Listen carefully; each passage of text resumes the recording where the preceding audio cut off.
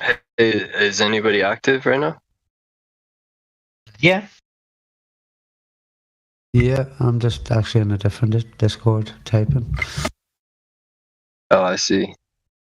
Hey, I was curious. I've come around the community like from time to time, and I'm relatively new here. And to be completely honest, like my understanding of science is not developed enough to really understand like either of the models that are being proposed. But my question, because like I was in here for some time, and some people were sharing some info with me, and it was looking interesting, but what makes you guys think that the Earth is flat?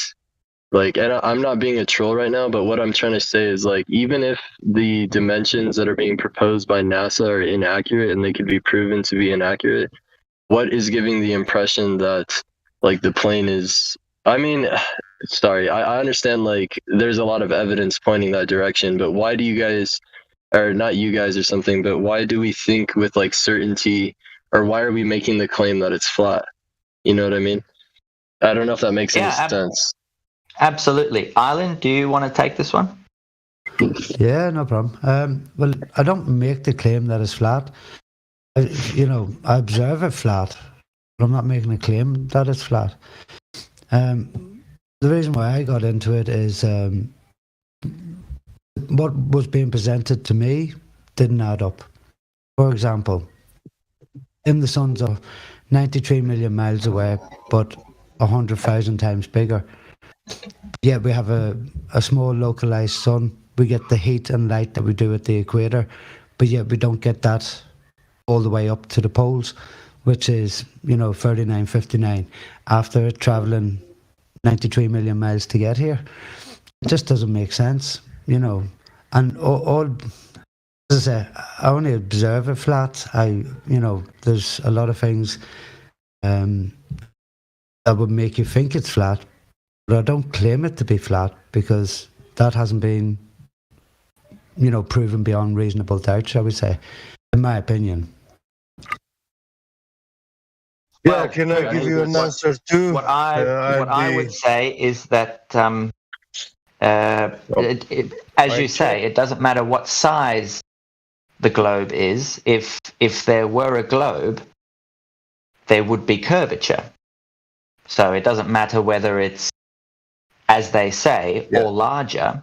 You would still find curvature. And as yet, I don't think anyone has found curvature. Correct. Geometric curvature has never been proven Yes. without just doing some fancy calculations, and which include the assumption that you are calculating a measurement of a curved surface. And the problem is the positive claims of the globe are the curvature, the rotation, motion, and the gas pressure adjacent to a vacuum. This last third one is a direct violation to the second law of thermodynamics, which has never been demonstrated by anyone. Also, gas pressure without a container. And in regards to motion, if you are being honest with yourself, then you know that all the cars and vehicles and machines we have in the world, they have an apparatus, even the airplanes, they have an apparatus, a device, a sensor, which is measuring the speed, velocity, and also the acceleration. But when it's about measuring the speed of the Earth, velocity that it's moving through space, or the constant acceleration, because any reference frame where you have an object spinning, that object is actually in a reference frame of constant acceleration. Yes. And we cannot detect that happening, taking place on Earth. Physically demonstrate it, prove it. There are, I don't deny that there are no scams, tricks, way to trick your mind. There are some of them very ingenious, like Cavendish so-called experiment, which is not an experiment at all. You know?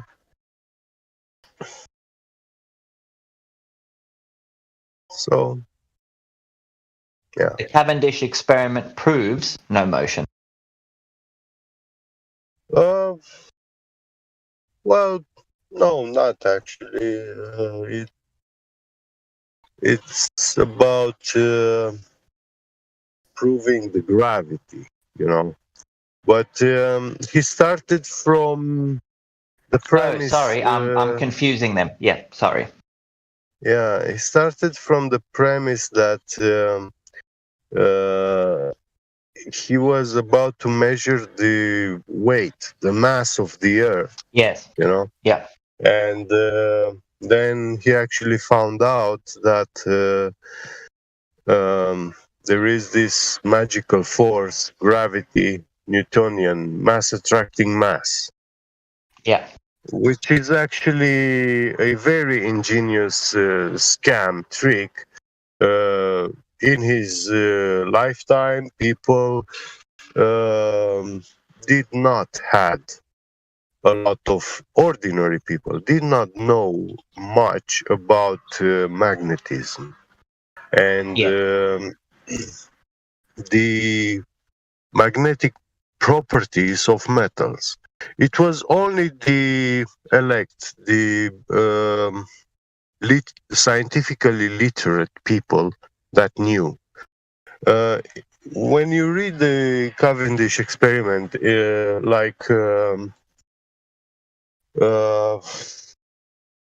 instructions how to conduct this experiment yourself, they recommend you to use lead weights or iron. And then, they say with other metals it's probably not gonna work. Or with stones, which are almost have no interaction with magnetic fields, Going back to the question. Back to the question there.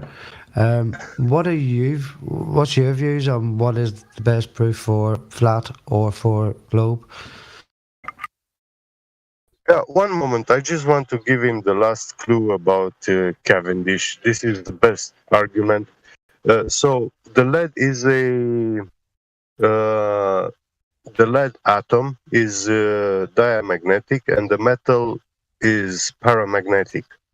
So it has two opposite magnetic properties as an atom and as a metal. When you have more atoms together, and when you have a metal, it has the tendency to attract itself, to conglomerate itself to one place.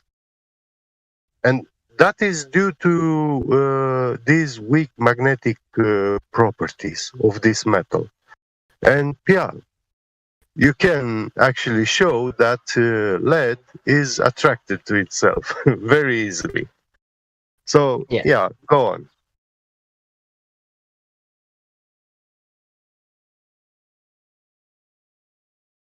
Sorry, Pyramid, are you there? Yes. Sorry. Was that question direct?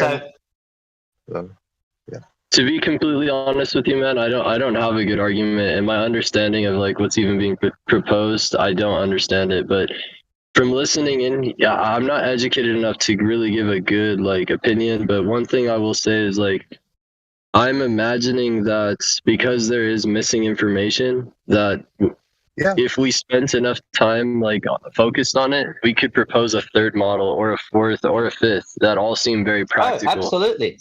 Yeah.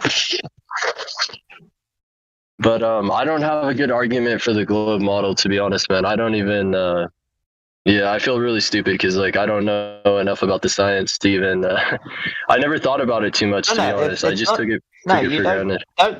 You don't need to feel stupid. Nobody needs to feel stupid. No, you're not stupid, and I really appreciate your intellectual honesty. That differentiate you from vast majority of people that are coming in here. Yes. So yeah, I really appreciate. I heard you say that you don't have knowledge about the globe Earth model, the heliocentric, and that's true. None of us had until we came here, and we saw these anomalies, you know. And that is actually the heliocentric model is founded on blind beliefs. Yes. So, yeah. But Pyramid, what I will say is, seeing as though you are here, if you just hang around and check out all the different resources and listen into different conversations,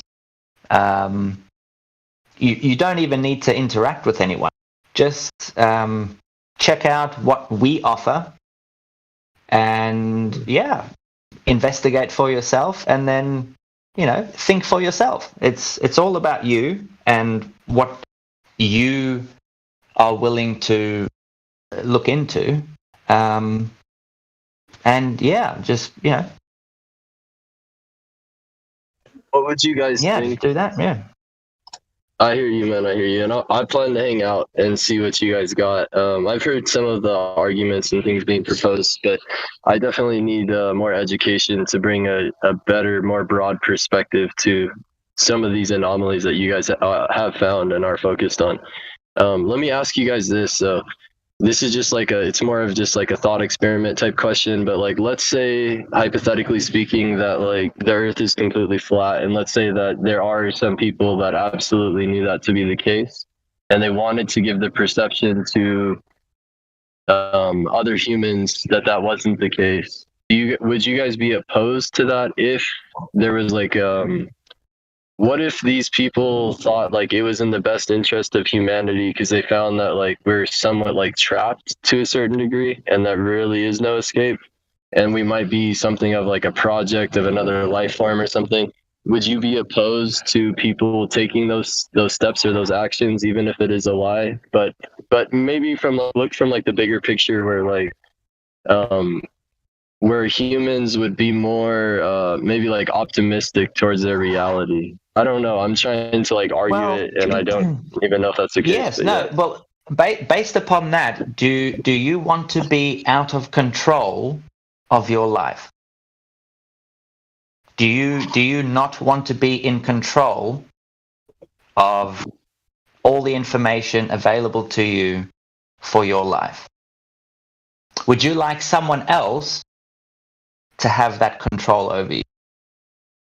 Well, like when we say that, and I get totally where you're coming from, so I would obviously want to say like, no, I wouldn't want someone to control that. But like, what if we compared like the two narratives of like one individual who has the ability to access all the information, and then another one who doesn't, and then compare like their life or what came of their life? You know what I mean? Like, I guess what I'm trying to say is like, I am opposed to that, the idea or concept that like somebody control information and withhold me from such information about my reality. That sounds upsetting. It doesn't sound good. But if we had the ability to run two lifespans of myself, and one of them being like where I have that knowledge and the other one being where I'm completely like oblivious to it, and compared those two lives, what would be the outcome there? Because like, there might be more value in my.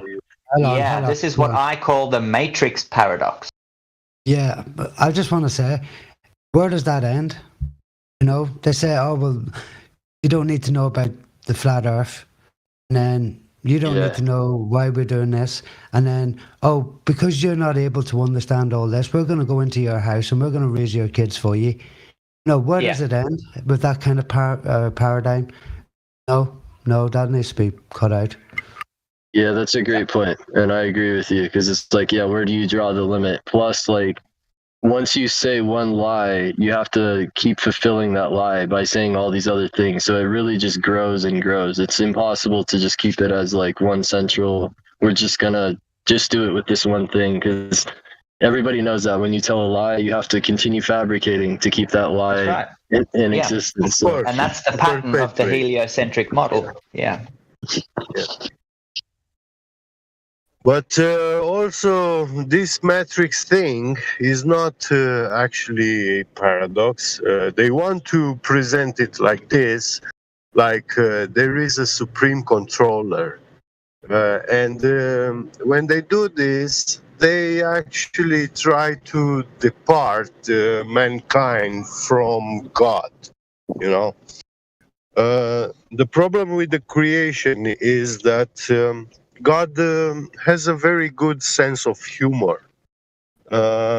He's not making fun of us, but he is superior in intelligence. And we have this concept, like the control. He gave us the control. He is not controlling us. Yes. And this world he created, so we have existence in it. This world has been brought into existence, created. That's what created means, to be brought into existence. And it has been given to us. And the funny thing is that all the things that God can do, he has not forbidden the man not to do. The man can also do anything that God can do, but that does not mean that the man is righteous to do. Yes. Because we have flaws, you know? Absolutely. Yeah. But sorry, when I say the matrix paradox, it's all about the whole, do you want to be actively aware, or do you want to be blissfully ignorant? So that's what I was saying about the paradox. Yeah.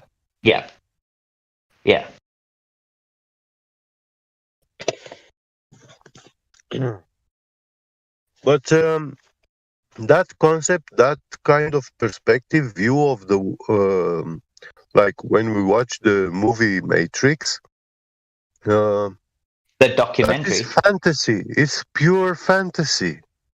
Reality is not like that. Reality is not a simulation. Well, actually, no. Not the simulation, but the premise of the movie is scarily accurate. Because you can either be blissfully ignorant and just go along with whatever you are fed, whatever you are told. Or you wake up and you realize, no, what is being taught is bullshit because we see something different. You choose that extremist paradigm shift. Well, it may seem extreme because it probably is. Yes, that's why I said extremist. Yeah. So that's how they perceive. The way they perceive us, they see us as extremists. Oh, absolutely. The globals. Absolutely. Yeah, so. Absolutely. Yeah. But the funny thing that they don't know is that we actually refuse to accept blind beliefs, Yes. just because you can tell me an endless story, on TV, that doesn't mean I really have to believe that. I have to first-hand experience. I even see Hollywood movies. 1.5 hour, 90 minutes is the length of a movie, and I see all sort of stuff. Brothers fighting, sisters dying, parents, whatever. Uh, yeah, this movie director is making appeal to my empathy and human feelings, based on some events which are not taking place. And actually, when they do happen, and when I go to funerals, I don't see the people behaving and acting like in the movies. They don't even Yeah. talk like that. Yeah, exactly. But the one they just try to mimic. Yeah, they try to mimic, just like a monkey. The human behavior. Yeah. But the one thing that gets me with all of this. Now, I've only been on this chat or in this Discord for 2 days. I've woken up to flat Earth a long time ago. The one thing that gets me is that flat Earthers, our proofs, the reason why we understand the Earth to be flat is based upon what we witness and see and can test on Earth. Yeah. The arguments that globers bring are always to do with space, somewhere that we cannot go, we cannot verify. Yeah. So every argument they bring is from somewhere out there, a galaxy far, far away. Everything that we bring, we see. It's tangible. It's something we can experiment with. It's something that we can, we can test the level. We can do all these things on Earth where we are. And that just strikes me as something that nobody has brought up before. Yeah. If you, when we ask about the curvature, like that horizon, which for a 1 foot observer height at the seashore, the horizon should be at 1.225 miles far away. That's where the tangible horizon. Yeah, that's where the curve starts, bending behind. So things start to disappear from the bottom up, because it's like they are going behind a corner, and actually, when you look at the air refraction index, which tells you everything about visibility. It's the real deal, which tells you how far you can see. And based on that refraction index, it's a number, and every day has its own weather, its own humidity levels. That's right. I'm a pilot, cloud. So I'm exactly. Yeah. And that's how we can tell how far we see. And they actually engineer that number, like they took all these extreme weather and good weather, and they make like what's the middle point, in between. And that's the number that they choose, to engineer with this curvature. Yeah. The middle point. What do you mean the middle point? You have a high and low. Yeah. High refraction index and low refraction index. Oh, refraction. Yeah. Sorry, I was talking. Yeah, I was thinking. Visual distance. Yeah. Refraction. When you have a lot of smoke and dust and let's say humidity. Yes. The air refraction index is higher and it reduces visibility. The air is not that transparent. But when these are low, and also temperature affect of course the transparency of the air. Yeah. So then it's more transparent and you can see much further. Yes, absolutely. But on the globe, that's a geometric shape. It has nothing to do with this refraction, and the math doesn't add up. Well, yeah, that's one of the reasons why I came onto this Discord, was to learn about refraction. And slowly but surely, I'm learning that the maths doesn't add up when it comes to refraction, or what the heliocentric model says refraction is.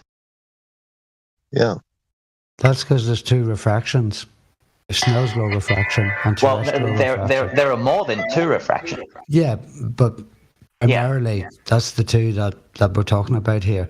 And you can't confuse Snell's law refraction, which is real. Okay, if light goes through a medium, it is going to change, with terrestrial refraction, which is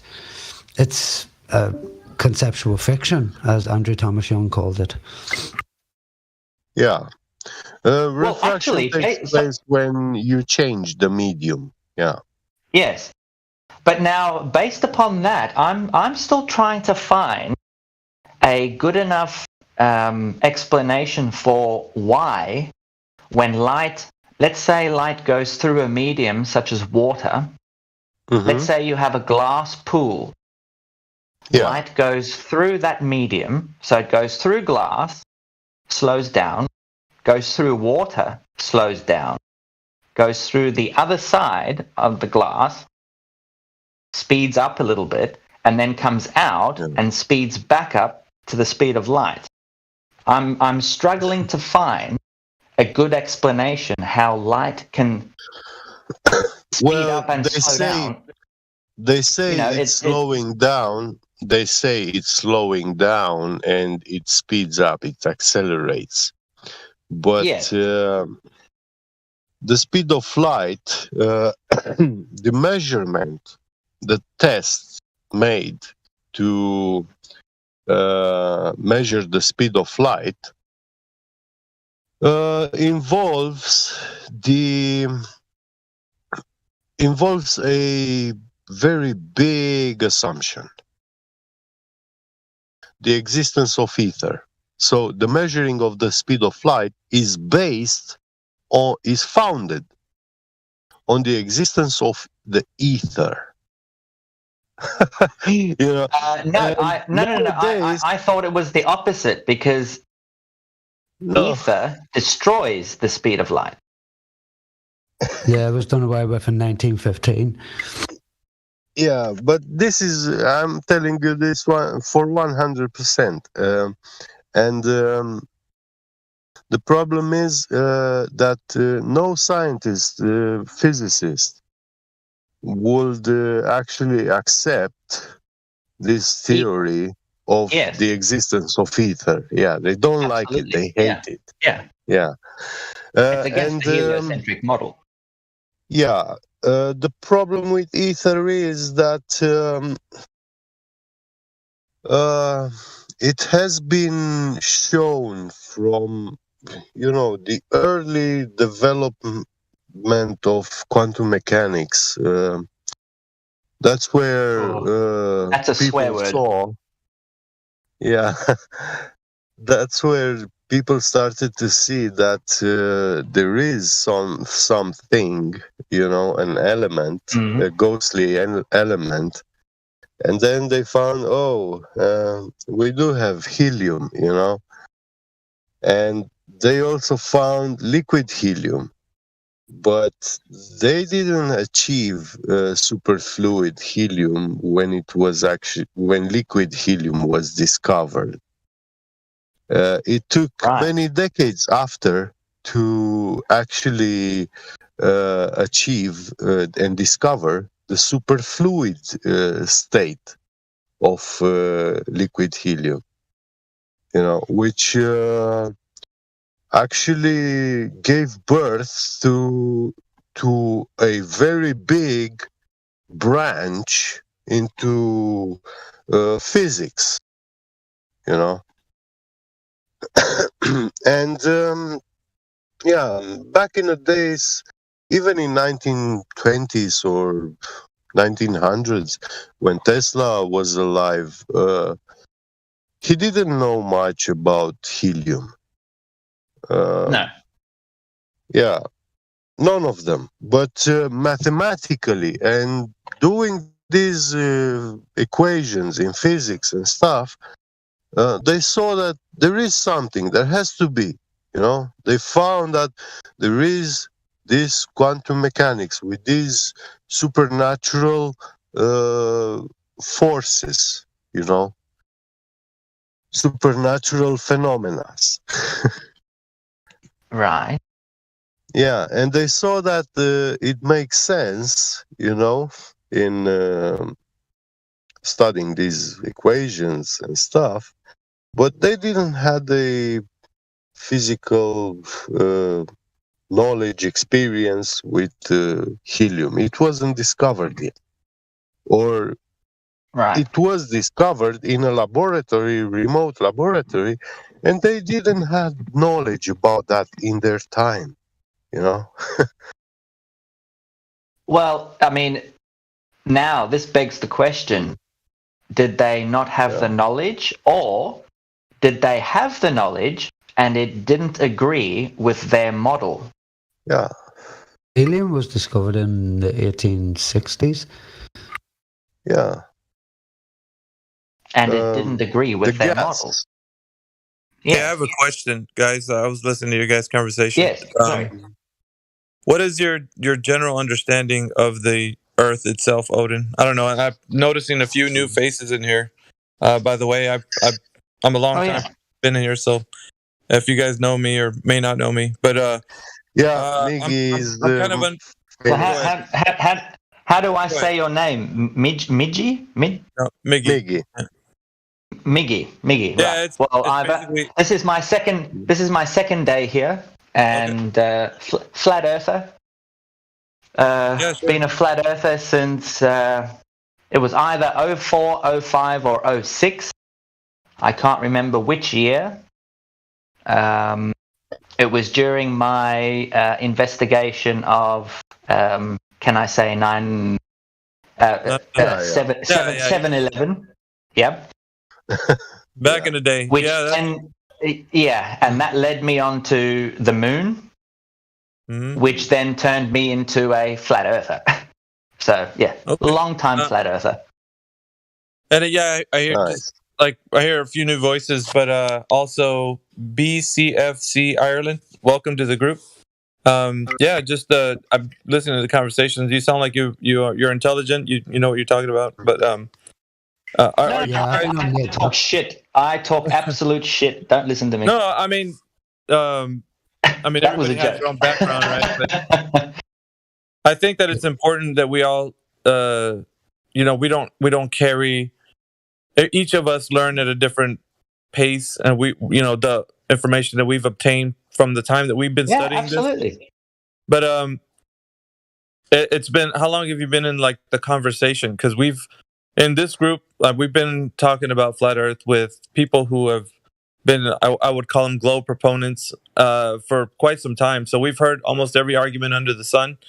So there's a few of them that kind of surprises, but none really that have been really too outstanding. They're mostly just recycled arguments from like the beginning of I would say the movement back in like 2014 when this really took off. So right. Yeah.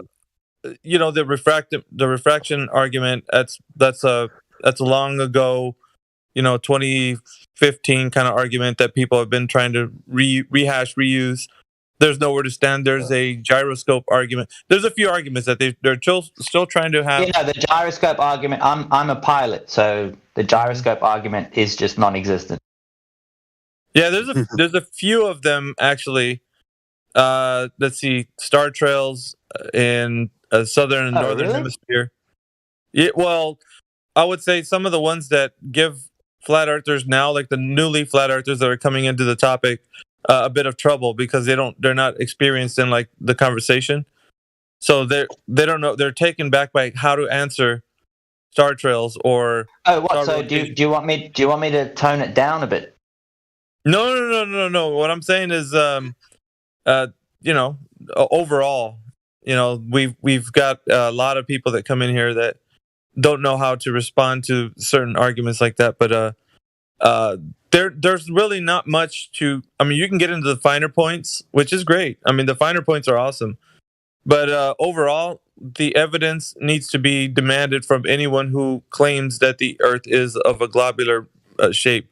So if you hit them on any of the points that really hit their infrastructure, there's no response. They'll kind of go in a tailspin, and they won't be able to provide any evidence. So some of the things that really should be brought forward, and like you could really stymie them with at least one question, which is the measurement of the curvature of the Earth, and there really isn't any sufficient answer to validate it. So yes, are you talking about my conversation with Pyramid? Because that's the first thing I said to him.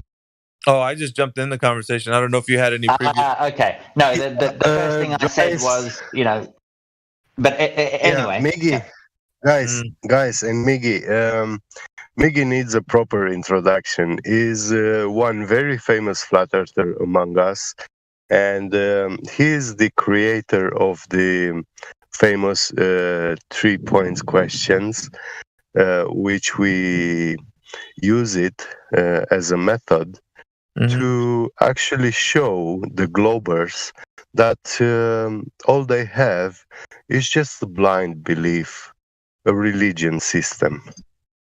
Yeah. Right. Well, then, why didn't you use that with Pyramid? Of course. Who is Pyramid, by the way? Is he a guy that's in here? Like, I don't even know. Well, he was in here, but he left. Obviously, because I'm talking shit.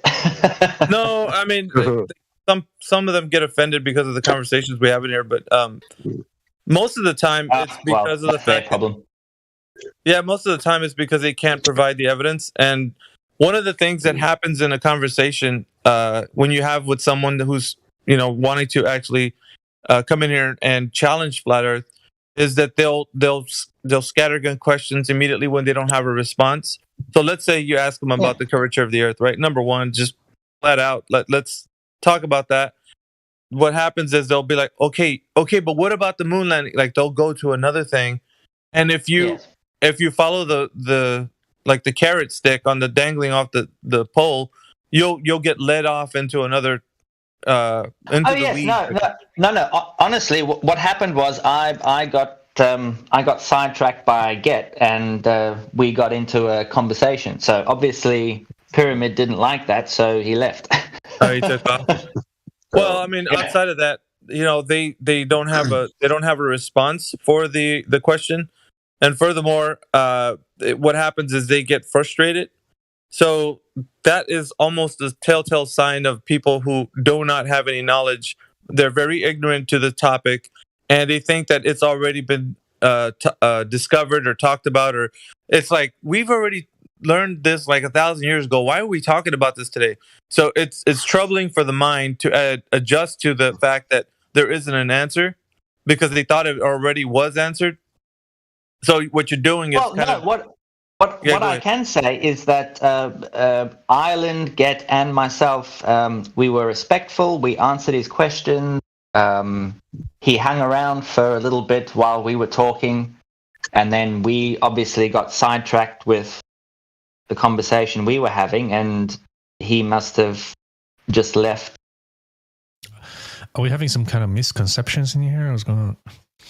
I don't know. No, I just joined Quits. I think what was going on was that there was a character named Pyramid who was in here before, and yes, he was talking to Odin and Get, I guess, and they got into another conversation, and Pyramid got probably tired of waiting to jump in the conversation, and he took off or something. I don't know, something like that. But no. He's No? What I suggested to him was he was actually interested. So I suggested to him that he should hang around, look at the resources on here, listen to conversation, just work things out for himself, putting no pressure on him. And then Get and I got into a conversation, and yeah, that's when you jumped in. There was a fellow who was in here the other day. I remember and even just yesterday, I think I was in a conversation. The fellow came in here and he was really adamant because there's a lot who are on these other Discord channels, and they have their own little groups of wokeness, I guess you want to call it, or like they're so hip truth and this and that, and they're nothing more than just people who follow propaganda, and so they don't know how to break away from it. So when you actually hold them to a point and have them try to explain it, it's almost like they short circuit. They're not able. Yes, no. We didn't do that at all. No, that was not the case. No. No, he slowly dipped out. I don't know why, but I was expecting him to ask questions. To ask us questions. Yeah, well, that's why I kept on that conversation with you, Get, because I mean, maybe I thought that he took my advice by just listening or looking at other resources. So yeah, he already admitted that he was intellectually honest. He came in and said he knows nothing about the globe model at all. And so he's just willing to listen, basically, and learn. Right, the anomalies, basically, what we have about the the holes in the globe model, basically, so he can understand it. Oh yeah, there was no shenanigans here. No. Yeah, that's sorry if Get and I got into it. We were having a rather nice conversation, but yeah. Yeah, I remember now. I had agreement with him. He agreed that there are many gaps in the heliocentric model, and I told them quite a few arguments about how we don't have a empirical measurements of the rotation of the Earth, like an instrument, a device measuring instrument of velocity to really show that the Earth, the ground beneath us, is rotating. Because when it's rotating, it means we are in a constant acceleration frame, and acceleration. We have all sorts of instruments and devices to use in airplanes, cars, etc., to measure this acceleration or speed. And he understood that, and he agreed. Actually, that's how it is. And that's what got us talking, because I'm being, me being a pilot. So sorry, we didn't mean to drive him away, if that's what you're worried about. No, I'm not worried about that. Unintentional. No, I'm not worried about that. No, they come and go, so I'm not too concerned from that. Like that's plus he gave Get a concession. So I think another thing that happens is once you get a concession, it's almost a sign of like someone that's not able to carry a conversation in this forum. Yes, this forum is not for those who can't sustain themselves in a context of like providing evidence. So if you come into this forum and you think that you know what you're going to talk about and then find out there isn't anything to substantiate a claim that you've made, then you're in hot water.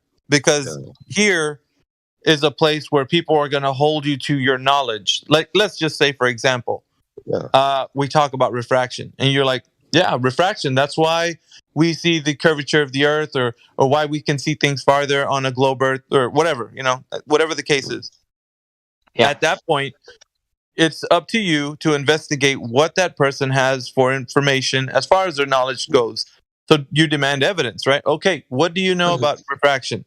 Is refraction the thing that you're claiming the reason why you can see over the curve? Because if that's the case, then do you understand what refraction is? And so then you ask for citations, and there's a few things that you want to really get to the meat of, like when somebody's giving you these kind of ideas, talk about like whatever. And so you'll find out more often than not that they don't know what they're saying. And if they do provide evidence, it's to the contrary of what they think it is. So I'll give you an example. Refraction. Do people actually know that you need two substances to actually achieve refraction? And so if you're talking about looking through the air and seeing something refracted, that's not refraction.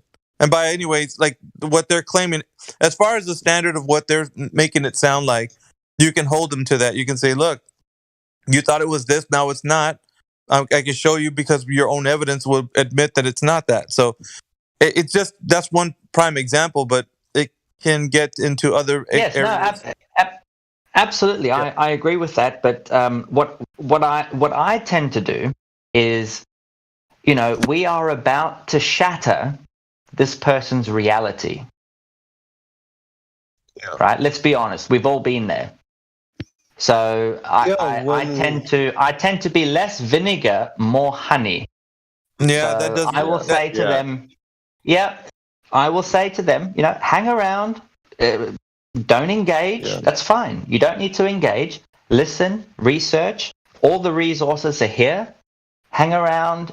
Come and go as you please, and then let them come back. It needs to be in their time. Verify what you hear in here. Yes. So I'm not about forcing anyone. I'm not going to have an argument with someone over something like that, because you're just going to drive them away. So right, but it must be in their time. Yeah, here's the thing though. This forum is about truth. Truth is what it is. It doesn't matter if the person and the truth is here. So let's say you're in agreement with truth or you disagree with truth. It doesn't matter.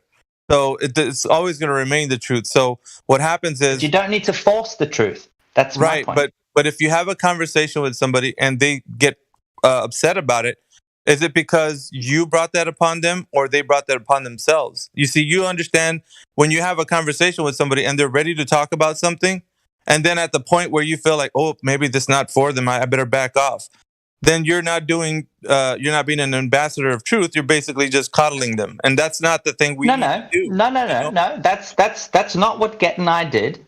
No. Get and I, we check it. I'm not claiming that you did. We wouldn't I've never said that you guys. Listen, no. Listen. I never said you guys did that. What I'm saying is, when we talk to people about the truth, I'm making a general statement. I'm never claiming that you guys did anything to anyone. What I'm saying in a general statement is that if you are here to talk to somebody about the truth and they're willing to engage in a conversation, then you have to lay the truth out for them. There's no way, shape, or form you can be like, well, let me back up the conversation. I better not say this because for the sake of keeping him in the server. That's not how we operate. We operate in a level where the truth will be spoken, and it's up to the person whether they're going to accept it or deny it. Like absolutely, 100%. And with all due respect, that's exactly what we did. Yeah. I don't know why. I don't know why you're referring to that. I don't know that conversation, or I'm not even talking about that. I don't even know what's going on with that whole other thing. But what I'm saying in general, like I don't care about what conversations you might have had with this character. But I'm saying in general, like this is the general rule of thumb when speaking of truth. Like we can't shy away from it. We're going to be bold. We're going to speak it. And if we're going to be wanting to have numbers in here, then that's why people don't like to be in this forum, because they find out that there's nowhere to turn to when the truth is exposed. And so when they hear truth and they're like, oh man, I don't know what to do. And they're like, oh, well, this upsets me. Well, okay. What do you want to do then? Because you either learn that the truth is what it is, or you don't. Exactly. So he obviously got his answer because Get gave him, so many different proofs. He gave him information where he needs to go, and I said to him, hang around, look around, it's no problem. And then we left him alone. So now he has gone, and he might come back. BC, wait one moment, absolutely please. Fine. Mic check. Yes, go. Yeah. When we gave him all those answers and stuff, then we got to the point where we started talking about refraction, and you explained how what they told you that refraction is when the light enters a different medium, decelerates, and then when it exits the medium, it starts accelerating again. And I was telling you how that is actually not true. I know this is the narrative that they give us, but in that explanation, there is the assumption that the assumption is the speed of light, that light has a speed. And exactly. I was telling him how actually that experiment where they claim that they measured the speed of light is actually requiring the existence of ether, a ghostly element which is unachievable, doesn't exist, is non-material, But one thing, Get, I would say is that we with things that are provided as evidence, we're going to have to back them up. So like, let's just say we're talking about what you just mentioned with this character, and you said, there is no such thing as what people refer to as the speed of light being something that they can measure. Because if we're going to have to get down to like, how did you figure that out, and where did you learn it from, and it's a messy, sticky business. So when you get into that, the whole realization is that nobody's really figured it out. Once you get down to the roots, and you're like, oof, man, that's crazy, right? But anyway, not even engaging on that point, but just keeping it to where they realize that the whole thing is broken. Everything, all the truths, let's say quotations, that they think they're holding on to, don't have any merit. There's no way you can check them out, because every time you turn back to one of their truths, doesn't matter. And like I said, I'm not referring to this chap that you were talking to, because I don't know what you guys were talking to him about. But what I'm saying is, anybody that comes in here, they're challenged on the things that they think that are true, whether it be the speed of light, refraction, the shape of the earth, whatever it is. Once you get down to it, they don't understand how they were wrong. So it's almost like they're trying to grapple with that. But see, here's the thing. Exactly. We are shattering their reality, which is what I said before. So you have to be very careful and very the thing is, that's the point. That I think the point is to shatter their reality. Otherwise, if it wasn't you, who would it be? Like, if not you, who else? Like, if you don't stand for truth and shatter realities daily, then you're not doing diligence for you're not an advocate for truth. So advocate for truth, stand up for it. No, I don't necessarily agree with that, because you can't force someone. Okay, you're using the word force as in you're making them do something. Did you make them come into this server? No. Did you make them engage with you in an argument? No. So you're not forcing anyone for anything. It's a willing participation in a conversation. They allowed themselves to engage with you. So you're not forcing anything upon anyone. You're only explaining the truth to them, whether they take it or not, and shatter their reality. That is upon them. Understand that. So you never forced anything upon them. They actually walked into this argument because they didn't understand. So ignorance was there. Well, I mean, if they're not an argument. He wanted a discussion, and Get took over and gave him everything that he needed. Like, I don't know. You keep going. I'm not talking about that guy. I'm talking about anyone who comes to you. That could be that guy, could be someone else. But to be honest, I don't think he's real Odin of Valhalla. No, I'm not the real one. I'm a fake. Anyway, yeah, but just getting back to that, I want to make sure that people don't feel like, okay, well, I don't want to force this guy. It's not forcing somebody. When they step a foot into this forum and they engage with somebody in here, they're already doing many things to actually move forward and want to know. So whether their reality gets shattered here or they walk away just blissfully ignorant, that's not the thing that you have to do. Always remember is be an ambassador for truth. If you, this is what you're standing for. If you say, I'm going to be here because I want to know truth and I want to speak truth, then you have to stand up for truth. If you think that, well, I don't want to force anyone, kind of like take a step back and maybe not offend anyone. No. But the truth, that's the thing about truth. It's offensive. It's not going to be something that people want to hear. It's like when you tell somebody, listen, I'm going to tell you the truth. Do you think that the words preceding that are going to be something they want to hear? Probably not.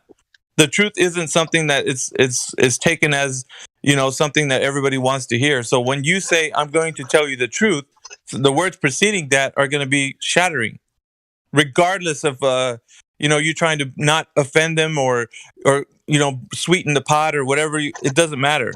It's going to be offensive. But also, you have to take into account the individual. I don't know what you mean by that. Truth is one thing, right? Truth is evident. It's self-evident. Truth is truth. I understand. Yes. But what do you mean by? I don't understand what you mean by. Now you have to take the individual. So he came into the chat and he asked questions. Okay. Yeah. We answered those questions, we gave him then the answer. Yeah, exactly. We were not combative. We were not forcing anything on him. He was inquiring. The word force. I don't see how forcing somebody to. What does forcing somebody to mean if they're engaging with, like? Do you see what I'm saying? Forcing somebody would mean. Well, yeah, but it seems like you jumped online because we had chased him away. No, I don't even know who you're talking about. Anyway, what I'm saying is. He was giving you advice. Yeah. I'm not even. I don't even care, honestly, about the guy who's blissfully ignorant about the shape of the earth. I don't care, to be honest. If they want to walk away from this forum thinking that the earth is a globe, happy trails, right? Like, keep thinking the earth is a globe, because you're the ones missing out on what reality really is. So who cares about that guy? What I'm saying is, if people want to know the thing that I'm kind of confused of. I'm listening to you here saying the word force. A force to me, it connotates somebody actually going after somebody, like you chasing him down, like you going to another form where he is and then pushing your understanding onto him. That's not what I'm talking about. They walk into this forum, they come and engage with us. So it's not like you're forcing them. They came willing to participate in a conversation. Yes. And when it becomes a debate, or when it becomes a bit heated, people often say, "Oh, let's try to keep the numbers up. Let's not." No, they're going to hear truth, whether they accept it or not. It's upon them, and then you move on, right? So it's not. There's this whole kind of like, maybe let's be softer. No. Truth is the truth, accept it or not. And if people are not going to stand up for truth, then this may be not the forum for people that are ambassadors for it. So this is kind of the thing that I want to bring people 100% to the agree with that. Of. So like I said, the chap you were talking to, I don't know what you guys have said. I came in when I came in, and I'm always talking like the way I talk, because it's always appropriate for this forum. The forum is always about speaking of the truth of what we know. That's okay, but I was having a fantastic conversation with Get. Okay. And then you came in, and I just assumed that you came in because you saw that. What was his name?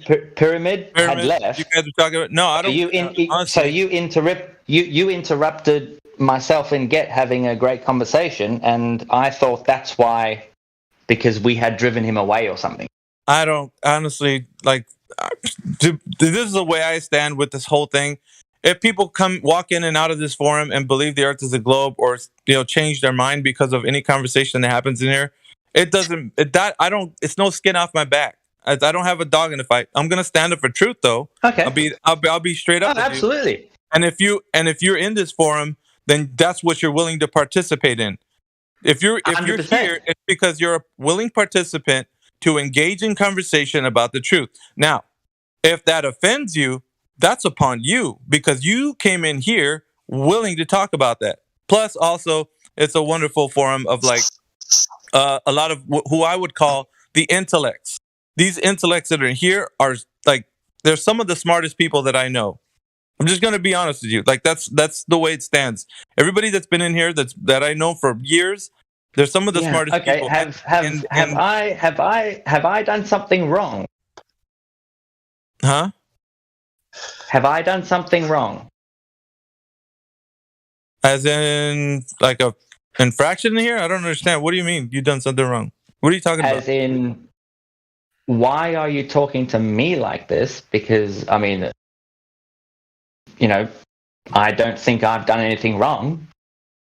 No, I don't. I've never said you did anything wrong. Have I ever claimed that you did anything wrong? I don't think I have.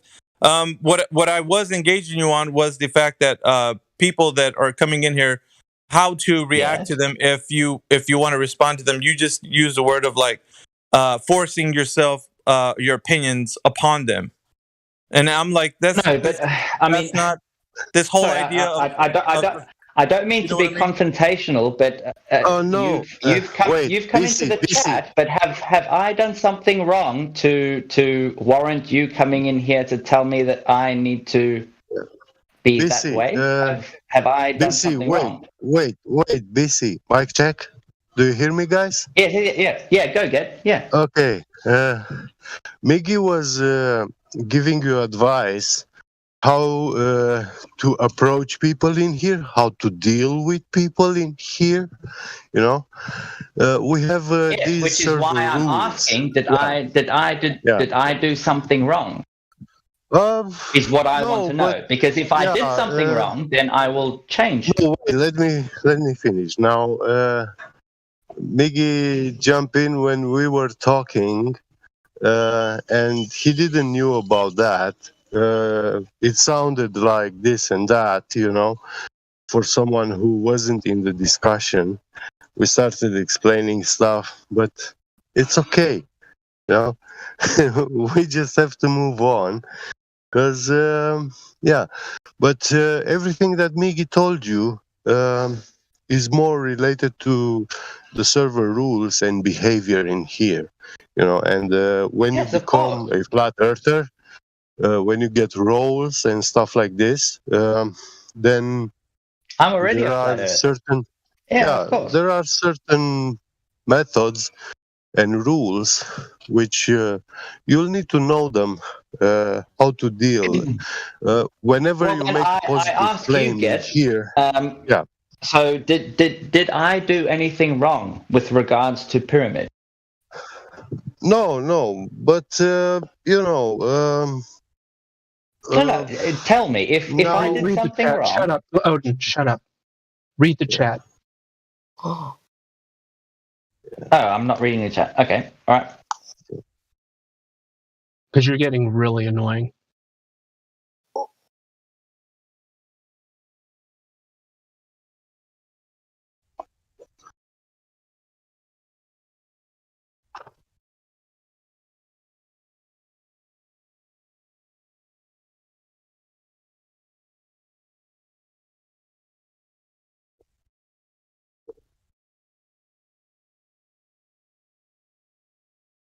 So, what infraction? Just shut up and move on, okay?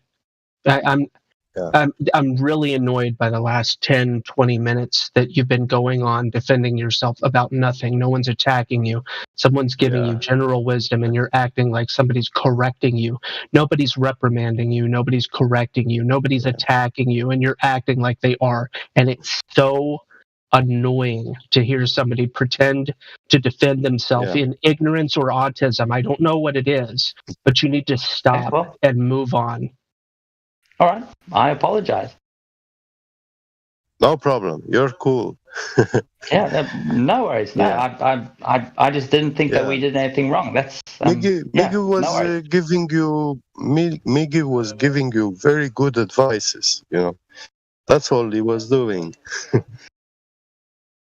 Yeah. It wasn't. Okay, sorry, Miggy. It wasn't related. It wasn't related to this guy, Pyramid or stuff. He was talking to you in general. You know. Yeah. He was telling you because I'm new here and right. Okay. Yeah. He was telling you the correct position you have to take when you are in here. You know. Right. Okay. Yeah. All right. Okay. So, fair enough. Cool. Well, thanks. Yeah. Yeah. Yeah. No hard feelings. Yeah. No. None at all. No. That's all. I have to go back to work now. Enjoy. Yeah. Guys. No problem. No problem. Welcome in the family with capital FE from Flat Earth. Well, yeah. I don't know. We'll see. Yeah. Maybe I'll get banned. You're like it. No. Don't be silly. No, it's all good. Yeah. No, it's all good. No, well, sorry. Yeah.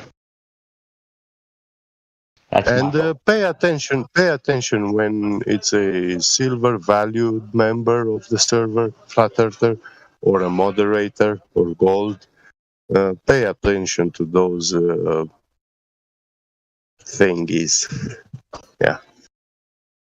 Yeah, so sure. Yeah, no problem. Yeah. No, I just thought that I'd done something wrong, which I didn't think I did anything wrong. But that's okay. No, absolutely fine. All good. Yeah.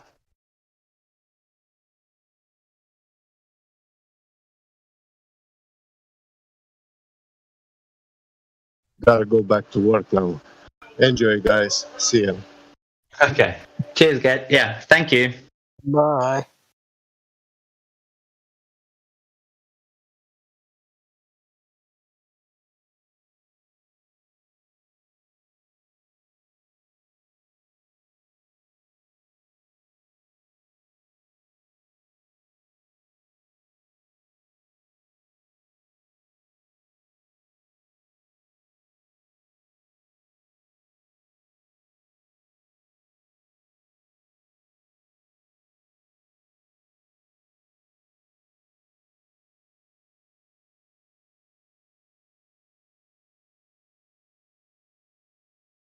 Anyone want to talk about the Earth?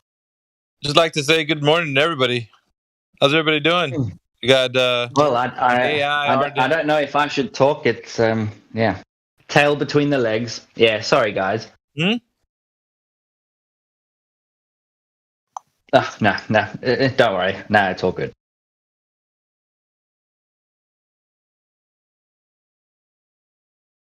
Gospel Bearer, what's up, man? What you doing this morning?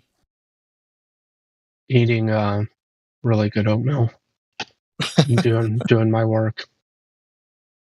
Yes. I heard Rookie 1973. What's up, man? It's a couple of people I heard this morning popped in here. I was in and out actually.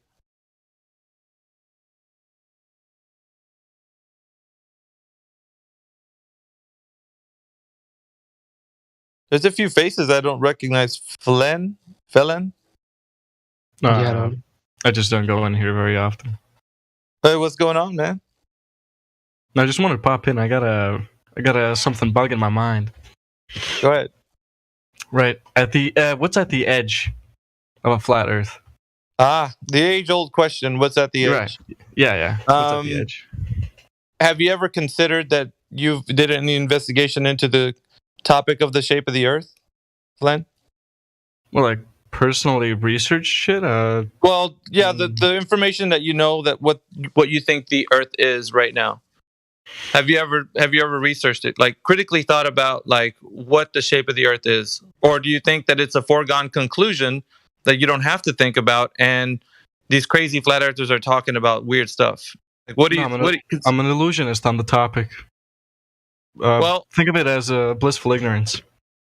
Because I don't need to know. It doesn't concern me. Right, but it does because curiosity is what concerns you, right? Right. Curiosity is what brought you here, and obviously why you're asking this question. Is it not? Right. Yeah, because I'm curious. So we're curious. We're curious beings by nature. Wouldn't you agree? Right. Sure. Okay, so the question of what's at the edge stems from your lack of understanding of your own viewpoints on what the Earth is currently. So if you're looking at the Earth right now as a globe spinning in the vacuum of space, then you haven't challenged the idea at all. It's a foregone conclusion. It's like, why do I even have to bother thinking about it? So the thing you should ask yourself is, how is this Earth even a globe? I've been taught this my whole life, right? And I'm saying this as a rhetorical. I've been taught this as my whole life, that the Earth is a globe. How come I haven't challenged it? So now we've got to dive into that a little bit to kind of figure out why you think it's a globe. Now, if you think it is a globe, then you must either believe or you know. Can I say why I think people think it's a globe? Yeah, but 1 second, because I think Flynn's onto something here. I want to get to the root of his understanding, and then perhaps we can get into a conversation about flat Earth. But if it's possible, Flynn, I mean, I know you got a short amount of time to be in here, but no, I got time until work. Got time to spare. All right. Well, yeah, just indulge me for a moment if you can. The first question I would say is, have you ever looked at the topic of the curvature of the Earth? Like, people say that the Earth is a shape, oblate spheroid, like Neil deGrasse Tyson said, it's a pear shape, kind of chubby in the middle. So there's this idea of oblate sphereness that the Earth has. Obviously, the surface of the Earth should be measurable to have curvature. I guess in your own understanding, you'd think that would be possible, right? What, the Earth having curvature? Measurable curvature. You can measure. I suppose so. I really can't give you any concrete answer because I have no scientific background for this conversation or this type of conversation. Yeah, well, and this is more to the point. I guess I want to drive home the point.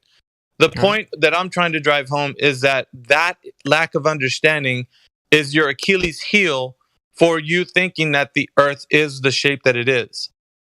So that is the point in which you are taken advantage of. So the advantage point to them is that all your life you've been indoctrinated with this knowledge that the Earth is of a particular shape. So you haven't been brought into the realm of like, let's investigate. Well, at least now that you're an adult, you have a critical thinking mind. You can challenge things, and so now your curiosity is you want to challenge flat Earth. But I wanted to get you to the point of like, if the curvature was something real and existed, then it should be measured. Or at least you should be able to find out where it has been measured and how you can do it. Because of course, we have metrics, right? And that's the important thing. We know that the globe is of a certain circumference, diameter, and radius. So if this is true, right? If we have the metrics to the Earth, then there has to have been some chap that has measured the damn thing, right? At least in your mind, you should be like, I should be able to, it's easy. I just Google it or something. Right. Well, nobody's measured the Earth to have curvature, Glenn. Now, and I want to challenge you on this point, because just like you said, I have no knowledge of this. I don't have no scientific background. Well, this isn't a scientific question. Okay. Science doesn't deal with the what is question. So, what is the shape of the Earth? So now we're looking at the curvature argument. If there is any curvature, if there isn't, who are the people or peoples that actually figured this out? And if you don't have any answer to that, I would challenge you to look into it, because there hasn't been any way, shape, or form you could measure the curvature of the Earth. It hasn't been done. There's calculations, there's assumptions, there's theories, there's whatever you want to call them. There's all these ideas of what the Earth is and how they did it. But there's nothing concrete that you can go out into the world and take a long piece of a stretch of land or whatever over the ocean or water or whatever, and then measure the thing for yourself. It hasn't been done. There is no measurable curvature been taken into account. So now I'm saying this to the fact that I'm challenging you on this idea, so that perhaps this might pique your interest and you want to investigate some more. Or you go about your day thinking that the Earth is a globe and never look back. It doesn't matter to me. What I wanted to implant to you is the challenge, because it has not been done. I've been doing this for at least 7 years, and for all my 7 years, I've only heard people with their belief in the Earth being the shape that it is, because that's all it really is. It's just a belief system. Right. So the paradigm, and I'm monologuing a little bit, and I apologize, but the paradigm in which you believe the Earth is a globe has never been founded on any truth, as far as like you can go out and do empirical evidence with. Like, there's no falsifiable, provable thing that you can go out and measure the shape of the Earth. It's not, never has been done. I'm going to expound a little bit. If you want to say anything, go ahead. I don't want to monologue too much. It's fine. You can keep going. All right. So there's also the spin of the Earth, axial rotation, the measurement of that, who's done it, when, where. That has never been measured to be done. We get like these ideas that people say, well, just go and walk outside. Look at the sun. It's moving across the sky. We're moving. Duh. Okay, so but if we're to stand on the base axiom that the Earth is, from our viewpoint, not moving and only the sun is moving across the sky, then how are we ever able to come up with the understanding that the Earth is indeed moving and the sun is still? So there needs to be a few explanations there that people who have come up with this information have to give you as concrete evidence. And if it's not able to be done, then again, us being only taught that it's moving and that's the only thing that we're going on, without any challenge to the idea that it, how did they come up with this? That's right. To our detriment, right? So again, so the Earth having curvature, the Earth spinning on its axis, two things that you can't find out. Now, we'll give you the capstone, which is the third one. The third one would be that you and I exist in a realm in which we breathe air, which has pressure to it. Now, they say that the vacuum of space is adjacent to this pressure air. Well, what we know about air pressure is that it has to be contained in order for there to be pressure. In any way, shape, or form, you have to contain it, right? So, like, you'd have to have a physical barrier that exists between low pressure and high pressure systems. So like if I have a container, like let's say a balloon, I blow air in a balloon, just as a really crude example. If I blow air in a balloon, inside the balloon, the air pressure is high. Outside of that balloon, the air pressure is lower than the pressure in the inside. When I release the nozzle, what happens to the air inside of the balloon? It rushes out into any and all directions. Meaning that we understand that in order to achieve air pressure, we have to have a container, which was the balloon. So the container itself contains that pressure. In order to maintain that pressure, you'd have to have a container. To have the variable existence of low and high pressure. So now they're talking about how the vacuum of space is. Go ahead, Flynn. Did you want to jump in? No, it's fine. Okay, they were talking about that the vacuum of space has a lower pressure than the pressure air that you and I breathe, which would not exist in reality if that were the case. All the pressure that we have on Earth would expand into the available space. It would just rush out into space, according to how they're explaining it to us. But they give us one magical word, don't they? Gravity. Well, for gravity to exist, we would need to have everything, all the components that the Earth, what their particular model would specify to us, which is that the Earth is a globe spinning in the vacuum of space. So it needs to have curvature, it needs to be spinning, and there needs to be a lot of other factors that would include why we would even consider the idea that gravity is even related to that idea. So the capstone, like I said, was that it would have to exist in the void of this vacuum, which it does not. So the fact that we have air pressure, right, negates the fact that they're talking about that it's an open system. It would have to be a closed system, in fact. So the closed system being a dynamic closed system, because as you know, in this Earth, we have low pressures and high pressures. But because of the fact that it's dynamic, there's still pressure. So we would have to know for sure that this system that we live in is a closed system that's contained. So therefore, the idea that they have brought to your mind, that the idea is a globe spinning in the vacuum of space, is just a story that some guy made up, and then propagated it through whatever hierarchy of people that a long time ago they followed these scholars, quote unquote, and so now it's handed down through generations, given to you as studies as something that's true, but you've never investigated the topic, so you're coming into a forum which actually is researching the idea, or challenging, I should say, the status quo, and then now it's like, okay, now tell me where the edge of the earth is. So now we're up to speed of where you're at, and it's like, I could tell you that, but I think what's more interesting is you figuring out or challenging yourself if the earth is actually a globe. Anyways, it's a small little spiel that I had to give to you, but I know you don't have that much time, so. No, that's fine, it's fine. All right, so, Miggy, may I ask a question? Nope. Okay. No, I just want to know about that part of the theory, like on the edge. Where does it sit? What does it sit on the edge? You know, that's what I'm interested in. I know you're interested in that, but my question to you is, why are you interested in that question when the more challenging one is the paradigm in which you thought existed does not exist? Why does that not startle you? Why does that not shake you to your foundation and rock you to your core? That would be to me like the glancing blow that really knocks me off my feet. If I understood that everything I believed in was a lie, that would be completely earth-shattering, pun intended.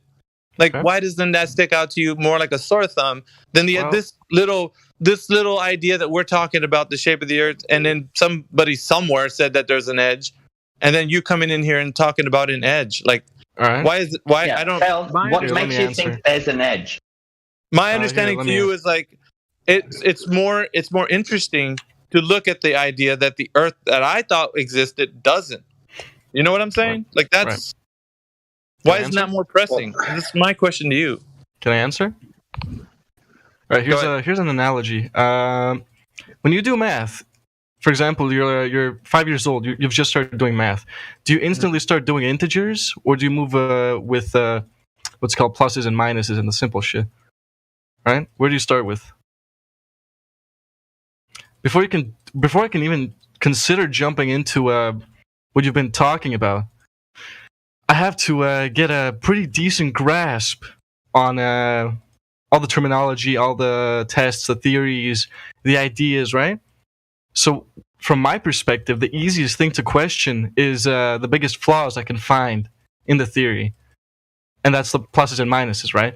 So before I can jump into your part with integers, I got to start with the simple stuff, right? That makes sense? Right. Yeah, absolutely, it does make sense. However, the edge of the earth is not that in your analogy. Okay. From my perspective, it is. Well, think about it. Okay.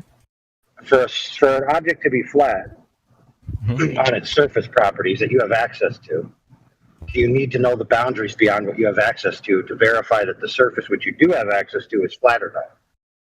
Okay. The obvious answer is no, you don't. So it's not logically contingent upon the proposition of whether the surface which you have access to is flat or not to know the further boundary beyond your access. It's irrelevant. I thought the edge was still within the realm of access. Is it? I figured. Think about it. It's not Think about it. In theory, it could be. In theory, it could not be. For example, I will submit to you that the heliocentric model has an edge problem. For example, you may have never thought about it, but if the universe is expanding faster than the speed of light, then there's an edge which you could never reach to verify. Exactly. So knowing that, everything within the realm that they claim disregards the boundary of the edge. It's never talked about, never thought about, never factored in. They make all these claims about the nature of our universe without ever telling us what is beyond the boundary or where the boundary even is. Because remember, everything's expanding into a space which does not yet exist because space has not yet expanded there. Okay. They can't explain that to us. Not even in principle can they explain how that works. There's not even a plausible theory that even exists. Yet, most people believe that that is what's happening. Mm-hmm. And that translates with the flat Earth ideal as well. uncertainty of the edge. Yeah. Absolutely. And the reason why is because it's not logically contingent upon what's happening within that boundary. Correct. Like, for example, what Miggy submitted to you is that there's no demonstrable surface curvature, right? Okay. Now, a globe must have surface curvature everywhere, minus topography, of course. But that would definitely apply to water. So if it could be demonstrated that there's no curvature to water, then the claim that gravity is holding this water around a ball is falsified, right? Do you need to know the edge of the flat surface to be able to falsify that? The answer is no, you don't. They're not logically contingent upon each other. Right. So while the edge is very interesting, and by the way, the edge is interesting in both paradigms. In the heliocentric expanding cosmology paradigm, what's at the edge is very, very unique and very, very interesting. And the same applies for a flat Earth. Now keep in mind, based on any maps or territories that we know of, the edge of the Earth would be beyond what's known as the Antarctic perimeter, to which nobody really goes that often. Even the idea of going there, right? Let's say that it's land. We know that Antarctica is the highest continent, and it's freezing cold, and it gets less oxygen, right? So you need fuel, you need machines, you need supplies, you need millions upon millions of dollars to go up and into Antarctica, right? Right, hello. Now imagine that you have that plus ocean that just keeps getting colder and colder and colder. It's like, who's been out there and who's done anything out there? Who could tell you and come back? Like, you would need multimillionaires, maybe even billionaires to be able to accomplish this task. But I can tell you of a certainty that without having done that, you could just measure the water local to yourself and determine whether it's curved or not. And you could falsify the globe. And having done so, knowing where the edge of the flat Earth or what it is, whether it goes on infinitely, whether little magical critters are rebuilding it as it goes, or whether it just ends in a grid to where you just keep walking, then all of a sudden you walk into an invisible force field because there's no more reality to walk into. You could hypothesize that all day long. Now, fair enough, you could do that same hypothesis for the globe Earth expanding, right? It's expanding into what? Think about it. What's it expanding into? No one can answer that for you. No one. All right. Is that a fair point, man?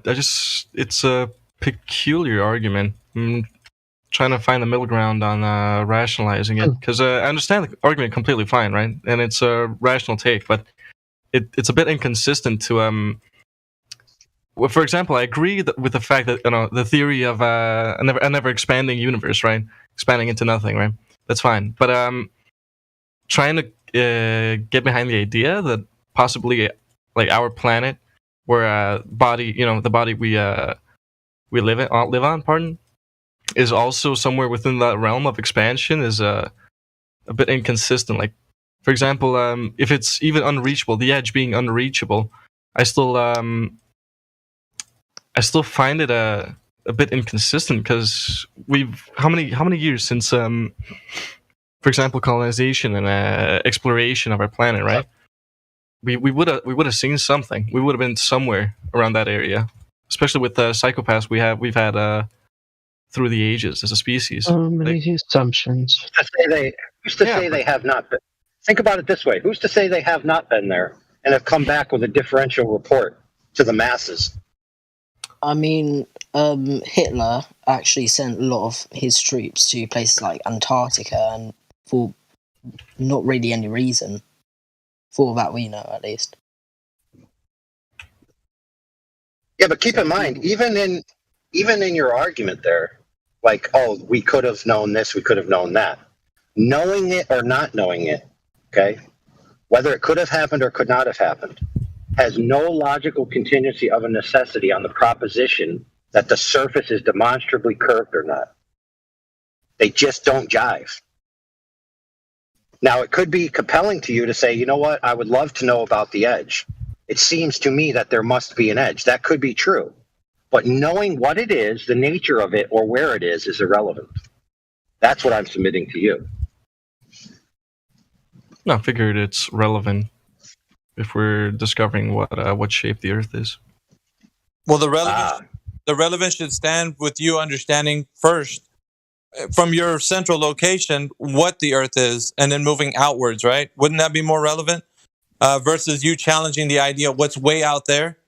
And so I'm kind of making it a bit more apparent to you that where you're standing and being able to test the thing that you're standing on is very much more realistic than some far off dream of trying to reach some place that may or may not be there. You understand, Flynn? Like that's more realistic, and you make it sound like no. I think going way over there is more realistic, and we're like, you're standing right there where you're at. You could actually do a test. Go to that's easier. But that would show you apparently. Before we continue, though, we have to address something. Okay, these aren't equivalent propositions. It's not the Earth is a globe shape on one side and the Earth is a flat shape on the other side. Okay, flat isn't a shape in total. A globe is. So claiming that the Earth is a globe is a claim to a specific shape. Claiming that the Earth is flat is not a claim to a specific shape. And if you can disprove curvature, you disprove the proposition of a globe, because a globe's logical contingency of a necessity is demonstrable curvature, 360 degrees everywhere. So they're not equivalent. You can't say to yourself, if I don't know the edge, then the Earth can't be flat because therefore I don't know the shape. That's false. Wait, say that last part again? To say that I don't know the edge, therefore I don't know the shape, therefore the Earth can't be flat is false. Well, we can't say anything with certainty, right?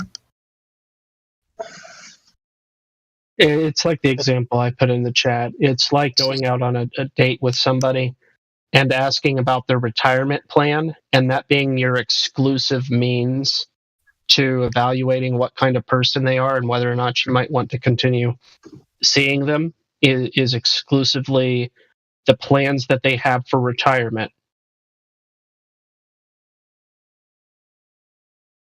Okay. Yeah, it's an analogy. Yeah, I get it. Not what are you doing right now, who are you right now, what is the right now and the right here, asking about hypothetical other. Right. Flynn, at the end of the day, bro, like all we're doing is trying to challenge you, man. We're not this is what it all comes down to, you challenging yourself.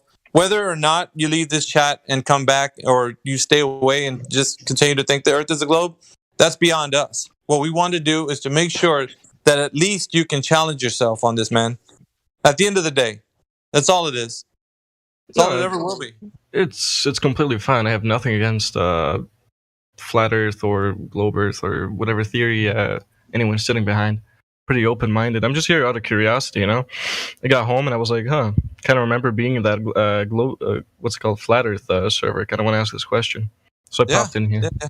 Well, I mean, hopefully we challenge you a bit, and maybe you can think about it and come up with how you're gonna assess it. But ultimately, it's always going to be about curiosity, man. Because I mean, even if you think like, well, it doesn't matter a flip flop if it's flat or globe to you in your mind, it really does. Right.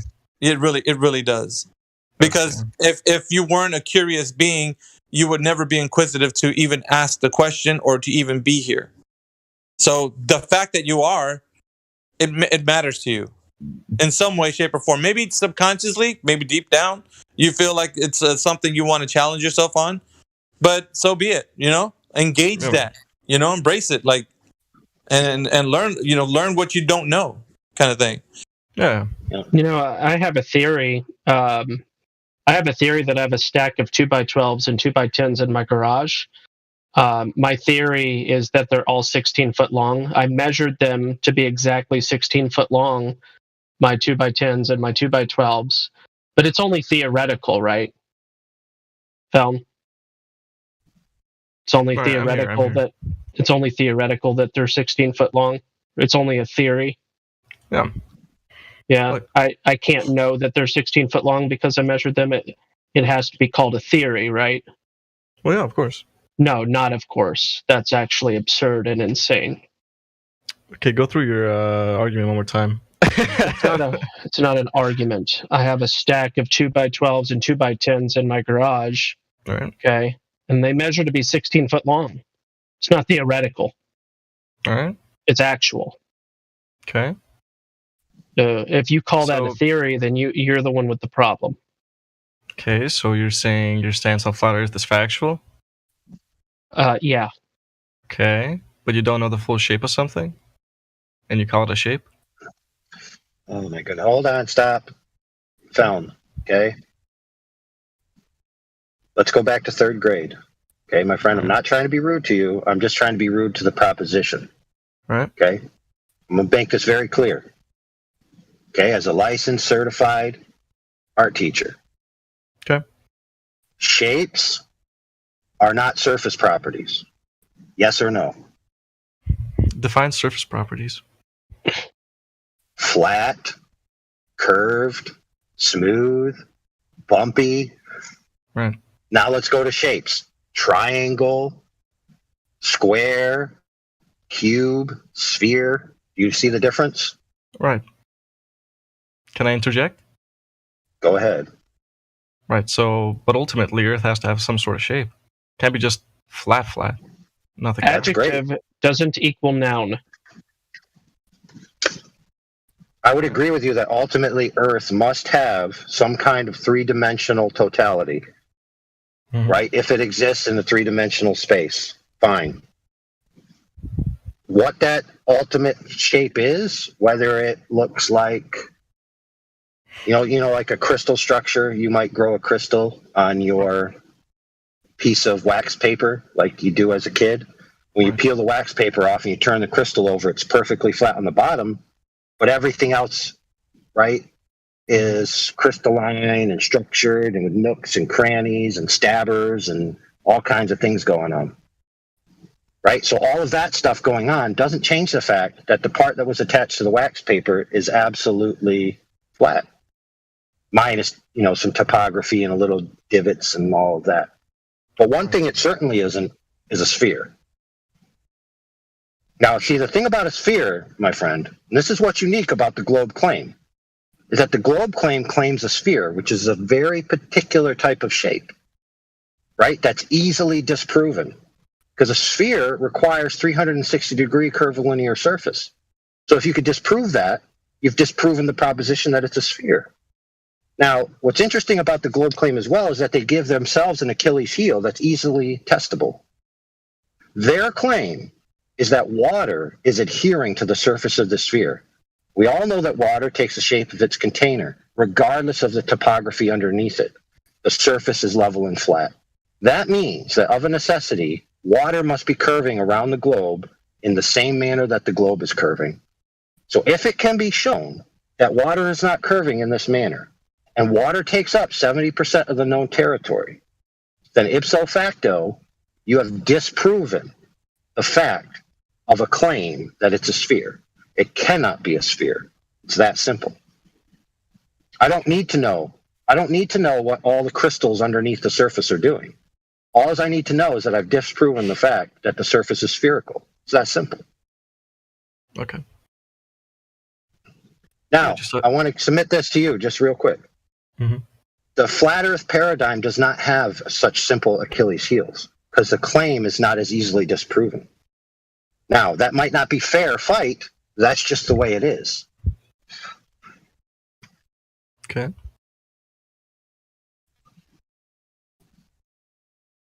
I'm just asking around out of curiosity, honestly.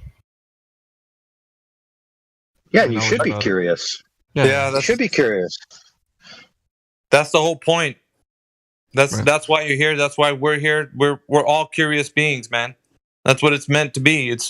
We want to know what the truth is ultimately, and knowing the truth, it's a freedom, man. It's a freedom that gets you to understand, discernment, what lies are. So if somebody's telling you a lie, you know a lie because of truth.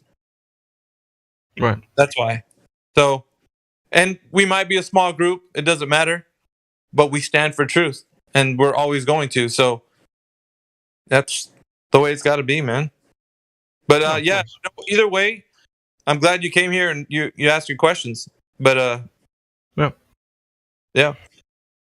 No, I'm just purely here. I just want to figure out how shit works in in this proof of what's it called? I'm not gonna say shape. It's the other word. Right. Okay. Can I ask a follow-up question? Sure, but let me go a real quick demonstration to you about this term edge and where the edge is. Sure. It's a fair question, but I would submit to you that the globe has a problem in itself, and this doesn't have to do with the boundaries of the universe. It has to do with the boundaries of the sphere. Okay. So the globe claims that it's a sphere. Now, the definition of an edge is the boundary of a three-dimensional object, right? So that means that every moment that you are anywhere, you are on the edge of the sphere. Now, specifically, they claim that the edge of the sphere is the horizon. That's the boundary, correct? The problem is that the horizon is never in the same place, never. So if the horizon is the edge of the sphere, then that means that the sphere is constantly getting bigger and smaller. It's ridiculous. So if you even take that question that you have, where's the edge, and apply it to the globe, you'll find that it's nowhere. And it's everywhere all at the same time. Well, so you could disprove easily their claim that the horizon is the edge of the sphere just by going out and witnessing the horizon beyond where they claim it should be, or before where they claim it should be, or in front of things that they claim it should be behind, or behind things that they claim it should be in front of. You can go out and discover that the geometric edge of the sphere that they claim doesn't exist anywhere. And again, falsifies their model. Now, it's not my fault that they claim to have an ideal shape that's so easily disproven. That's on them. Go ahead. No, that's fine. Kind of got sidetracked. Oh, right. Wanted to ask him, what's it called? How do I formulate this? Right. So the Earth is a flat plane, right? It doesn't hold any specific shape, or is that how it goes? No, the specific shape is unknown. That doesn't mean it doesn't have it. Okay. I want to know that. I was interested in that.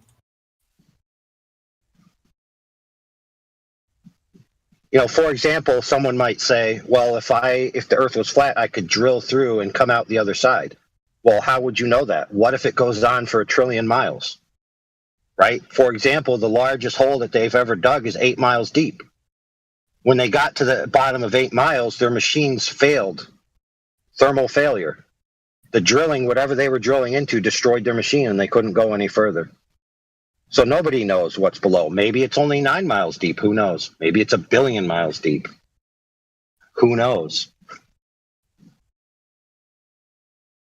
But you notice the proposition. If the Earth was flat, I could drill through the other side.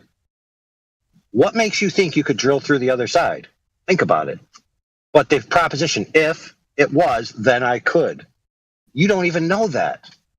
Or for example, if the Earth was flat, I could get to the edge. You don't know that either.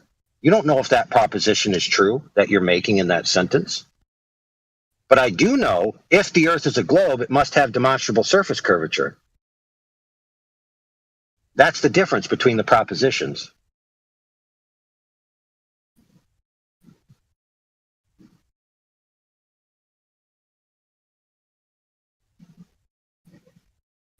I think he bolted. Sad.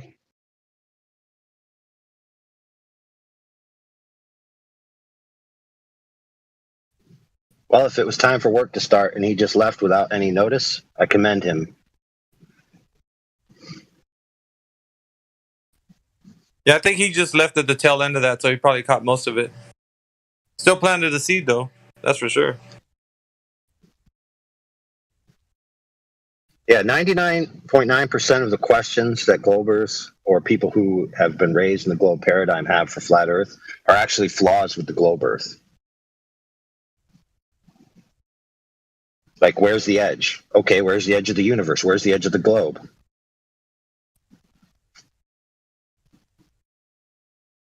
Or they say, oh, what about if the Earth is flat? What about gravity? Okay, well, if you have a heliocentric expanding cosmology, where's your gravity?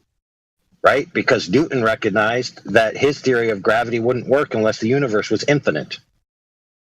Then people astutely noticed that if the universe was infinite, you'd have infinite stars and you'd have infinite light and it'd be daylight all the time. So your theory of gravity is destroyed. Okay, let's come up with a new theory of gravity where the universe is expanding. Oh crap, the math for that doesn't work because it was based on relativity where the speed of light is a constant. But we need the universe to be expanding faster than the speed of light. So now we broke our math again. Uh-oh, now we need dark matter. We just make it up out of math. So who really has the problem? In a flat Earth world, things just go up and down. We don't need the universe to be expanding in one instance and not expanding in another, yet simultaneously, disconnecting from its own mathematics. A flat plane in place is very coherent, intelligible, and livable. We don't need made up math. We don't need to come up with exotic matter just because it has to plug the holes in our expanding pretend model.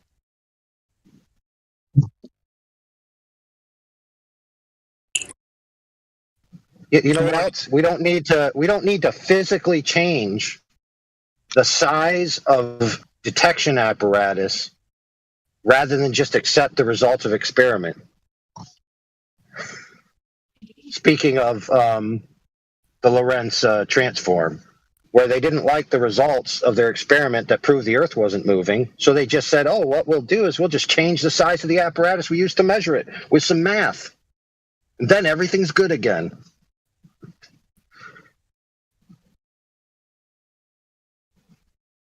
I find it funny how many people don't recognize, probably because they never were taught anything about it, just how much gobbledygook is involved with the heliocentric model. How much wishful thinking, how much philosophical choices, how much dishonest tactics, just to make it all work so that they can keep their floating space ball hurtling through a vacuum in space from a Big Bang explosion in the past.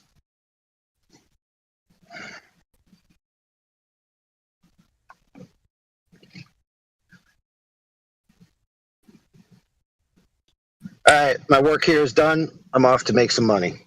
Ciao. Good morning, AR, and see ya. Good morning.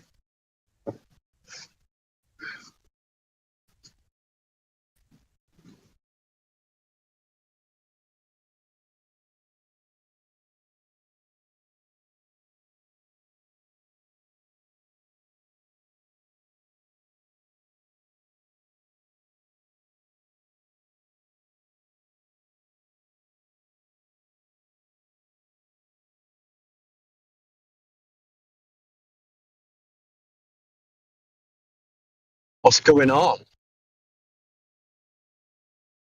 How you doing, Flatty? I'm good, dude. How are you, man? Yeah, really well.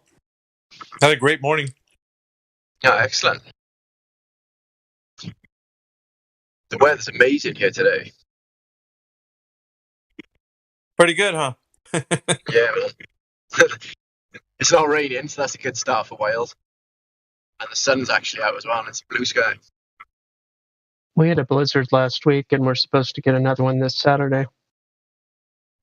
That's crazy, man.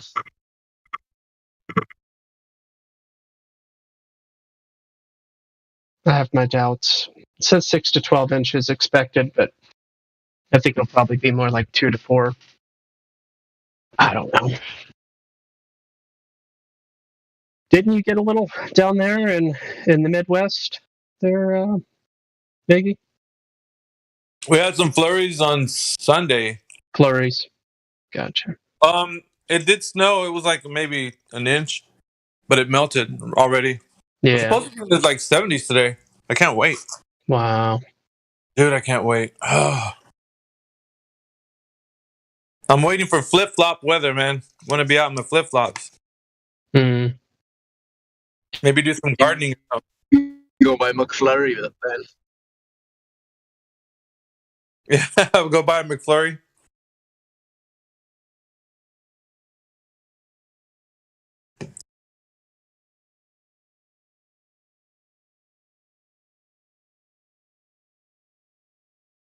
Anyways, I thought I'd stop in here because I was hearing a conversation that was kind of odd, and I was like, well, I don't hear flat Earth in here. I hear somebody talking about, I don't know if it sounded like the character that was in here before, the pyramid guy, and I was like, I don't know if he's a staunch glober or what, but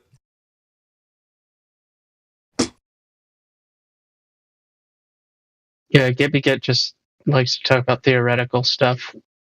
Yeah, I don't know, man. Every time it gets to that realm, I don't know if he means well, or if he just like really believes that theories that he's coming out with, and you just it hurts, man, because it's sometimes like the guys in here work so hard to kind of get everybody on the same page so they can understand that truth is a truth. Unless you've got evidence to back it up, why are you bringing it up? Like it makes our job more difficult, you know. Mm-hmm. But what did I do wrong? Everything. Stop talking.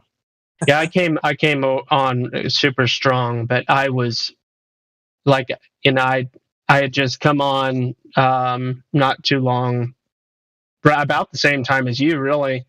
Maybe even a little bit after, and I was just like, this is not okay with me. It was a bit cringy. I don't know. And I kept inverse. It was like inverse concern trolling. It was like reverse gaslighting, inverse concern troll. Really confusing. I was confused. He was referring to the conversation he had. I'm like, dude, I wasn't even here for that. I told you know what you were saying to that guy, and I don't really care. Like, I think he was concern trolling himself. That's what I mean by inverse concern troll. But the thing is, though, like, I was saying something that maybe he could understand is like the truth. If we're not standing up for it, if we let people, okay, yeah, we'll go along with what you say and your theory. No, this is the truth. It's self-evident. If you don't like it, then perhaps you shouldn't know the truth, because the truth, my friend, sets you free. That's what it does. And anybody who adheres to it. But if you want to stay blissfully ignorant and you're stuck in your own paradigm, by all means, keep on trucking. Because, we're not going to stop. It's going to continue to be that the people who know truth are going to speak truth. And the truth is offensive. By nature, it's going to be offensive. We're not here to be like, oh, sorry that you felt like that was... what can I do to make it better? Oh, like, no. You engaged in the conversation, and you expect me to be like, oh, well, let's just okay, maybe I won't speak of that. That kind of stings a little bit, right? Better not. Let's back up a little bit. Yeah. No, man. That's how people have been getting run over who are advocates, for truth, because we feel like we need to not, watch it. And it's not the fact that you're not considerate. That's not even close to what I'm saying. What I'm saying is you need to stand up for truth, That's all and if you don't, then everybody's just going to be saying what they feel, what their feelings are. Mm-hmm. I don't know. Live and let live. Who am I to say? Who am I to say? Oh, that's a popular one. Yeah. Who am I to say? Where did that come? I want to know the origins of who am I to say? Oh God. Because there's a lot of there's a particular generation that really appreciates that phrase. But then I don't know. Maybe it's trickled down. What I'm saying is I don't think that the silent generation, as a name of generations, the people that were born 20s, 30s, they didn't have that attitude. That attitude seemed to have come later. Yep. You think it's all a part of wokeness? Oh, that word.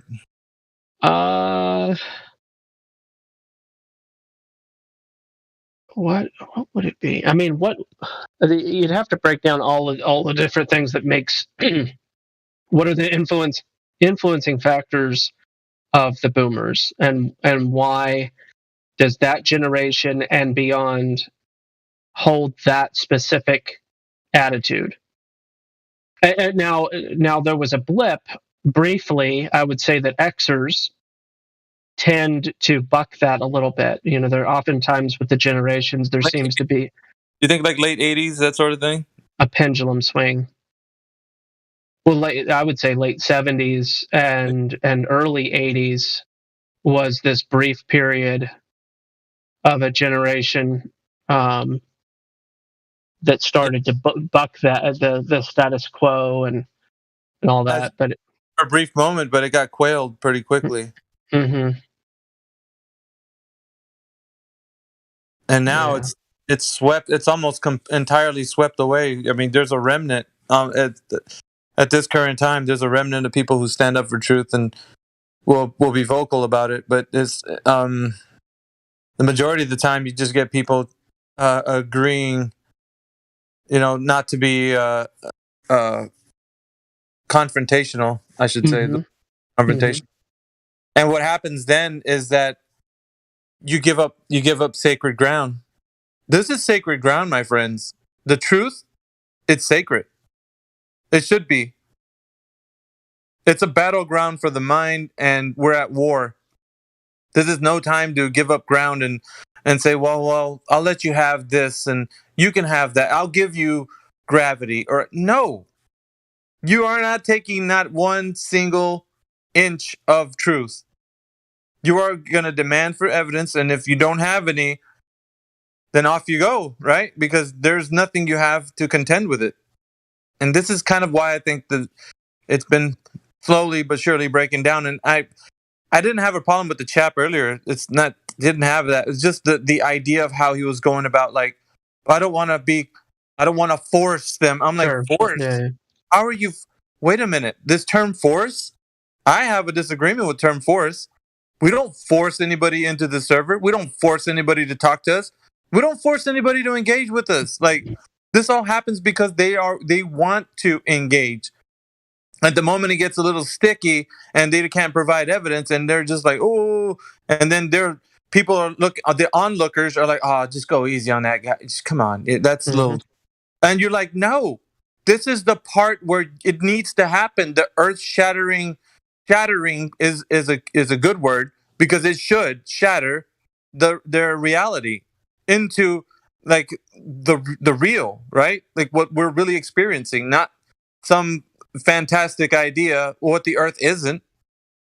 So I guess that's kind of what I was having qualms with that. Like, I don't like when people say we are forced. I don't want to be forceful on it. How are you being like that? I can't take that because I understand forcing somebody to do something is taking them by force. Is literally making them do something. Like that, you're not doing that. You're revealing something to them. And whether they accept it or not, that's upon them. Upon the revelation of whatever you've discussed, they can take it or leave it. But it's not going to be moved. You're not going to cover it up let's just say I'll give you gravity. Now let's talk about Coriolis. Or you know what I'm saying? Like, don't even give them that. Don't give them an inch. Truth is what it is. If they can't explain it, then they're going to realize that there's this huge wall of like non-understanding, ignorance that they have to confront. Yeah, I encountered, got to know somebody about a year ago, mid-50s, and they said that we were talking about the speaking of forcing people to do something. Excuse me, sir, you're not allowed to be in here if you don't do this thing. We're going to have to ask you to leave, sir, because you're not doing the thing that you need to do in order to be in this store, sir. And his method for dealing with this, again, mid-50s, scruffy beard, tall, probably a good 260, somewhere in that range, 250 to 270. He would look at them and just growl. And he got away with that perpetually. And I think it was I thought it was hilarious because there are so many people that just want to be nice. They just, I don't want to cause any trouble, and I'm not non-confrontational, but he he would just kind of lean forward and growl at them, and then keep on doing what he was there to do, to put things in his cart and check out and give money and leave. But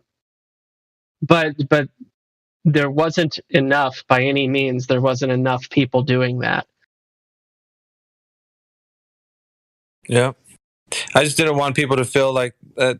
Anybody in here is doing that. Like, because when somebody starts saying that, it's like a virus that starts spreading.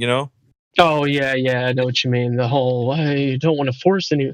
Oh yeah. Somebody hears that, they're like, yeah, let's not force these guys. Let's try to keep server numbers up. Let's. That's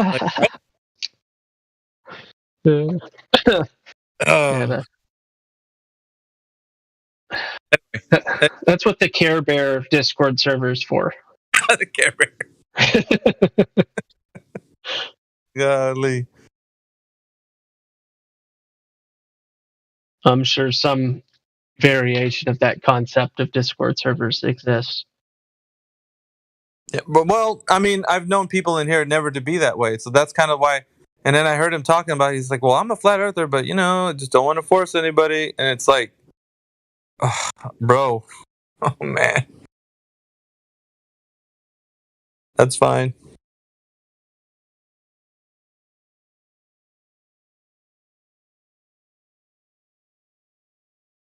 Yeah. We don't like time wasters either, so we don't want to be engaged with some Glober who's just wasting people's valuable time to speak to somebody else about stuff. They're just going to keep, bucking the system. They don't want to give up any ground. They're just like, nope, I think level is curved. Like, off you go then. We don't need to speak if you're going to continue to be that way. I mean, you can't reason with someone like that, can you? That has been my perpetual question. What is your allowance for accepting falsification? And I asked that question in a variety of different ways, but trying to establish at what point would they allow falsification? What would be suitable falsification? And repeatedly, bro, repeatedly. Nobody. Yeah.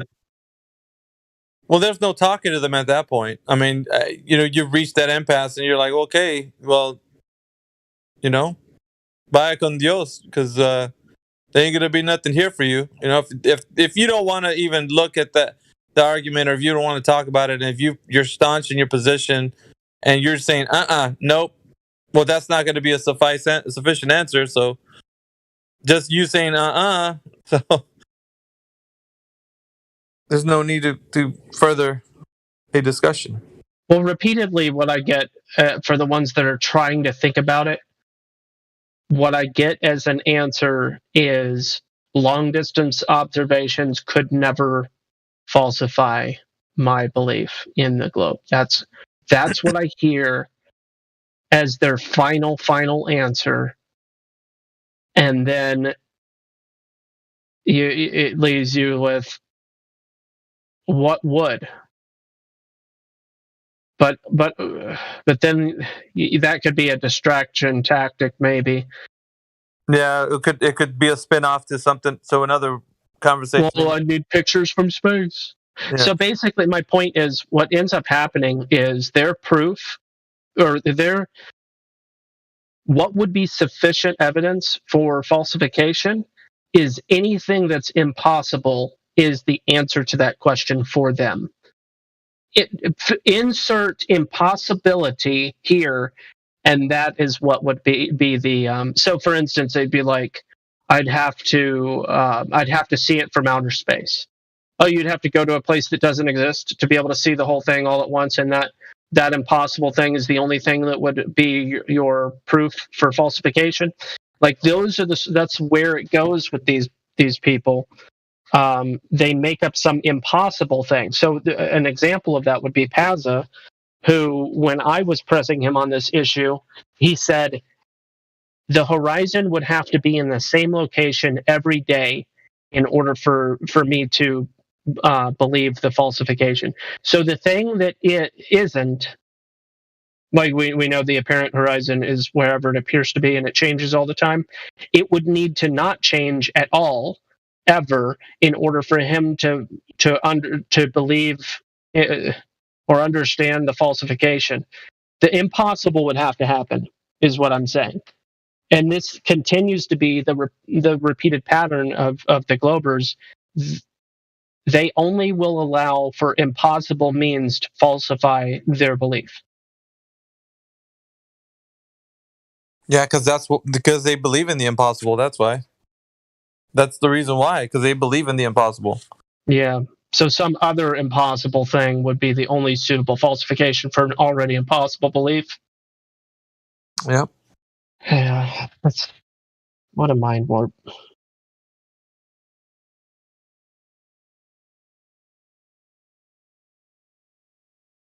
I don't know, man. If somebody were like, your table is curved, your desk is curved, I'd be like, okay, show me. And this is a straight edge. The reason we know that this is a straight edge is because of this, and this. Look, it's a straight edge. It's a 6-foot straight edge. I'm putting it on your table. Look how it rocks. Your table's not flat. Look, I put water on your table. It falls off, right? It doesn't stay in one spot. Your table is not flat. I'd be like, oh, fantastic. Table's not flat. Now I know. But the way that... But that's reasonable. You're talking to people who don't want to reason. I know. The lack of reason or avoidance of reason. Avoidance? Yeah, it's the rejection. I mean, it's what they're doing. They're just rejecting it. I need the Greek for reason so I can do a reason phobia. Ratophobia? Maybe. Gospel bear, dude. I'm just saying. I already put on my I don't know if you've seen my About Me, but I say I'm against the bigotry of aletheophobia. So aletheia being the Greek for the truth. Yeah. So anybody that's afraid of the truth, I'm against the bigotry of aletheophobia. Yeah, I know. I'm a goofball with words. I'm against Hermeticism, and I'm against anthropocentric soteriology. Who else we got? A couple of people in here. Zoop is... I know Zoop. I don't know BCFC very well. We got Crypto. Crypto, what's up, man? How's everything, bro? Maybe he's choking on leaf soup. Leaf soup? What is that? Leaf soup? Like I'm in about probably 30 minutes to an hour from now, I'm probably going to be drinking my bean soup. Oh. Leaf soup tea.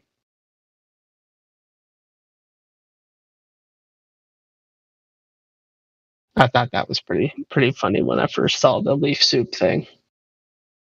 I might pop in here later on, see what's going on. Yeah.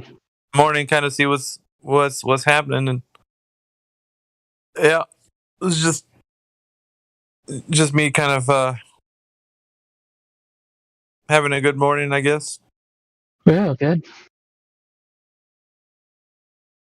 Anyway, you guys, I'm gonna go and head out, but yeah, it was good talking to you guys in the morning. I might be back later on in the afternoon. All right, man. See you around. Take it easy, Later, dude. Vladdy. See you, Gospel. Yeah. Nice on.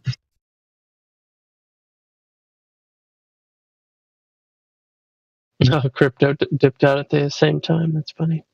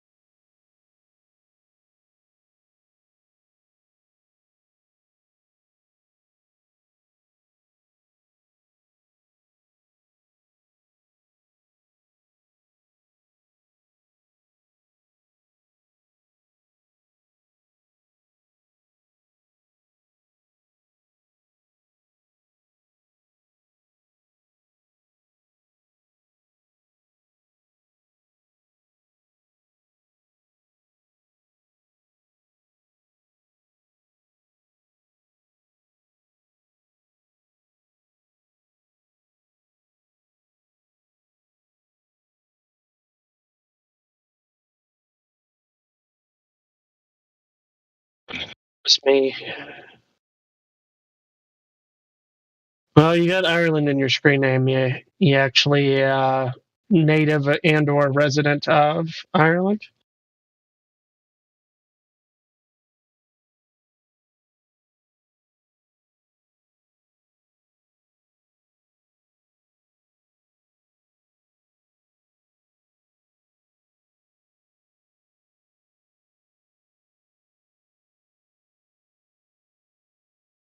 Mic check.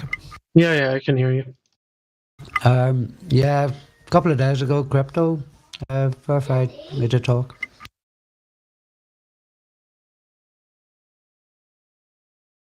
Gotcha. Well, welcome. Thank you.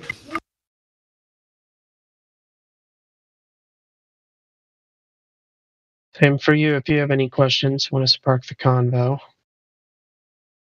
feel free.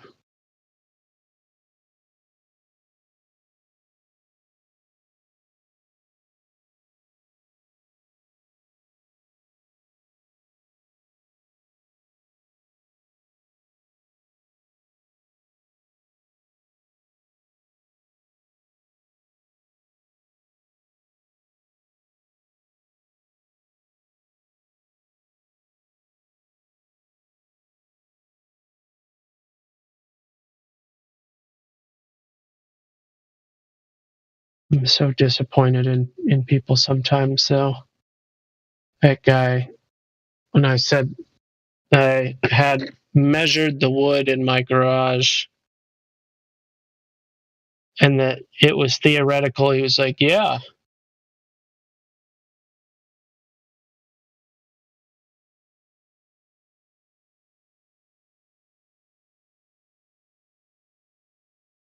Be like, I've got five fingers on my hand, theoretically. Like, yeah. Makes sense. The theory of five fingers. Because you can never really know anything. I don't know if it's too much drugs or what, but something's up with that.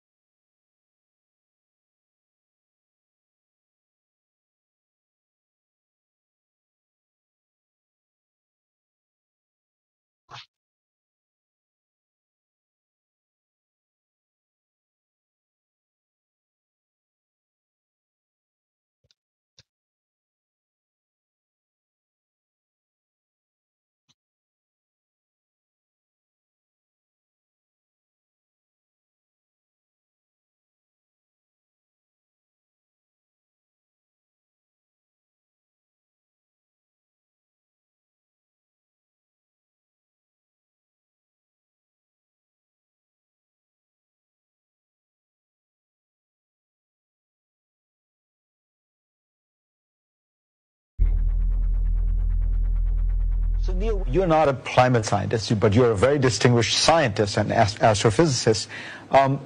What do you think about when people say, look, this is not settled science. There are still questions. Chuck, got to get this off my chest, like now. Okay. Hopefully it's not like any chest hair. No, it's not. Okay, I'm not particularly hairy anyway, so that's not a thing. Okay. All right, so when people say they want to go into space, I want to go. What do they typically mean by that? They mean I'm going to be an astronaut. I'm going into space, man. I'm going up there. I'm going up there. Up there, and generally they mean they want to go into orbit. All right, anyone who has ever been in space. They don't mean that. They want to go to space, man. Well, okay. If that's the case, do you know how many people have left low Earth orbit?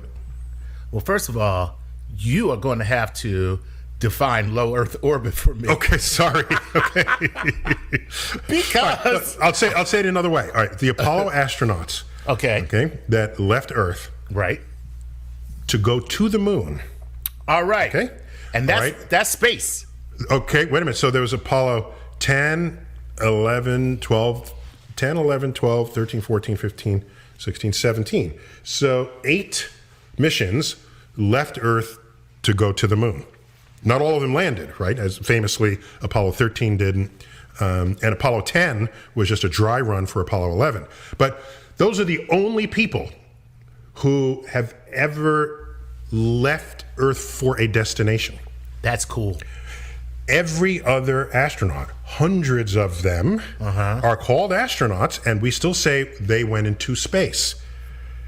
And what that means is they went into low Earth orbit. Oh, that's just awful. And so low Earth orbit is, in practice, where the space station is. It's about a couple of 100 miles up.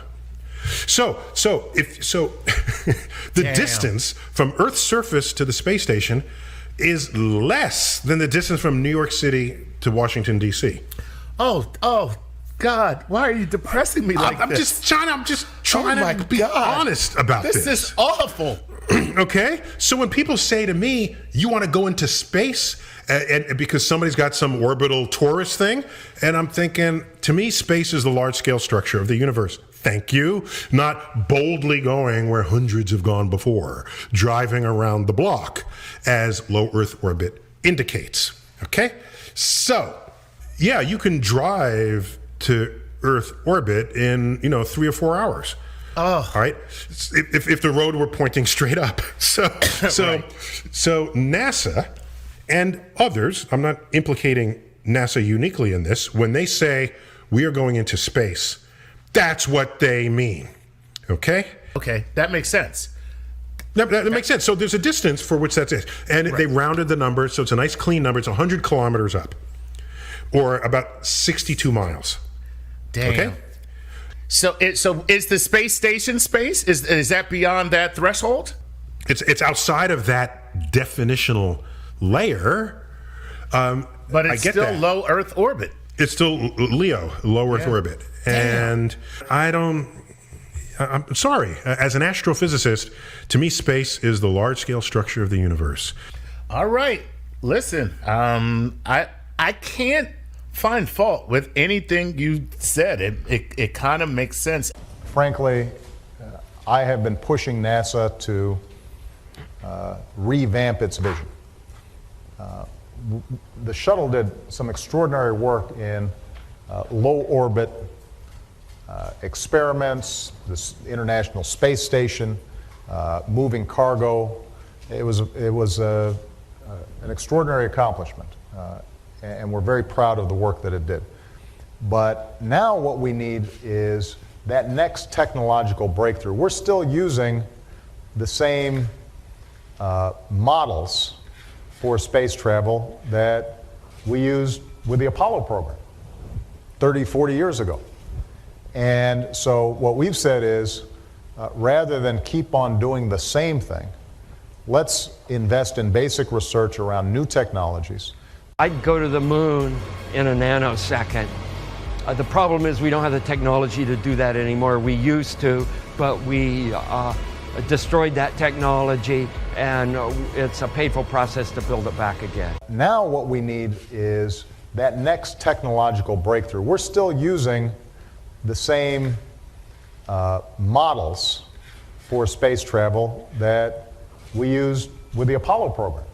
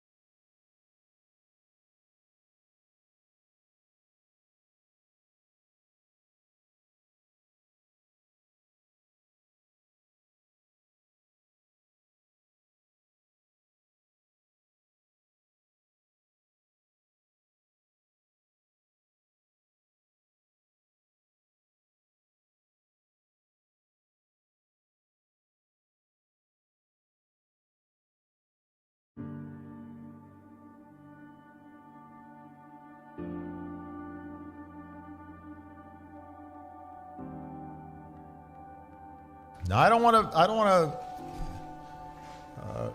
to fool you here. Last month, for the first time since 1972, NASA released a blue marble, a single snapshot of the Earth taken from outer space. And so much has changed in the decades between that first picture and the second. Borders have shifted, generations have come and gone. Our global population has nearly doubled. But one thing hasn't changed. Our planet is as beautiful as ever. It still looks blue.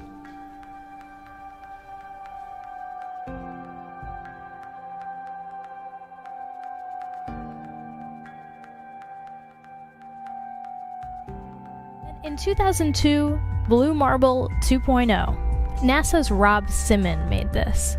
And it had wide appeal too. For example, it ended up as the default background on the iPhone. I didn't even know until I bought an iPhone and turned it on and kind of did a little happy dance. Simmons' job is... It's primarily taking data and making pictures out of it. That's what this is, a composite of data sets from several different instruments translated into a picture. To us, the really cool thing was the data set. Up until that point, there was no realistic color map of the globe anywhere. So the land layer here comes from the Moderate Resolution Imaging Spectroradiometer aboard Terra. And the tricky part here was the weather. So we actually had to take clouds out. They stashed the clouds for later, went onto the ocean. That came from an instrument that measures phytoplankton in the sea. Where it was low, I colored it dark blue because they're low mostly in mid-oceans. And then where it was a little bit higher, it was like a little bit brighter green. Then add the clouds back in. There's a small problem with it because there's a very slight gap in between each orbit. So some of those are painted on. It is photoshopped, but it's has to be. Then there was another layer to sort of simulate the atmosphere. And then there's this little bright spot. It's called the specular highlight. So it's the reflection of sunlight off of water. Those are the pieces, but you can't just slap them all together. It just didn't look realistic. It looks kind of flat, or the clouds are sort of too see-through. So I just hit Command-Z a lot. There's artistry to creating the world. What I imagine it to be. Unfortunately, I'm not an astronaut. I've never been to space. But I've looked at these images over and over again, trying to sort of get the essence of it. It is photoshopped, but it's has to be. It is photoshopped, but it's has to be. It is photoshopped, but it has to be. It is photoshopped, but it has to be. It is photoshopped, but it has to be. What you're seeing here is a mirage. A lie is a lie, and it don't matter how many dumb sheeple believe it. And the truth is the truth, hiding right out in plain sight, and still people don't see it. Man, this shit got me heated, and I won't stop till the elite are being defeated. They keep us deceived about everything that we think, and they keep it a secret. What we're taught is not conducive with reality. Big bang, evolution, and there's gravity. I tell the truth, and then these motherfuckers laugh at me, telling me the earth is photoshopped because it has to be. Most people accept the deception happily, but what they're doing to us all is a tragedy. God created the heavens and the earth in a verse, but we're living in a famous on the galaxy. They say we're monkeys on a ball flying through outer space, but there's no proof, it seems to have vanished without a trace. NASA and other agencies falling down from grace. You can take that bullshit pseudoscience and get out my face. I'm the antisocial type, you're a government prototype. That's why you make it a point to tell me that I'm crazy every time you're angry, cause you know I'm right. I'm standing outside the house of cards about to watch it fall. No more living on a cartoon ball. Horizon means horizontal. Indoctrination is awful because you're taught the globe model. Ever since y'all could crawl, we follow rapists and murderers, liars, thieves, and sun worshippers, saying we can't see curvature cause we're all too small. And though it's never been proven, they say we're ripping and shooting. The earth is spinning and moving. Oh no, not at all. It's a criminal enterprise where deception intensifies. Nassholes got us all living life on a cartoon ball. It is photoshopped, but it has to be. What you're seeing here is a mirage. They say that we went to the moon 6 times, but pure BS is the way that smelled. Now they're telling us that we can't even leave the planet because of the Van Allen radiation belt. Yeah, okay, sure. NASA, what you lying for? You lying now, you lied before. I can't take this anymore. The only thing they took to space was your imagination. Fake aliens are coming, now they have you waiting. We need to do something about it, no procrastination. Trying to cause the masses to awaken, that's the path I've taken. But you can see if you check all the percentages, so many people having cognitive dissonance. But that's what happens at the loss of your innocence. Then you get involved with all of this wickedness. They try to do all the humans this way. So are they just idiots? Who is to say? Conditioned by the television, it makes your decisions, opinions, and you just obey. Stuck in the material domain of Satan, where everything in each and every day is pagan. Mandela effect, cause the game is changing. People waking up and now the cage is shaking. The earth is flat, and that is a universal fact. If it isn't that, then tell me where the fuck the curve is at. They tell us that we can't see it because we're all too small. And now we're spinning on a cartoon ball. Horizon means horizontal. Indoctrination is awful because you're taught the globe model. Ever since y'all could crawl, we follow rapists and murderers, liars, thieves, and sun worshippers, saying we can't see curvature cause we're all too small. And though it's never been proven, they say we're ripping and shooting. The earth is spinning and moving. Oh no, not at all. It's a criminal enterprise where deception intensifies. Assholes got us all living life on a cartoon ball. It is the world that has been pulled over your eyes to blind you from the truth. Like everyone else, you were born into bondage, born into a prison for your mind.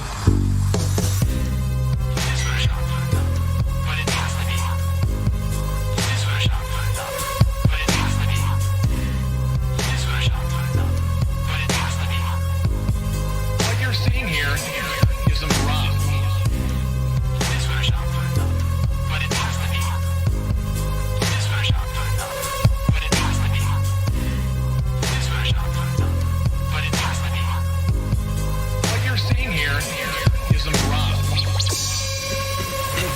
We accept the reality of the world with which we're presented. It's as simple as that. That's right. Twilight Zone.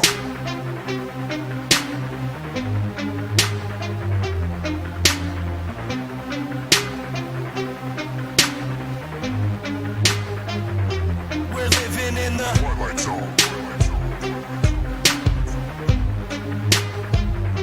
We're living in the Twilight Zone.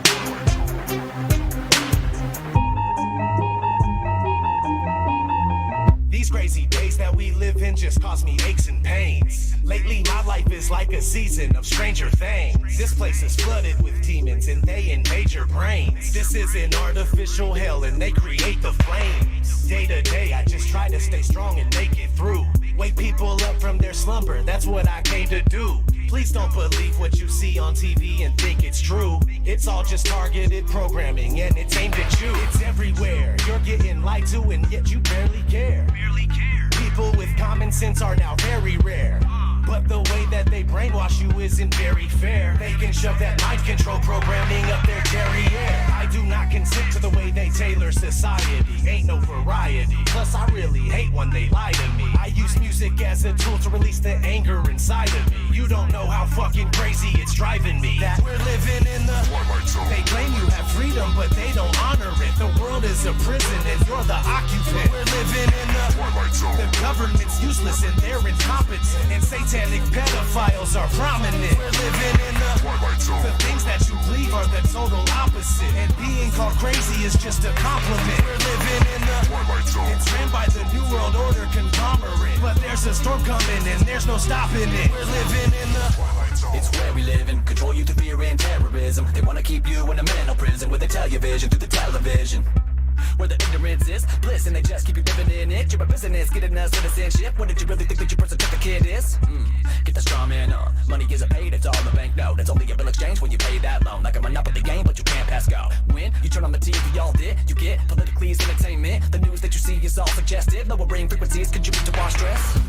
And you're responding, telling me that we're free living in this country. Military overseas and it's all for our peace. Just a record on repeat from the programming. Like probably want a cracker. Put you through education for domestication, control the mind faster. Giving you medication to poison our masses. If you ever question what's coming from our masters, and you're rocking the boat, or you're ever having any thoughts of your own, you better hope you never caught rocking alone. To be locked up a road off by the Echo. Got your life looking like a sci-fi show. Brain scrambling when the Wi-Fi's on. Airplane mode when I buy my phone. If your eyes wide closed, we're living in the Twilight Zone. They claim you have freedom, but they don't honor it. The world is a prison and you're the occupant. We're living in the Twilight Zone. The government's useless and they're incompetent. And satanic pedophiles are prominent. We're living in the Twilight Zone. The things that you believe are the total opposite. And being called crazy is just a compliment. We're living in the Twilight Zone. It's ran by the New World Order conglomerate. But there's a storm coming and there's no stopping it. We're living in the Twilight Zone. I ask myself, why do I even bother? Cause people are just like sheep that are lining up for the slaughter. If they're killing rats with fluoride, then why is it in the water? They're using the news to fool us, divide us so they can conquer. The longer you stay asleep, then the longer I'm gonna scream at you. I can't believe you let them deceive you, it's inconceivable.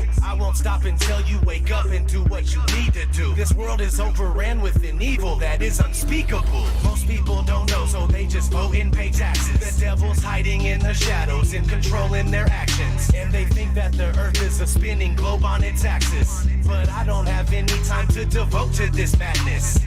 I have nobody to relate to, so I ride alone. Just me and all these wild thoughts that are inside my dome. I feel like I don't belong here and I can't find my home. I'm dripping and I'm wishing it was different, but we're living in the Twilight Zone. They claim you have freedom, but they don't honor it. The world is a prison and you're the occupant. We're living in the Twilight Zone. The government's useless and they're incompetent, and satanic pedophiles are prominent. We're living in the Twilight Zone. The things that you believe are the total opposite, and being called crazy is just a compliment. We're living in the Twilight Zone. It's ran by the New World Order conglomerate, but there's a storm coming and there's no stopping it. We're living in the Twilight Zone. And there's nowhere that we can go. Awake and now I'm feeling all alone. We're living in the Twilight Zone. And the rest that remain asleep, sedated and still thinking that we're free. We're living in the Twilight Zone. And there's nowhere that we can go. Awake and now I'm feeling all alone. We're living in the Twilight Zone. And the rest that remain asleep, sedated and still thinking that we're free. We're living in the Twilight Zone.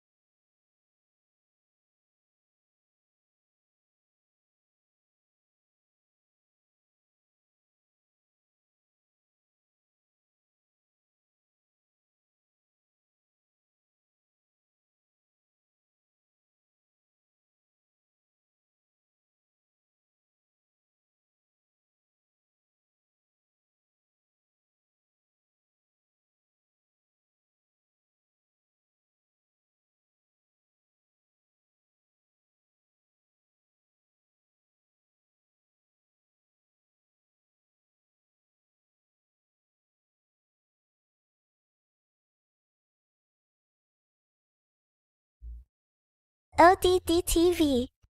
Your cell phone, your wallet, your time, your ideas. No barcode, no party, no ID, no beers. Your bank card, your license, your thoughts, your fears. No SIM card, no disco, no photo, not here. Your blood, your sweat, your passions, your regrets, your profits, your time off, your fashions, your sex, your pills, your dress, your tits, your ass, your laughs, your balls. We want your soul, your house, your phone, your life, your cash, your house, your phone. We want your soul, your house, your phone, your life, your cash, your house, your phone. We want your soul. Tell us your habits, your fads, your fears. Give us your address, your shoe size, your years, your digits, your plans, your number, your eyes, your schedule, your desktop, your details, your life. Show us your children, your photos, your home. Here, take credit, take insurance, take a loan, get a job, get a pension, get a haircut, get a suit. Playing the lottery, play football, play the field, snore some toot. We'll show you drinks, we'll show you spook, we'll buy you drinks, throw away your book. We'll sell you crap, we'll judge you down. Wanna buy big guns, we'll want that cash. Your soul, your house, your phone. We want your soul, your house, your phone. We want your soul, your house, your phone. We want your soul, your house, your phone. We want your soul, your emotions, your love, your dreams, your checkbook, your essence, your sweat, your screams, your security, your sobriety, your innocence, your society, yourself, your place, your distance, your space.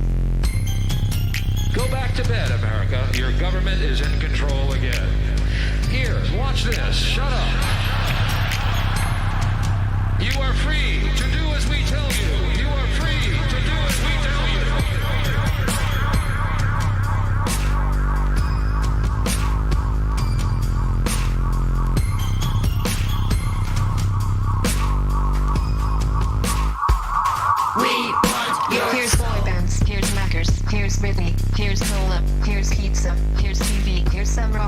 some roller. Watch commercials, more commercials. Watch Jerry, not Oprah. Buy a bit of life from the comfort of your sofa. Here's popcorn, here's magazines, here's milkshake, here's blue jeans, here's padded bars, here's armpit wax, here's football shirt, here's baseball cap, here's live talk shows, here's video game, here's cola light, here's thin morning, here's filter tips, here's collagen lips, here's all night ball, here's plastic hips. Your house at your phone, we want your soul. Your house at your phone, we want your soul. Your house at your phone, we want your soul. Your house at your phone, we want your soul. Your soul, your soul, your soul, your soul, your soul. Go back to bed, America. Your government is in control again.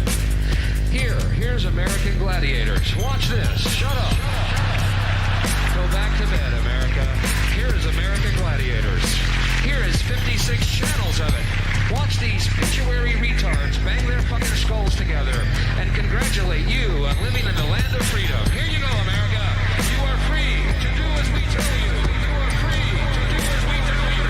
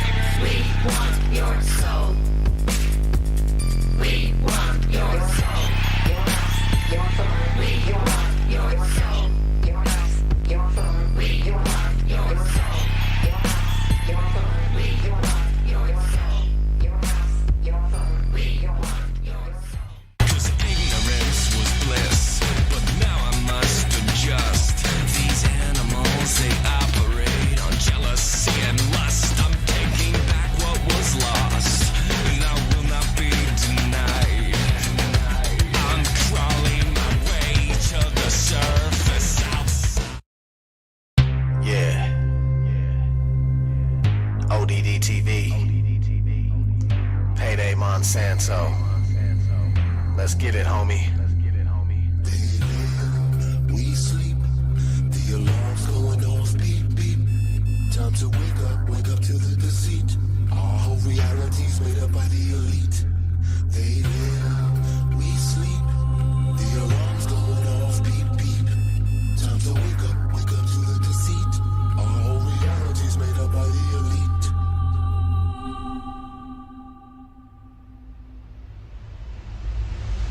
They live, we sleep, the alarm's going off, beep, beep. Time to wake up to the deceit. Our whole reality's made up by the elite. They live, we sleep, the alarm's going off, beep, beep. Time to wake up to the deceit. Our whole reality's made up by the elite.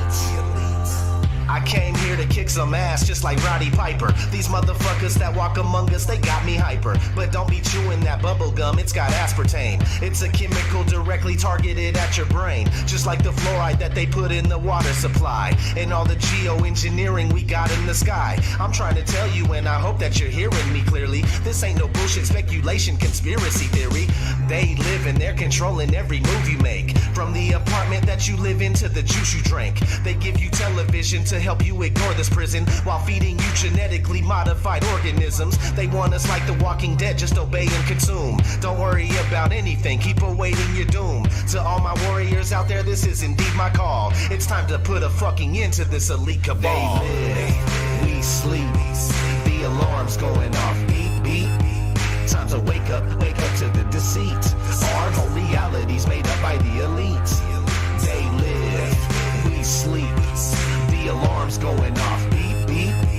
Time to wake up to the deceit. Our whole reality's made up by the elite.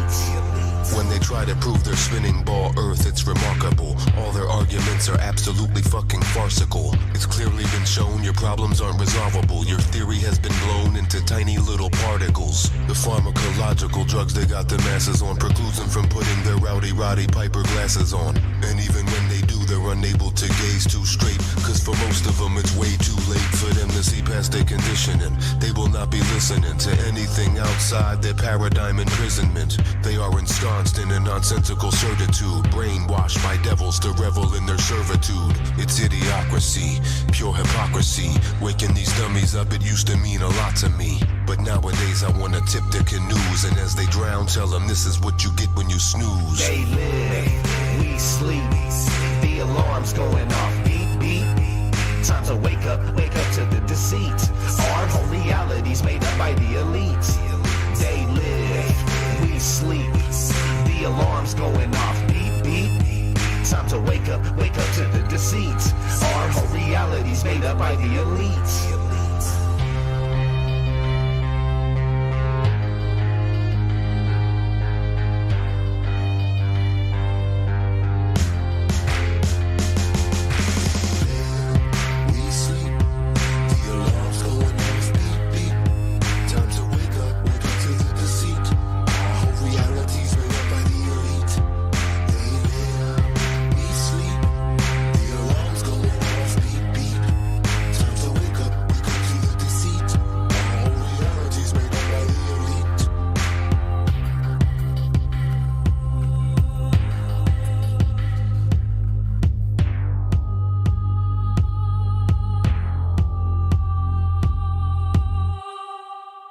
Either put on these glasses or start eating that trash can.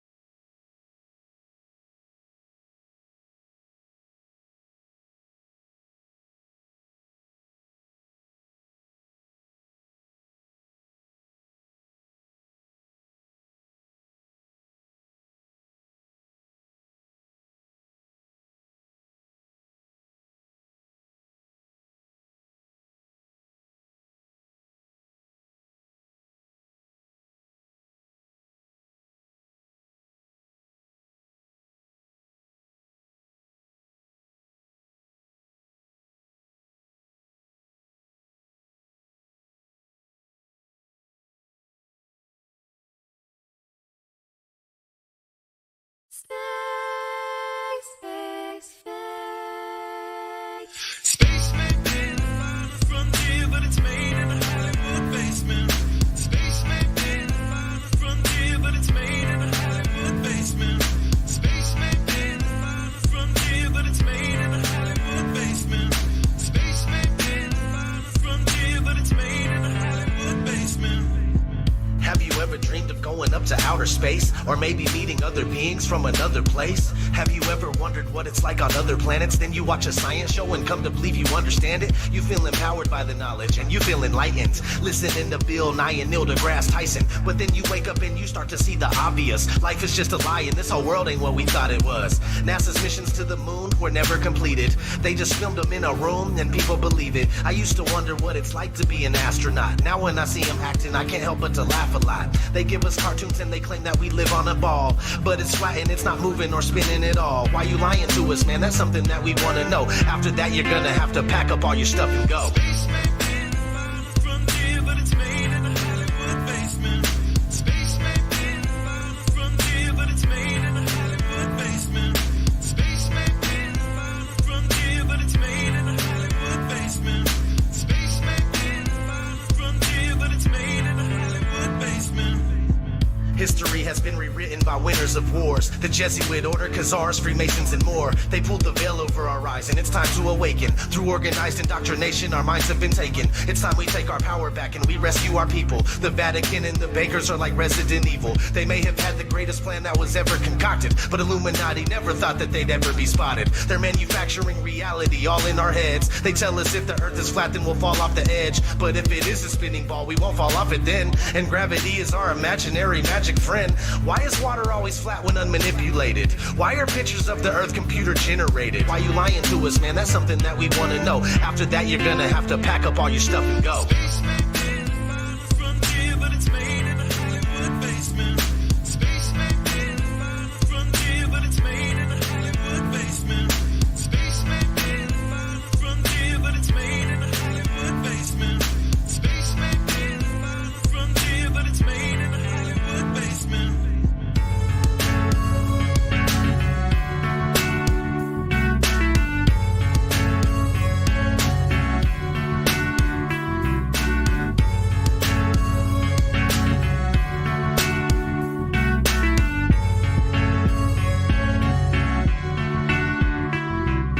Space may be the final frontier, but it's made in a Hollywood basement.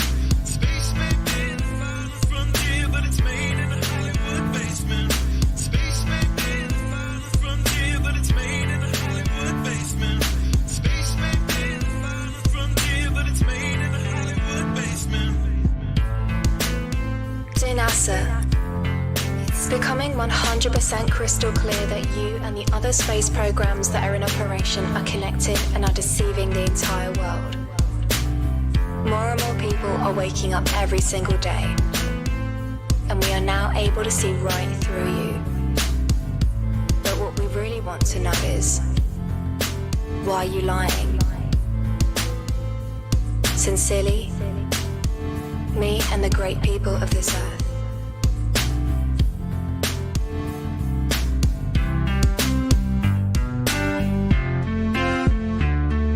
Space may be the final frontier, but it's made in a Hollywood basement. The captain thinks the world is round, see? But we all know it's a flat, right? Of course it's flat. Sure, I know the world is flat. Well, so do I. Everybody knows that.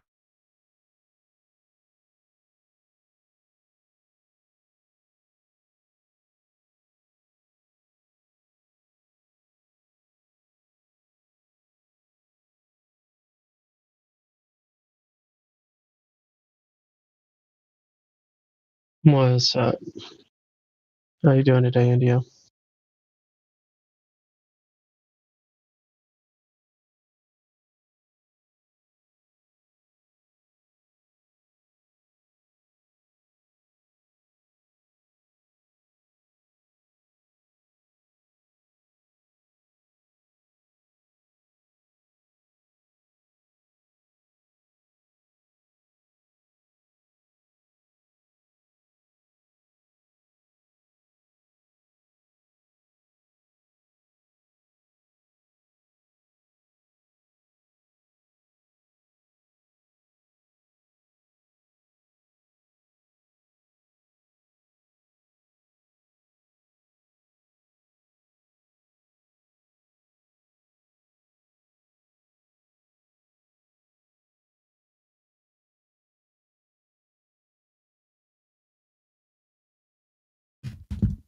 Hello.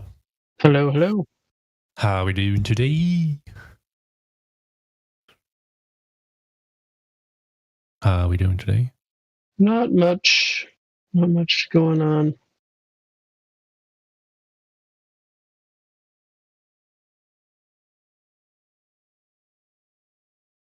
Okay, cool.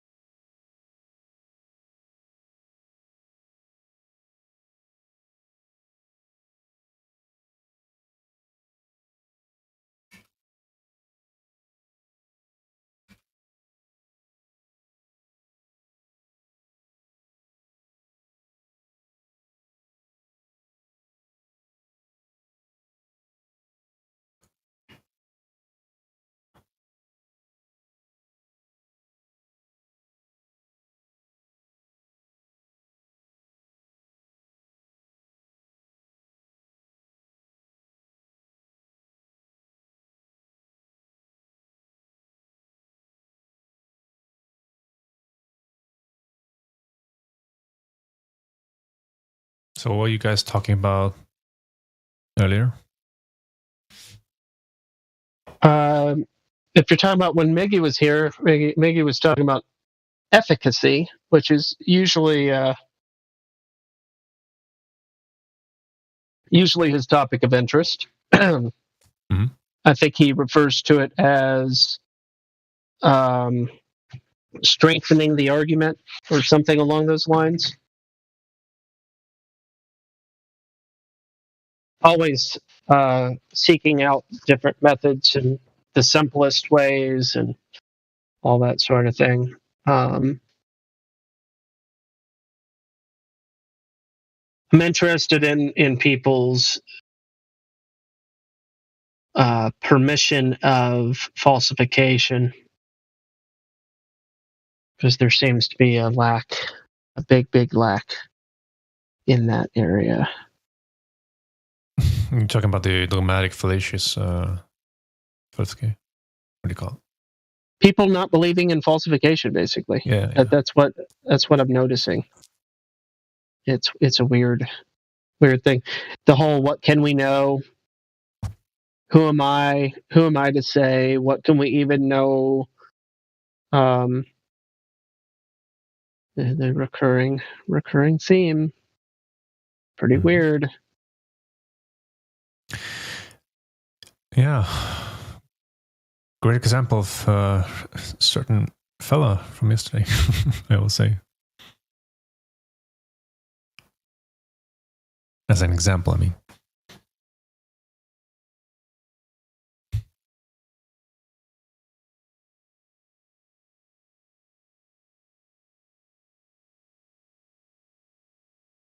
But apart from that, there hadn't been too much conversation since I've been here. I'm open to topics.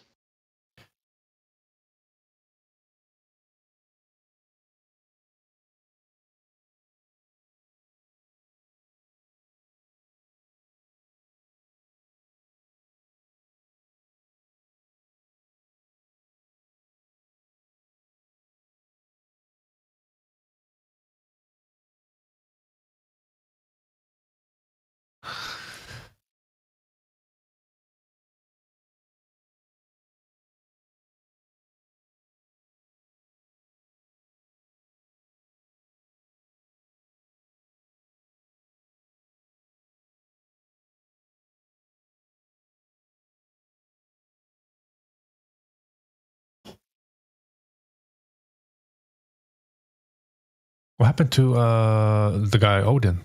I wasn't here when you had a discussion with him. Some kind of dispute, maybe. Not sure. He just he was concerned trolling himself. Oh, okay. He was under the impression that Miggy was chastising him, trying to establish what he was being chastised for, even though he wasn't being directly chastised. So it was this awkward, I was calling it inverse concern troll situation. Oh, okay. Interesting.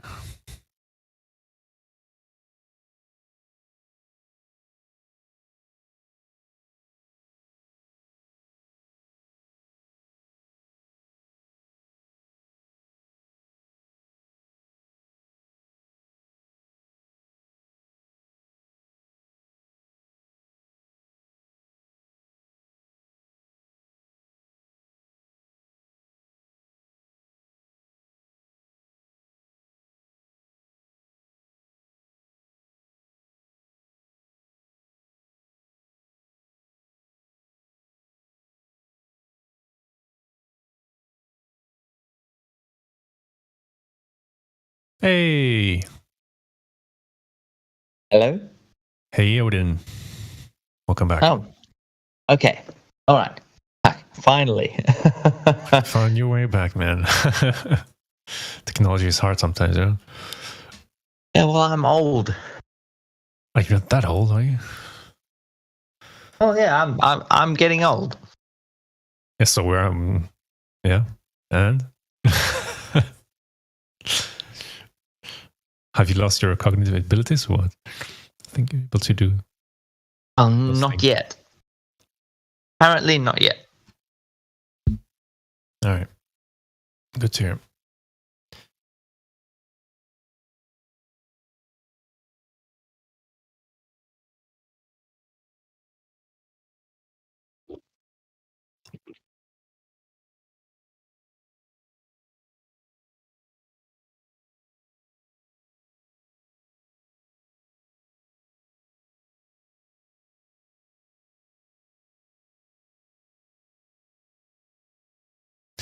So yeah, you wanna speak your mind, or are you already, are you good? Sorry, is that for me? Mm-hmm. Yeah, no, all good. All good. All right. Nice to hear. Well, thanks for inviting me back. That's very nice. I was just trying to figure out what happened though, because I was here early on. You seem to be fine and all that. Yeah, it was just chatty and such. Yeah. But there's no wrong with that. Yeah, and never mind. It doesn't matter. All right, man. Sorry. I don't do bullshit. So everything's good. So thank you for inviting me back. Yeah, I think you just got off the wrong foot or somewhere along the line. That's what I think. Yeah, I agree. I think there was a disconnect. Probably, yeah. All right, cool. But thanks very much. Yeah. So, how's everyone doing? No, doing fine. well. Lovely weather, sunny. So, how many talkers do we have? Most everybody's silent right now. Yeah. Just us two, I think. Okay, yeah. Yeah, sorry, I need to be aware of the time zones on this ball Earth. Okay. That was a joke, by the way. That was a joke. Yeah, I never quite understand why.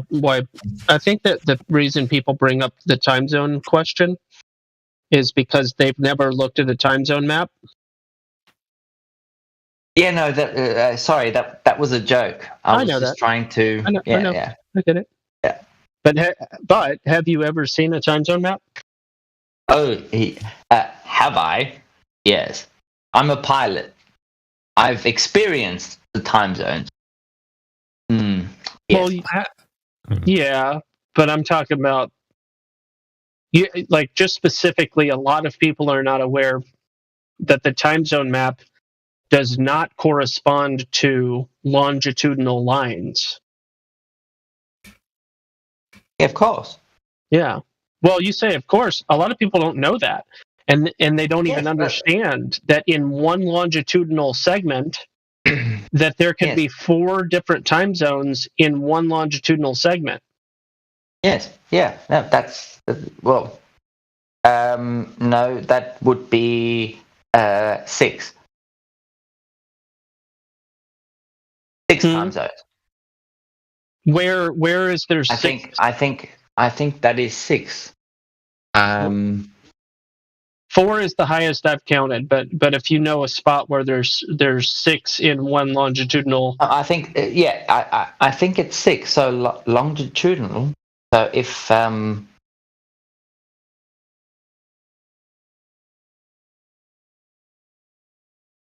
would be So if you go east of Australia.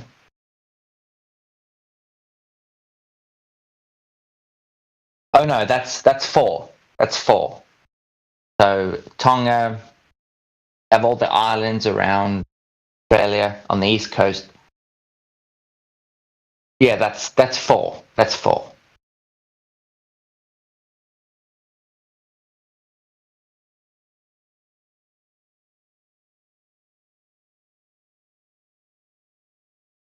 there's a spot.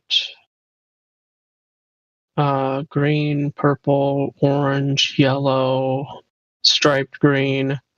That's all in one longitudinal line. So India, I can't tell what. Where China India has one time zone. Sorry, I don't have a computer in front of me, but yeah. And so going from the east coast of Australia, head east. Yeah, I understand. Yeah. I'm not talking about a country. I'm talking about in a longitudinal segment, vertically. You can track down, for instance, India has a time zone, then China has a different time zone, north. You just travel north.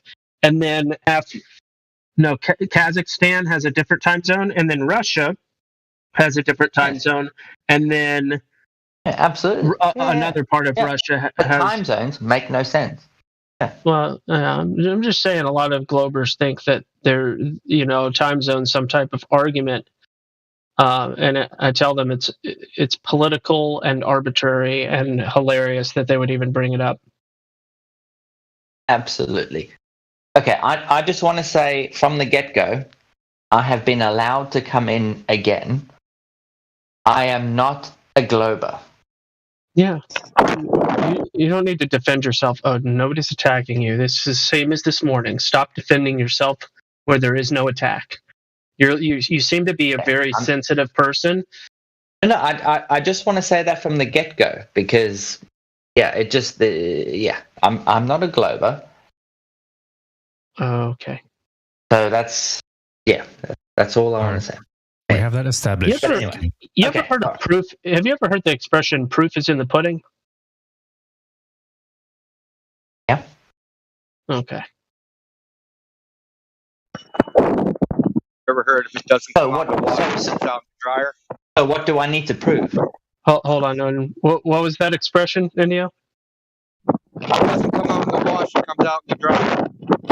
I have heard that. I've not seen that as an effective strategy for cleaning clothes, though. Funny enough, usually once you throw something in the dryer with a stain, it only fortifies the stain. Agreed. I've done that. There's a lot of wind. Yeah, sorry. First, losing stuff in your clothing like money. Oh, that's right. Yeah, that makes sense. Yeah, that makes perfect sense. I'm sorry. Who's giving away money? No. He said it's referring I'm joking. to. I'm joking. Okay. Apparently, dryers are giving away money. And socks. I'll give away one money. No. Dryers don't give away anything. whatever. I think that dryers are in cahoots, and they actually have like a sock, like a black market for socks. Like the underpants gnomes from South Park. It depends. Do you own the dryer? If you own the dryer, then yes, you are in the money. I think they sneak off with the socks and sell them on the black market. Of course.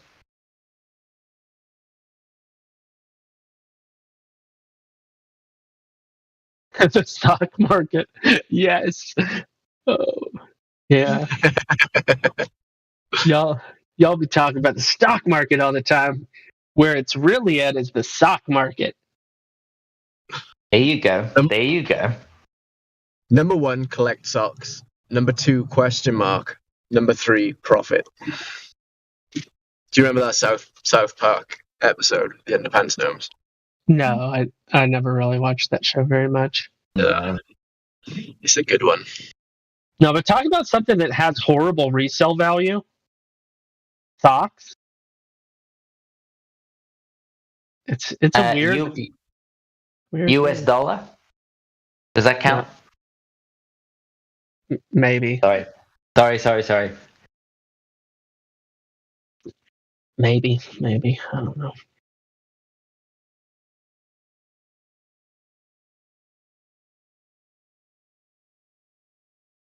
Very awkward. I do apologize. Yeah, you probably should stop that. You should probably stop the apologizing. Yeah. Oh, okay. Oh, stop apologizing. Oh, okay, all right. So free for all. Yeah, all right. I like that. We already got Rookie that does that. We don't need more apologizers. Oh, he's not even here to defend himself. No. The thing is, you never know these days because everybody here is so... Okay, I'm in the UK, and everybody here is so sensitive. It drives me crazy. Yeah, it seems like it's rubbed off a little bit. What do you say? We're insensitive? Is that what you said? Sensitive. Oh, sorry, I misheard. Oh, what did you think I said? No, it doesn't matter. Okay. I'm so sorry for interrupting. All right.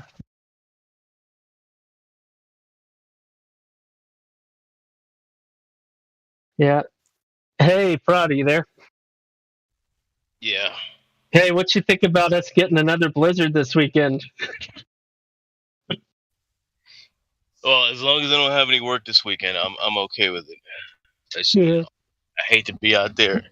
I hate to push a job because it's the freaking blizzard. But what's the amount? Well, here's the crazy thing. Supposedly we got, like, in my area, we were supposed to get 6 to 12 inches on Saturday or whatever. And I kid you not, we must have only gotten 2 inches. And I stayed down there in Williston because I was thinking that things were going to be insane because we already had so much snow.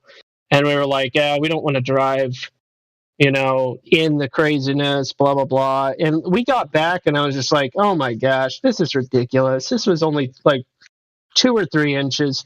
But anyway, they're saying 6 to 12 again. And I'm just like, I'm not liking the weatherman. Their predictions, I think we'll probably get snow, but this whole like 6 to 10 and 8 to 12 and all the things that they're saying are not panning out. And sure, there's drifts, but it's just not. It's not. If we were actually having 6 inches here and then another 8 inches here and then another 12 inches here, like they said happened, it would be way worse. But I've got a range of 1 to maybe 16 inches in my yard, apart from where the plows have come by. And I've got a spot in my yard where it's about 6 foot tall, but that's because of plows, not because of actual snow. Yeah, dude, we had here in Minot, dude, we got hit. So I don't want to see no more snow, but whatever, I guess the land needs it apparently. Yeah, the farmers are rejoicing. Well, yeah, dude, because like if you drove by what's that lake, Saskatchewan? I can never pronounce that, dude. It was so bone dry, so Saskatchewan, I think is So that lake needs it, dude. Like it was like I'd never seen it that dry in the 4 years I've been here. So, it all goes to good use. I hope. I just hate when the mosquitoes come. They're bad out here, dude. So hopefully the land's dry enough to where water doesn't stay stagnant too long.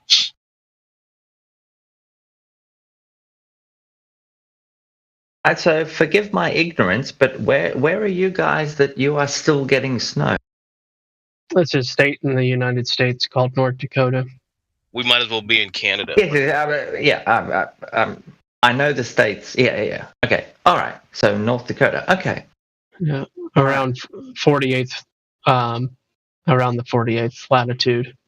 I'm at 48.9, and he's probably at 47.5 or so, 47, somewhere in that range of latitude. Brilliant. I've never seen snow, by the way. Do you live on the equator? Well, yeah, Aussie. Yeah. Northern Australia, I suppose, because I know that they get snow in New Zealand. I know that much, but I don't know about Australia. Does Southern Australia get snow? New Zealand is further south than Oz. It may not look like that on the globe Earth. I know where the latitudes are. Yeah. So I'm subtropical. So I'm Brisbane. Okay, gotcha. So Gold Coast is where I lived. That's subtropical. I would love to see snow. Yeah, it's pretty. Go to Tasmania in January, you can see snow. And February. Yeah, but unfortunately now I'm in fucking England. Yeah. Have to go very far. Go to the Shetland Islands. Sorry, excuse my language. Yeah, I need to go north. Yeah. Here. But I'd love to see snow. Shetland Islands. Shetland Islands are north of the UK, but they have a really odd climate. Like, really odd.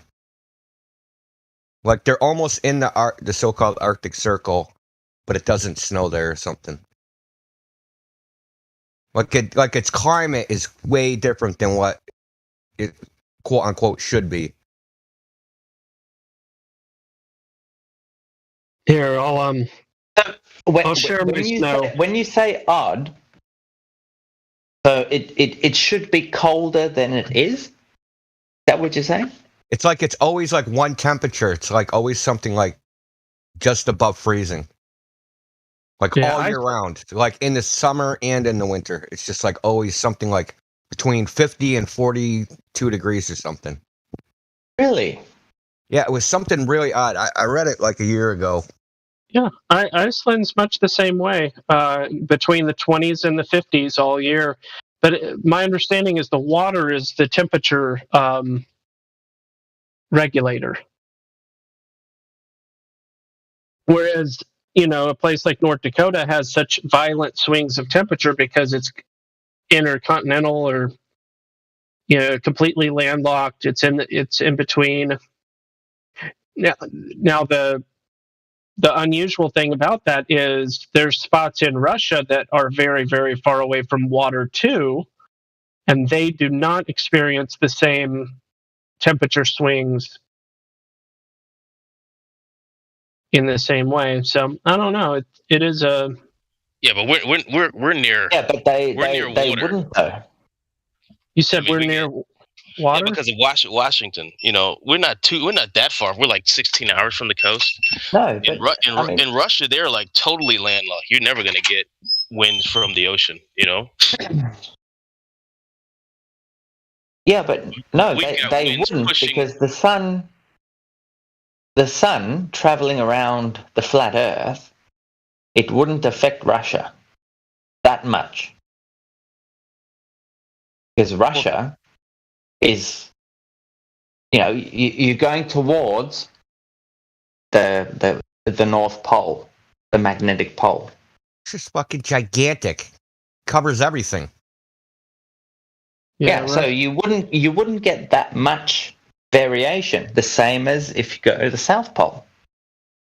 Go to Antarctica. You don't get that much variation, do you? So there's like a city, I'm just kind of picking a city that's very central. Or really, where would it be? Like right here. Novosibirsk. I don't know. You just pick a city in the middle of Russia. My ex was Russian, but I have no idea where that. So basically, in between Kazakhstan and Mongolia, just north of that area, is very, very central. And you got land in all directions for really, really far away, and yet, I don't know. It's apparently 42 degrees there right now, but I've just not heard of it getting really, really hot in Russia, like 120 degrees, for instance. I've just never heard of that. It won't. Yeah. Well, in contrast, North Dakota has an extreme, the highest temperature ever and the lowest temperature ever, 120 Fahrenheit to negative 60 Fahrenheit. That range is quite an unusual range, at least as far as America goes. But I don't know how many other places there are in the world where you get a 180 degree Fahrenheit range. Are there other places? Don't know if there would be other places.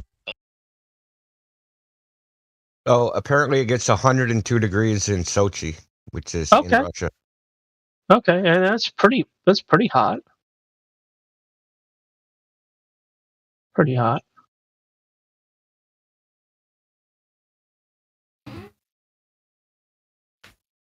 So I looked up the Shetland Islands. The warmest it gets is 56 degrees.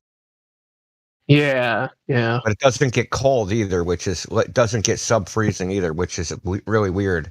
Has a very narrow temperature range. Yeah. I'm looking at. They use snow skis as well in bikini outfits in Sochi during winter. About the Olympics. Yeah, Sochi. I remember when the Olympics were in Sochi. Yeah. Oh yeah.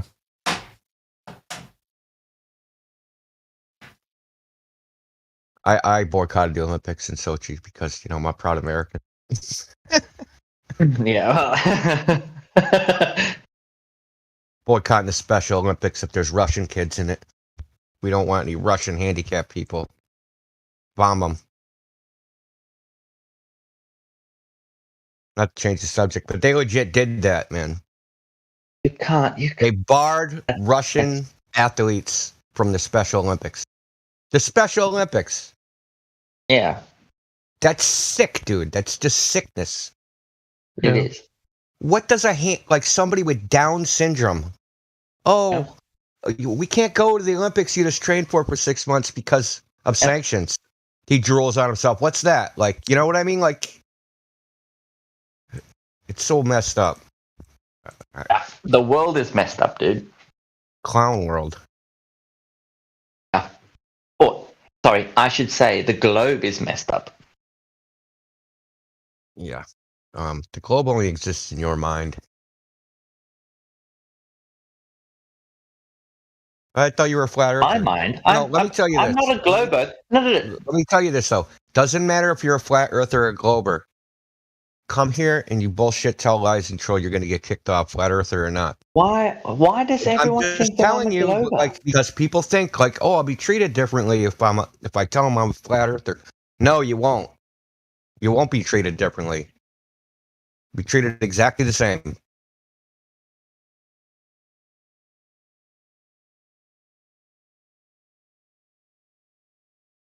I had this problem before because people don't. I don't know what it is, but Listen, it's a mode of thinking. I don't think the rest of the world understands Aussie humor. I think that's where the disconnect is. Well, that's possible. Maybe y'all aren't funny. That's actually very plausible. Name 3 famous Aussie stand-up comedians. No. Okay, rest my case. Yeah, there you go. Okay, I'm banned. I'm barred. I'm done. What? I think your timing of your jokes are a little bit off at this sometime. That's what I'm feeling. Even though we don't understand your jokes, but you know what I mean? Yeah, of course. You have to explain your jokes in a bit different way to us, I would say, if you're coming off as an Aussie joke. Yeah. I don't know your jokes. But do you see my point of view? Honestly, this is why I struggled in the UK. So I'm living in the UK right now, and I have to explain myself when I tell a joke. Different culture. Do you know how annoying that is? That's learn as you very go. Annoying. Yeah. Well, I mean, yeah. If we respond to your jokes in a different way, then understand that it's not an attack personally on you. It's just trying to say, what are you trying to say? Like, can you explain it a different way? Or, absolutely. No. So don't be offended by, You have to explain a joke. It's probably not funny. I'm never offended. It's okay. It's okay. Yeah. I just have to be mindful of being outside of Oz, and So Gospel, earlier I heard you say that people don't believe in falsification. Yeah, that is the trend that I'm noticing, is that they are and this, I made up the phrase, dogmatically forbidding falsification. Dogmatic forbidding of falsification, and that's what I'm noticing. Yeah, I think there's actually like another element to that too. And I noticed it with the guy yesterday, trying to transform all arguments into subjective arguments. Right? The guy yesterday kept he would take what we say, he would transform it, like slightly change the words, and kind of basically straw manning, right? It changed the words to turn the argument from an objective argument into a subjective argument, so you can say, well, that's just your opinion, which is a gimmick. It's just one of these endless rhetorical gimmicks. There must be a book somewhere where you pull these out of. Like, well, people don't read books anymore. It's got to be a website. All they have. It's got to be a website or a YouTube video that they're getting it from, because that tends to be people. That's another funny thing. People say, I've researched that, and they've watched 2 YouTube videos. They don't even know what research means.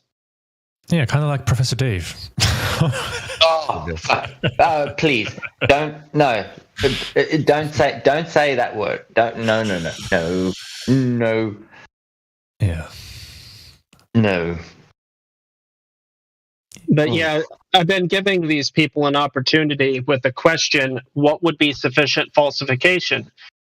What would be sufficient evidence for falsification? I've been asking this question, and they're stumped. No, they're not stumped. They're unable to comprehend what you are saying.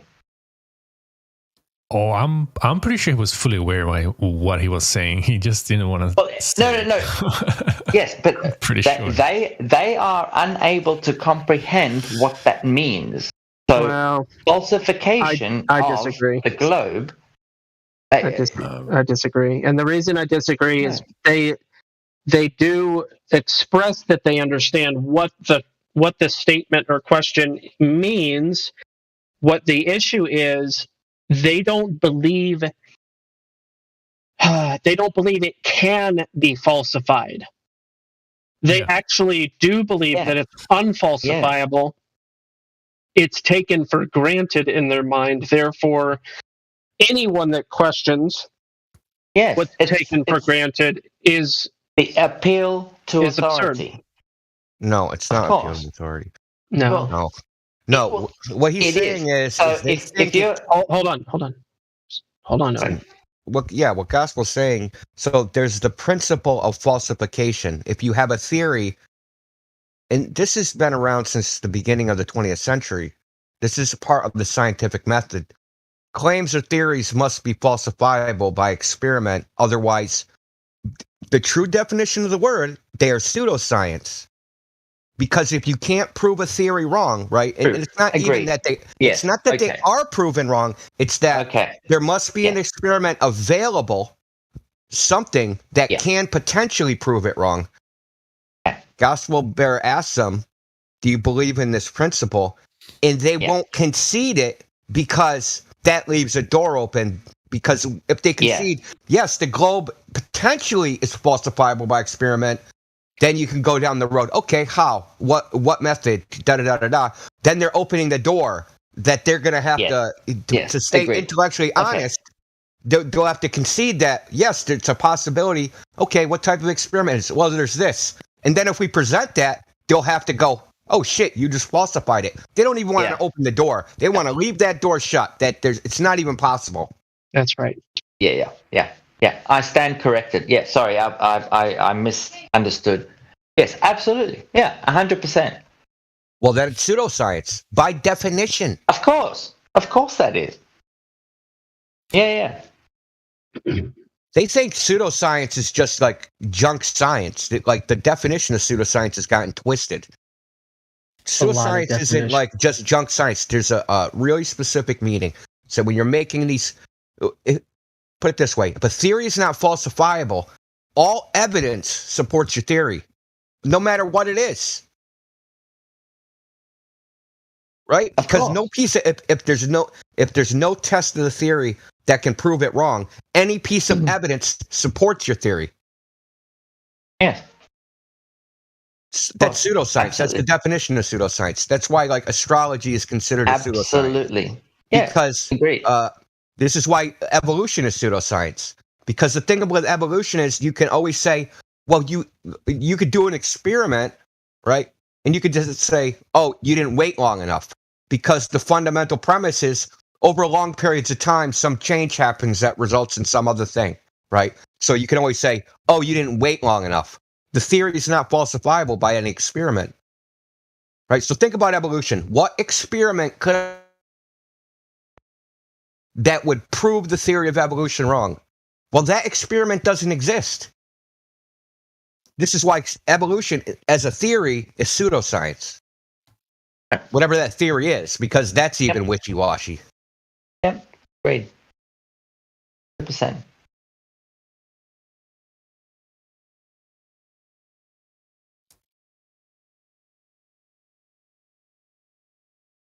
You know, it's funny. That dude yesterday. So everything I just said is perfectly reasonable, logical. It's pretty much logically unassailable. But this guy was fighting against it. Like, he was just completely fighting against any form of, like, logical rigor. Just like, no. He doesn't even want to entertain that mode of thinking, like that objective reality. But that's to be expected because you are shattering his world. He won't even listen.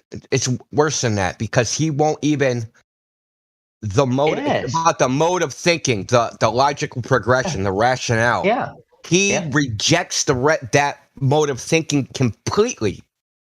In it, look, there's no philosophical reason for it. In my world, so I'm just talking about my life. In terms of converting people from heliocentric to the truth, you have to understand that you are completely breaking their world. So you need to give them some things, let them think about it, go away. Look, we let them think about it, and we understand the psychological component to this, the worldview component. We understand that. Yes, That's why we, at least the people here, we don't try to convince people the Earth's a ball. We don't try to convert people or anything like that. That's not what we do. Yeah, good. We're trying to give people information so that they can reach a conclusion themselves, right? Because, listen, the globe Earth has been around for however many years, right? And it's got endless amounts of propaganda, psychological reinforcement. There's a broadcast everywhere. There's globes popping up on the sides of vans, globe Earth plumbing, shit that's completely irrelevant to the shape of the Earth. People use it as every movie, so it's everything everywhere. you see on TV. Yeah. But the point is, we're not going to just the Earth's flat. Trust us.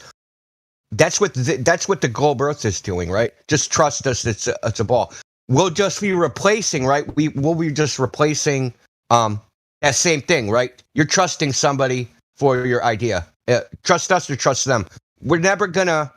First of all, we don't want to. We don't want to just replace, trust us instead of them. We don't want to just replace them. And we couldn't outdo their propaganda anyway. That's why the only way we can potentially, I guess, bring people to this realization is that they have to do it themselves. We can't make them do it. And all we can do is give them the tools to analyze the information to reach a conclusion. That's right. Yeah. Well, it's changing the way they think about the problem, because often people, they don't think of what's the shape of the Earth as a geometric problem. They think of it as a scientific problem, and that only smart-ass scientists can figure it out. So the whole idea, right? Okay, Earth's a ball. Who made that claim? Yeah. Oh, scientists made it. I'm too dumb to figure it out. Oh, no, really, it's just a geometric problem. It's fucking third grade geometry, right? It's super simple, right? This is just third grade geometry. Very simple. Fucking algebra you learn in 9th grade to figure this out. It's not too much for you. You can figure it out yourself. They say the Earth is this size. It's well within the parameters that any human being can test it, because anybody can measure hundreds of feet. People come in here and say the Earth's too big, right? The Earth's too big to measure. Oh, but the math says it's way within measuring capability, right? So in 25 miles, there's 420 feet of drop. Yeah, 20. You can't measure 425 feet. I mean, Jesus Christ, dude! In 25 miles, there is 425 feet of drop from eye level to the surface. So if I'm standing on a beach and I drew a line 25 miles from my eyes to a point, right? That distance between that point and the surface of the Earth is 425 feet. That's the globe Earth prediction. Okay? Yeah. Anybody can measure 425 feet. Yeah. Okay, so you got that claim versus our claim is that there is no drop from eye level because the Earth is flat. Exactly. And all you have to do is measure, is there a difference? Right? So if we take a laser, we shine it 25 miles, it's either going to be 425 feet in the air, or it's going to be the same elevation as the laser source in the air. Well, when we do this experiment, it's not 425 feet in the air, it's 4 feet off the water. Yes. Yeah. This is a 2-order of magnitude difference. It's I think maybe I'm just a softie. I don't know. And this is probably why I was banned from the other chat. Well, the point I'm trying to make is anybody can test this. Someone can just get a mirror and test this. It doesn't absolutely. Oh, Mom, can I have $6 in advance on my allowance? I'm going to go to Walmart and I'm going to buy a $6 mirror. Yes. Come on, Johnny, let's go down to the water and test this. But also, what we have to fight against is however many years of indoctrination. So these people that we are trying to reach have been indoctrinated to believe. We get it. We understand that.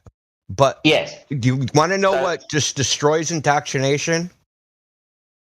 Doing it yourself, dude, is actually because if you cannot trust yourself, you can't trust anybody. But you need to reach that person before they will do that. I know it's soppy. I know it's bullshit. What do you mean reach them? I don't know what that means. I don't know what that means. You have to reach the person first. In what way? You cannot just approach somebody on the street and say, "Oh yeah, it's flat Earth," and give them all of the spiel. Yeah, and you say, seem to not "Okay, be now." listening. Yeah, this is a problem.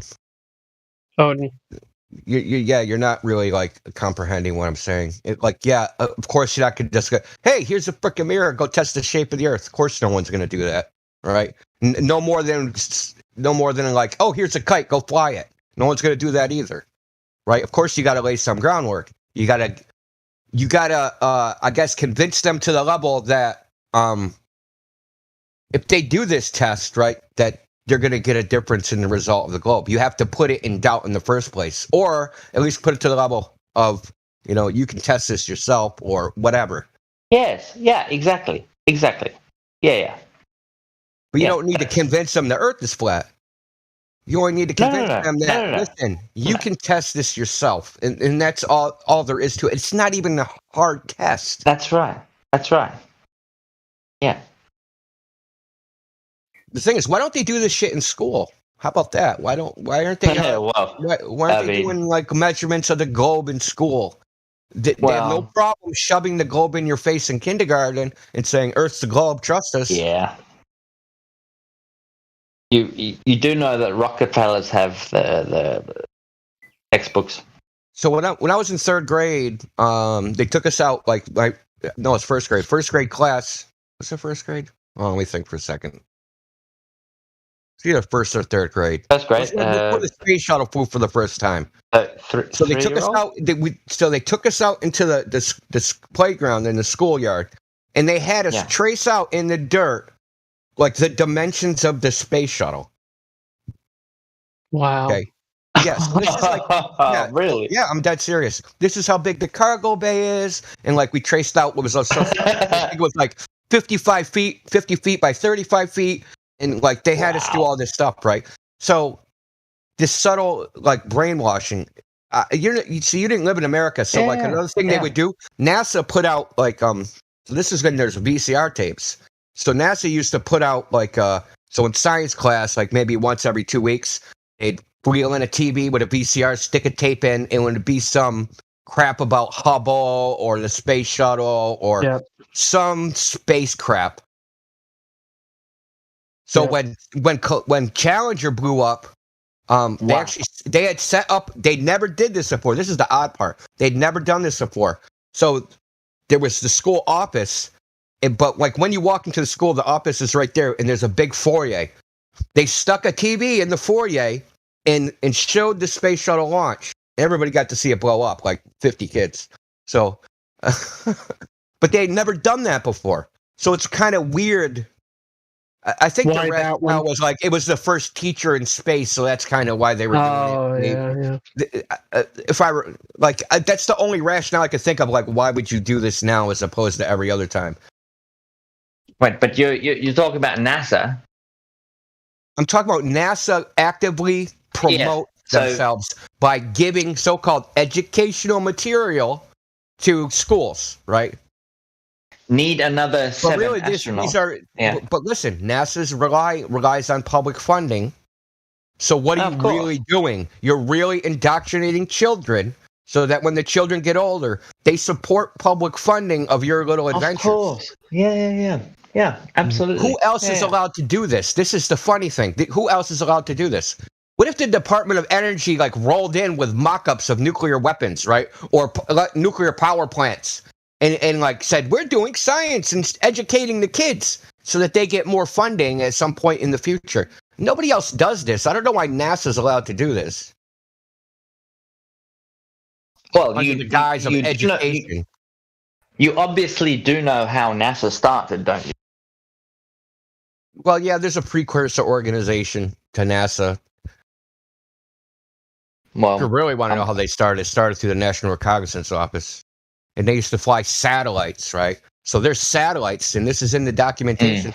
Their satellites were balloons Of course, they're still balloons. They called them satellites. They didn't call them balloons. They called them satellites. No, of course. And then when it was the Corona Project. C.S. Lewis. So there was a project for the National Cognizance Office called the Corona Project. They would send up these gondolas on helium balloons, and they would float. They'd stay in the air for something like 6 weeks, and they would go between 80,000 and 120,000 feet. When the film was used up, they'd fly a plane up there. The plane would punch in a transponder number, and an explosive would go off and pop the balloon. They would catch the gondola out of the air on a hook. So they did this for, I don't know, like a decade and a half. Then it merged, right? The first so-called satellite, they're supposed to catch Explorer 1, right? Explorer 1 was the first so-called orbiting satellite. And they were supposed to catch that out of the air. But when they went to catch it out of the air, it wasn't there, and they all got radioed. Oh, it's, we missed it. It's in the ocean or something.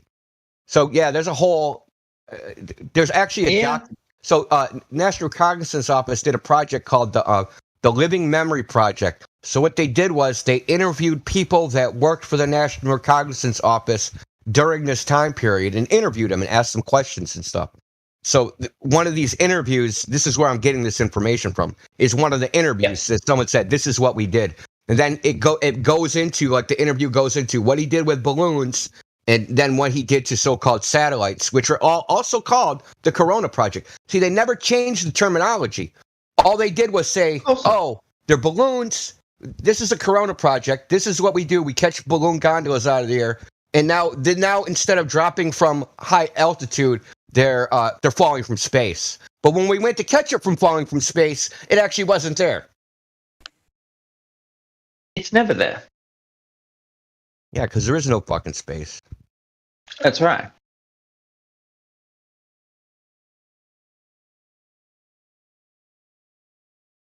So I'm actually going to post that document. It's actually, I didn't find this. Robert Bazzano found this.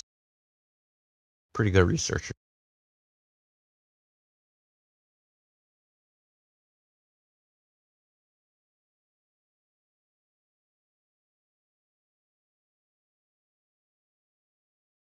But anyway, seeing as though I'm very new here, this is only my second day, does anyone have any questions for me? If you need to vet me. I mean, you'll vet yourself. We're not in a hurry, man. We're not going anywhere. The sir's been here for 5 years, man. We're not, like, in a hurry. But I would like to be questioned. What's your favorite color? What's in its pockets? I would say mauve. Do you know what mauve is? Yeah, we in America call it mauve, but okay. That was the joke. Yeah. Blue. Wow, Australians are really terrible at telling jokes, bro. Yeah, now we are. Don't quit your day job. Nope. I won't do that.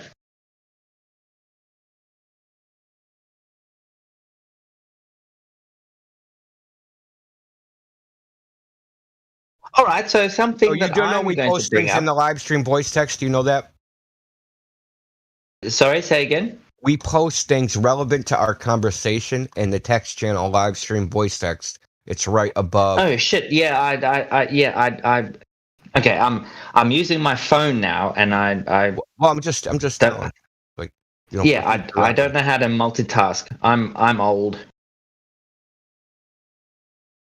But I just want to say one thing that I'm going to bring to the chat. It's something that is very controversial on both sides, because I've spoken to both Globers and Flat Earthers, and I've received the same amount of hostility about talking about the ether. God. Yeah. So what? So the ether. Ether is the A word. I mean, the ether has not been proven to exist. It's more of a concept than it is something you can test. Yeah, fundamentally, its foundation is metaphysical. Its foundation is not physical. So the idea itself comes from metaphysics. It didn't originate from like a scientific experiment and then like they discovered it and said, "What's this?" The idea came from metaphysics, and then they've been trying to find it ever since. Most people don't understand that so physics evolved from or was created out of metaphysics. So people wanted to prove their metaphysics, right? So their metaphysical theories of about reality, right? Right. Philosophical, quasi-religious ideas. So to prove their metaphysical theories, they invented physics, right? Because a lot of these things were conceptual, so they went out and looked for them in the real world. This is how the globe Earth came about. Because if you look at the historical record, the first mention that the Earth's a sphere is Plato, right? And his reasoning is purely philosophical. This isn't a direct quote, but basically the gist is, a sphere is the most perfect shape, therefore the Earth has to be a sphere. Copernicus also used this same rationale, right? The Pythagoreans also used this same rationale. So then they went out into the world and looked for the evidence to support their metaphysics, right? So they had a metaphysical concept, and then they go out into the world. But they didn't understand things like confirmation bias, cherry picking, things like that, right? So this is what's actually happened in reality. It's just a bunch of confirmation bias and cherry picking. Right. Okay. So the ether is one of these things. It came about as metaphysics, right? It's when it was generated, its genesis. But people have been looking for a very long time for the physical reality validation of this metaphysics, and it hasn't come about yet, if it ever will. Well, I tend to politely disagree because if there is no space, there must be something, and without going fully religious, there must be a unifying force. And it just agrees with me that there is an ether. What is don't Globers ether isn't a force, it's a don't Globers use the same idea? Don't they say, well, if we all don't know the shape, it must be spherical because everything we know conforms to a sphere. So like it's the same idea that you have what they have, religiously. And I would tend to always stick to like what you can empirically provide as evidence. If you absolutely. Yeah, absolutely. Unfortunately, there's no group on here where we can go and just spitball. So that's something that that's something that I'm very intrigued about. Stop, Odin. There's a lot of voice channels on this server, and yes, you can chit chat about all sorts of speculative things in any of the like chill chat or No, it's not a chill chat subject, bro. Well, we also had. I'm telling you. I don't know what happened to it. Anyway. Yeah, I don't know what that speculation used to be. You have this habit of speaking when other people are speaking and doing nonverbal in the middle of people's sentences. Try not to do that because it's disruptive. Because other people are trying to listen to the person, not just you. So if you're making noise when someone else is talking, it makes it hard for other people to hear what that person is saying, that sort of thing. But yes, there are many VCs in this server that can be used to talk about all sorts of things. And I am telling you, you may not perceive it to be a chill subject, but I'm telling you that, chill chat would be one of the many potential places where you could talk about that sort of thing. Okay, no worries. Yeah. All right. Well, thank you for that. Mm-hmm. So, have you ever read the book I just posted?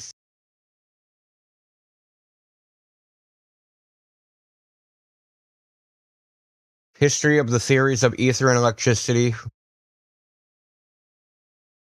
I'm saving it.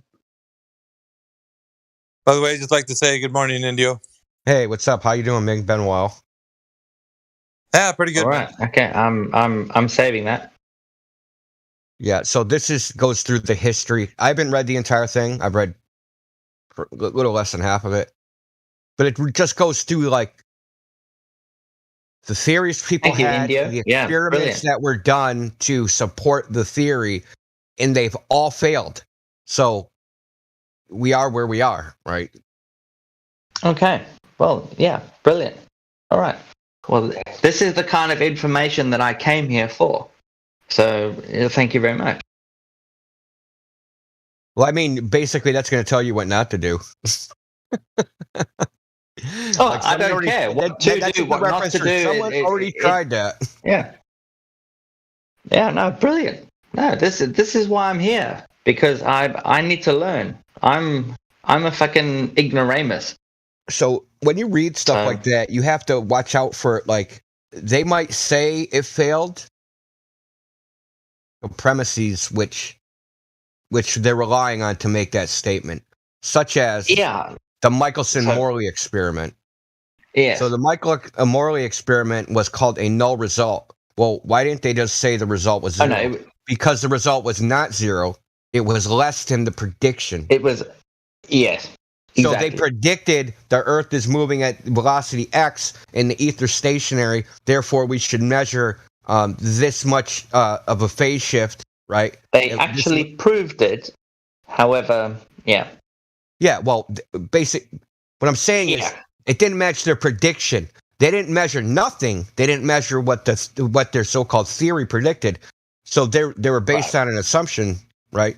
But what if the Earth isn't moving, right? You're not gonna measure anything. So, and also, what if the Earth is stationary and the ether is moving relative to the Earth? So you have all those issues. Oh, absolutely. But I think it's pretty much been laid out that you're never going to detect ether using beams of light. Let's put it that way. No, you might be able to detect it using current or edge or something like that. But I don't think you're ever with light, electromagnetic. That's gone as detection.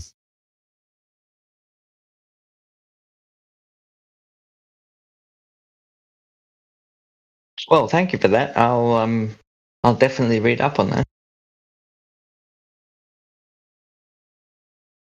So there's something weird. Have you ever heard of this? It's called the Aharonov-Bohm effect. So no, I haven't. So you could take a solenoid, right? A donut, basically a toroidal donut, right? Right. That's wrapped. Okay, so it's a ring magnet wrapped in copper wire. You run a current through it. Well, the magnetic field outside this toroid is all inside the toroid. There's none inside of it. Well, you can take an electron and shoot it past this, right? And it'll change the spin of the electron, the magnetic field. That doesn't exist. You understand what I'm saying? There's supposed to be no magnetic field outside of this toroid, but it'll interact. This non-magnetic field will somehow interact with a particle if you shoot it by it. And they're still wondering like why this happens, and they've looked for electrical. Yeah. So Bohm also has the Bohm theory of quantum mechanics, which is like the many worlds theory. But that's separate from this experiment. That's some separate shit. What I'm saying is that there's something there, right? And it exists. It actually exists mathematically. Oh, absolutely. If you look at if you use Maxwell's equations, it exists mathematically, not as like magnetism or electricity. They call it the vector potential. So it's purely a mathematical entity that exists mathematically, but they're actually measuring it in reality. That means their mathematics is close to describing reality, but they don't know what that variable actually is physically. See what I'm saying? It's like they made these equations, and you have this variable, and you don't know exactly what it is, and it appears to be purely mathematical because you don't have quantities in the real world which you can like measure, like a current or something like that. So there's something there. They just don't know the same as gravity. But what I'm saying? No, this is different. No, this is completely different than that. It's nothing like gravity. Well, this is nothing like that. They can't explain gravity either. Maxwell's equations are these interactions between the electric and magnetic fields, okay? And you have this thing that spits out the interaction between the electrical potential. But it is purely a mathematical entity in the equations. And there's no real analog like in the physical world, like I can take a device and measure it. But this experiment or test shows that it exists in reality in some form. That means that someone needs to take Maxwell's equations, right, and extend them using this, and maybe they can draw this. This could be a indication that the ether. The reason I brought it up, this might be an indication that the ether is real because they're watching an effect, right? They're observing an effect. But they don't know what that effect is, and it has something to do with electricity and magnetism, but it's not quantified in the model in a way that's real. Yes. So basically, there's a big missing hole in the knowledge. That's what I'm trying to tell you. That's why I said gravity, because it's the same thing. They are observing an effect of quote-unquote gravity. So, yeah. Well, is gravity no. See, gravity is different because gravity is the effect. They'll simultaneously say gravity is the cause and the effect. No. It's the effect. Gravity, as we know it, is the effect. They cannot explain what gravity is. The effect of what? But I just interrupt there. I think what you might be saying is what we observe is things falling to the ground. Yeah. Yeah. So if I ask you, what causes objects to fall? You're going to tell me gravity. You just told me the effect. Okay, what causes things to fall? We don't know, do we? No, we don't. Anyway. Exactly. So what the heliocentrists, what the globists think is gravity. But they don't have an explanation as to why. They just see the effect. No. Gravity is the explanation. Gravity is defined as the bending and warping of space-time, whatever that might be, and that is the cause of things falling. Well, no. So it is just like he told you. It's either yes or no, and it's yes. Yeah, it's the cause and the effect. You disagreed with India, but yes, it is what they claim it is. They claim it's the cause and the effect. Do you understand? Can you prove the previous as to the result? So can you explain what gravity is as opposed to what it does? So you are I mean, this is the argument about gravity. Nobody can explain what gravity is. They can explain the effects of gravity. Yeah, of course. No. Do they know what it is? Gravity is defined as the bending and warping of space-time by mass. That's what they say it is, whatever those things might be. That is what it is. So can you prove space-time? No, of course not. I'm just telling you that's what the definition is. Right. That's what they say it is. Absolutely. Yeah. One of their fairy tales. I agree. So they need to make space-time in order to prove gravity. No, in order to prove this effect, they need to do an experiment. That's what they need to do. We're just talking about definitions here. We've not got past the definition phase. Let's go definition. So whatever that space-time is, I don't know, and what mass is, I also don't know. Yeah, so mathematically, they need to have space-time, something they made up, in order to make the equation for gravity. That's all I'm saying. I mean, it's. Look, the very fact that we can sit here for 15 minutes just trying to figure out if gravity is the cause of the effect demonstrates how shit of an idea it is. Absolutely. Agreed. 100%. And the other thing was that you'd have to agree with what was previously stated that you disagreed with it as just the effect. And it's they claim it, okay, with the definition like Chad brought up, that it's the cause and the effect. No, they created the cause.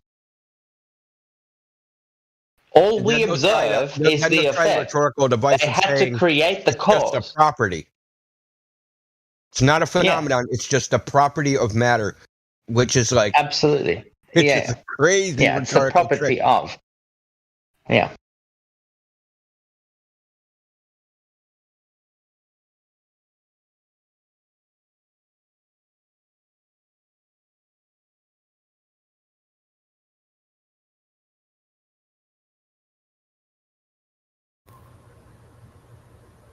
Mass is a property of matter. That's what they'll say. And then if mass attracts mass, that means a property attracts a property. Through what mechanism? Gravity. But and you can't define that. The whole idea is just... Oh, it's ridiculous. Like, if you just... on just a purely English comprehension level, it doesn't even make sense at all. Oh, it doesn't. Yeah. You know what else doesn't make sense? This keeps happening. Speaking of things that keep on happening, that I'm noticing patterns, I'm going to put the definition of this, the etymology of this word specifically. People keep on saying, well, we're just getting caught up in the semantics here. Semantics is about the meaning of words. Here, maybe I need to give a better. That's the. That's not. I need to give the actual definition. Yeah, that's correct. But to complain about the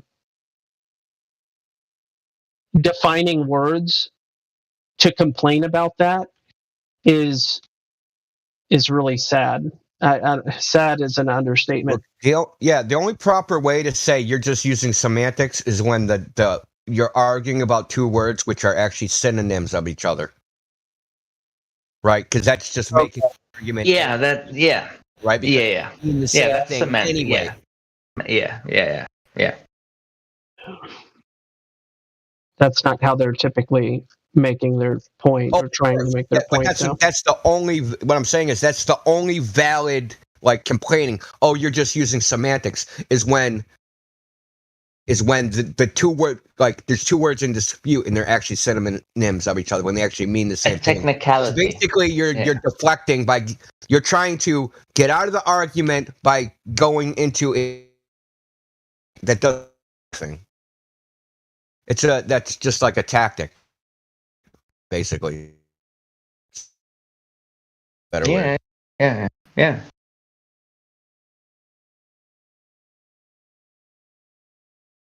Because we have that problem with Goldbergs too. They will not concede.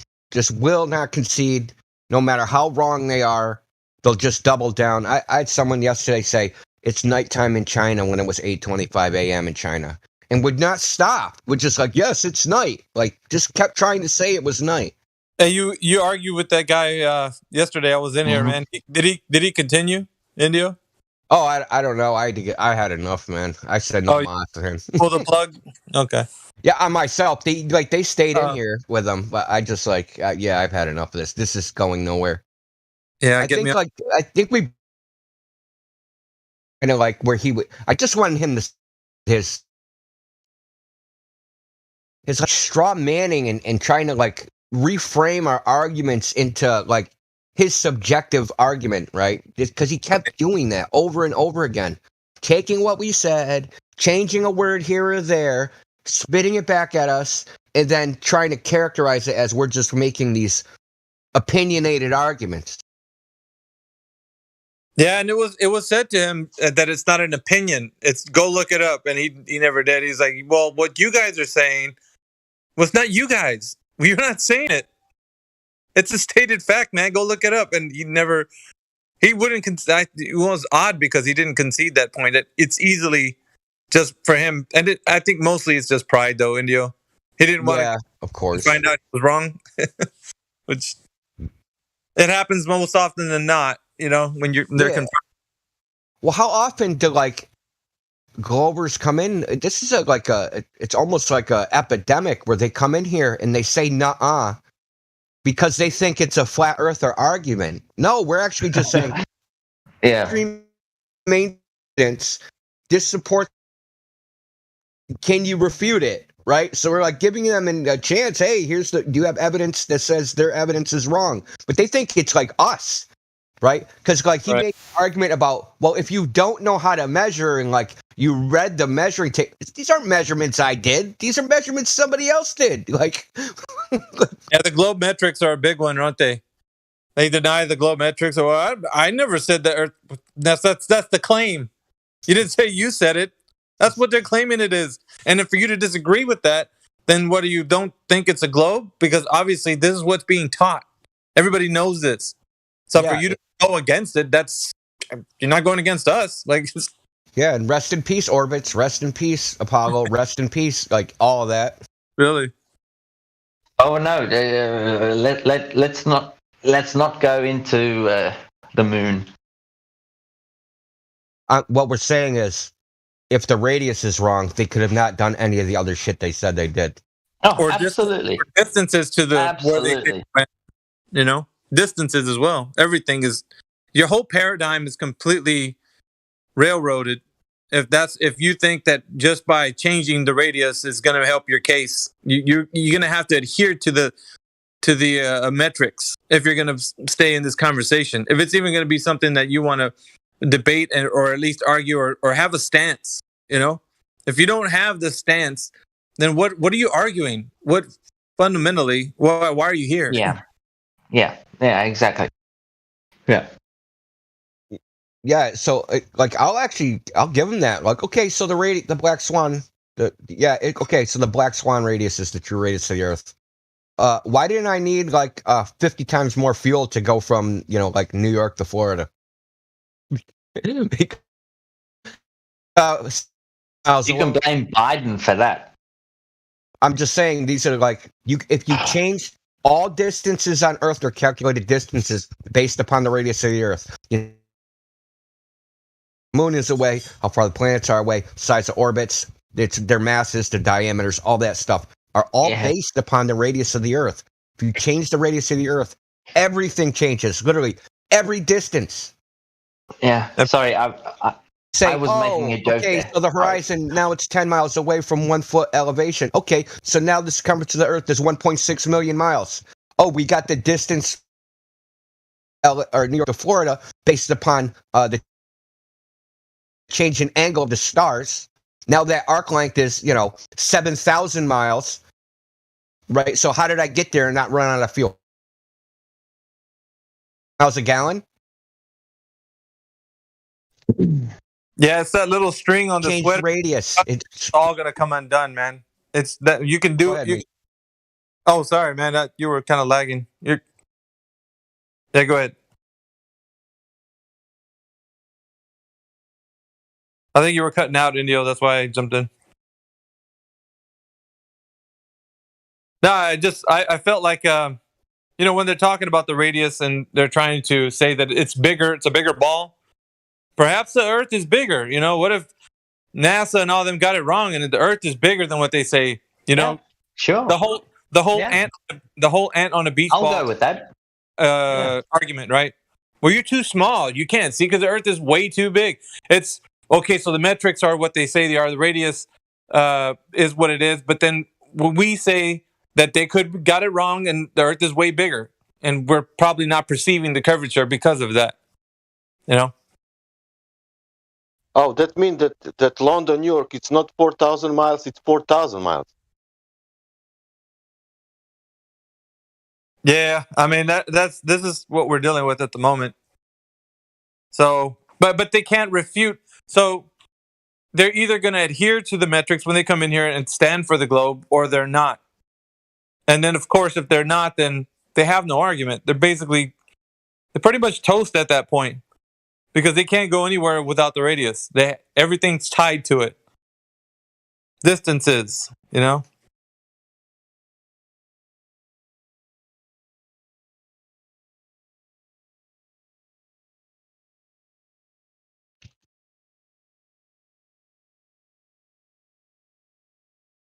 They want to speak about oil rigs, for example, not about Horizon. But we can speak about oil rigs. We can speak what is 10 meters behind oil rigs. Is it physical water or holographic water? Well, they're talking about the oil rigs as if that's the part of the thing they want to make a case for, and they keep forgetting Horizon was always the point in contention. You know, of which where they thought in their mind was something that they could say was the leading edge of the sphere. Yeah, but I'm asking you, Miggy, do you see water 10 meters behind the oil rigs? Are you referring to the Black Swan? Yeah. Yeah, there's definitely the Horizon definitely goes further past the 9 miles. I don't want to ask you about Horizon. I want to ask you about water. Is it water, physical water behind oil rigs? Yeah, of course. That's the point. It cannot be physical water there. Yeah, their case is never brought up for scrutiny because they're honed into like the most ridiculous things, you know, like it's like the guy who came in earlier, he was talking about I just need to ask you a question. What about the edge or other things that have no relevance to and then I gave him the compelling argument that why don't you investigate the globe? Have you even looked into anything that has to do with like why they're telling you the Earth is a globe? Because if you're an adult, or at least you're a point where your mind is thinking of things that are, you know, pretty curious, then look up the idea how you learned the Earth was a globe. And if it's even able to be tested. Can you go out there and figure out if you can see any curvature or measure it? Because that's a glaring issue if you can't do that. What do you guys think? I think because of Flat Earth title, I think that people doesn't think there is some problem with the globe. I think let's look how that Flat Earth things look like. Of course, entire, of course. And then when they find out that we don't have that entire thing, oh, you don't have that. Oh, that means that why you are even.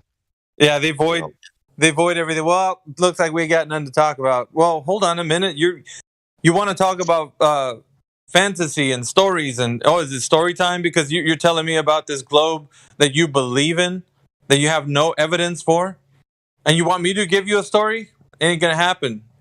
Not in here. Not going to tell you a story about how the whole entire Earth has a top-down view. And look, we're looking down at it and we can see the whole pizza pie. There it is. Flat Earth.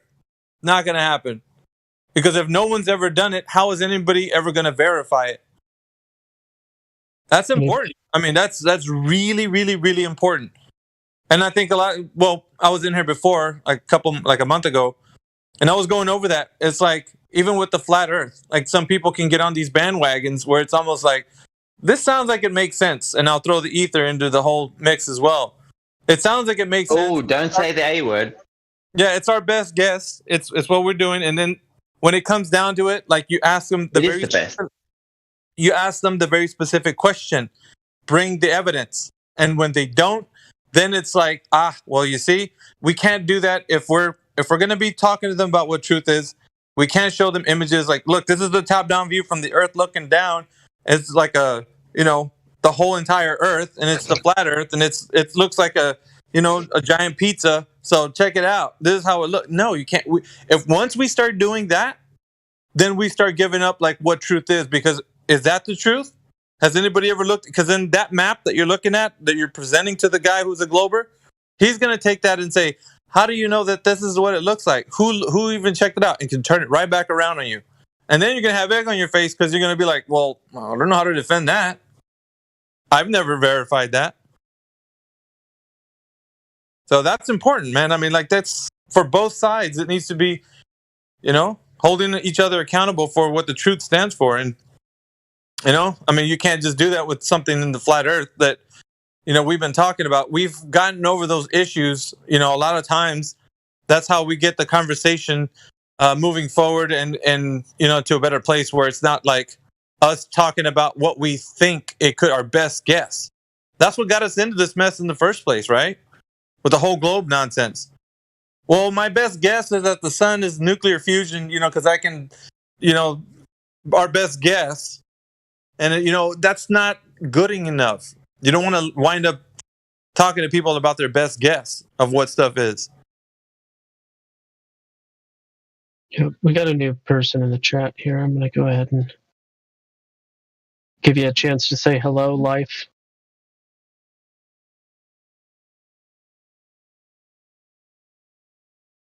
Oh.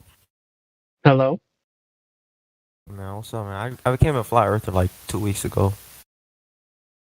Hey, congrats. Yeah, man, this shit crazy, man. I was watching a documentary, Hibbler Productions, a documentary called Level, and that shit just woke me up, bro. It tipped me over the fence. I just want to know what's beyond Antarctica. Is there more continents and resources?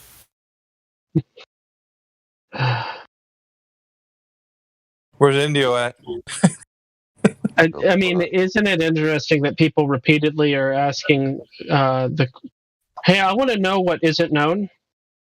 You want to know what isn't known? Wow, join the party. People wanting to know what isn't known. Like who else, like when the Antarctic Treaty was signed, who started it? Was it von Braun or who started it? Oh, you just you look it up, man. Just Google Antarctic Treaty. It'll give you all the information there. It's stuff like that is really super easy. But beyond that, like, because you're newly into the flat Earth, why would that intrigue you as far as like Antarctica goes? Like, what's beyond it? Like, I want to know the thinking behind. Because I feel like there's the reason. I feel like a reason that lies because there's more resources. There could be like continents, and they don't want us to get out right. the system. Sure. I mean, we're talking about motive here, right? So, what would be the purpose for the guys who are liars to lie? Well, what is the purpose for anyone to lie? What would someone gain if they lied to you? Ask yourself that. If I lied to you, what would be my purpose to lie to you for? One word, I'll give it to you. Deceive. To deceive you. That's why I would lie to you, right? Mm-hmm. So, whether they deceive you for money, power, hide God, whatever the case is, it's for deception. So, the ultimate motive and, key motive that keeps this, thing going for whatever reason, it always winds up to deceive you. But the ultimate goal is for control, because the one who has the information, it has control, right? They control it because they're giving you this information and it is not true. The shape of the earth and all of these things. So whatever they tell you, whatever story they tell you, what can we do about it? Like, this is the biggest lie I've ever heard in my life. I understand, but like here's the part with activism, right? Okay, so first of all, it's a war for the mind. Who am I speaking to? Life. Life. It's a war for the mind at the very beginning, right? So to unravel this whole thing, you have to start with what we can understand what truth is. Once you start understanding what truth is, then the lies become apparent. If you want to go for like the motive versus finding out what you can figure out for yourself, like that's self-evident, then you're starting off in the wrong place. So, who cares? Like, they might have their motives and their reasons or whatever they're doing because they're liars, Mm-hmm. However, you have the ability to go and investigate, right? Because you're a curious being. You can do that. You can go find out for yourself anywhere and test. We can't go beyond Antarctica, though. However, not No. Yeah, exactly. No. Yeah, Antarctica. I'm not jumping on the boat and going down there. That's not. That's not what I'm saying. What I'm talking about is immediately where you are in your location. Yeah.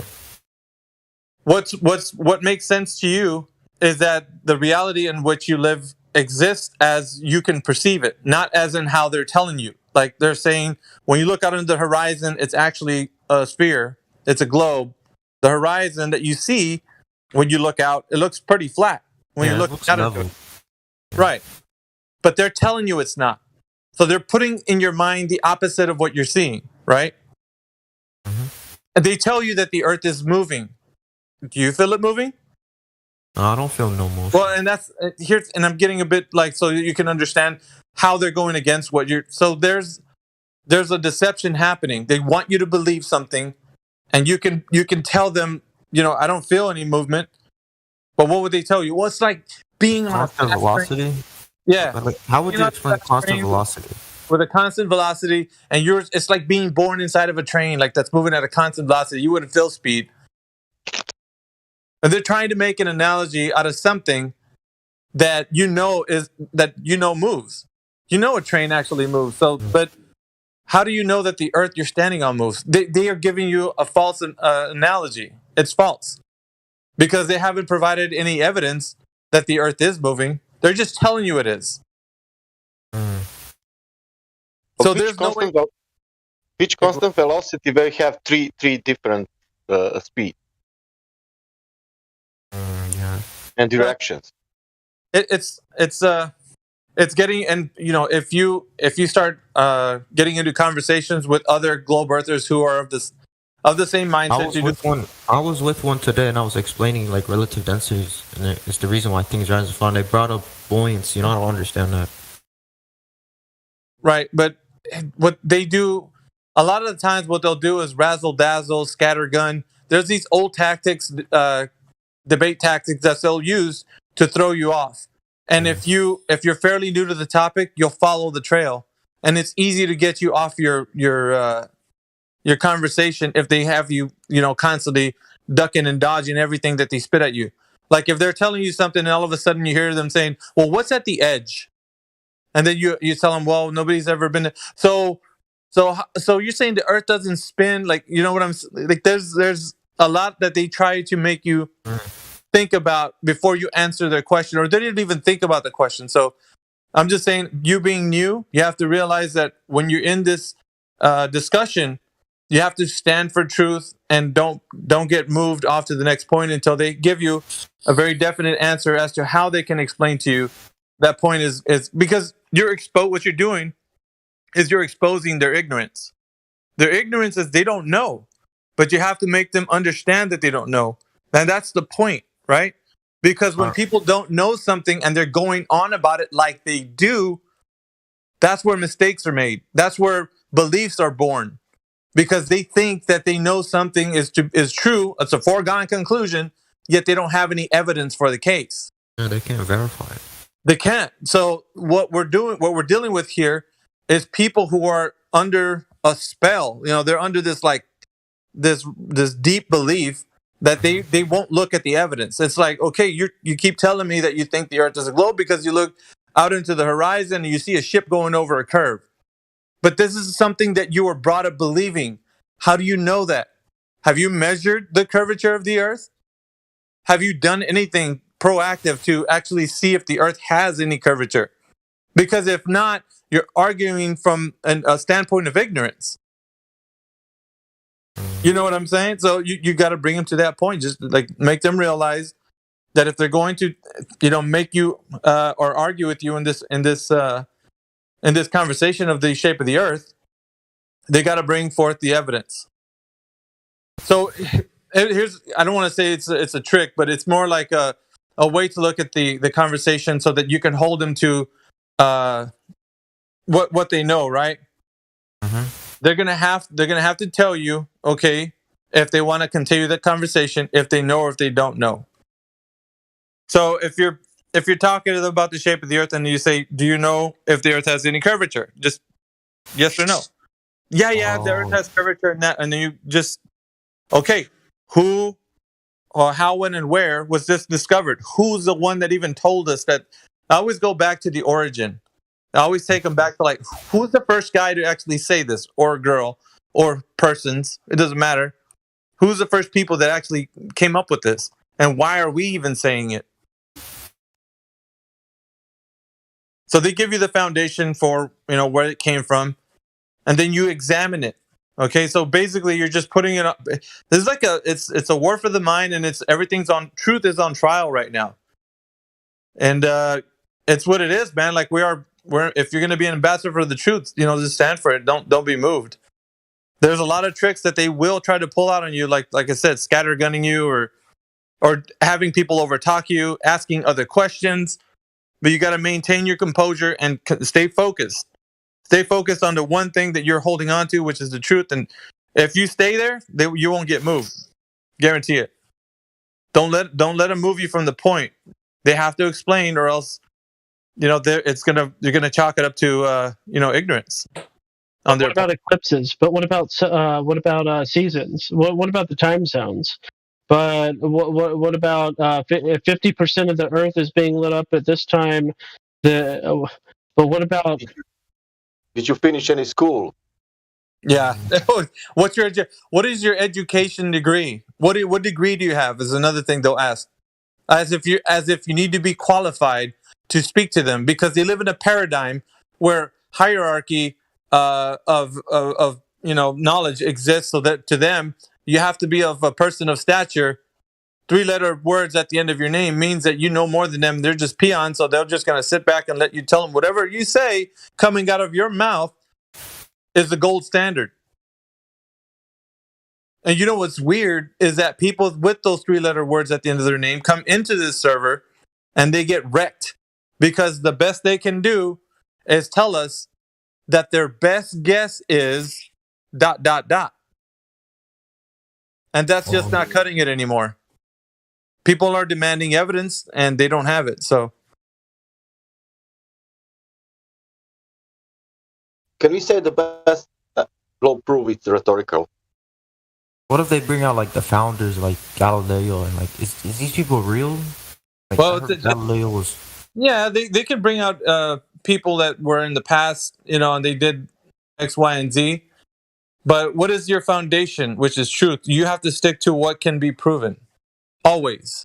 Just remember that in any conversation that you go to, what can be proven? You can talk about the guy's life. He might have ate salami for the rest of his life. Who cares what that whole thing is about? History of the guy doesn't matter.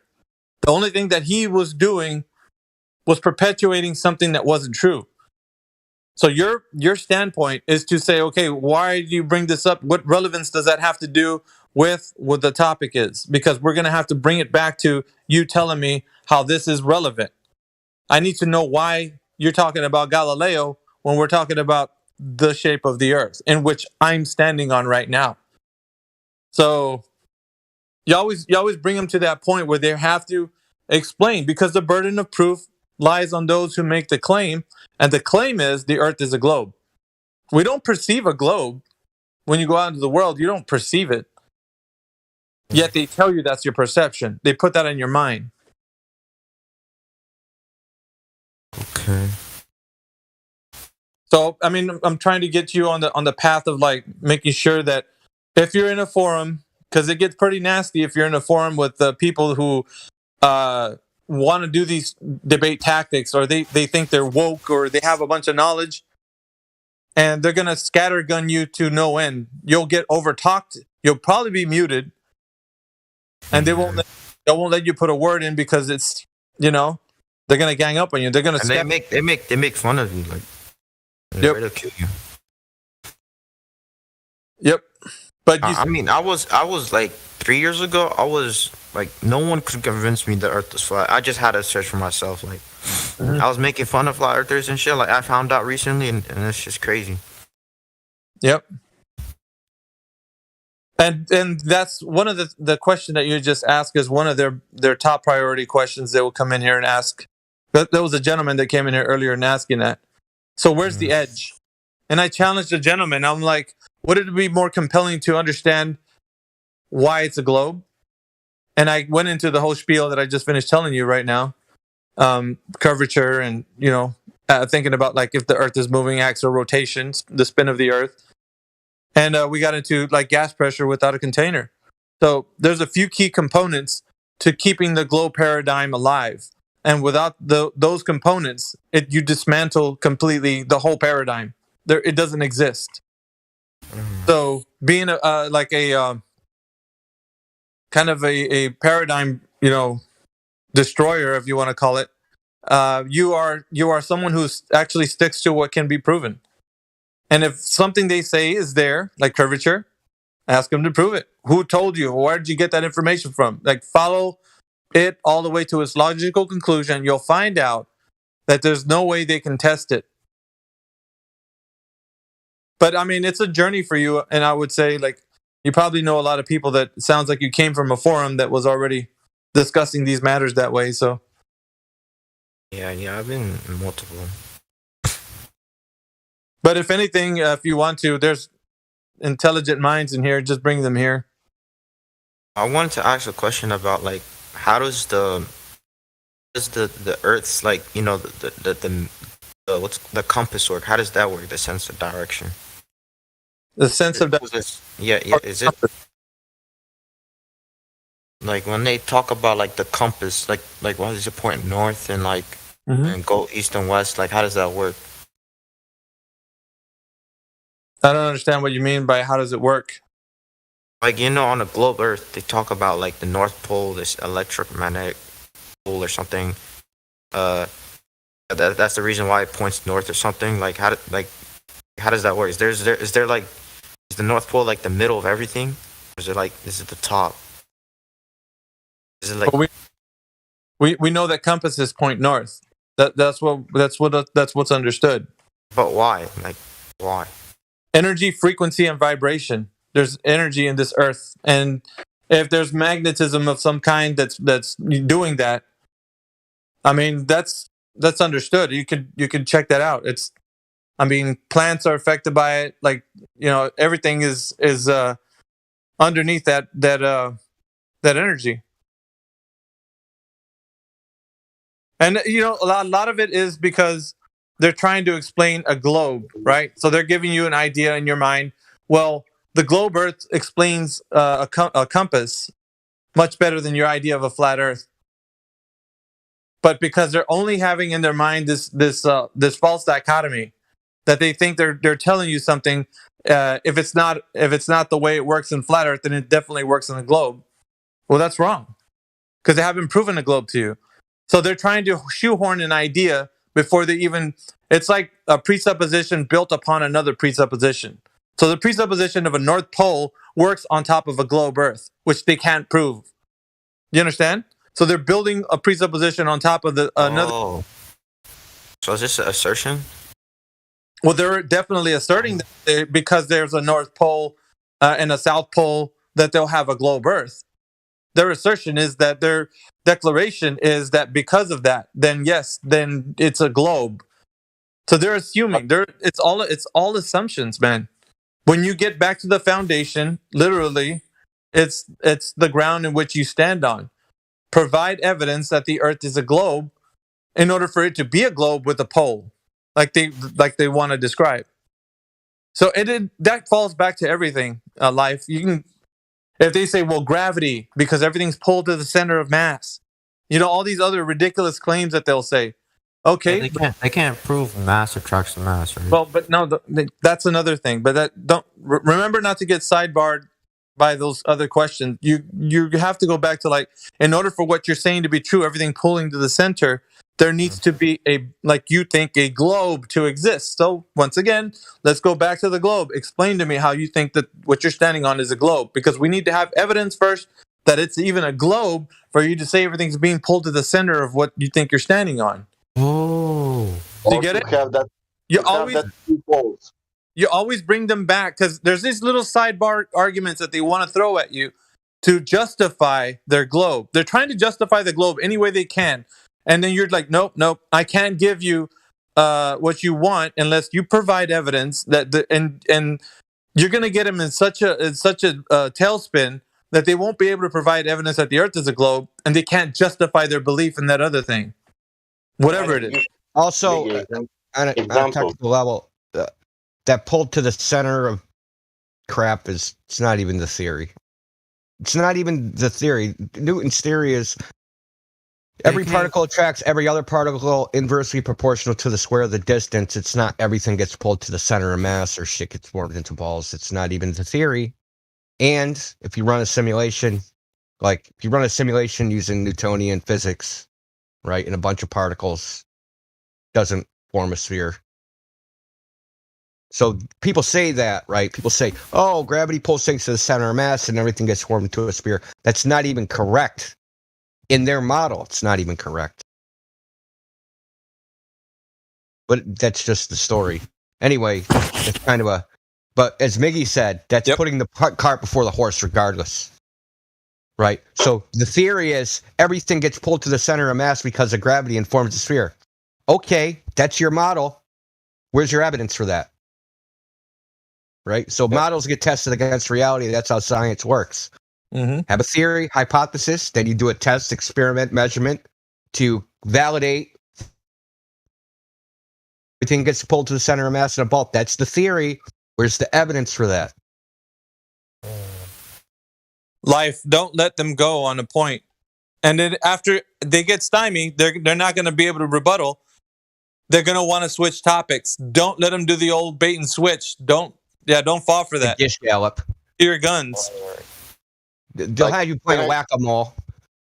So listen, just fundamentally, like you don't have to be like scared or intimidated or afraid to be proven wrong with any cover, because all you have to do, no matter what they say, no matter what claim they make, just ask for the evidence that it's true, and you'll find that there actually isn't any. And when I say evidence, I mean experiments, measurements, data, not, oh, so-and-so said so-and-so. Okay, what's their data? What's their data they base their opinion on? It's all about the data, the experiment, because that's what science is. Science is the data. It's not the scientist. Most of the times when I ask them, they just tell me equations and scientists is. What's the equation evidence of? Mathematical jazz hands, huh? Nothing. Yeah, I mean, mathematics is evidence of mathematics. what the hell? Maths can prove anything. Yeah. Math exists. Good job. Well done. See, that's the thing about math. It's internally it's been proven that math can't even be proven to be internally consistent. But math exists in its own little realm that is independent of anything outside of it.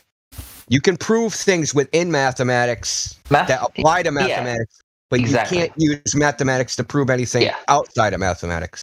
Maths is a tool. It's not a proof. Yeah, it's the language. Like, just like the science is just one method. But you can prove the shape of the Earth without using any mathematics. Because I can prove the shape of things, right, without any mathematics. Yeah. I can compare a straight edge to a straight edge and see if they're parallel without using any mathematics. I don't need numbers. I don't need anything. I just compare two things, right? So when we're measuring saying the Earth is a sphere, you don't need any mathematics. It requires a curved surface, right? And we can take something that is straight and compare that surface to that straight thing. And if they're not parallel, then the surface isn't curving. Well, if they're not parallel, the surface might be curving. If they are parallel, then the surface is not curving. But you don't need any mathematics to deduce that.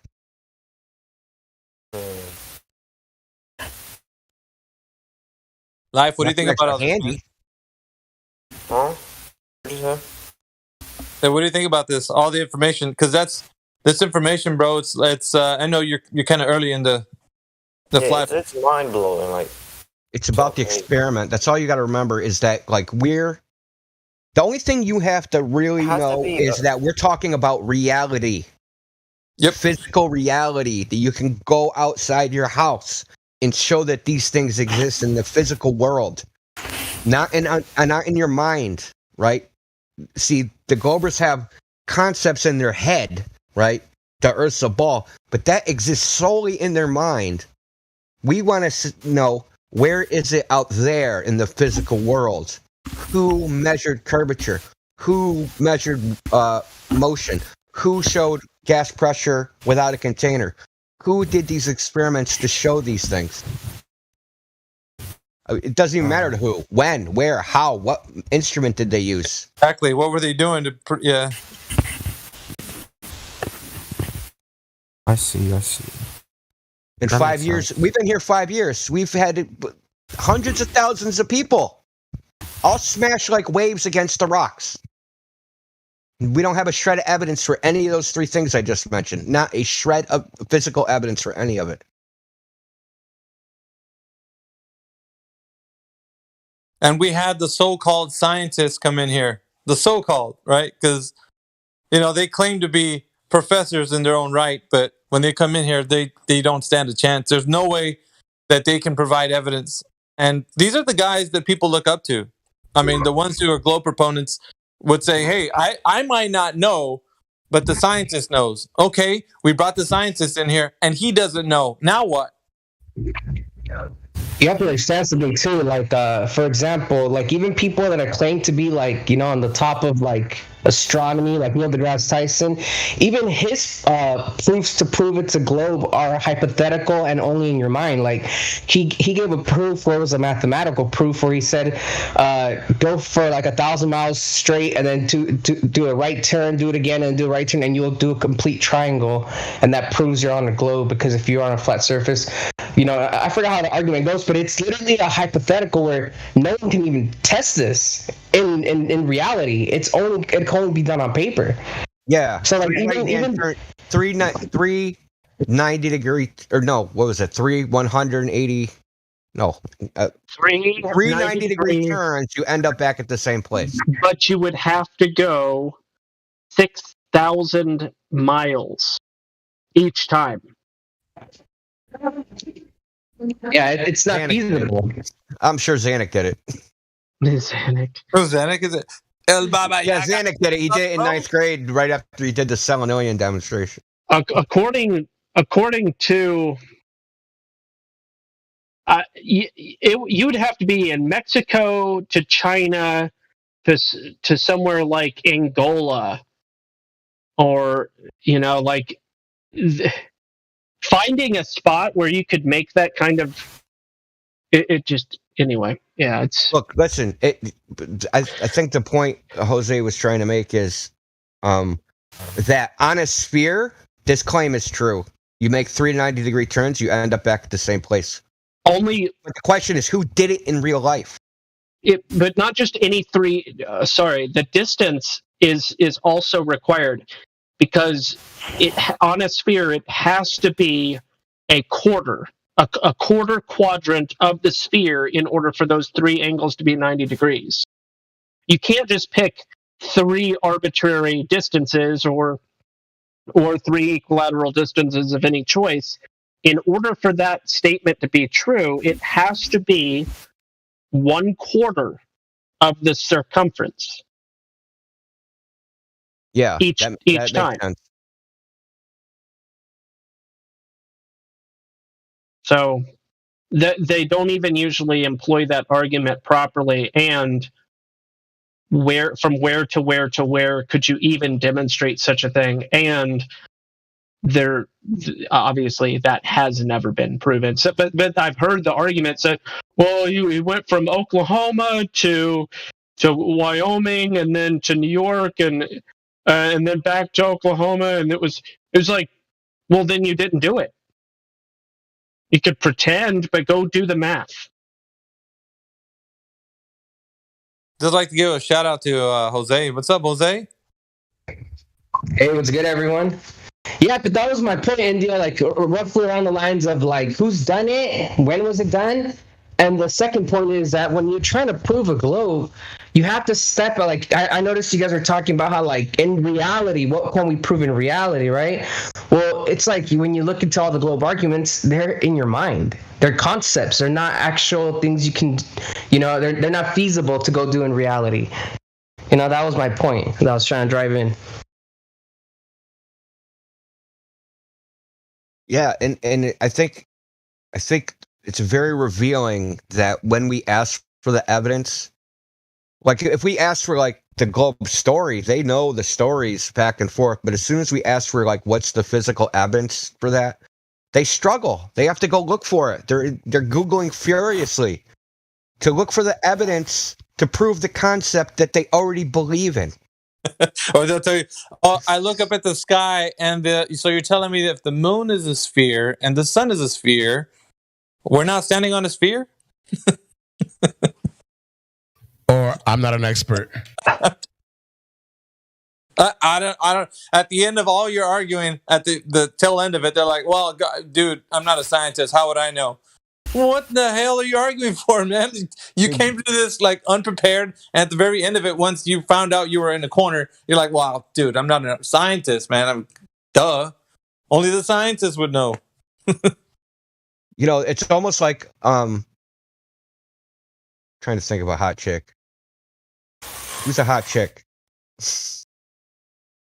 Anyway, it's like this. Oh, this hot chick she's my girlfriend. Oh, but you've never met her. Oh, but when I meet her, she'll be my girlfriend. Right? So it's this line of thinking, right? The Earth's a ball. What's your evidence for that? Oh, when I find it, you know. Well, go find it then come back.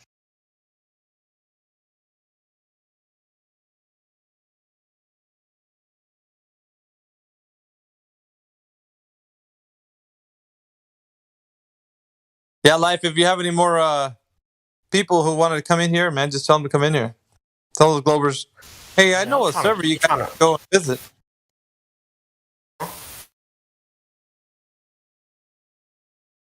Trying to convince my family that the Earth is flat right now, bro. Don't do that. Don't do that, man. Anybody. Don't try to convince anybody. People got to convince themselves. My advice is just like, like for me, this is how I did with my family. I'm just trying to plant the seed, bro. That's what I'm doing right now. Yeah, that's all you got to do, man. You got to give it not to like. This is what I did, man. When I talked to my family about it, I gave them enough information that they can go on and like it's not even information they have to like be smart to. It was so simple, like just simple things like an observation on the horizon and why can't you see it if it's this far, like simple observations like that. I talked to my sister about it, my brother, my mom, my dad. My dad obviously doesn't care about any of this topic. He's like, whatever, believe what you want, I don't really care, you know. My mom, she was more in tune with it because she's like religious, so I went through the Bible aspect with her. But with my brother and my sisters, I showed them like the math and like observations, simple things. And they got it right away, you know, because they know I'm not an idiot, and they know that, when I look into something, it's like I'm very passionate about it, and I put a lot in it. And they're always willing to look at anything I bring up, even if it sounds insane. But yeah, that's how I did it, man. I just planted the seed, and I didn't like overdo it with them, and they just kind of figured it out by themselves. Like my little brother ended up just flat smacking the shit out of himself through like YouTube, and my sister through TikTok, which is hilarious, you know. But yeah, they're both legit flat earthers. They've been like that for a while, and but real quick, India. So like, the guy was debating. I want to read to you how it ended, real quick. Oh boy. Yeah, it's pretty funny. So he never answered any of the laser tests, right? And he keeps bringing up the celestial pulsar. So I asked him for a picture, and then he said, go Google one. But then look, here's the best part. He said, this is how he ended it. Have you never wondered why there are no peer-reviewed papers supporting a belief humanity moved on from over 3,000 years ago? That was like his last argument to everything I pretty much... Wow, now it's 3,000 years. Man, the 3,000? I thought it was only 2. They stressed it 1,000 years. Okay. Yeah. It's funny, man. It's fun, man. I do this because it's fun on Facebook. On Facebook, it's like you get the most like ridiculous. I'm not gonna lie. I look for nuggets on Facebook. I don't do it because I'm trying to like even be right or win a debate. I do it because it's just the nuggets of the arguments that you get on there are way more ridiculous from Discord, in my opinion. Yeah, we need to have a YouTube Golden Globe section. Or not YouTube, I mean Facebook, just a section for Facebook and Twitter, because I get some crazy stuff on Twitter too. People just say crazy things. How many people on this server are on Truth Social? Me. Yeah, the registration process is weird. Yeah. Sorry, say that again. Truth Social, it's a platform like Twitter. Truth Social, yeah. Trump stuff. It's actually, I'm actually shocked. It's actually more civil than Twitter, which is unbelievable. I thought it was going to be worse. Yeah.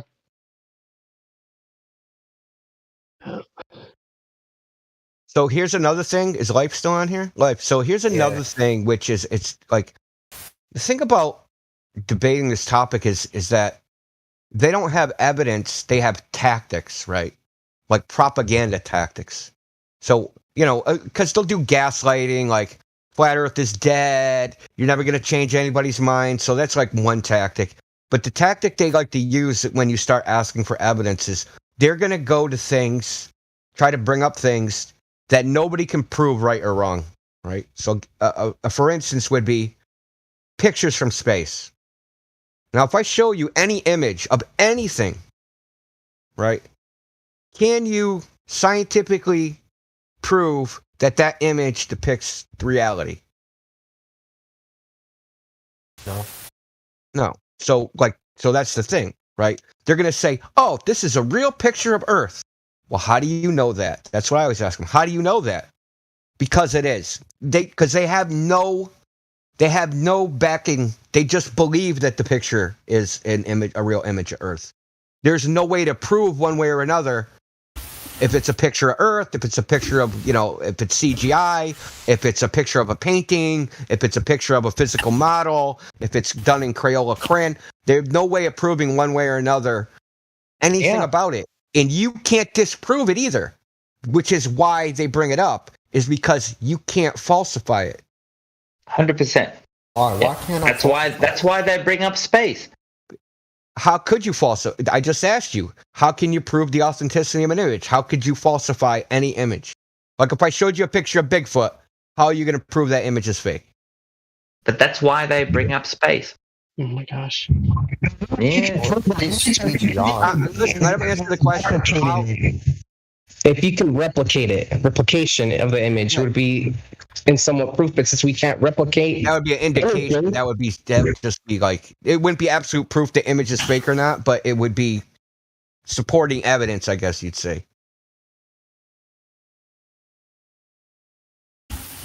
Right. So if I go to say, I use this example. Say I go to some beach, right, and there's like a lifeguard chair on the beach, and then I take a picture of that lifeguard chair, right? But then someone else goes down to the beach and there's no lifeguard chair there, right? Where I say the picture was taken from. That indicates that image is not real, because when someone physically went to check what the image depicts, it depicts something that doesn't exist, right? So that's really the only way you can test an image. You can go to wherever that place that image depicts and try to see if it actually represents reality. But ultimately, you still have to go to reality to verify the image in the first place. The issue with an image is it's a snapshot of time. Yeah, specifically. that too. So with that, or a picture of somebody smiling, well, they're not smiling right now, therefore you can't do that. But it has to be at least plausible. Well, I went to this location you said, and you had taken a picture of the beach, but when I went there was no water, there was no sand. In fact, it's rocks and grass. And so that means they can't prove that it was there with the picture. Well, all I'm saying is that the image alone can't actually prove anything. You would always have to get external evidence to support the image. And this is how it works in court too, right? If you go to court, you just don't throw an image at the judge and say, yeah, this is a picture. You have to have sworn testimony from the person that took the picture about the operation of the expert on the camera, something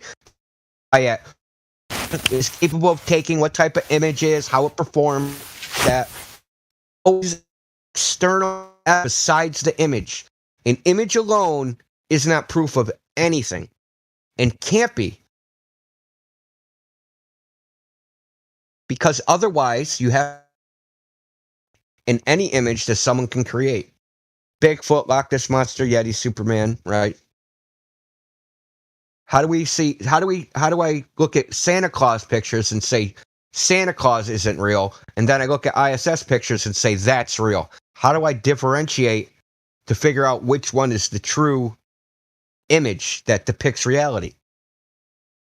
You can't. At a fundamental level, you can't. It's all based upon faith, which is why we stay away. We will show you, we see too far, and we'll show you images of flat Earth, but that's not absolute proof of flat Earth. The absolute proof is the measurements. The absolute proof is the actual measurements of the Earth. That's right. Because that's objective. Obviously, it's the vehicle that can travel 17,500 miles per hour. That's true. That thing. That has all sorts of crazy properties. That exists in a place with crazy properties.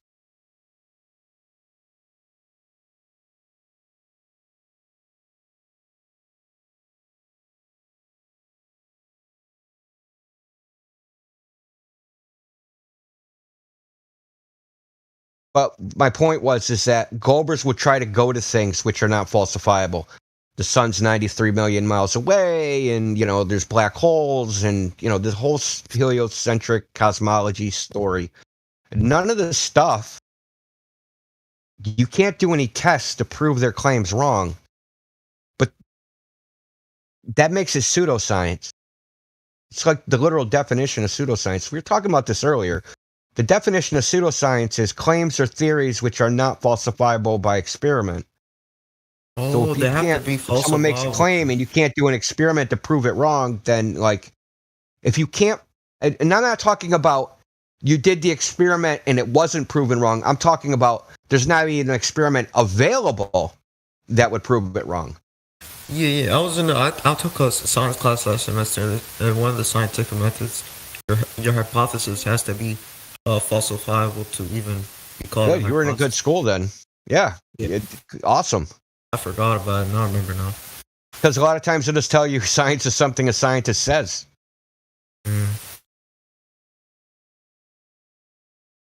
Has to be testable, repeatable, observable, and falsifiable. Yeah, and there's a philosophical reason for that, right? So the reason is if you can't prove it wrong with an experiment, there's no experiment available. That means any evidence proves it correct, no matter what it is.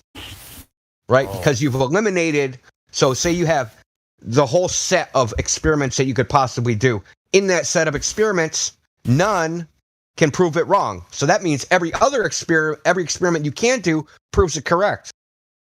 Right? So that means the claim you can't even prove wrong, even if you want to. Not because of the result. I'm not talking about the result. I'm talking about whether the experiment itself exists. And now I feel like I'm repeating what I said earlier. Evolution, right? Evolution is a theory. If I was going to think of any experiment, what experiment could I do that would prove the theory of evolution wrong? Nothing. So it's pseudoscience, right? And the reason you can't prove it wrong is because it's based upon extended periods of time, which we can't test, right? So they say in 1 million years, rocks became life. Or 1 trillion years, or whatever number of years they say. And if I do a test, right? I had a rock, I waited 15 minutes and it didn't turn into life. They're like, you didn't wait long enough. Okay, I waited 1,000 years. You still didn't wait long enough. Waited 100,000 years. It still ain't long enough. Right? So it's not falsifiable. No matter what I do, they can say just wait longer. Right? They want you to believe the rocks are your distant cousins. Yeah. That's exactly complicated rocks. Yeah, just like dinosaurs, we can't prove that dinosaurs exist. The bones we can't even prove the bones are real. They're not bones. Have to be dust or oil or something. Even officially, they're not bones. Even officially, they say they're rocks in the shapes of bones. Yeah, rocks. The ones they show in museums are just they claim to be replicas, and they put the real ones in vaults, but I don't believe it. Well, what do they say a dinosaur bone is, right? Someone dug in the ground, they found a rock thing, it's shaped like a bone, and what they say is millions of years ago, this thing died, and minerals went into the bone and turned it into rock.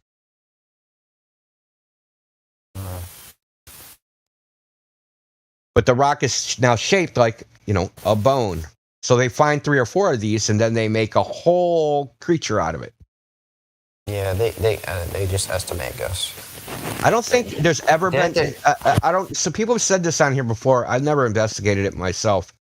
They've said that there's no complete dinosaur skeleton has ever been found. Yeah, there hasn't been. Yeah, I've heard the same thing. The only issue I have with that claim when I hear that are the entire impression, like the little ones, the little fossils. Oh, the outlines? Yeah. The little ones that show the entire creature, whatever that creature was. So there are those things. I don't think that they're pareidolia or anything like that. I mean, I was just going to bring that up. How do we know they're not pareidolia? Well, because it's a bunch of different pieces that look like a skeleton. And it's piece in a pattern, and to try to, it's not like obscure or like a Rorschach. It's a skeleton. So I've seen those the little ones before. You've got the crustacean type things. Obviously, there's all those guys, but those are apparently still alive. They're finding living ones down in the Southwest over the past couple of years. So, but as far as like the big, like Triceratops, T-Rex, all the traditional dino things, I've heard it said that they've never had a complete skull ever, and also that they've never had a whole skeleton. And it kind of does beg a question. Like if you find a toe, you can kind of build a story. Oh my gosh, somebody lost their toe. That's so terrible. But if you say that the rest of the entire skeleton disintegrated, but this was fossilized, that to me is just unacceptable. But you know the Lucy, it's like a monkey. Yeah. They're trying to prove like the evolution theory. So they got this like some monkey bones mixed it with some like human bones to like prove like it evolutionized. They fake bones, like they make fake bones. That's the rest. This could have been like a human, but they said it was a monkey human transformation. Like pseudoscience.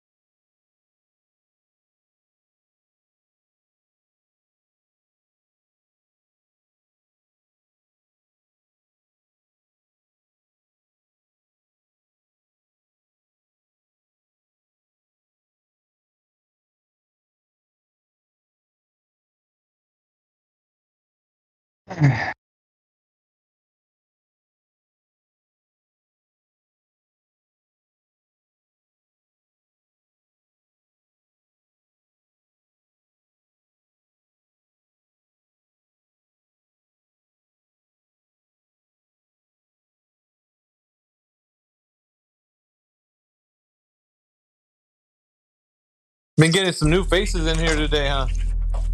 So Neil, you're not a climate scientist, but you're a very distinguished scientist and astrophysicist. What do you think about when people say, look, this is not settled science. There are still questions. Chuck, got to get this off my chest, like now. Okay. Hopefully it's not like any chest hair. No, it's not. Particularly hairy anyway, so that's not a thing. Okay.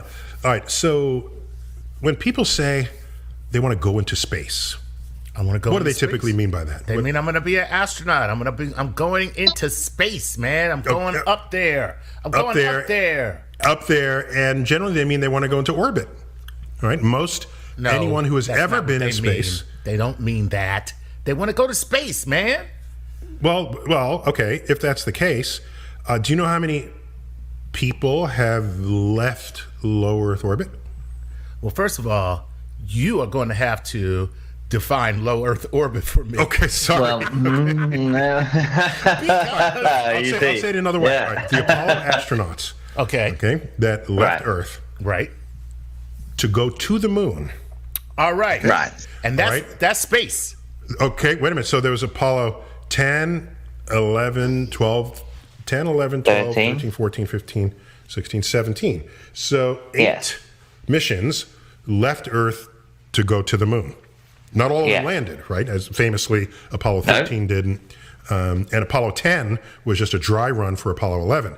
But those are the only people who have ever left Earth for a destination.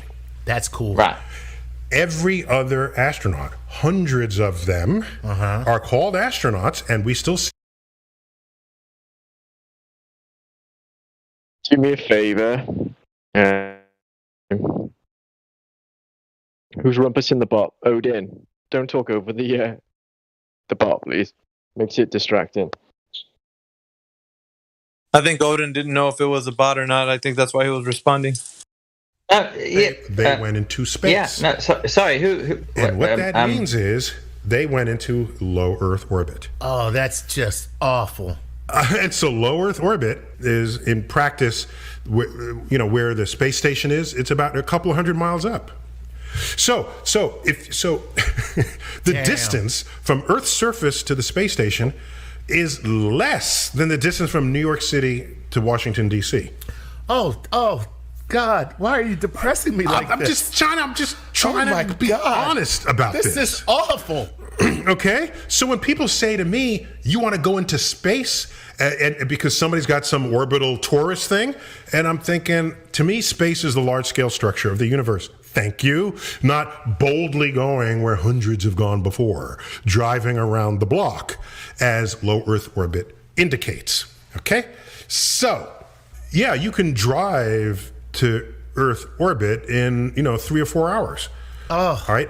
If the road were pointing straight up. So NASA and others, I'm not implicating NASA uniquely in this, when they say we are going into space, that's what they mean.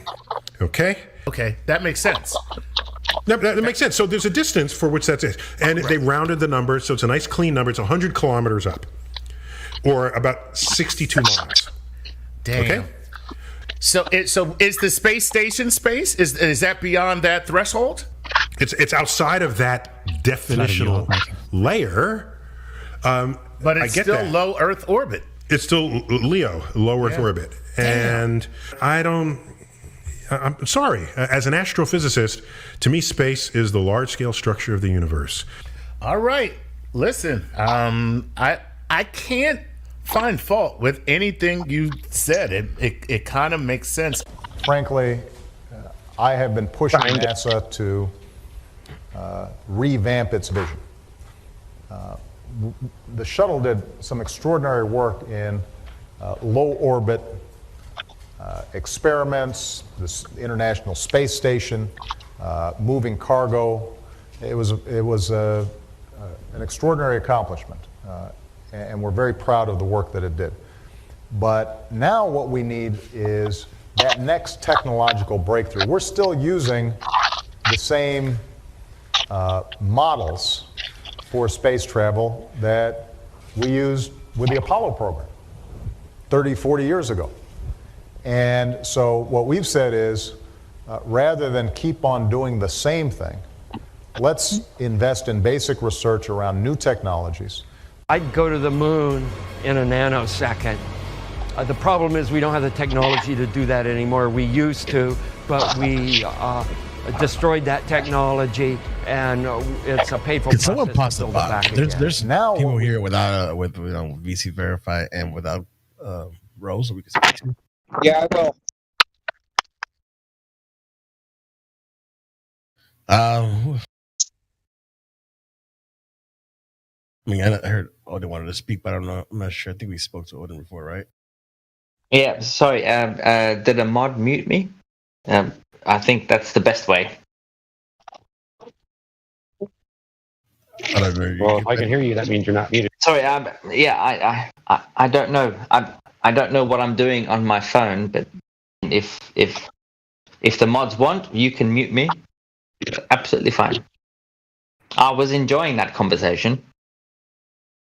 Right. It is recorded. We rather speak to people. Yeah, absolutely. Yeah. I mean, I don't want to be muted, but if that's what it takes, then yeah, I will listen to the conversation.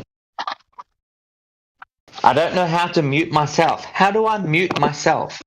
Listen, you don't understand. We were playing a recording. Obama is not in the chat.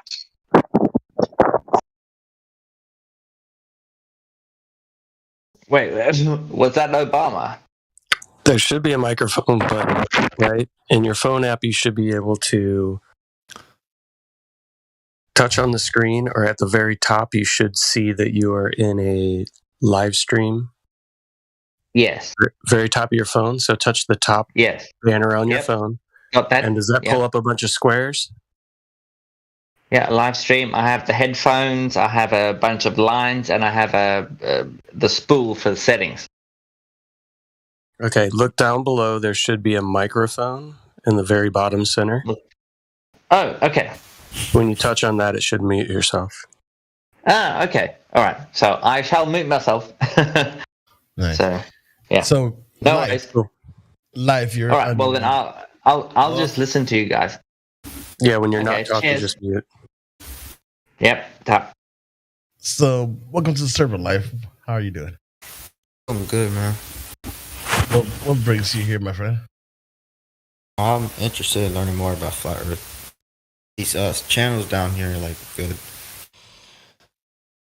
I'm new to it, so like I just started like 2 weeks ago.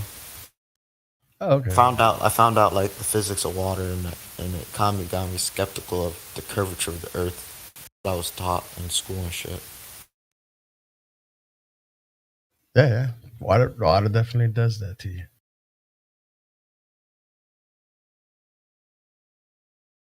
Like, I have a question. Like, what's holding? Curved.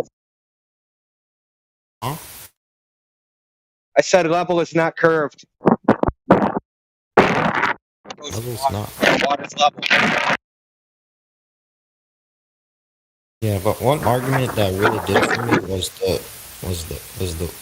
the water always seeks and maintains and stays level. Like, if the Earth is really a ball, like it won't take the shape of the exterior, and yeah, it doesn't make sense. I try to do an experiment, like have like a triangle, like get a container with wavy interior, but it wouldn't take the shape like as I wanted. The water stayed level, like flat. But then I'm trying to like do it with like no medium surrounding the water, with zero, no medium, like no molecules or atom. Like I don't know how that would work. Would it just float? Would it just defy like the rising and falling we see and shit? So, what was your question?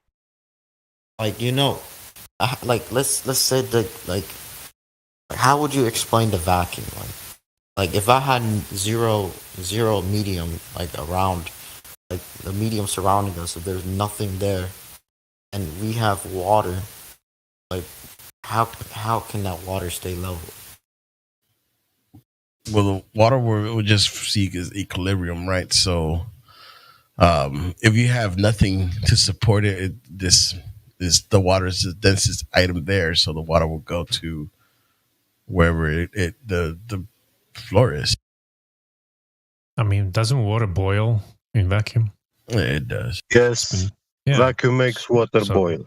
Yeah, it doesn't make any sense then talking about. Don't the astronauts aren't astronauts in a vacuum? Imaginary. No, astronauts are in a Hollywood basement. Yeah, I know that, but like, don't they claim to be in like a vacuum when they go to space? That's the claim, but then violation of the second law of thermodynamics. Okay. Cause I see like I see in videos of like air water bubbles and stuff like.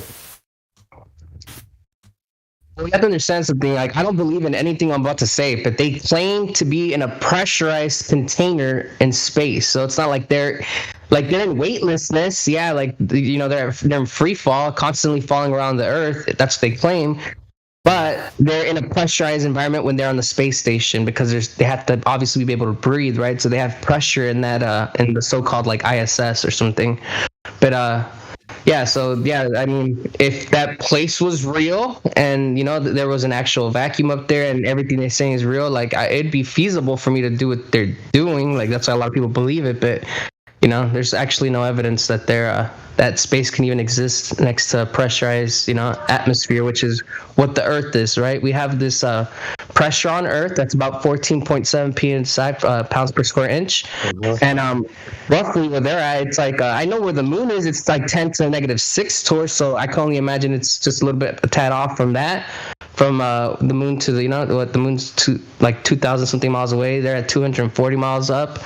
So yeah, they're definitely in an environment where there's like very little, if no air, And Neil deGrasse Tyson said that's not even space, man. By the way, this is Leo. It's like freaking going from here to downtown. Let me ask you like a fundamental question. Oh, go ahead. Well, I just want to like a fundamental question. Should we base our reality on the words of strangers? Our view of reality? People, I got some video. There's a lot of background noise in you. Yeah, I know. It's so windy where I live. Yeah.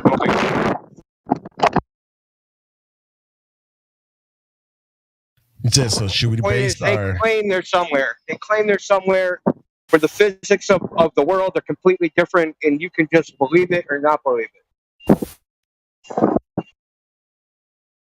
No, we shouldn't have blind belief on.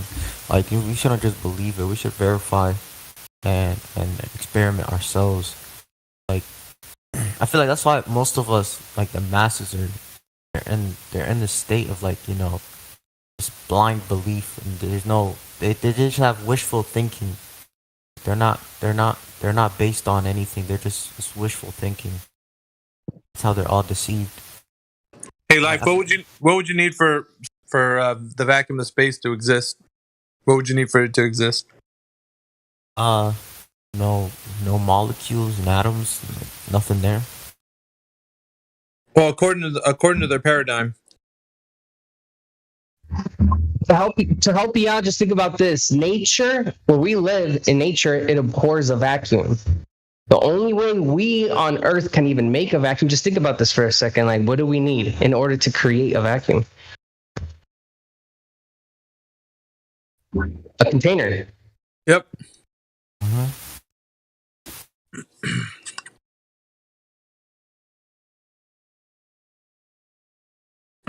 So what happens when they can't provide the container, or they tell you the container is gravity? That's what's holding all the air in, right? Isn't that what they're saying? Oh. So are you saying the container is something that has vacuum inside of it? Like, how do they make the vacuum inside the container? They pump the air out. They pump the air out. Right, to make a vacuum chamber, right? You need a container. You need a vacuum to suck out all the air. But without the container, you won't have a vacuum. No vacuum. So are you saying if space has to exist, that means there has to be like a container? The vacuum of space. Always choose the words in which you say, because space does exist between me and you. The vacuum of space. Are you talking about between me and you, there's space? Mm-hmm. There's a vacuum. No. What When you use the word space, because they can get you on words too. Yeah. If you say there's that you don't believe in space, let's say, if you say that, they'll be like, well, there's space in between you and I. You don't believe in that space? You understand? I see. But what you mean is the vacuum of space and how they define it exists. Okay, if the vacuum of space is in a container that's holding it, like what about around Earth? Is there a container?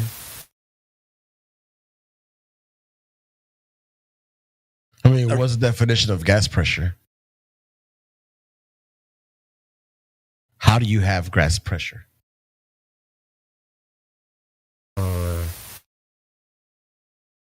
Layers of gas or something? No. So in order for you to have gas pressure, let's say in your tire, let's say if you have a car or a you need bike. a container? Exactly. Without that, what happens to the air? It leaks. Exactly. It escapes. Yeah. So they're saying there's gas pressure here on Earth, but there's a vacuum next to it. If there is nothing holding the gas on Earth, what happens to the gas? It escapes. Exactly. But like, so what's holding the gas then? It's contained somehow with it has a container. What's the container? I don't know. What is it made? What is it made of? What is it? Not sure. What's the structure like? Who knows? It's like saying if I give you a filet mignon steak, if I tell you what was the cow's height and weight and what color was it? Do you have to know the cow to know that was is a steak from a cow? Oh no. Exactly. So you're contained because you need you need a container to have gas pressure. Without it, the gas would go wherever is any space available. But what if they say it's the atmosphere? You're just saying atmosphere is. It's kind of like a contradiction in terms because gases doesn't have any shape, and atmo just means gas. Oh. Yes. Do you need atmosphere to play golf? But like they have levels, like they have levels on their model. Like there's atmosphere, then there's another layer. Tell them to prove it. Ask them to prove it, Life. Remember, they can tell you whatever they want. Ask them to bring the evidence for their case. This is one of the things that India was saying, and I was telling you as well. If they bring atmosphere, whatever, right? Just demand evidence. That's your best defense against any of the stuff that they're going to tell you. Wouldn't you agree? Yeah, I agree. Yeah, there you have it. So when you challenge them on bringing the evidence, and they don't, they're going to figure out that they can't debate that argument. So, did he just dip? Yeah, he was about to go in the middle of your sentence. Yeah, man. Zoom. Zoom goes the zoomer. I got you in my broom. He's got a life, man. Don't be too hard.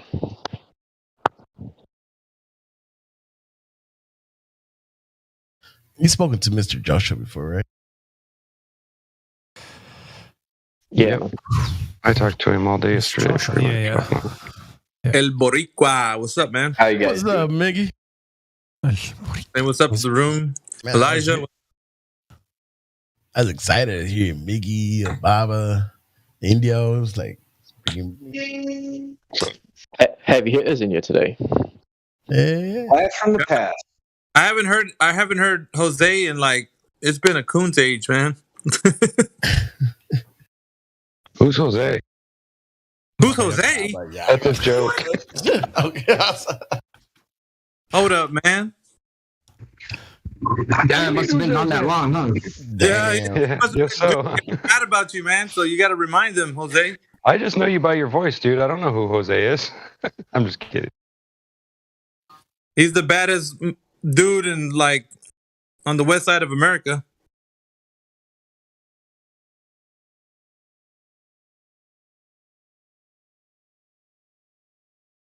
He needs an announcement like those old wrestling matches. Coming in at 210 pounds, it's the Thriller from Manila, Jose. I'm just kidding, bro. No, but this guy's been wrecking ballers from what 2014, Jose? Huh? January. No, actually, wrecking ballers like mid 2015. But I woke up to Flat Earth in, like, I started looking into Flat Earth in 2014 December. Like a month before 2015, I was already looking into Flat Earth. I was like curious about it, and you could thank the principal for that, because I saw the principal in 2014 with the Michio Kaku one. You know, I talk about geocentrism. That's what put me on the map for Flat Earth, because I kept typing geocentric Earth on YouTube and Flat Earth kept popping up. That's interesting. And then we met up with Indio. And with your powers combined, you are the Flat Earth team. Dun dun dun dun dun dun.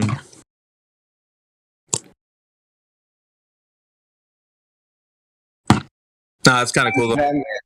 Who's Batman? We're going to come up with a better nickname for it.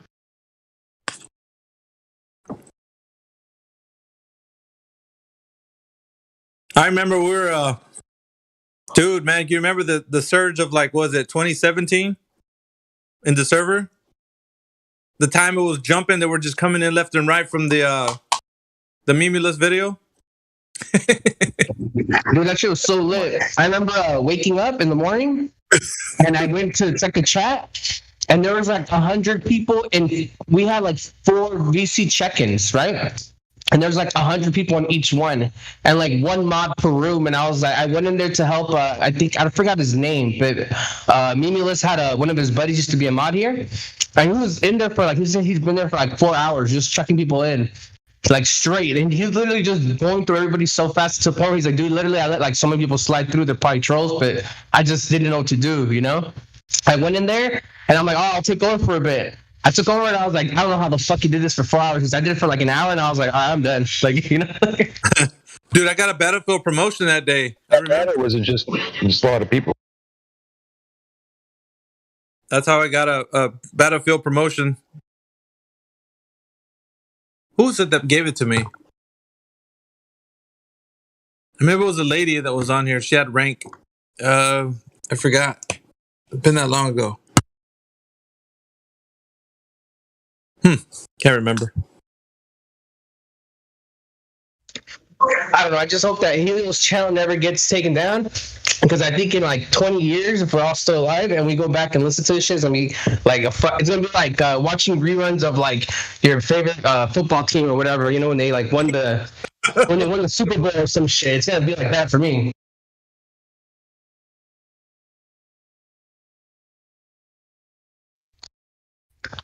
I always think about shit like that, bro. I'm like, imagine like in the future, like if, you know, let's just say this should just become consensus one day. They're gonna be like, these are the guys that did it, you know, like these people here, this fucking squad right here, you know. Yeah. When Flat Earth was unpopular, I don't think that there's a larger group discussing this topic anywhere on the internet. Not like this, not in this type of format where like, I mean, there is, but it's not as big. Like, you got Nathan Oakley, and Nathan Oakley literally has open panel, people could come in, you know, but it's like, you know, like, it's the people here, it's like, it's just because we have such a decent sized Discord now that we're able to get a lot of traffic, you know. I think that's what separates us from a lot of people is the random people we talk to on a daily basis here is just, you don't see that anywhere else, you know. Mm-hmm.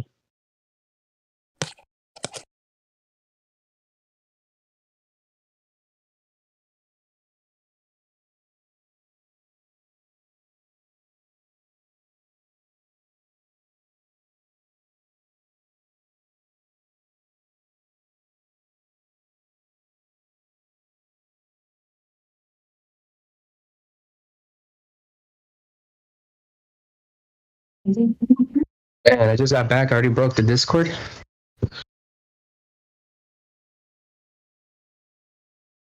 Damn. Yeah, you gotta announce yourself though, Jose.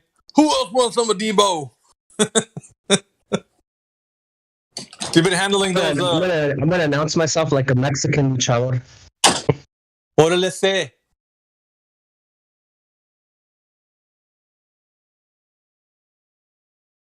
Hey Holmes, you know about the flat Earth or what? Sorry, I'm just fooling.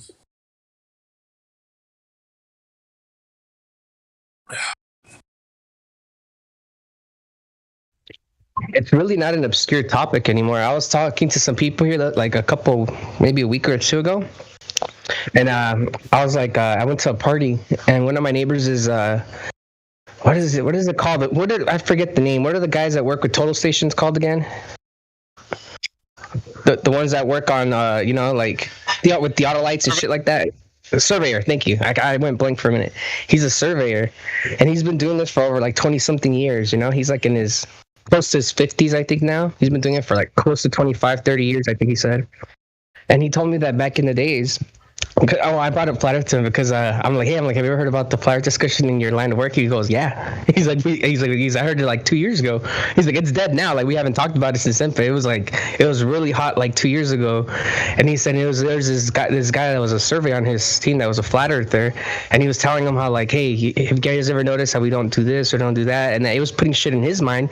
And he started thinking back because he's one of the oldest surveyors from his crew. And he's like, I will admit this, that when I was doing because they used to do all the paperwork themselves, like the math back in the days, they would take measurements and have to like actually write formulas and write shit down, and do a little bit more math. And that they don't do that no more. Everything's done computer with the machines now. They take care of everything. All they have to do is literally aim the machines at certain locations, and the computer does it all, right? And he was saying back in those days, he goes, now that I think about it, yeah, it's like we never took into consideration like the curvature of the Earth, and he's like, I find that very strange.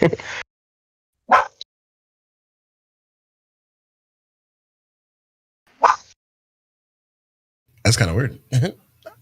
Yeah, there was a time where they were arguing that. Remember, they brought that. It was let's see. We put to bed a couple of arguments. The Star Trail argument had legs until like 2015, 2016. Total Station. That was about 2019, I should say. Yeah, right now the hot one is the sextant one.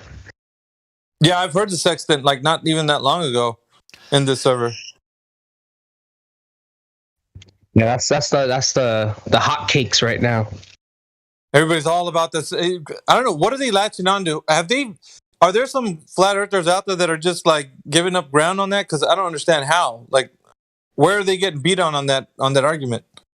Somewhere in the ranks, man. Somebody's letting them through. Like they're not really. They're probably like, "Oh, you got me. That's a good one." I don't know.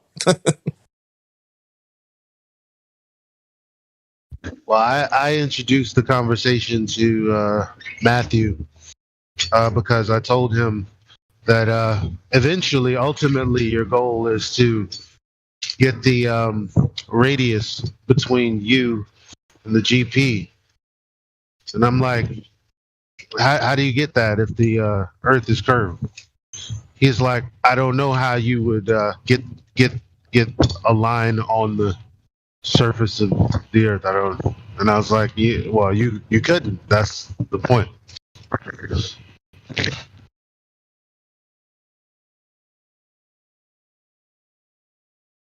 We're all good until they start redefining terms. Then all hell breaks loose because you can't do that. No, sir. Level is curved. Get out of here. That's all they try to do in a very wizardly way. Is the thing that defeats their argument? They kind of just go, wait, no, you know what? You can't do that. How about we think about it in a way that my argument actually does work? It's like, no. If we say level isn't curved, your response can't be no, it's actually level can be curved.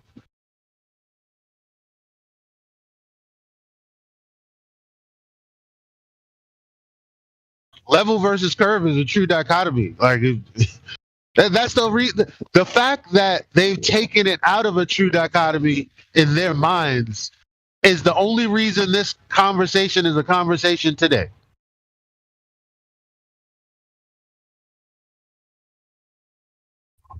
This is like one of the root of the problems I think in these debates is like you have a consensus that will say things like that, right? They'll put it on paper, and then you get the Globers read it, and they're like, "Yep, this is true because consensus, blah blah blah." But it's like you don't need to be a fucking scientist to know that fucking level isn't curved, right? Like the meaning of that word, has been bastardized. Where like now it could mean like to the people that believe in it, it could mean that, right? And this happens in everything. It happens in politics. It happens in science. It happens in in a bunch of areas where people will take a certain word and change its meaning to fit something,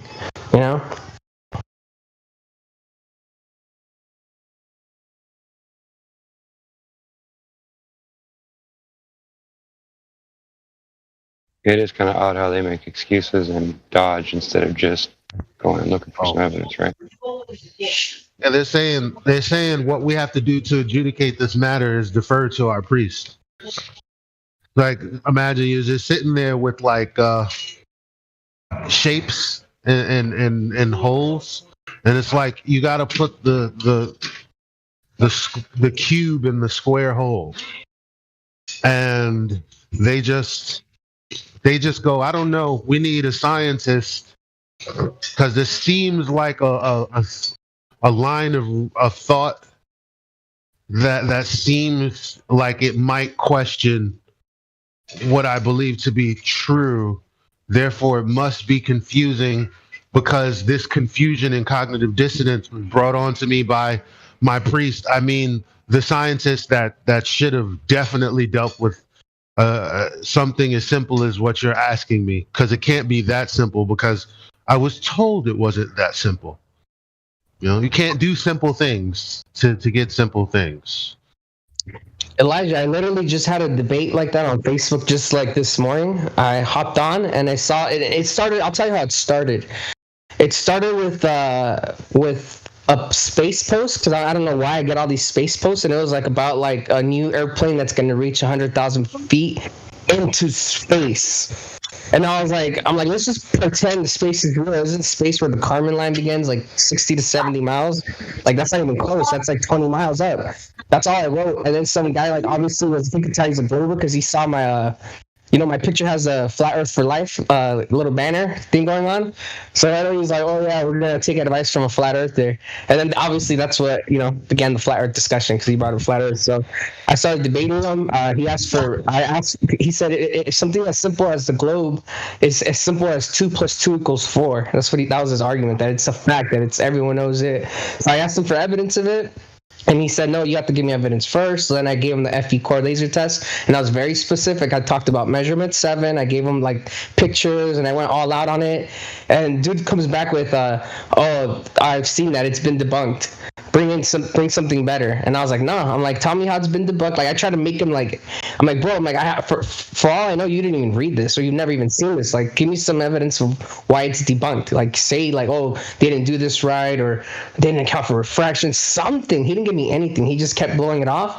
And then it comes at the end of the debate, he tells me, oh, why am I going to debate with someone that is going against the consensus of 3,000 years old of scientists, blah, blah, blah, this, blah, blah, that. So it goes back to that same argument, right? Where like they... not 3,000. Not 3,000. Yeah, 3,000. He said 3,000. That's why I thought it was funny. Yeah. But the answer is no. 500 years ago, someone proposed that the Earth was in motion around the sun. 500, not 3,000.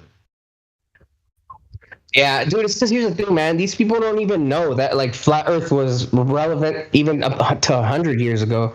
There's, like, newspapers, bro, literally newspapers of people being called heretics, and they're going to be thrown to jail for, like, trying to preach the globe, like, just as early as 100 years ago here in the United States. You know, Minnesota. You know, it's literally that. Like it's only taken like 5 decades to brainwash the people into this belief. And to be honest, what sealed it was that moon landing, in my opinion. That's what caused the shift, because I almost have a feeling that before the moon landing, this debate was popping. Like, I'm starting to see signs that this debate was popping, like before the moon landing. And I think the moon landing was like where it kind of just sealed the deal for a lot of people. You know, brainwashed them into it. Well, think about it.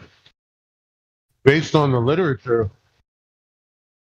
that's what the whole 1900s push was. I mean, it's what built on and expanded on what people think the cosmos is today. All of that happened 100 years ago with Einstein and Hubble and pretty much everybody else. So it wasn't like it was flat earthers doing anything. It was globe earthers really going hard. Yeah, exactly. Yeah.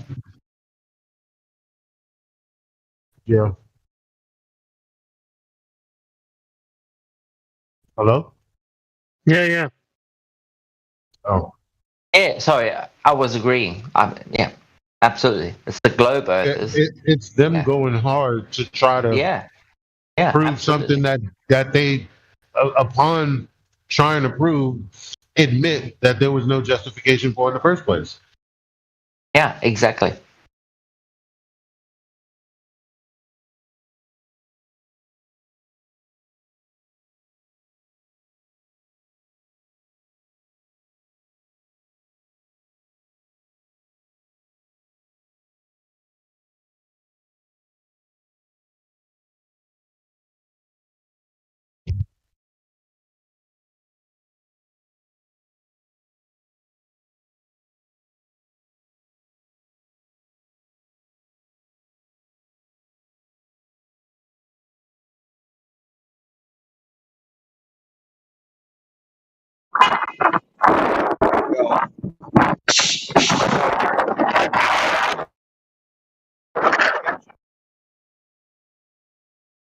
Wow.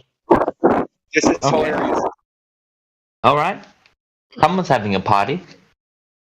There's just a lot of wind. It appears that I'm gonna move to a spot where it's not windy. Hold on. Okay. Okay, how about now? Yep. All right. So listen, I'm gonna read this. This was just posted in This is hilarious. Yeah. Wait a second, yeah. It was good there for a second. How about same place? We'll cross the street. Cambridge is a very windy freaking place. It's like you can't get out of it. How about now? So far, so good. Okay, so this guy said, his name's Remy Eternal. Let's say a flat earther was able to verify the truth and sees the globe as round. What do you think they will say along these lines? The world is currently looking as it is because it's a fabricated reality using illusions that electromagnetic devices create, messing with our eyes, and it's the work of the government. So this is my reply to him. It's hilarious that he said that. I said, say a glober was able to verify the truth and see the world as flat. What do you think they would say? Oh, wait. So that's actually your argument. Flat Earth is an illusion created by electromagnetic radiation. Because that is their argument. Yep. That refraction, electromagnetic radiation, makes the Earth appear flat. This is like peak projection of their problem. More and more projection. How the Earth has evolved, and like you still wouldn't believe it. Well, you see the Earth is flat every day, and you don't believe it. Yep. Yeah, that's like one of my favorite lines to tell people. And like when I have them on the ropes, I'll be like, bro, I'm like, you experience nothing but a motionless flat plane. You know, like I don't care what you say, like that's literally all we experience. And they won't even admit that. Like they're so pissed off to admit that that's what they experience. It's so funny, man. I love that line.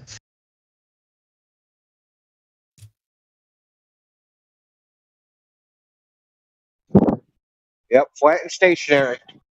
Undeniable.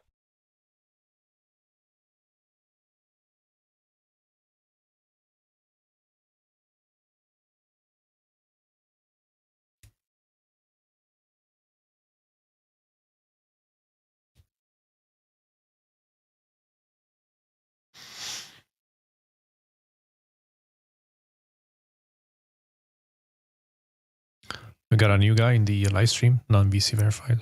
Yeah, I was noticing. I was just giving Andy a chance to finish up. Melt, would you like to say hello? You have the freedom to do so.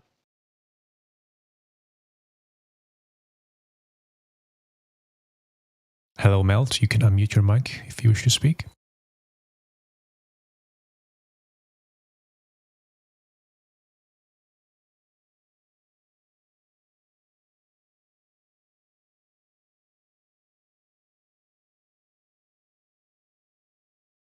Looks like a Guess not. profile picture of specular reflection.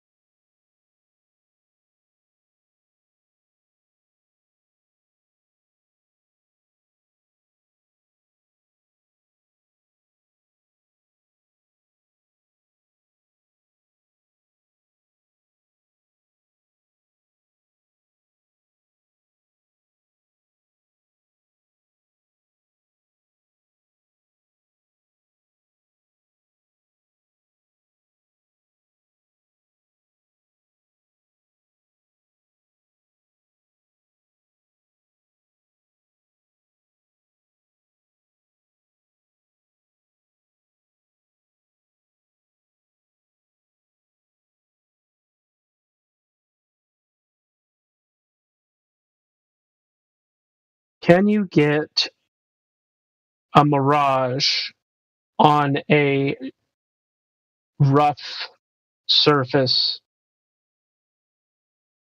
ever? Define rough. Like desert. I mean, that's a fair question. Wavy water. Yeah, I mean, Mirage. wavy water and concrete or asphalt are both fairly rough to the touch. Like you take your hand across it, it's bumpy and rough.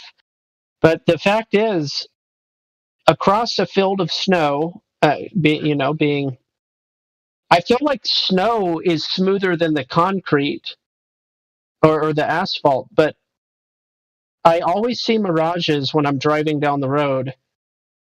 On the road, but when it's snow covered, I don't, and when I'm looking out into the fields off in the far distance, I don't. And obviously, I never see mirages on grass, but I see mirages on water and asphalt. Do you think that the color has anything to do with miraging? No.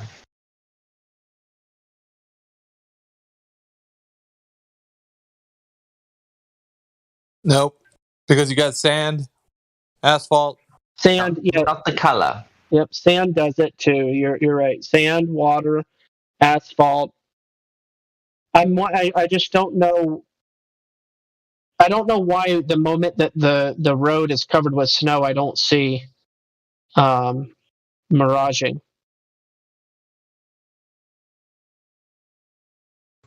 Well, Ken Wheeler talks about how different colors have different electrical properties. So that might lead to different miraging with the color of the asphalt versus the color of the snow, depending on what sort of charge field electrically is being emanated from or absorbed or released from the color of the object you're talking about. That may have something to do with refraction potentially. So you could have refraction be, somewhat color-based in that respect.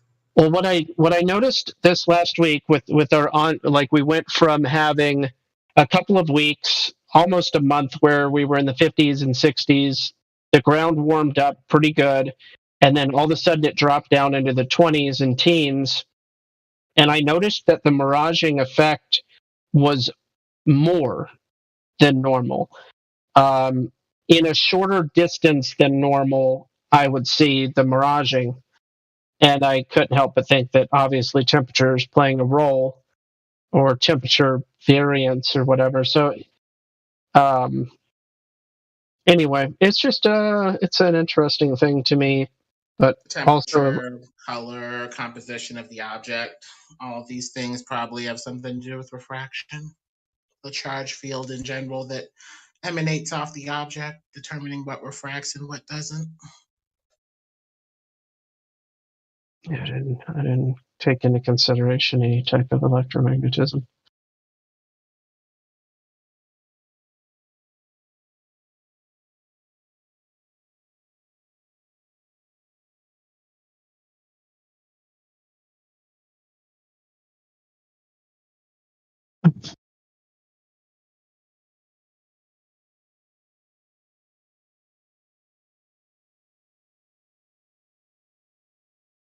Question in the chat, what does this have to do with math?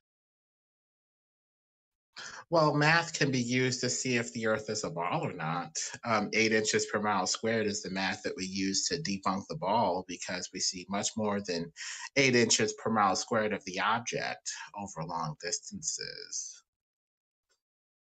So if an object is 100 feet, well, then you should see it at past whatever 8 inches per mile squared for a 100-foot object is.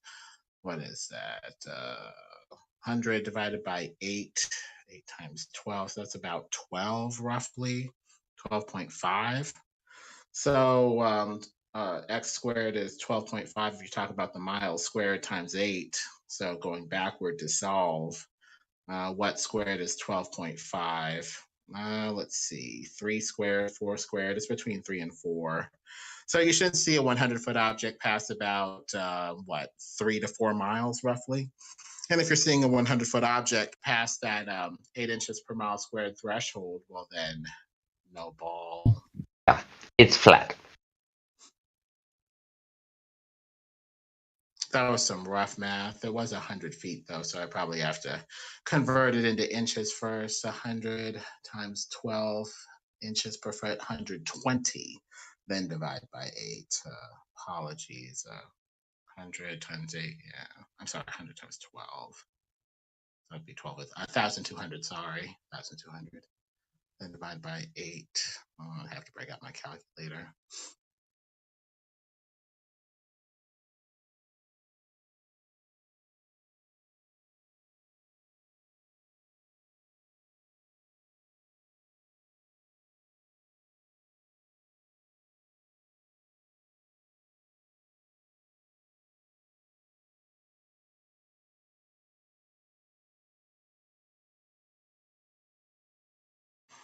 $1,200 divided by 8 is 150, and you take the square root of that.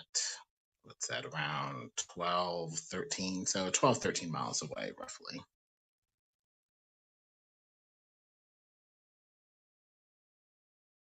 I thought Dave Murphy was supposed to come on the show or whatever. God damn it. I thought Dave Murphy was supposed to come on. Is he still coming on, or who said that? I think Gospelberry said something about Dave coming on the show. I've never said that name. I don't know who that is. I thought it was Gospelberry that said that, but I could have been mistaken. He's the African-American gentleman that the Globers, take the piss out of, pun intended. Like squeeze it. Yeah, I think it's fresh squeezed piss, and I heard they. He's been on here before. Yeah, he's a regular. This Melt guy? Yeah. No, Dave Murphy. Murphy. Yeah, I was talking about He's been here once or twice. Who is Melt? Melt is Pea Drinker. Pea Drinker for sure. That's why he said my name, because he knows that I don't put up with his nonsense. I don't understand. Discord is supposed to, when you ban somebody from a server, Discord is supposed to ban your IP. So I guess this person is using some type of VPN service to regularly circumvent the system. Yes, plausible. Who is this character anyway? He's always talking about Dave Murphy because he drinks his own pee or something? Like, is that what he's alluding to? Yeah, pee drinker. And then he's equating that to the flat earthers somehow. He's drawing a conclusion. Well, if Dave Murphy's a flat earther and he drinks his pee, No, everybody Miggy, no, that's not what pee drinker. Pee drinker is a pee drinking evangelist. Oh, he's a pee drinking zealot. Literally. Yeah. Wow. So who is Melt? Is just another guy? He's the pee drinker. This may be like his 20th account. But yeah.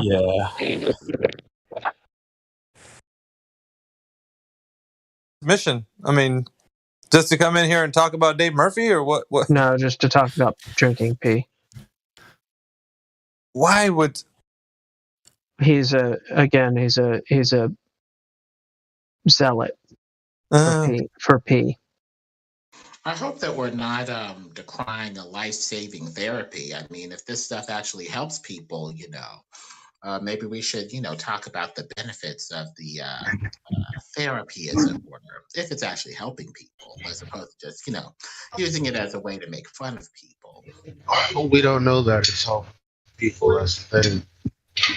Well, I'll tell you this: I'll never know because I'm not going to try it. It's just people drinking what we would classify as waste, seeing as that it's exiting. People do call it waste, Mr. Elijah, but I've held it in, and it has been reabsorbed into the body. So I guess it's more like extra that the body doesn't need. Yeah, we can move on to the next subject. Reabsorbed. But moving on to the next subject, as it were. Yeah, let's talk about snake oil. Yeah, I hope we don't get any proselytes in here from the. Oh my God. Come in here about 10 other people like, you know what? I'm like, oh, hell nah. No, seriously. Snake oil. Does anybody here know about snake oil and the history of snake oil? The furthest thing I know about snake oil is that reference the old snake. What is it? Snake oil salesman. Yes. Rod. Right. That's the only thing I know of it. So there was an interesting story about snake oil, and the snake oil salesman, a Texan who was in California during the early days of the railroad building when the Asians came over to America to help build the railroads. They brought with them their Asian medicine or Eastern medicine. One of those being emascerated snake infused oils that like the venom and all the juices of a snake that was emascerated and then infused in this oil, and it was known to be anti-inflammatory and a useful substance for anti-inflammatory purposes, which, as you may well know, inflammation is highly correlated with all sorts of things. So if you have something that's anti-inflammatory, it will, lo and behold, be a benefit to all sorts of things that are inflammatory as an actor against it. Well, Mr. Snake Oil Salesman, Texan, who was subsequently sued by the government and ridiculed. Well, anyway, he made his own quote-unquote snake oil. He was his nickname was Mr. Rattlesnake or Dr. Rattlesnake or something like that. His snake oil that he was selling all around the country, like a traveling salesman, contained no snake ingredients at all. It involved cow fat and different oils and like some weird things, very peculiar or unusual things. and he was sued for being a charlatan. $20, I think, was his fine. So basically a slap on the wrist. But it became this popularized thing, the snake oil salesman, which made everybody, make fun of the snake oil as any possible legitimate thing. Now, with that, look into that, see if with snake oil has any sort of actual benefit. With that said, I have no validation for any of those claims. That's just a story. Well, I can validate that a little more for you. That today's modern capsaicin-based liniments is essentially what snake oil was. So the AMA and others did not like the fact that he was going around selling this. How is capsaicin related to snake? Because, like you said, there was like red hot pepper. I can't hear Jay. Based off of red hot pepper or something like that, with capsaicin lineage or whatever. I can't hear JE. Okay, so the deal is just like you said, that the snake oil originally came from traditional Chinese medicine, and then the doctor from Texas, he came up with the idea that you could take pepper oil and mix it with some tallow. Yes. Yes. And so that's what is a capsaicin-based liniment. They're just using more modern oils. They're not using the beef tallow, but it's the same exact thing, except for just the inert ingredient is different. So if you get a capsaicin-based liniment, it's just a pepper oil. So we're dealing with peppery oils that are similar to like the pepper of a snake oil or something like that. The peppery biting nature of it or whatever. The question is capsaicin anti-inflammatory? And I would expect it to actually be fairly not, like maybe even the opposite of. So what it's called is a counter. It works under what they call the counter irritant theory. That so for instance, you may have distraction. Yeah. So like you may have something under your skin, but you scratch it because you think it itches. Scratching is doing something. No, you're irritating your skin, and because you're irritated your skin by scratching it, you go, oh, I don't feel that other thing anymore. Yeah. I understand that. The distraction thing, and that's really what most many medicines. That's exactly what they are. They're merely a distraction from the actual cause of the problem in the first place. So just because something distracts you, that doesn't mean it's solving any kind of problem. Persistence or something going away permanently. Permanence, I guess, would be the like morphine. Telltale. Yeah, morphine's temporary. Morphine wears off after 15 minutes or something like that. So the other thing you have to understand about the snake oil salesman was that they traveled around to very rural parts that did not have country doctors. And so they sold various products, like, for instance, one was called Granny Urchin's Corn Salve that would get rid of the corns on your feet. Well, no, it wasn't getting rid of the corns on your feet. They had dirt calluses from where they really didn't have lots of soap. So they literally sold powder, like washing powders, and just called it Granny Urchin's Corn Salve. Mix it with a little water and watch them corns go away. And they would also say that the snake oil could help you hear better. Well, yeah, that pepper oil will dissolve the earwax in your ear, since you've not had a earwax cleaning probably forever. So it was, and then when they came to town, they put on these big shows for maybe a week at a time. It might be like a big county fair, and then they sold this bottle for next to nothing. And then the other thing they brought in with them was their tinctures. That was this and that, but then the people were sitting in the audience drinking the tinctures, and really they were mostly alcohol, and they were given a week's worth of entertainment and then asked to buy a bottle of stuff for a few pennies. So that's what we can't forget about the snake oil. Alrighty then.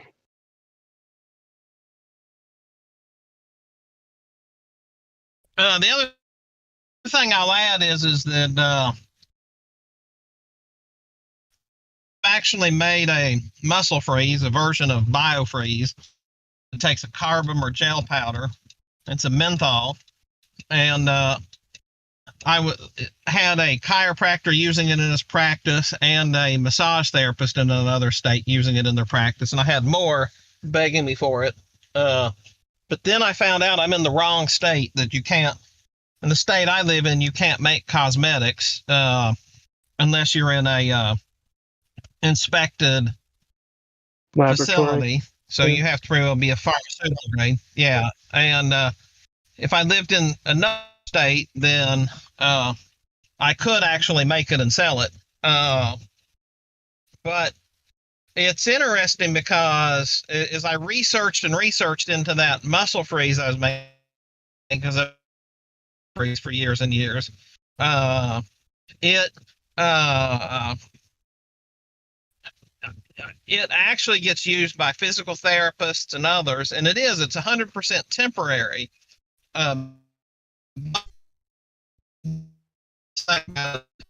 You're roboting a bit, J.E.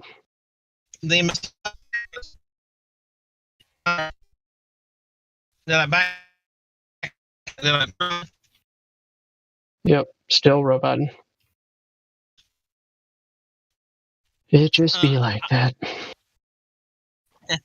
Yeah, I must be going through a dead spot. But all I was going to finish up on that is even though it's, and are you hearing me any better now? Yeah, I can hear you temporarily. Yep. Okay. All I was going to just finish up with is yes, it's by very definition temporary, but sometimes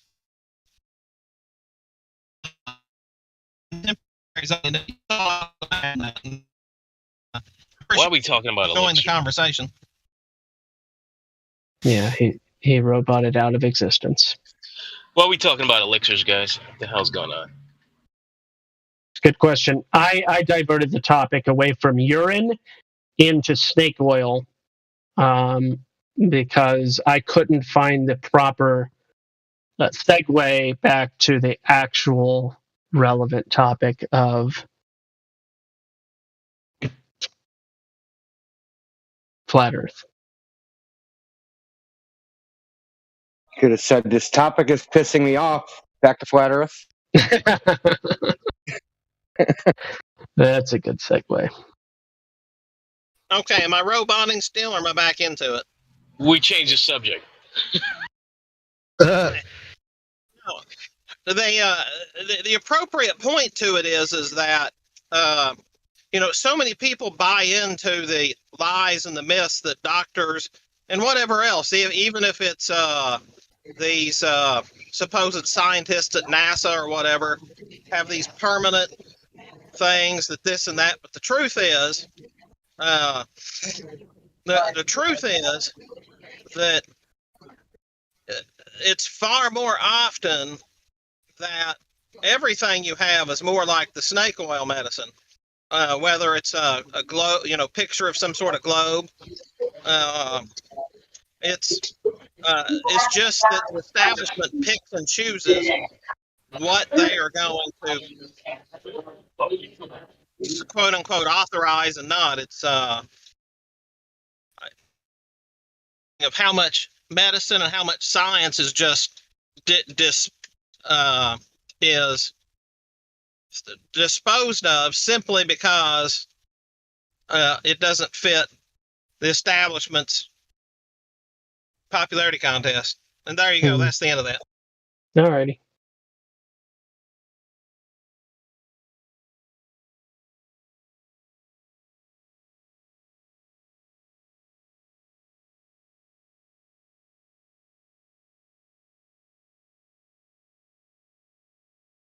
Old dude has posted video about the Bolivian salt flats. It really is pretty.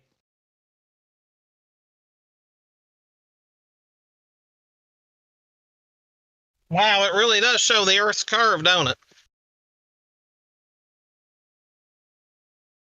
It's not curved, but you can think of it like it's curved.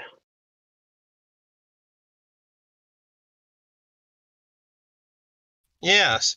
Yeah, that guy. There was a guy earlier today, and I was, or maybe it was yesterday, but I think it was today. And I was like, I measured the 2x10s and the 2x12s in my garage, and it is that theoretical.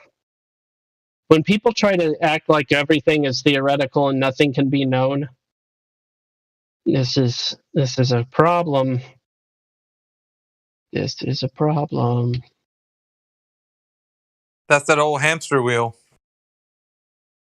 Well, I think it was yesterday that this happened, where the guy was like talking about numbers being meaningless and pointless, and words too. So I pushed the issue, and he revealed that he felt that way about words. And I said, well, you talking is purposeless and meaningless. And he tried to talk, and I just muted him to try to prove a point, and then he ran away. I mean, it was a fine conversation before that, but once I start hearing anything like that, put it to the test. Yeah, I mean, if you're going to make claims that meaning, like words have no meaning, and I'm just going to mute you, because I'm giving you what you believe. Yeah, and look, you writing your I can't even say it now, etymology. You know, the funny thing is they don't actually believe that stuff that they're saying. It's just like, you know, that's why I have no tolerance for it. You know, if they actually made a coherent, logical argument for that position, I'd listen to it. And maybe they could make a rational argument for it. Maybe they couldn't. But the people that are making that, it comes out of the blue, and usually in the face of evidence they can't refute, and they don't actually believe what they're saying, and really they're just exposing their own dishonesty. You know, Aristotle addressed this. He was like, if someone lives in a place and they're going to town, and I'm paraphrasing, wild paraphrasing here of what I read when I was reading Aristotle's writings or whatever in the world they are. And it was like, no, if you know that you need to take a left out of your home, you're not going to take a right and expect to get to the same place. Like, the whole concept of people making claims like you can't know anything and everything, just this concept of solipsism on drugs or whatever it is, you if you need to take a left, you take a left. If you don't, you won't get to where you're wanting to go. And the same thing is true in a metaphorical way with the use of words. Or any other. I mean, how easy it is to expose that? You can't know anything. How do you know that? Boom, exposed. Right there. It's just exposed right there. True. I always take the scenic route for some reason. That's just semantics, Indio. Yeah, I'm that way too. I'm just like, try, you know or not? Okay, you don't? Let's move on. I'm a scenic route guy. Yeah. Well, where are the stars? Up. Where? In all directions above 180 horizontal line. Which is where? Above the ground. Where are you? Sitting in a chair. Yes, as vague as the last name. Where are the stars? You're reading a Dr. Seuss book. I know it. No, I am, because look, I was looking at some new logos from Paramount, and now I'm walking by on the train, and there's this big plastered logo, and I'm like, oh, how nice. Because it appears that, I mean, just look at it. You want me to post it in the chat? No, I'm posting it. That's where the stars are, according to Paramount. Oh, in a 180-degree line above the ground, just like I was saying? Yeah, that was very vague. Oh, I see what you're saying. They're in the dome. I would have used firmament, but sure, whatever. Yeah. Interesting. Isn't that cute? You know, because they do have their old ones have them like without it. And I'm like, all right, so now you got this cute little. All right. There's an older.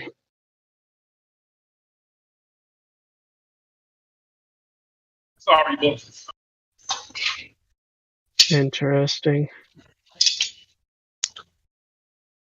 a mountain too. That's It gets even deeper biblically, man. If you're actually going to go that route, Elijah. That's what I'm saying. Look at look at everything in there. Yeah, but I'm not doing it. I'm not doing it today. I'm sorry. I just walking by. It's like because it's the truth in plain sight, man. So it's done in almost everything that we consume, right? Mostly everything. Truth in plain sight. Yeah. And it's also Duper's delight. You know, they love to mock at us while they're putting this garbage out in front of us. The reason truth is in plain sight is because you can't pretend that something that you can't it's see the thing that is you can't lie about, so you have to convince others to think of what is differently so that they don't see it for what it is. You can almost imagine the running joke with these guys, man. I bet you I can get everybody to believe they're rocks. No, you can't. Yeah, I can. We can make you think you're a rock. And then when you ask them about Earth and the cosmos, oh yeah, well in that context, yeah, I get you. Well, speaking of stars, I've pointed out before the irony of the Hollywood people being called stars. There's some interesting potential esoteric connections there. Well, yeah, especially when the film they bring is illuminated, so they're illuminating the screen. Mm-hmm. The way I see it, the way I think of it, it is a little bit more biblical probably, but like think about it, if they're being called stars, you know, and where are stars located? Like in the sky. So it's like, are you guys not where the stars are supposed to be, but you're still stars? Are you maybe falling stars, you know? Precisely. Well, if the stars are projected onto the dome and the stars are projected on the silver screen from Hollywood, it's kind of the same esoteric meaning, is it not? Jose, it's because they're all high. Ooh, give him $100. Yeah, you guys, we're gonna have to put on our weight suits, man. You guys are getting on deeper here and whatnot. Getting into some deeper waters. This is like a big steak, man, plopped out on the table. The milk drinkers can't have any of that yet. The milk drinkers. So what's the etymology of fame? Yeah. Of the word fame, F-A-M-E? Yeah, because you said like they call them stars because they're famous. Like where does famous come from? Its roots come from the word to speak, tell, or to say.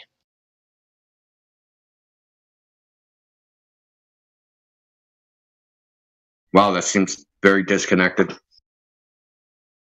If you think back to the word reputation. Yeah, if you think about like a priest, well, they're famous because they're the ones that majority would look to speak and entertain, or whatever the case.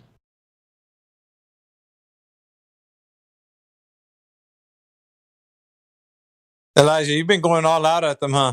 I see you, man. I see you over there. I mean, it's not like I'm like Stargazer where my questions come out of nowhere. You know what I mean?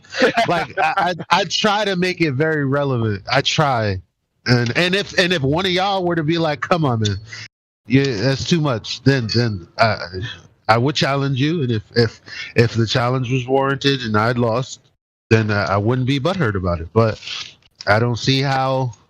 I mean, it's only a conversation of either about geometry or history. So either we can measure it or you can find us where the justification for us moving is. Those are the only two avenues for me. We could go either way.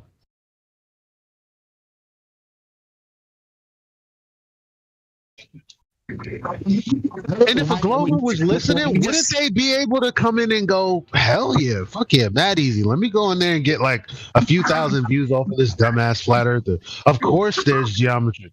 Of course, like the history. Like, oh, I got this in the back. Wouldn't you expect them to be a little more anyway, sorry, Jose. I'm gonna say something really stupid. I don't know why what you said right now it triggered this thought in my mind. But I remember a long time ago I was having a debate with the Glover on here, and we were going through all the topics, and I was pushing it, and then he got to the point where he's like, "All right, if you can explain where magma and lava comes from, then it's a globe." And I'm like, "So we'll take any answer." I'll take any answer, but you got to give me something. I'm like, "All right, it comes from hell." dude was like touche, like good one, like that's better than nothing, you know. Nice.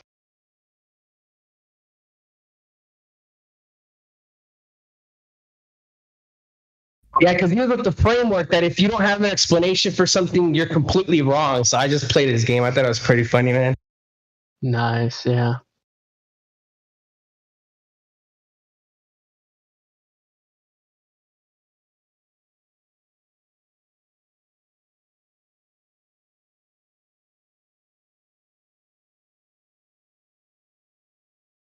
There's no really big challengers anymore in the Globe Arena. The rest of them are hiding in their YouTube chats and channels. The other ones are just people that are just confused. They don't really know what's going on. They somehow click on the server and, Yeah, they somehow click on this server and get their post Snapchatted, taking a picture of, screenshotted, posted on Golden Globies. Yep, that's pretty much what happens. Like, I remember there's this guy, he's all like, if the earth is flat and the sun is close, why doesn't lava fall from the sun to the earth? Like those type of comments. You haven't even heard about the guy who says that the sun looks like it's on fire. It literally looks like it's on fire. Wow. So the thing is, CGI GIF maybe. Yeah, that is funny. It's just that, they don't. I don't know, man. John Shelton, not Kiwi, he had said, I will debate anyone anywhere. You can pick my model. You can pick your model. I don't care what it is. Now, again, this is something where you would think that Glover would jump all over that. So I said, yeah, which it sounded like they did, because Jim Panda heard him say this, I don't know how many times, but at least once, because he reiterated to me what John had said, and I said, yes, that's true. And he's like, well, can you make this happen? Bring him here. I said, okay. I brought him there, but before that, I was like, well, okay, he just wants to know what models he'll be using and you'll be using. And they said, wait a minute, that sounds like he doesn't have a model.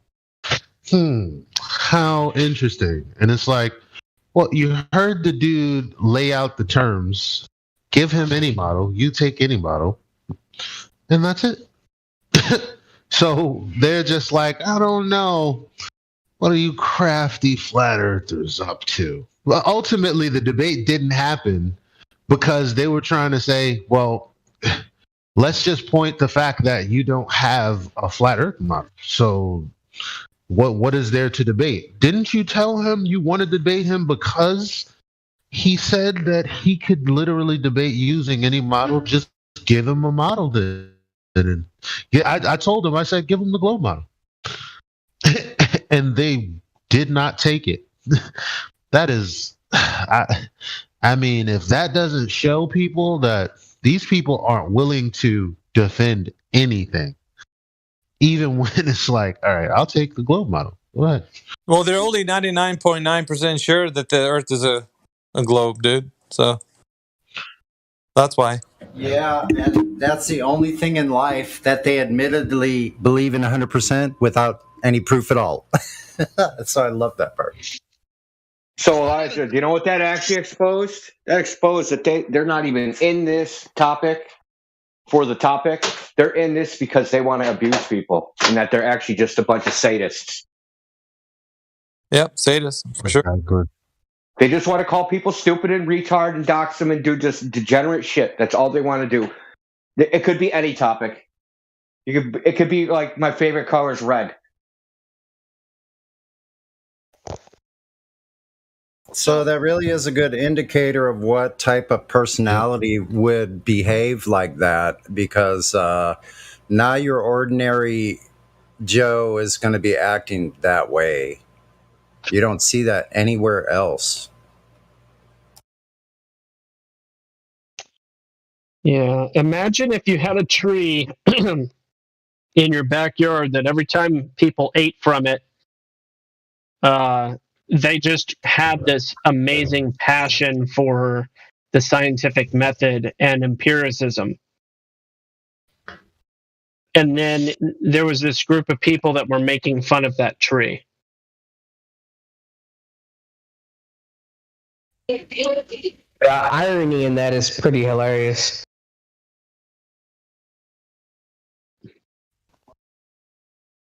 So talking about the supposed flat earth people don't have a model bit, I always push back to that and ask them, okay, well, what is the accurate model you have of the globe?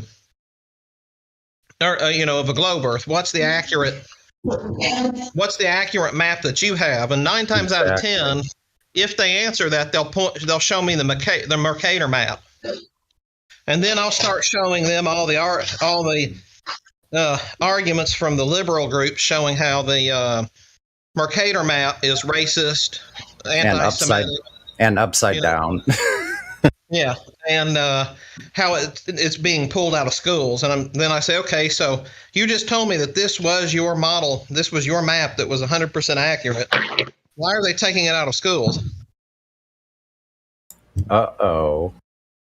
Now, can you tell why? me? Because it shows people that you're using a grid coordinate system, right? They can't explain that. That might be why they're taking it out. Because also, I've used that map to point out, oh, look at how many parts of this can people can stand on to see the sun. Oh, look. Well, look at how that doesn't work on a ball.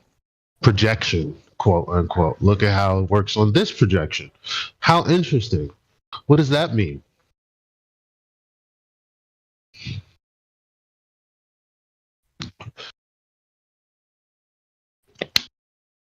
Yeah, but it is interesting because they love to say that we don't have a working model, which I really think is a redirection of their own position, because they don't have a working model. They just think they have a working model. It's kind of like what Gospel Bear said a moment ago. This is not a model, but you can think it's a model. No, El Baba Yaga has a model. I like his better. Yeah, that's a pretty neat Earth model. So the these repeated things that people say about it being lumpy, about it being pear-shaped, and all of that, I don't leave them a leg to stand on after they make those statements, because I just point to the numbers that are provided. Yeah, don't forget about potato Earth. Well, the numbers that they provide offer a 0.3% difference between the equatorial and polar radiuses.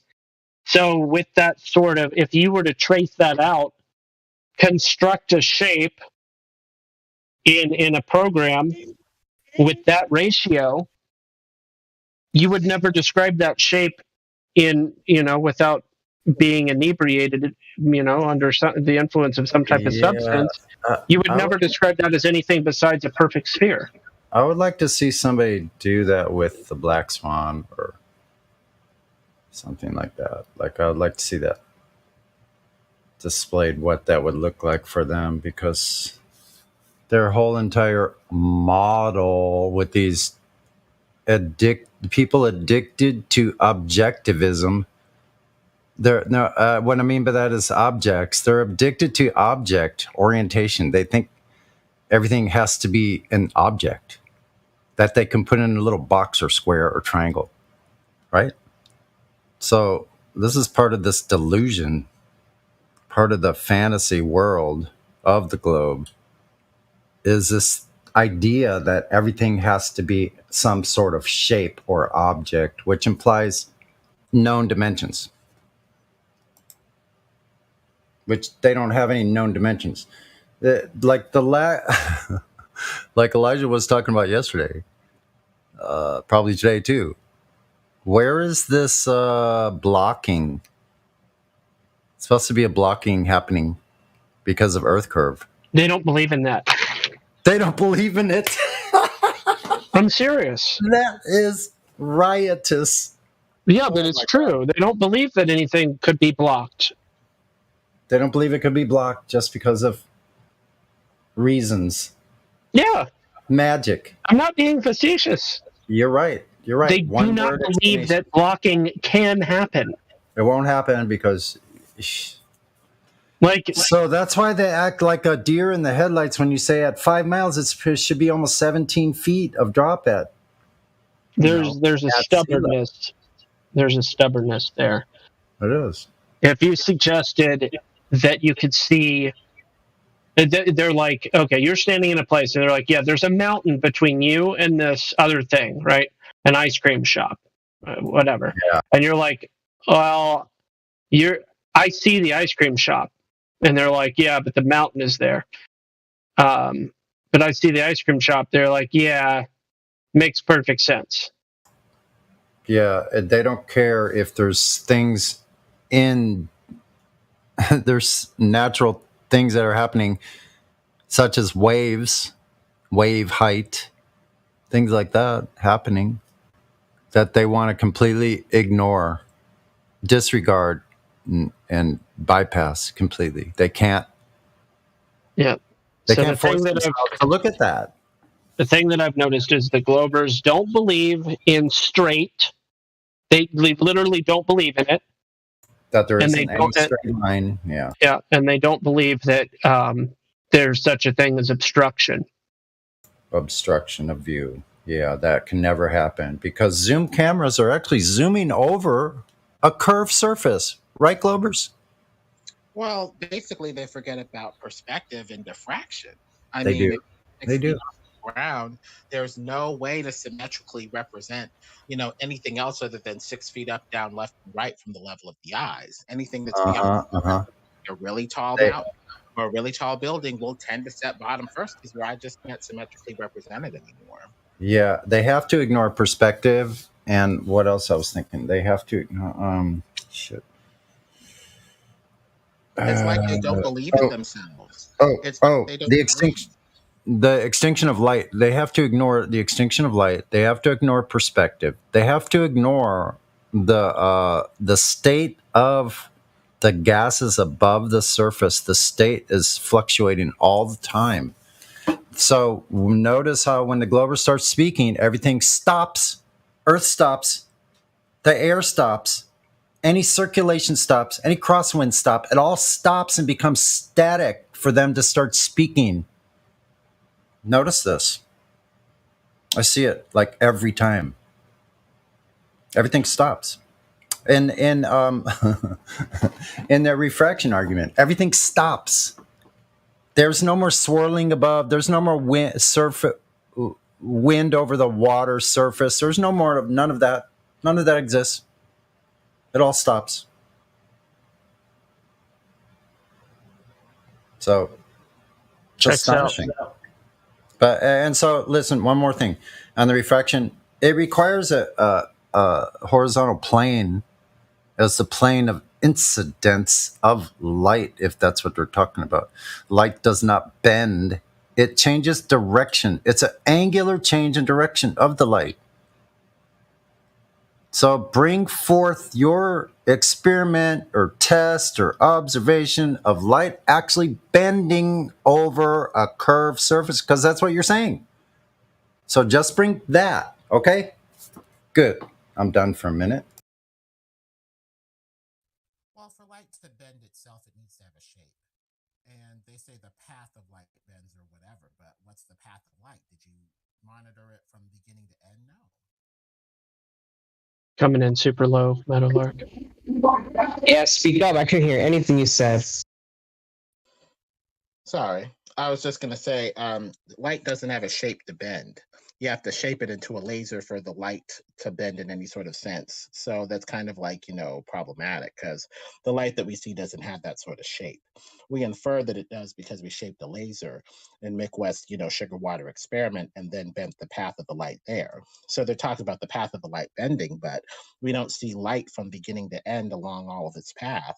So there's a lot of inference, some justified, some not so justified, as to what, if anything, light is doing when it refracts. Would be a fun question to ask somebody just for kicks and giggles. What shape is light?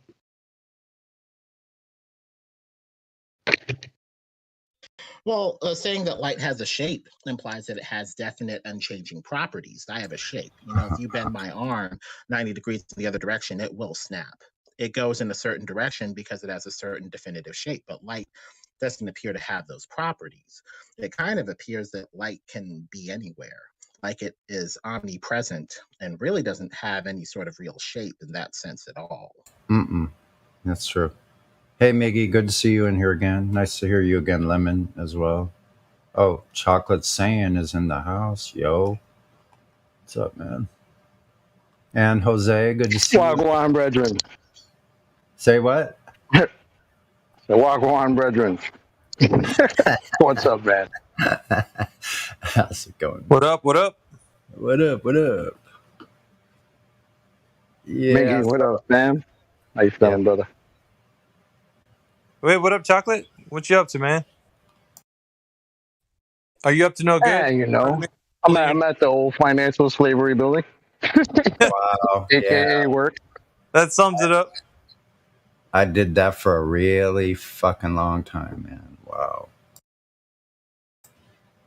Anyway, actually, someone yesterday asked me if I'm a scientist, and I answered yes. I am a scientist. And actually, I did an actual experiment, an actual scientific experiment just this morning to test the pH level of water. So you do this with red cabbage. You boil some red cabbage in water, preferably like maybe distilled water or perfectly balanced pH water. And this dye in the red cabbage, it's a particular color at 7 pH, 7, which is neutral, about neutral. So if it gets more alkaline, I tried adding some baking soda. It made it more go into the blue, from purple to blue and darker, like that. And then when I added vinegar, which is acidic, it made it go lighter and more violet. This is an actual experiment, scientific experiment. There's a variable, there's a medium and a variable that I'm changing to achieve different results. Yes, I'm a scientist. Thank you very much. So your LinkedIn is true? Anyone can do this. Your LinkedIn account, is it true? I do that shit all the time for my pool. No, my LinkedIn account says I'm a rocket scientist. Oh, that was it. Sorry.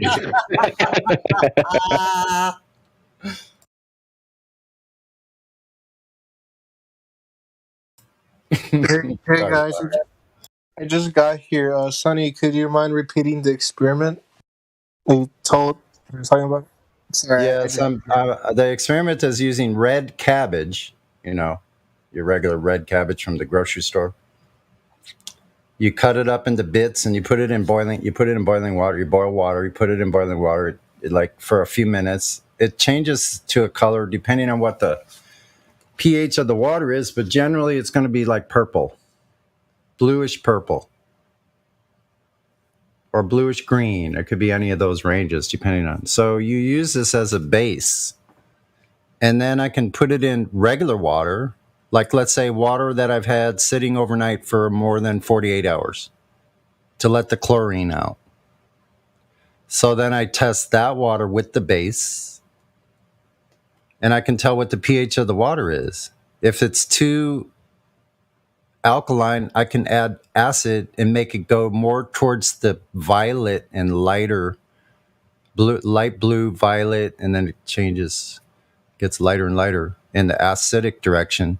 In the alkaline direction, such as using baking soda, it goes up more towards from blue, violet, purple, darker blue. It gets darker and darker into the blue range. So this is an actual scientific experiment. I can change variables. And I have the base, which is the base that I make with the red cabbage juice is the base that tells me what the baseline is. So I go, okay, so if I make it more acidic, what is it going to do? It did exactly what I was reading about. I learned this online, Formulate that into a hypothesis. Yeah, I go, so my water coming out of the tap when it comes right out is this pH approximately based on this cabbage dye, which is amazing that this plant has this indicator of pH. Lots of other plants do too, actually. Red poinsettias around Christmas time say you can use those too.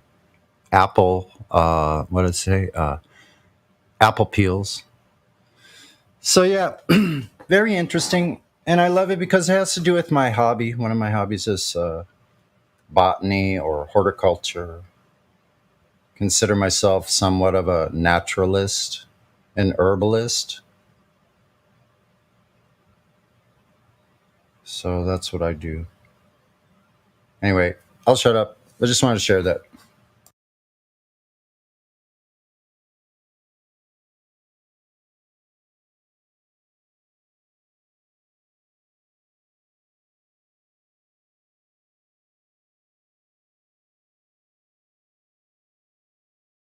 If y'all are interested in any of these topics about how plants and herbs can get you back into excellent health, which I kind of had some trouble recently, but I'm doing better. It's called Back to Eden. It's written by it used to be back in those days, a very well-known and popular herbalist, which I forgot his name. I don't have his book anymore, but get that book.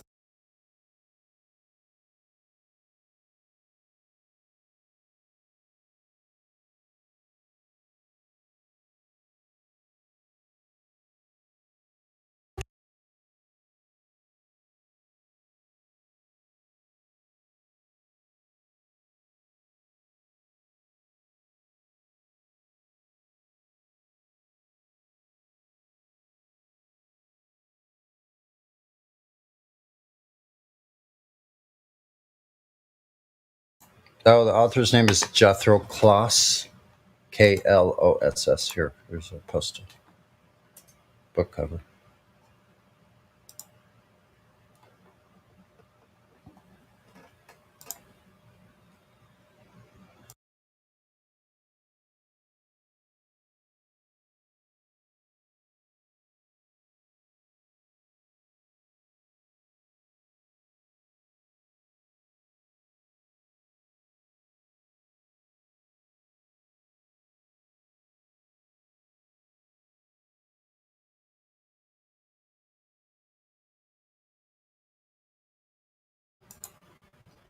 Book was first written in 1939.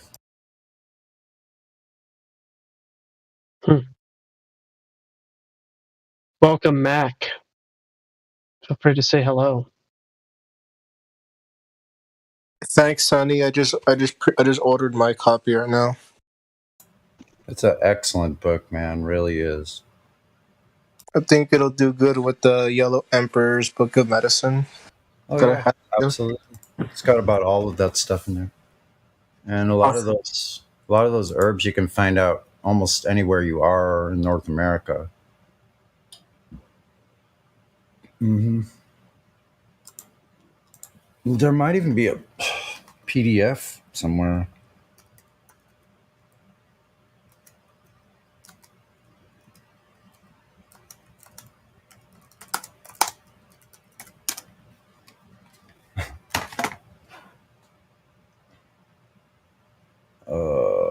Mac? And Fulong Li. I'm sorry. I see you unmuting yourself. Go ahead and say hello. Mac 65.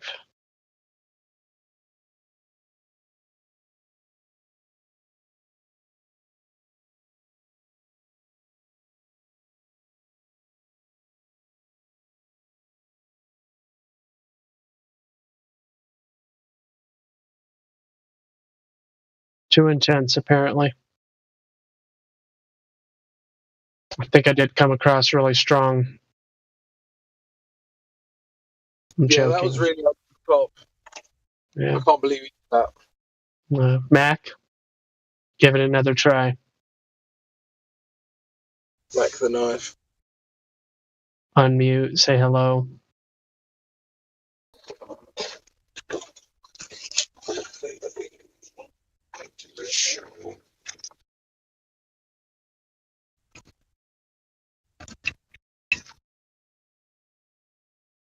I can pretend to be Mac if you want.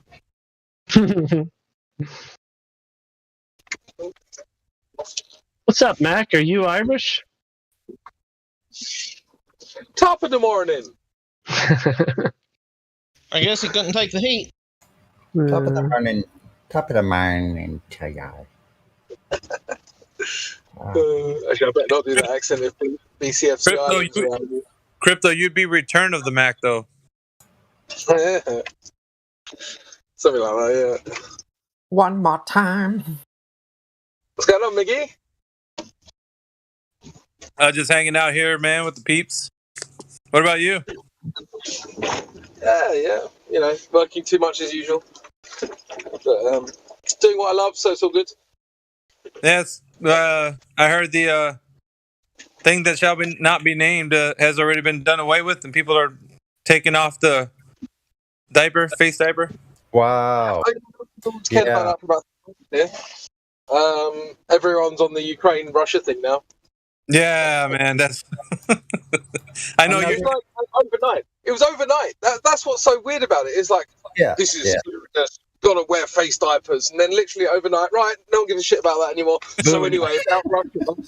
The human trials are over. No, but you know what I found was crazy about the whole bit is that people found so much interest with that group, with that country. It's like before nobody knew who they were if they even existed. Now it's like, man, we got to help these guys out, man. I mean, you know, I don't know, like it's weird, just strange. Like they're part of old Tartary or something, you know? Yeah, it's I don't know. It's odd the way everything's falling out, and just I don't know.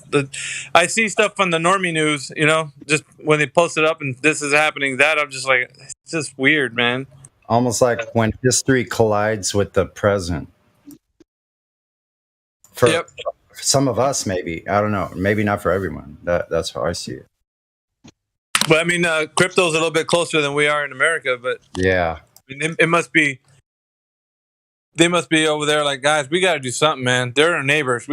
Let's go give them a helping hand or something. Is that what it's like, Crypto?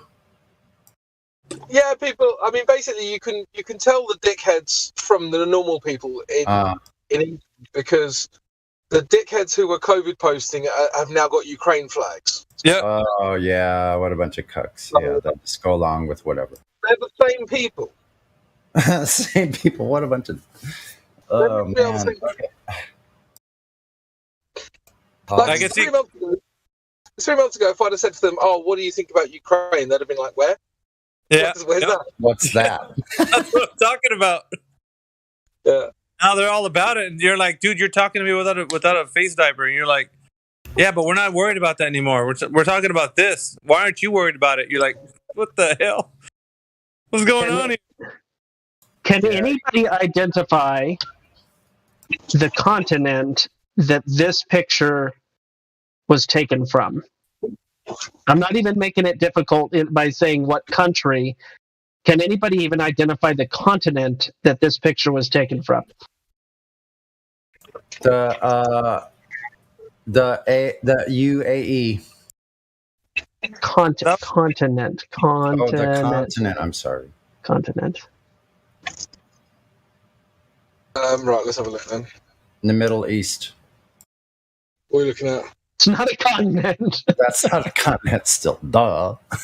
Here, I'll give it another picture. Let me go with Asia. Okay. It's in. I'm gonna give another picture. Here's another one. Okay. And it's Australia. Oh. It is not Australia. I went with Asia. So the reason I'm asking is because we're talking about how people didn't know anything about the Ukraine. Well, I don't know much about this country, but when I'm looking at these pictures, I'm a little bit astonished. I'm a little bit astonished. Here's another picture, same country. Same country. It's tropical or near tropical wherever it is because of the palm trees. And here it is again. So this is Angola, which is in Africa. Africa. Yeah, Portuguese. Angola, interesting. Very Angola, modern. which is, southern Africa. Pretty modern looking city. Nice looking area along the water there. Wow.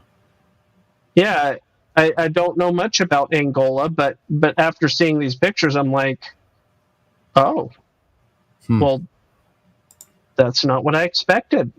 And here's the thing. I haven't heard about Angola in the news ever. Yeah. I have no recollection of ever hearing about Angola. Yeah, there was some stuff going on in Angola. How long ago? That was during my era. Let's see. No, but I think what you're trying to say is that you only ever hear about the African countries that are doing badly, right? Yes. Yeah. We don't hear about Rwanda anymore because Rwanda's doing fantastically well. Sorry, go ahead. Yeah, this is like Angola's reminding me of Rhodesia in a lot of ways. I'm over here looking at these pictures and going, wow. Angola had a civil war beginning in 1975, and it continued with interludes until 2002. Oh, okay. Yeah, they've been in war for a long time. So there was this the movement for the liberation of Angola. They were the Anti-Communist National Union for Total Independence of Angola. The war was used as a surrogate battleground for the Cold War by rival states such as Soviet Union, Cuba, South Africa, and the United States. See, Africa was chosen to be the sacrifice by the Committee of 300 many, many years ago. It was decided to be the way it is, all broken up with all these factions fighting each other. That was all planned, all of it. No, these people do. Honestly. Yeah. Am I still on mute? Hello? No, we can hear you. All right. Yeah, I wasn't responding to what Sonny said. Sorry. Okay, gotcha. Oh, okay.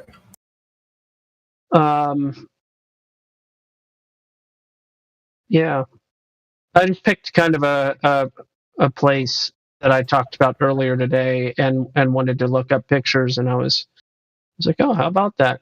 But yeah, that's why when they started talking about the Ukraine thing, I was looking for other things that are maybe even more egregious, and that's why I told people about the Tigray war.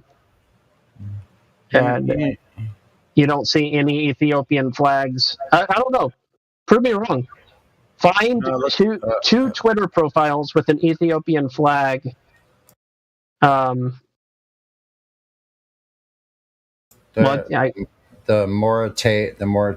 Mauritanians, what are they called? Mauritanians? There's a high population here in San Diego of Ethiopians. But anyway, you know what that first picture looks a lot like? It looks like modern Mexican or Caribbean cities. A lot. It looks like Acapulco, for instance. It looks a lot like Acapulco.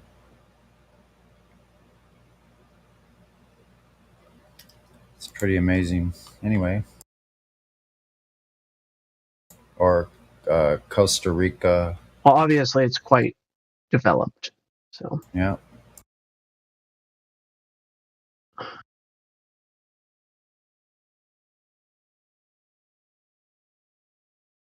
Mauritius, or yeah, you're right. That is a weird. But that's really far away from Ethiopia. It's on the other side of the continent, right? Well, no, it's just off the coast of Madagascar, but. Okay, it is over on that side. Okay, gotcha. It's close to. Okay, let's see, what else is that close to?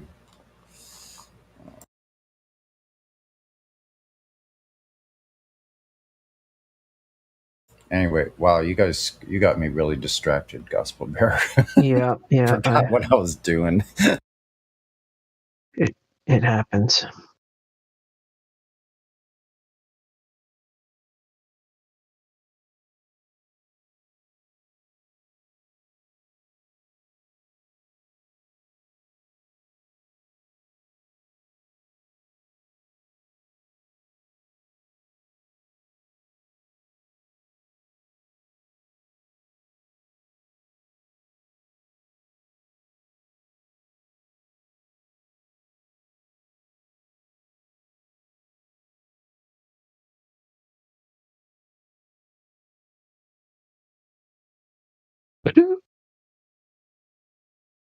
Somebody just jumped in the VC.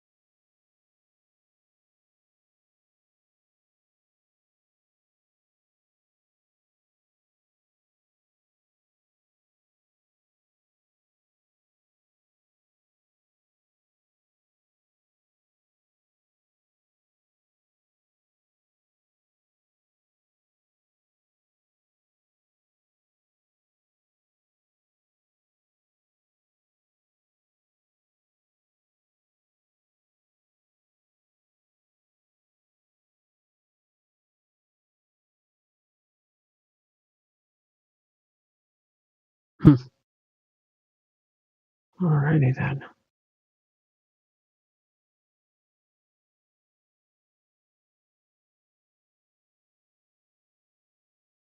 Gospel bearer is Jim Carrey. Confirmed.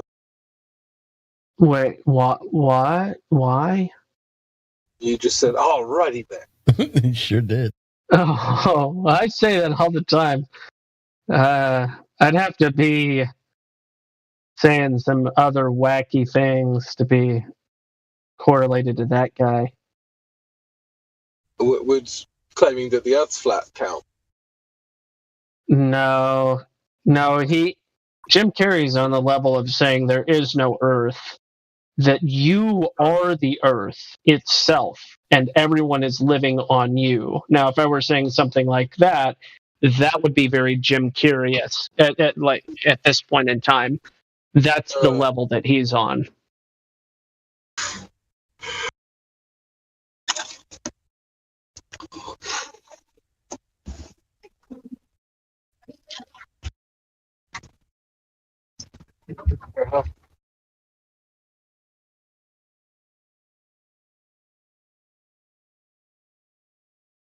Wow.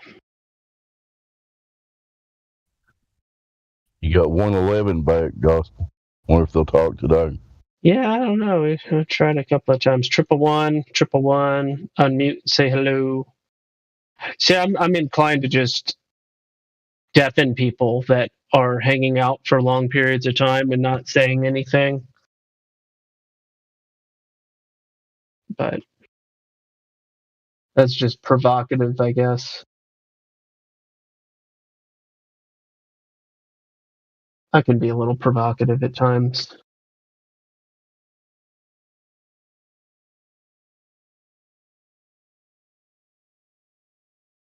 I mean, I could also just say, hey, I'm going to deafen you until you go up to VC check-in. But I won't do that.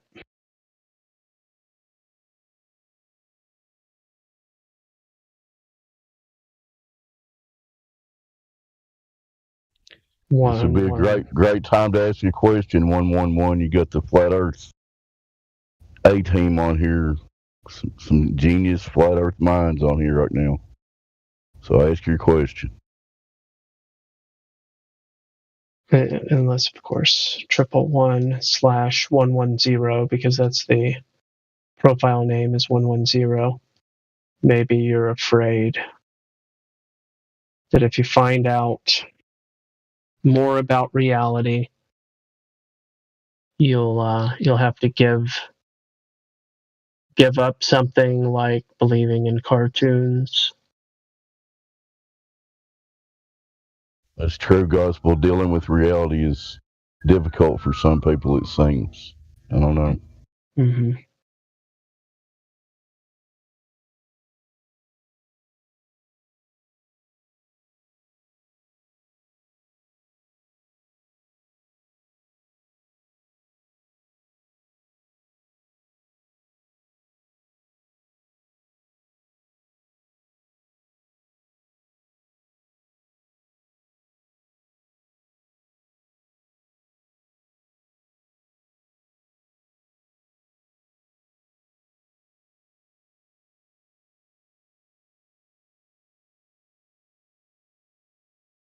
Did any of that come through on my mic just now?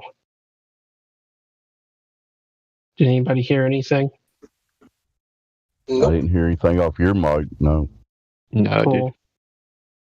Yeah. Well, a silver alert just blew up my phone. We get a lot of silver alerts in North Dakota because there's a lot of old people here.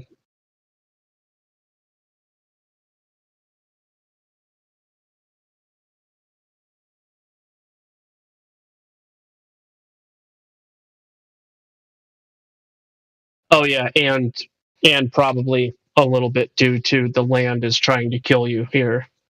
I forgot to mention that. That probably has a little bit to do with it.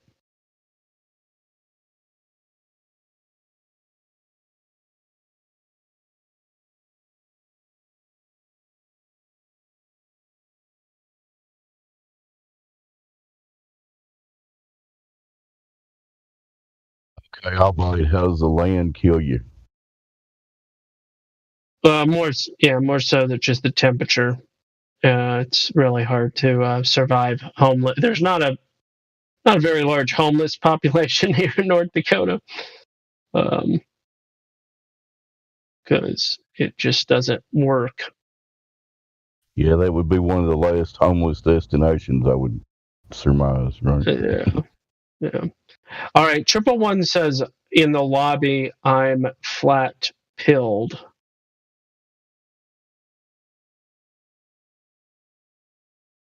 Flat pilled? Flat pilled. That's what they said in the lobby. Yeah. I think he means like based and flat pilled. Yeah. One of you doctors But if I've described heard the the flat phrase like pill and based go. and egg pill. Let's say which one of you doctors prescribed the flat pill to him. Come on, man. Yeah. I just want to ask 111 if he's based.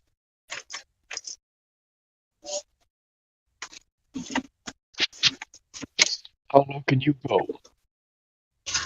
Because I only talk to based people, so. Oh.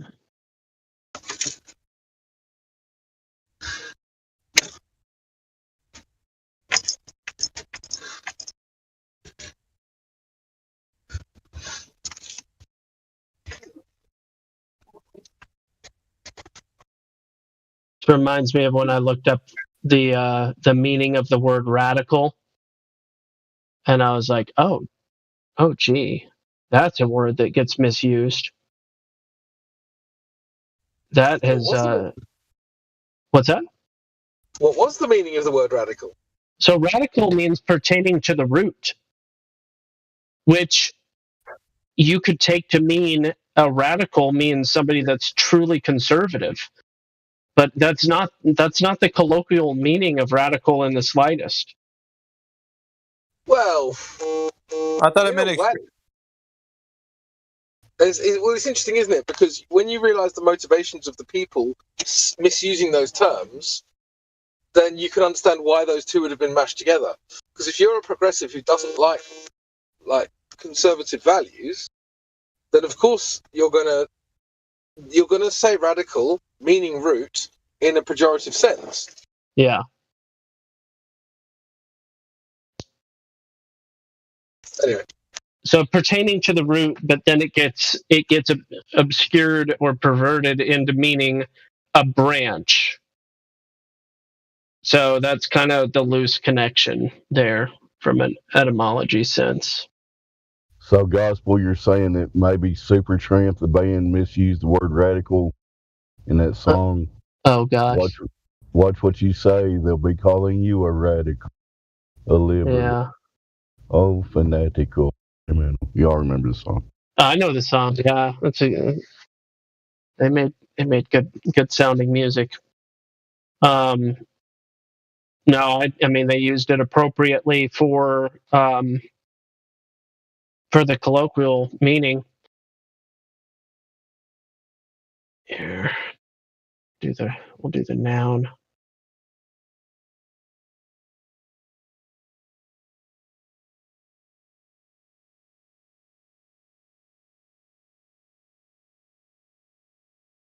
Political sense of extremist, person who holds radical principles, one who pursues a theory to its furthest limit. So the early 1800s.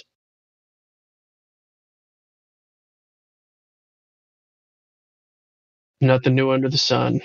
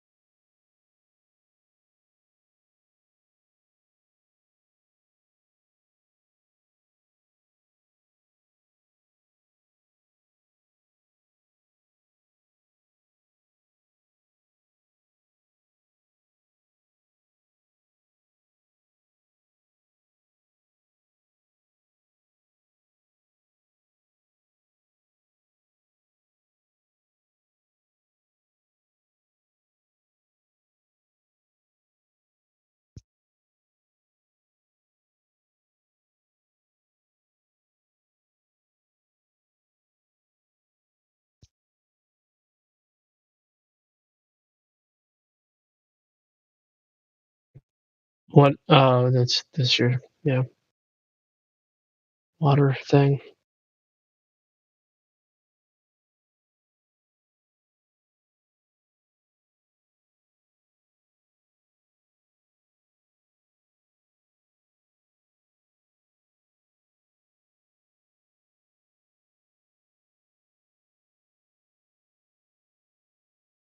I've got a good container video for everybody.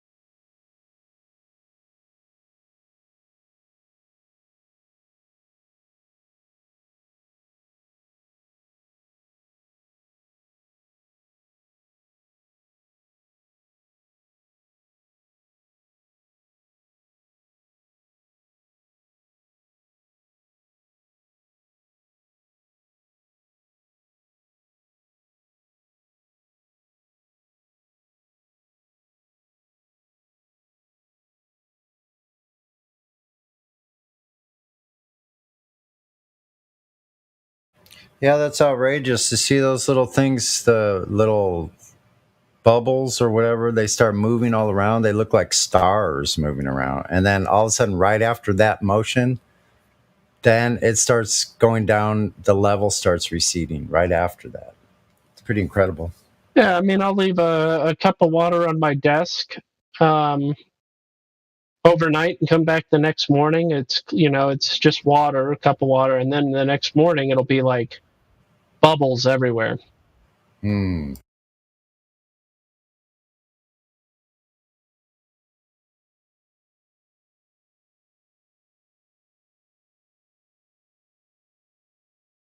The water cycle. Another thing that cannot happen on the globe.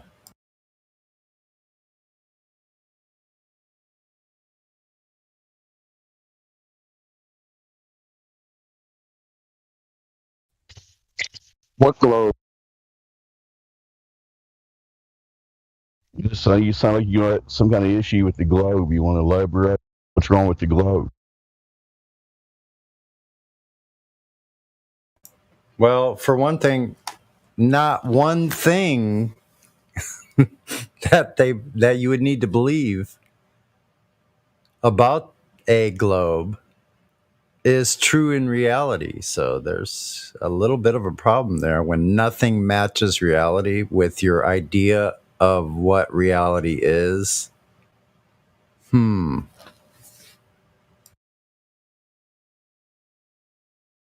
Just a bit of an issue. Go ahead.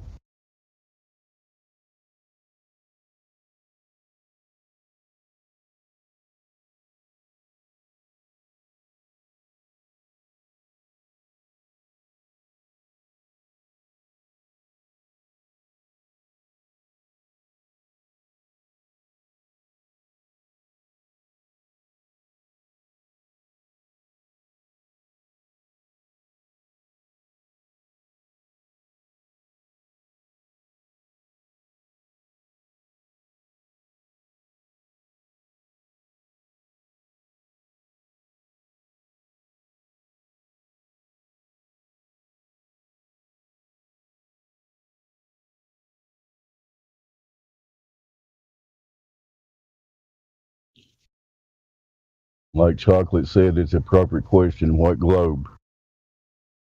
He's probably had that question 7 years, 500 or so times, right, Chocolate? If you're there.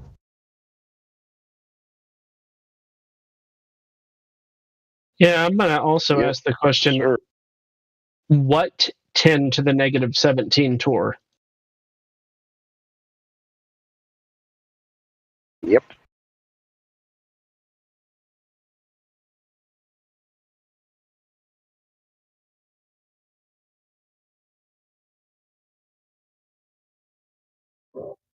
It's like only about 5 orders of magnitude beyond what they can simulate.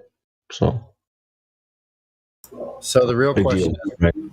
so the real question is, when does the Glober go from reality to theoretical? Well, basically everything they're saying is theoretical, because as soon as they remove themselves from the actual nature that we see around us in all experience, flat, stationary, no gas pressure does what they're trying to say it does. All of these things, it's all theoretical. As soon as they leave the surface and start looking at something else, everything they say after that is theoretical, based on presumptions.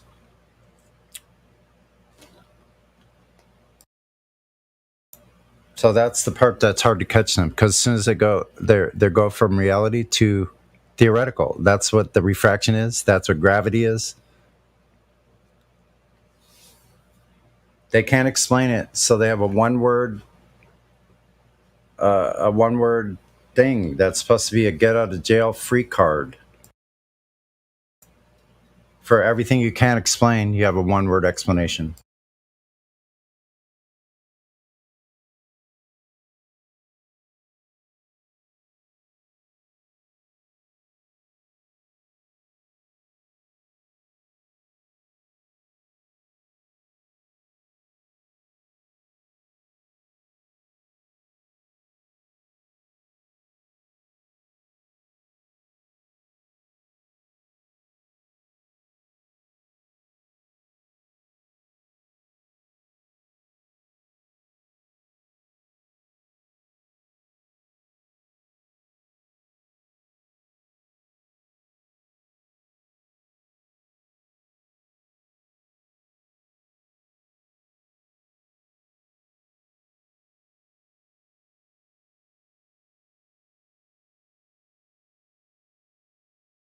Good afternoon, everybody.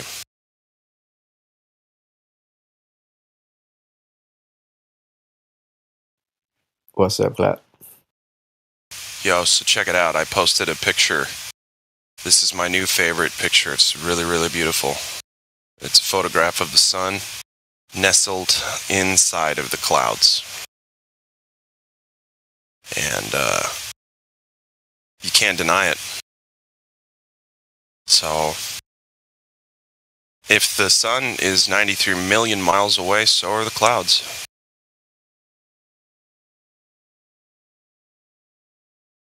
Y'all can take that to the bank. That's a beautiful picture, though, by the way. Livestream voice text, check out the picture. Gorgeous. Sun right there nestled comfy in the clouds. Outrageous. Isn't that crazy? Look at that. Wow. And people are like, oh, no, it's in space. It's like, no, it's right up there, actually. Mm-hmm. Yep. Above beautiful? Above the clouds where the sounds are original. Hold on, Flatty, I got to turn you up, especially because I just love to hear you talk. No, I'm just kidding. What's up, Flatty? What's up, dude? Sorry, I was just going into it. Hey, anyway, we don't do pictures, dude. That's why you can't. We have to hold ourselves to the same standards. Photographs don't mean shit. You know That's what I'm fine. saying? If this is real, I agree with you. If this is real, the sun's not 93 million miles away. So gorgeous, though, huh?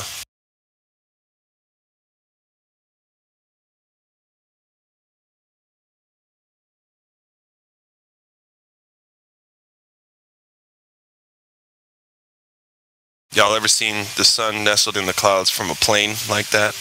That's nice to see, too. That's a Dragon Ball, man. Dragon Ball. There she goes. See, KJ's got my back here. Yeah, I don't think it's the video to the picture, but it's something related to it. Totally. Thanks for posting that. Sure thing.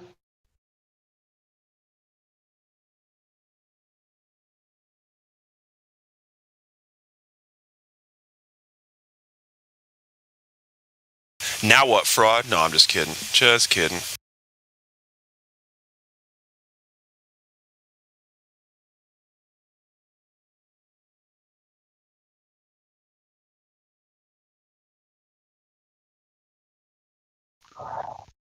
there anything the sun could do that could make the Earth a ball?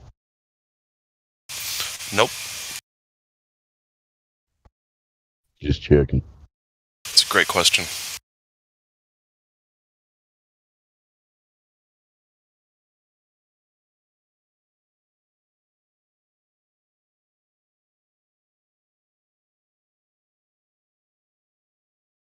Funny how the Globers like to go to the sky.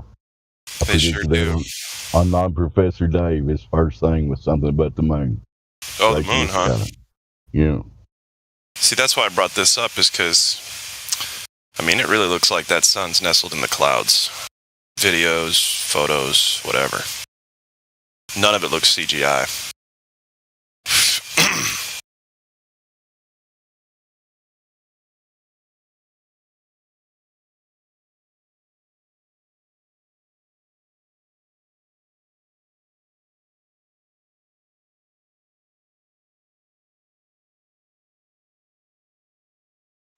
As a matter of pure logic, how could the moon prove the shape of the Earth? Just pure logic. Is it even possible? Nah.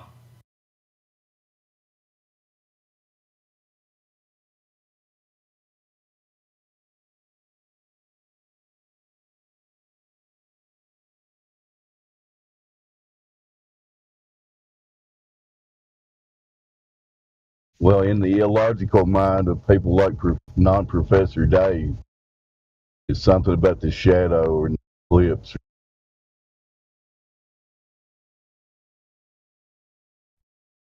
Well, how could I measure properties of you and figure out things about me? It's crazy talk. Exactly. Yeah, you know how I got cancer? Is because I talked to you. Not because I tested my body myself. Someone else told me about it.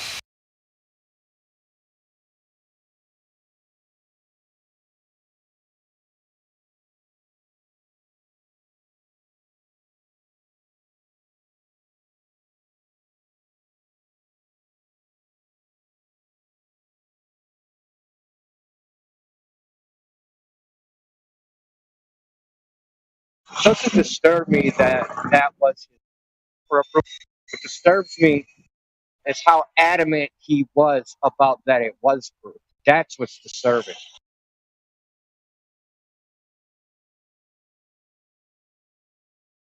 To the point of insulting and trying to claim Dave Bitcoin. Like, you're a crazy person.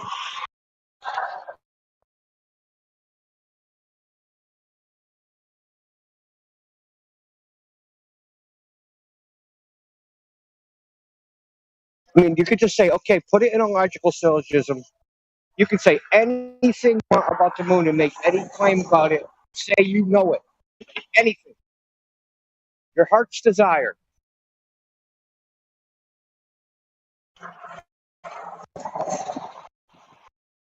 Well, and that's the difference between this community. Well, that's the difference between people within the community here. When Fraud said, "Don't lower yourself to the Globers and think that just some image is a photo, a real photo, something," he's absolutely right. I'm going to say grain of salt, and I'm going to say, if this is real, hey, how about that? The Globers and the staunch anti-flat earthers are going to do that. The guys like Professor Dave, they're going to say, no, it's proof, and this is why, and I won't back down. It's like, dude, you don't really know, do you? Do you, though? No, you don't.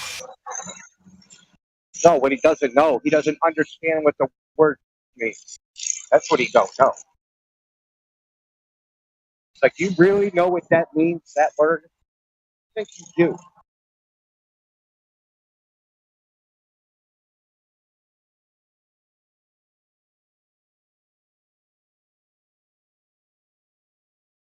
But I guess that's just semantics, right?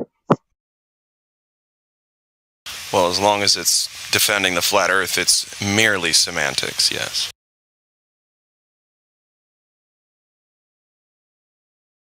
Why do you gotta be so particular with your words? You're just spewing flat earth talking points, Indio. You're not making these That's what he would say. Yeah, I'm using flat earth jargon. Also known as scientific evidence. Also known as the English language.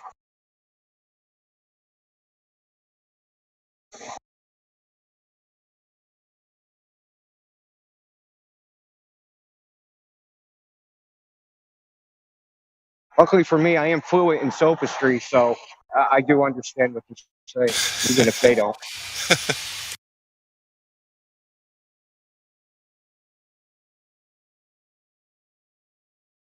Sounds like I missed a good one. Just check the live stream voice text, Sonny. We're talking about how the sun may or may not be nestled in the clouds like that. Mm-hmm. But I think you were here for that.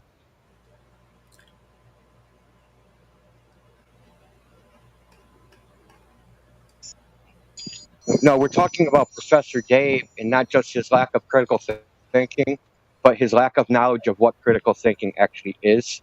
Yeah.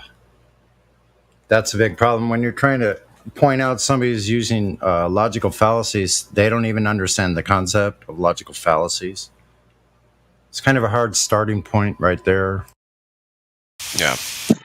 The hardest starting point is when they think the claim is the evidence for the claim.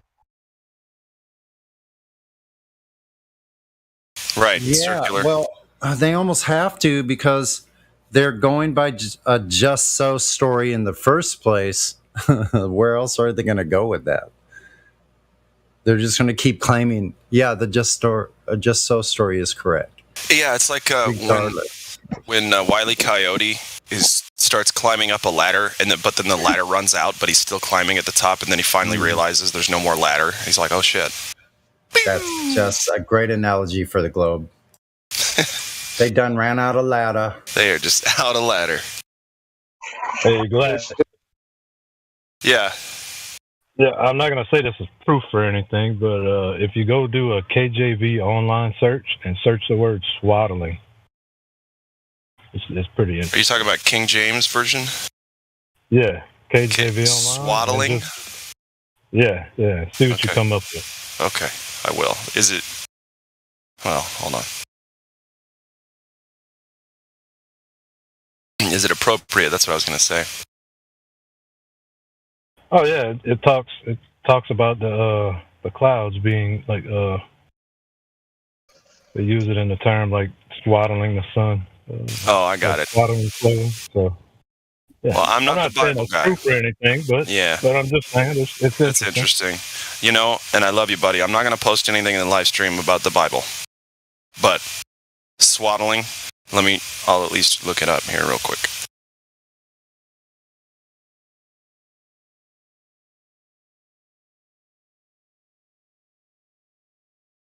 Oh.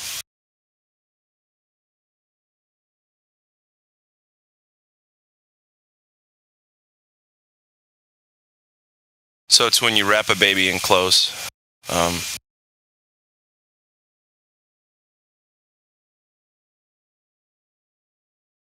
It's just about wrapping a baby in clothes. So is that what you're saying? The clouds are wrapping the sun, swaddling the sun in clothes, lying in a manger, this kind of deal? You wrap the baby up like a burrito. Yeah.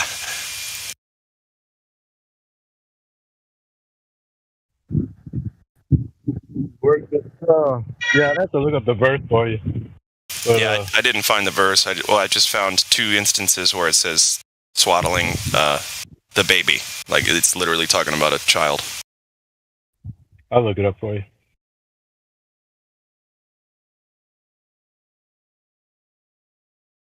I mean, that would make sense to me, if they worshipped the Son of God. Well, it looks like the clouds are like, swaddling the sun, keeping it nice and cozy.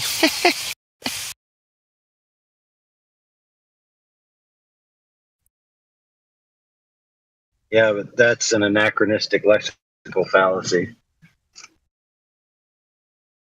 It's a neat story. That's what it is. The two words didn't exist that are homophones in the time in which the initial scripture about the story was written. Swaddle didn't exist back then?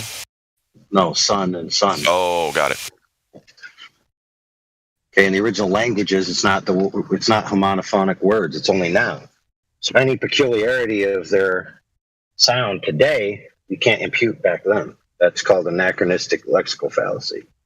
Wow. Wildly intelligent. A lot of people do that today. You know, they hear these words that sound similar and they go down these rabbit trails of similarity, but the original languages from which they're trying to apply them to didn't have any of that. Now, that doesn't mean that it's not uncanny, you know, that the similarities exist today with the sun. Now, interestingly enough, during the time when Jerusalem was being attacked by the Romans and, what was his name? Hold on a second. Josephus was given the account of it, so they would actually make fun of the Jews when they would hurl a white stone at the wall, because the white stones is what the Romans would throw, and it would look glowing when it would coming at you, because the sun's shining off of it. And they would mock them and say, look, the sun is coming. Now, of course, certain members of the Jews and the Christians were awaiting the return of the sun, and so they used that to mock them. So there is a little bit of a connection there.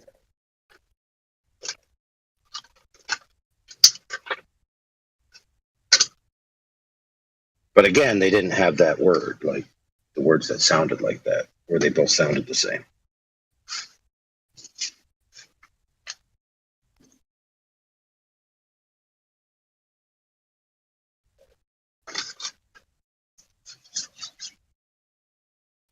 But anyway, the Bible verse is, there'll be a sign unto you, the babe will be wrapped in swaddling clothes, lying in a manger. So while the word swaddling is used, and that was pretty traditional for what they would do with a baby, the main sign would be that he would be laid in a manger. So in order to make that analogy fit, you'd have to find something that was eating the sun. No, my memory kind of crapped out on me. I thought it was speaking of the sun, but it was actually just in Job 38, verse 9, I believe it was. It was talking about the clouds being a swaddling garment for the earth. Ah.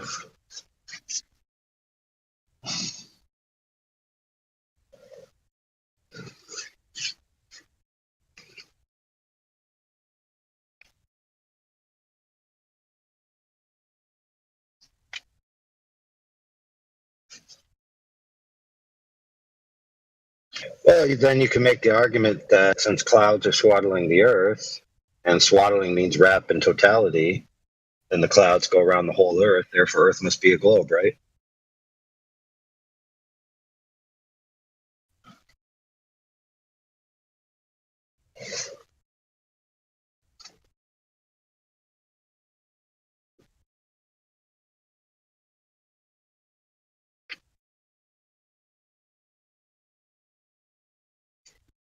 Sometimes analogies do carry to a conclusion that's meaningful, and other times they can just be used one way or the other, depending on how you interpret them.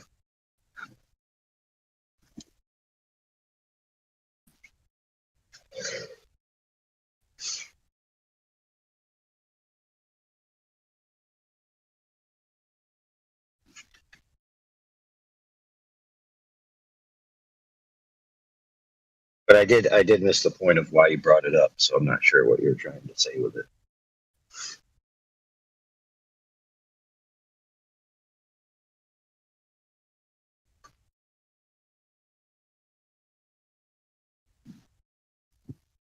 No, like I said, my memory failed me. I thought it had something to do with the sun, but obviously I was wrong.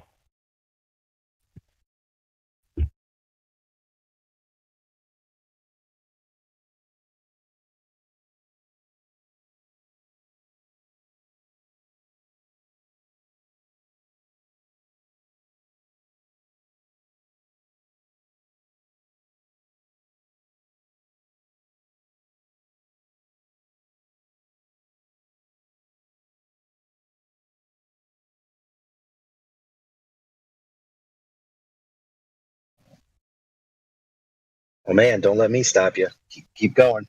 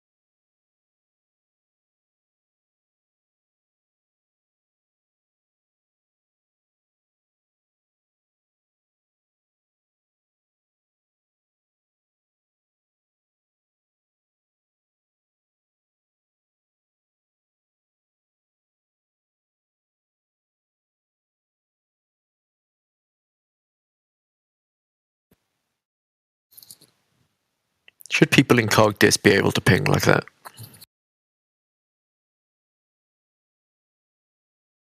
Yeah.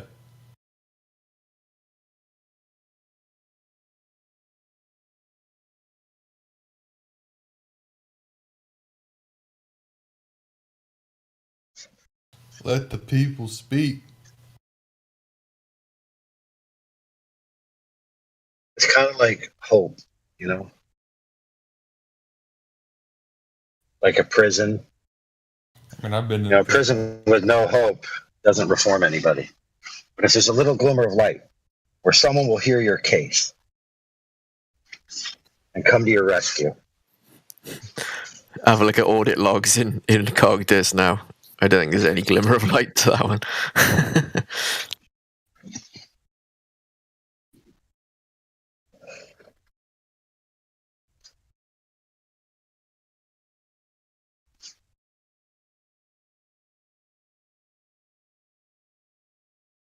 I've been looking at some flight radar stuff. You know, the flightradar24.com. Anybody know that? Find anything good? Anything nice? Yeah, there's a drone flying around Istanbul. And I was just looking at the flight patterns too. Why don't the planes just fly over the water? You know what I mean?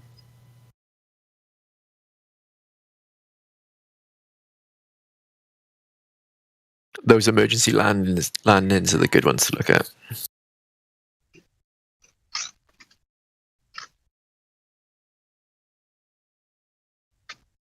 But it makes no sense why they wouldn't just fly the most fuel efficient path.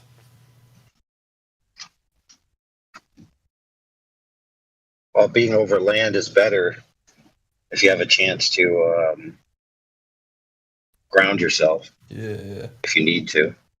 So that's one good reason, at least, plausible. Well, because That they might fly in defeat flight the corridors. fuel efficiency. Yeah. I guess it's more The important to... planes fly within flight corridors. So if you want to do a transatlantic flight and you're taking off from New York City, you take off, you fly up to about Nova Scotia. There's a flight corridor that goes across the Atlantic. You get in that, you fly across, and then you go to where you want to go. You just don't get to fly wherever you want to fly. Don't work that way. Yeah, but I'm looking, there's some that aren't flying in that. And I'm wondering what makes them so special. They're probably rich. It's the Spanish people. Yeah, and? Coming from Spain and Portugal, so they don't have to follow the rules. Actually, Spain and Portugal actually have the highest private ownership of gold of any population in the world. No, I'm talking about the way the planes are flying. They're flying over the ocean. They aren't going in the corridor. Where are they going? Where's the plane going to? This one's going from Paris to some French island in South America.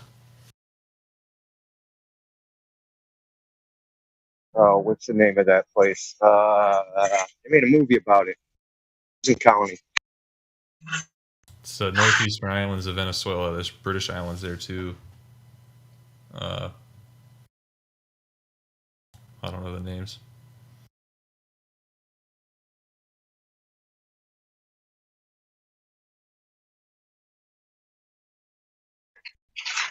Could be any reason. It's hard to tell.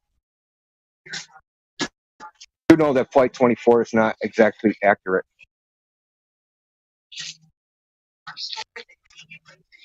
Well, I'm sure. Every time I've ever looked for a plane that's been in real life on the website, it's been there. It's been like if there has like a blue, because I live near an airport. Sometimes I can see because they're still flying low, they're still gaining height. I can see like if the tail's blue or something, and I'll go look it up, and they have someone has taken a picture of it and uploaded a picture of it on the website, and you can see exactly where it's going and where it's coming from, how fast it's going. I think this is pretty... Well, I've actually seen the same thing because I live near Logan Airport, and I've seen planes which don't appear on Flight 24. Yeah, I think it's 2 summers ago. Like we have fixed wing won't show up on here unless they're flying above like 20,000 feet, which they literally can't do. This was I couldn't tell what kind of airplane, like Boeing 747 size. It was, a commercial jet, but it wasn't.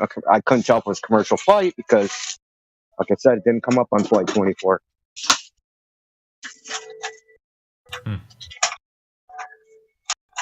I know they don't let. It didn't pique my interest because it had a lot of stuff coming out of it. Let's put it that way. So I was like, "Whoa, let me see what plane that is." So I went on Flight 24, and it didn't show it on the flight on the website. I don't know about that. That's what happened. Actually, we were in the old server. I saw it actually came into the server and talked about it. We record all this stuff. Yeah, but I don't think that they're doing that, man. Okay. All I can tell you is what I saw. So plane flying across the field of view, and I was like, that's weird because the planes don't fly in that like space. And so I looked on Flight 24, and it wasn't there. Have you? I'm not like being a dick or anything, but like, is there? There was actually no planes in the air except for that airplane. Like, there was no planes on Flight 24, like in the air. Yeah. I get it. Because, like, I don't know how they operate there, but at Logan Airport, all the flight traffic is, like, in the morning, right? So all the planes, like, take off in the morning, and, like, at night, there's lots of landings, and they kind of come in from another direction. The planes do land all day, but they're, like, here and there. It's not like a constant stream of flights landing.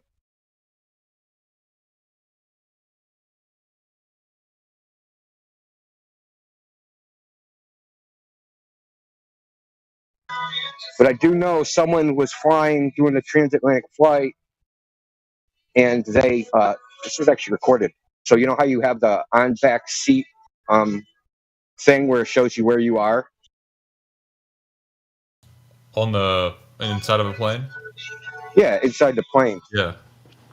And it said that, like, it showed the flight path that he was on one side of Iceland, but the island was on the other side of the plane. So the only way that can happen is if you're on the north side as opposed to the south side, or vice versa. Yeah, it might be a problem with the 3D rendering, but I've compared my phone. Your phone connects to a satellite if it's not in airplane mode, and I just for fun turned it on and looked where I was, and it was almost exactly.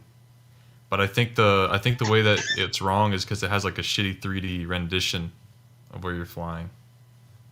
I don't think it's like to mislead you or whatever. I think you're flying over where you're flying.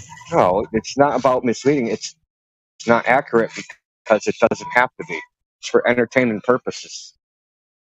Yeah, it's like maybe they're moving for weather yourself. and shit too. I don't know. There's all sorts of reasons.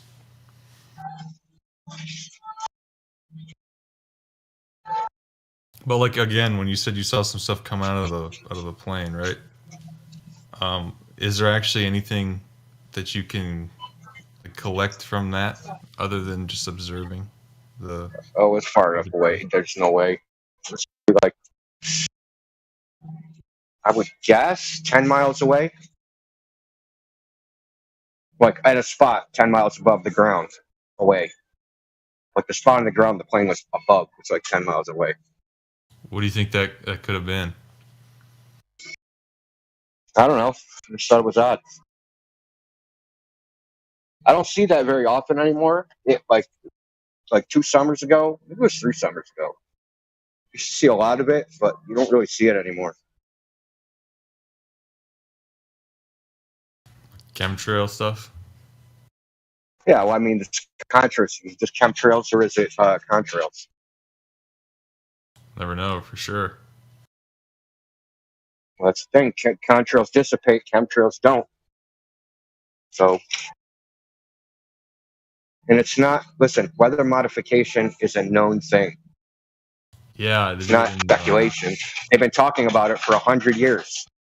They literally really do it too. It's like they talk about it as well, about how they drop. Well, they publish papers about it. To make it rain. Well, yeah, it gives that. But I mean, plenty of published papers by NASA saying they're talking about weather modification, how they're going to do it. It's not speculation at this point. They're saying it. I mean, the Zionists have been doing it for years, right? What? Just a bad joke. There's like a thing the Jews do the weather, you know? Well, you don't have to be a Jew to be a Zionist. A Zionist is a political organization. It's a political philosophy. Yeah. Nothing to do with religion. There's plenty of Christian Zionists. They're worse than the Jewish ones.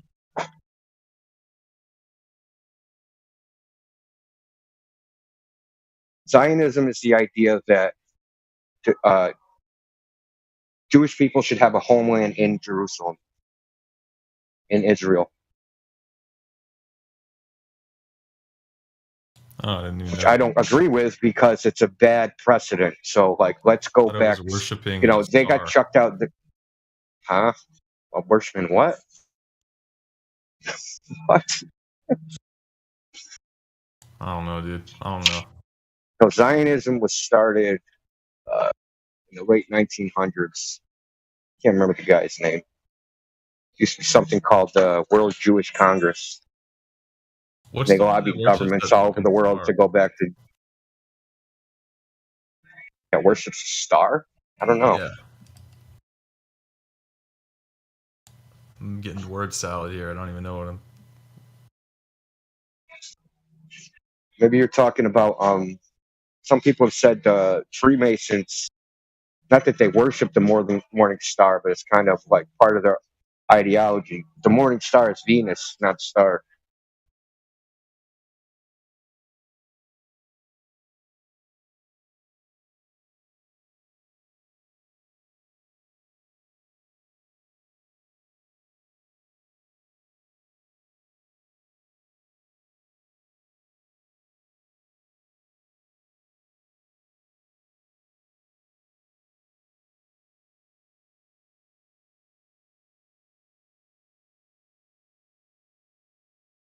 Are you like one of these people that think flat Earth is based on a conspiracy theory?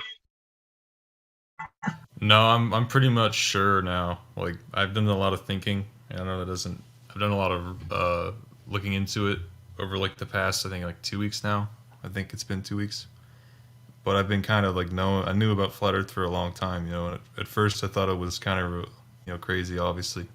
But I've been looking into it.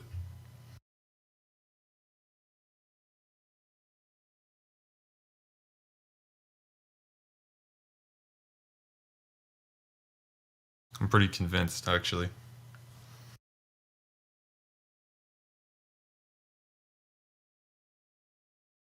Well, like, the only thing that should be convincing you is the result of the experiment. That's the only convincing you should need. The only thing that should be convincing you is your own tests.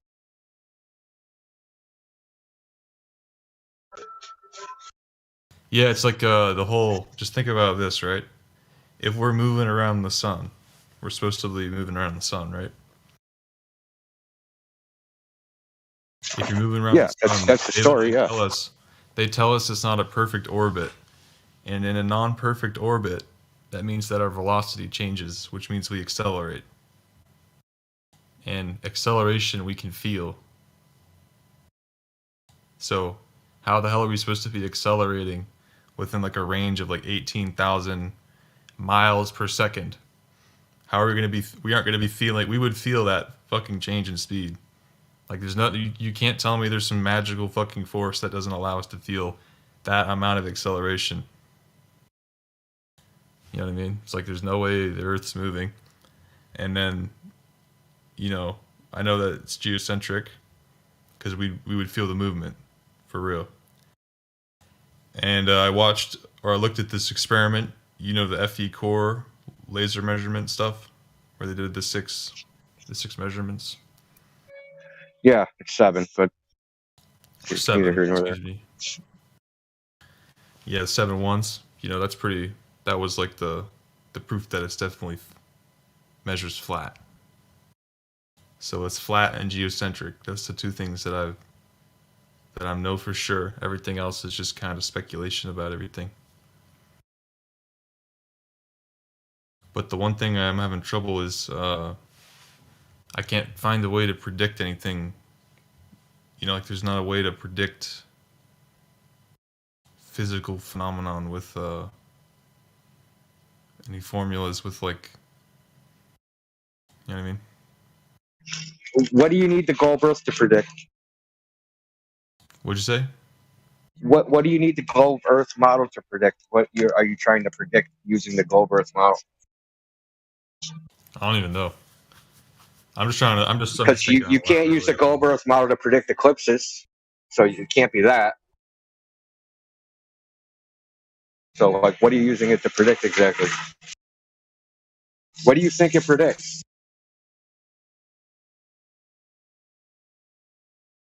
I mean, it's got to predict some stuff.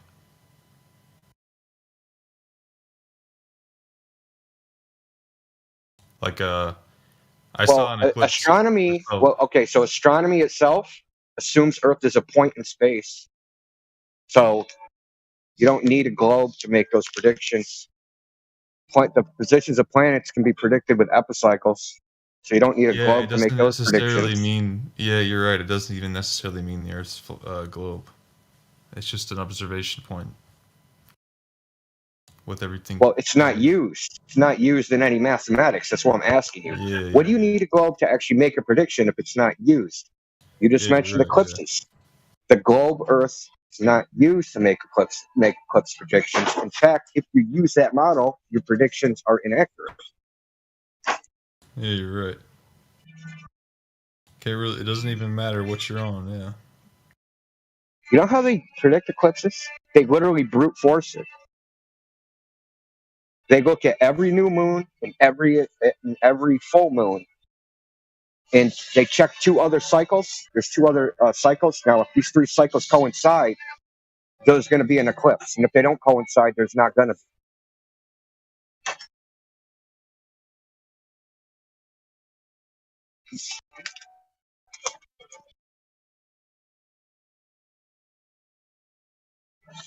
You don't need any model of the Earth to do this. It's just a cycle. And like I said, astronomical predictions, they assume the Earth is a point in space, that it's the origin of coordinates. And the rationale for this is, well, everything is so far away, we can just assume the Earth is a point.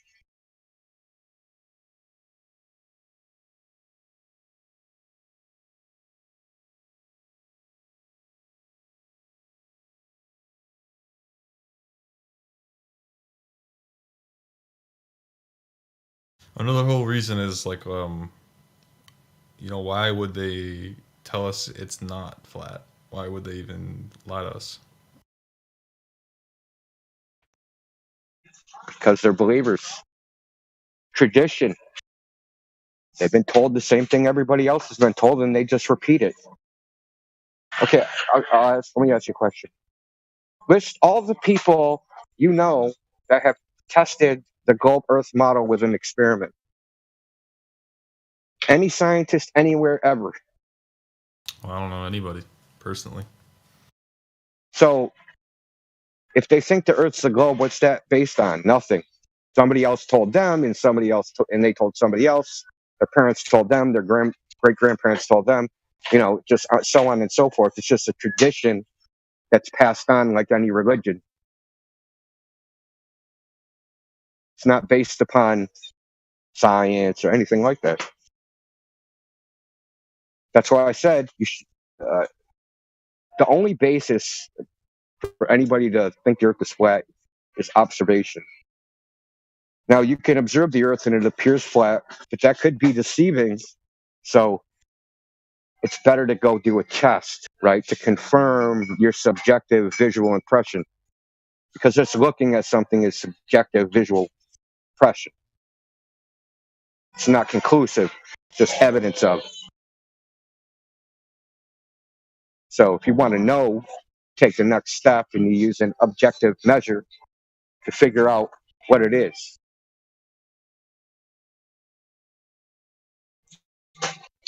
Yeah, one day I'll. And that's what should convince you. That's what should convince you is the objective measuring, not anything else. Not words, not the words of people, not us, not anybody.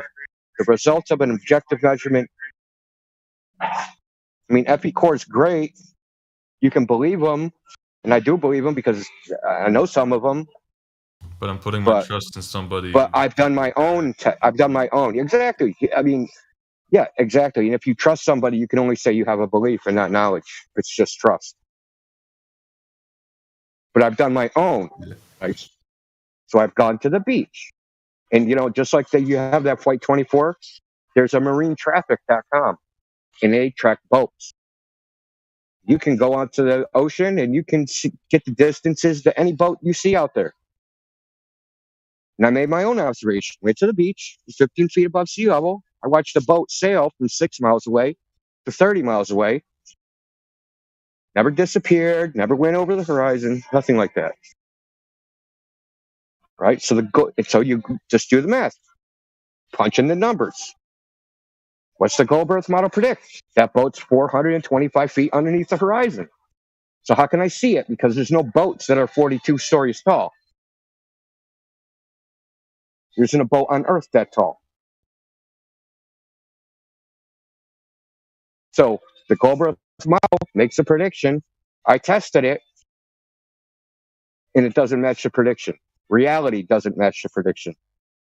See, I'm letting reality tell me what it is, not a person. Yeah.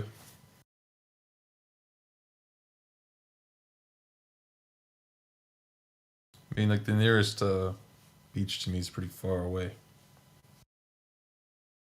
I have to make an opportunist thing, when I'm already at the beach. Parker, when you get down to it, if you let the earth and nature speak for itself, you don't need a man to tell you. Very true.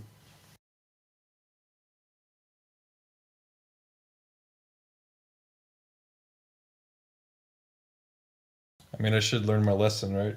Everyone's told me all this other stuff. Why don't I take it as someone else's word? Just have it replace it. I should find out for myself.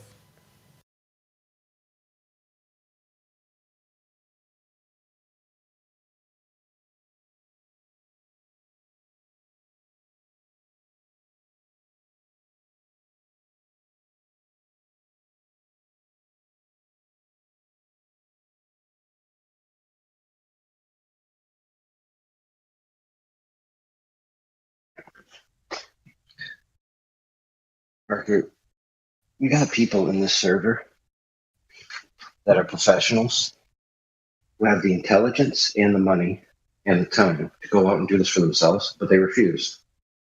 They say, I don't need to do it because I am happy with the paradigm that I have. So I don't need to test it against reality. I'm satisfied with the model, the math, the presentation, the stories. That makes me happy. And I sleep good at night. Why would I ever upset that by testing it for myself?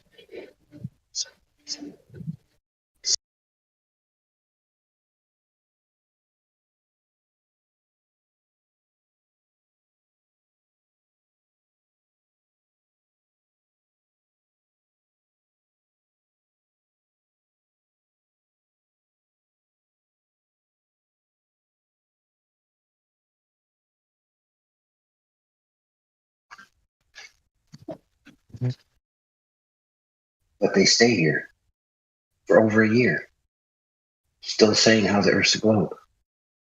It's like, well, when are you going to get around to testing it for yourself? Well, I don't need to. I'll just stay here at the Flat Earth server for another year. Mm-hmm. Amazing.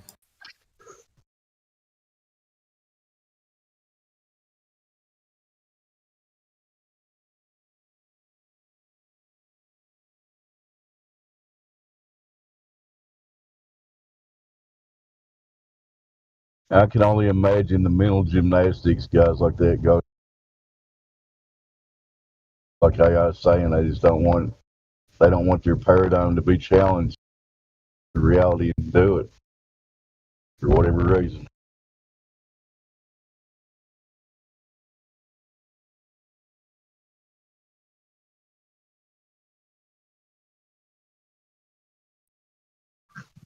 And the real annoying thing is that they'll consistently say the Earth is a globe. Well, when are you going to test that? Oh, I don't need to. I'll just come back next week and tell you all the Earth's a globe.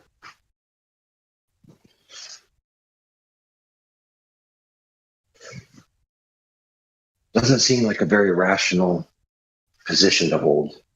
I'll show up to a Flat Earth server. I'll be challenged to test it for myself.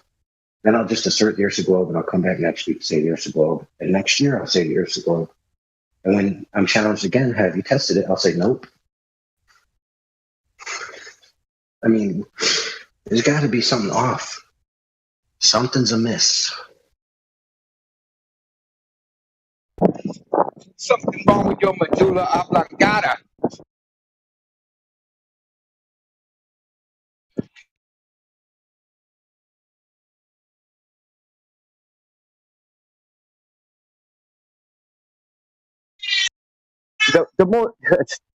The annoying thing is that they get indignant that we suggest they believe their own eyes and do their own tests. Like, how dare you? You want me to figure it out for myself?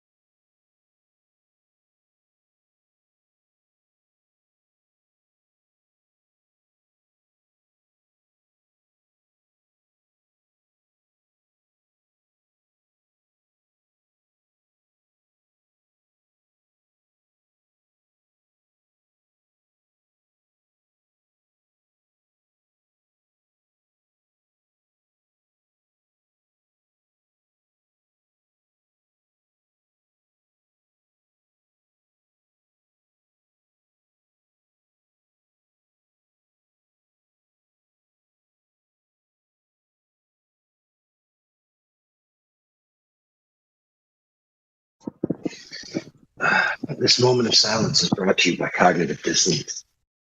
Cognitive dissonance, soothing the mental anguish of your paradigm being destroyed for centuries. Take two and call me in the morning.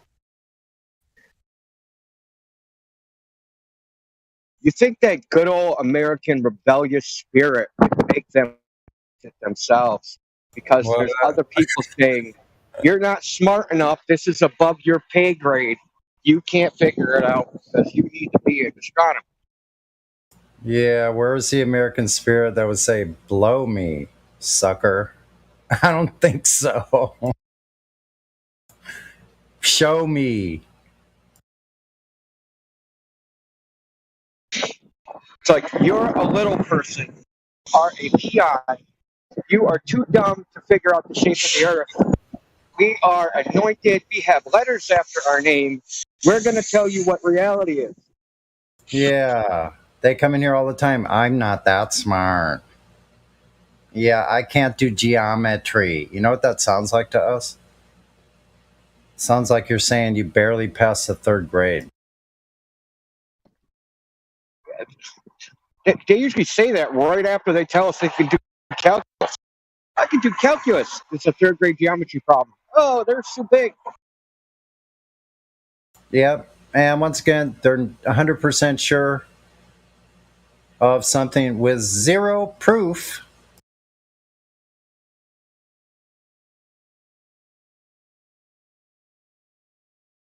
This is not medical. They'll be right back, Sonny. They're finding it right now. They're finding it. They'll be right back.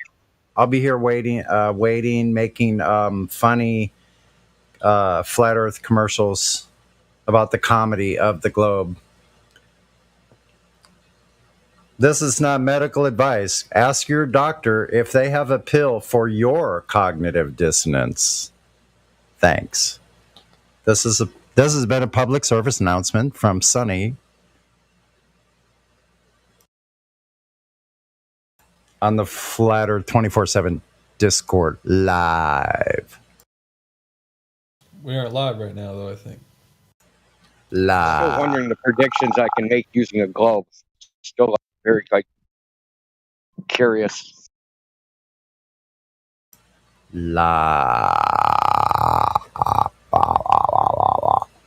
Okay, the Earth is supposed to be spinning, and there's supposed to be a gravitational acceleration.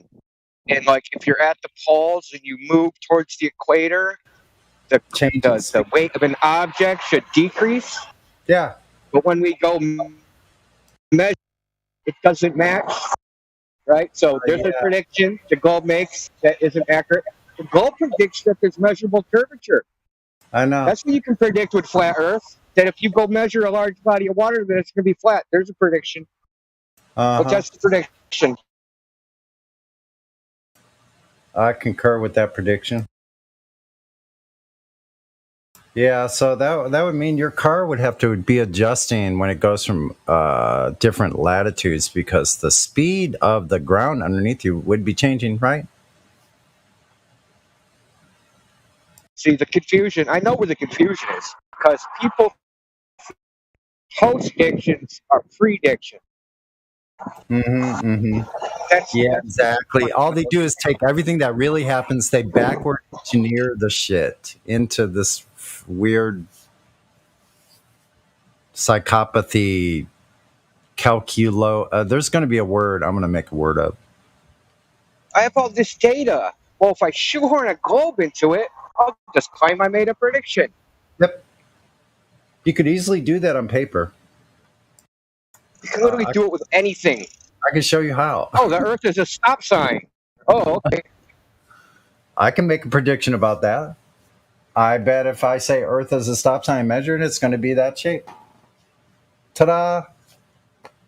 See? Earth is a stop sign. Just did it right there. No proof was needed.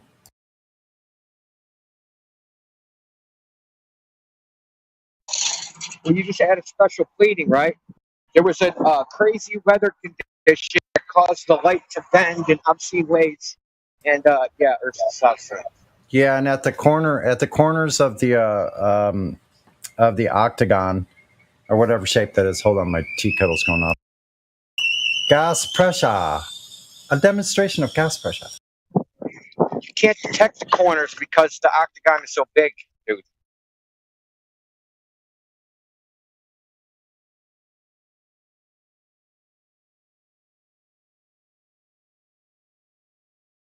Yeah, there's a refractive index going on right at the corners. There's an optical phenomenon occurring at the corners, so that's why it looks just like it does, horizontal, straight line, but it's actually a stop sign, Earth.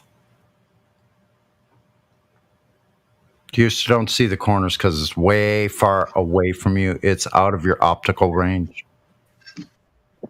Now, if we can only get what is it? What do we need? Maybe 5 generations? If we can get 5 generations, right? We don't even need 5 generations. We can just kill all the people that don't, that thought the opposite anyway.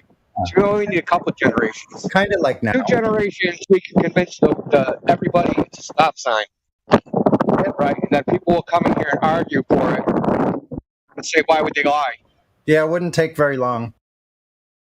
Yeah, but it's kind of not analogous because a surface could be flat and be stop sign shaped at the perimeter, but a surface can't be flat and be a sphere. So the falsification of the sphere is so much easier than stop sign Earth. I know. That's what's the fatal flaw of the globe. is their number one claim is tangibly accessible and defeatable easily. Yeah, exactly. Their claim. Yeah, yeah. But they just want to be talking about it instead of doing anything. Sorry.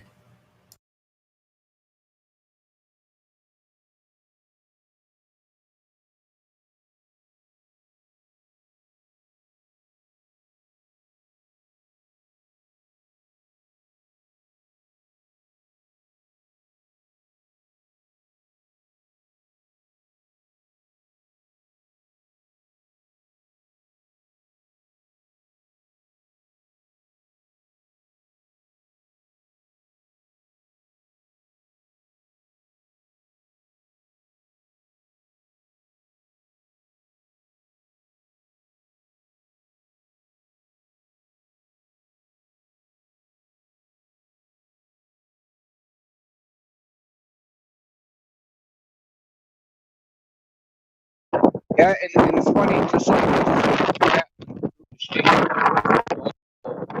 shapes on that side. Shapes.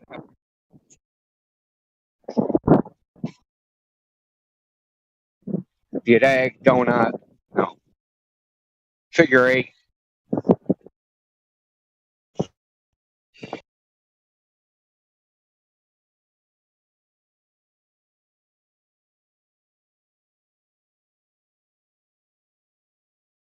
Could be oblate.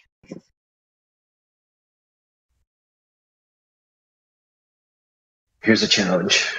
Try to come up with a thing that the Earth could be that is easier to falsify than a sphere. Fuck, dude. That's. God. I don't know, but the sphere seems to be the easiest.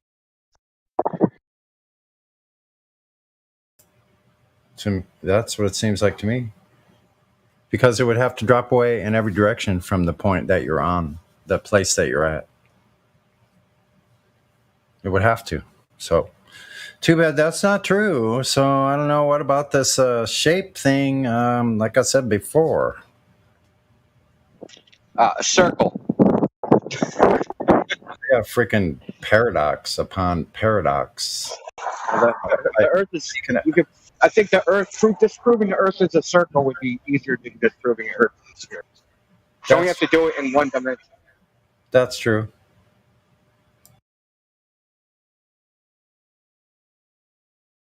Actually, no, it would actually be harder because you have more choices of dimensions. That's right. You still have what's underneath the circle. Yeah, it doesn't matter. It's still going to be the same. Like, what's underneath the circle? Why can't you see across the whole circle? Right. What's on the edge of the circle? That's another thing Professor Dave said in that little debate. He really said it when Dave Weiss brought up Jay Ptolemy. He's like, how come nobody else can do it with a telescope? They have. He's not on it, right? He said everybody should go take a telescope and see 1,000 miles. Sure. His sarcasm was so fucking annoying. Because infrared is special flat Earth stuff. Like, dude, never addressed it. Just Dave Weiss, like I said, he brought up Jay Ptolemy's 1,200-mile observation. Just never, the dude does never address. Just dance and dance and dance. Won't address it. Yeah, I can't. Talk about impossible. I mean, you want to talk about impossible? Those images in infrared, it doesn't even matter how high he is. The distance he's seeing laterally across is phenomenal distances. That's just wild. And listen, I can't believe. See, this is why he has to be disingenuous. Like, he should know why you should be able to see farther at high altitude. And I don't mean around the curve. I mean just like period. in general, because of the thickness of the air. yeah, Like the air's really thick to sea level. In an airplane, you're 6 miles up, so you're like above that whole vapor layer, almost, not quite, but yeah, vapor, dust, everything. all of it. Yep, above the clouds. But he should know that. Isn't he the one that did the video where like you should be able to see the Rockies from Chicago? Or no, he said what did he say? I should be able to see the Rockies from Texas. That's pretty much what The Jay funny told part us. is, I know it's exactly what he did. Farther than the Rockies. Yeah, exactly. All the way to like freaking Ensenada or something. The Gulf. It was Cabo San Lucas. Yeah, Cabo San Lucas from where? The Gulf of Mexico. That's well. I actually measured that out once. It matches. It matches like what he should see. If you measure the angle, right?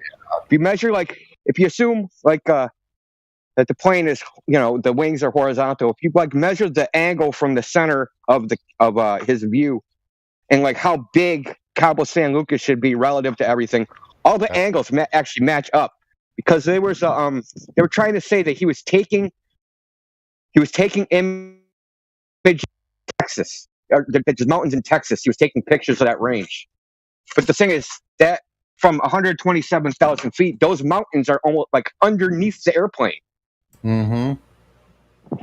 Because they were only like 40 miles, they were like 60 miles away or 70 miles away, but the angle from 127,000 feet, that angle to the ground, yeah, it's below the airplane. Below your line of sight. Yeah, exactly.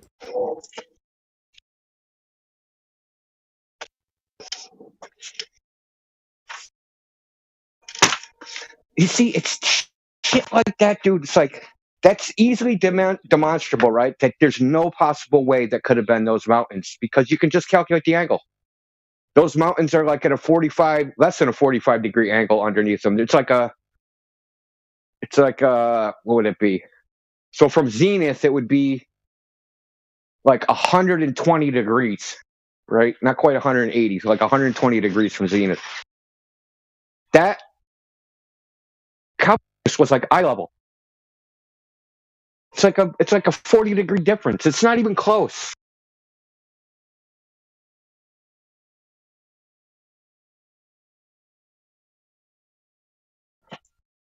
I don't know. You really don't. You want to try not to say somebody's retarded, but when they act retarded and they say retarded things, what are you going to do with that? Like beat around the bush, just be nice about it. Okay, we won't call people names because they're acting retarded. Okay, I'll try to be more calmer and gentler.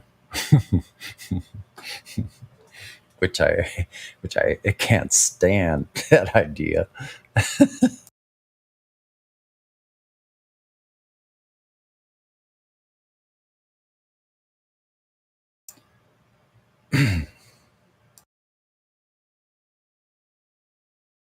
I mean, yeah, it's almost like there's no such thing as an honest Glover.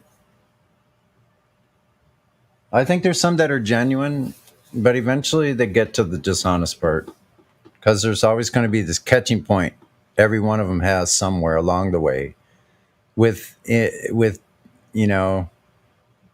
different areas of the subject will be their stumbling block that they can't get past. And then you can tell who's going to be honest and who's not, who's open to new ideas or thinking for themselves for once. You could tell because they come around. And they go, oh, because they're willing to admit they may have been wrong about what they were thinking. Well, even the honest Glovers aren't honest because they really can't be. I'll give you an example of things they do. It's like they'll say, you'll give them an example of some test or measurement, and they'll be like, and they'll have some excuse. Okay? You refute that excuse, and then they concede you refuted it, but then they won't take the next step, that the only conclusion you can reach from that experiment, minus the excuse, right, is that the Earth is flat, but they won't ever take that next step. They'll concede they're wrong and then just drop it like a hot potato.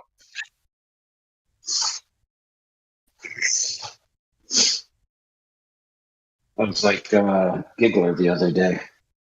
He was asked what evidence, measurement tolerance would you accept, and he said if it's 1 or 2 orders of magnitude off, it would be irrefutable.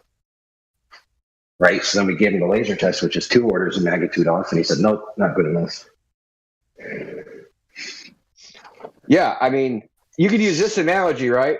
Oh, you cheated on your girlfriend. Oh, I didn't. Here's the videotape of you screwing this girl. Oh, yeah, that is me. You cheated on your girlfriend. No, I didn't.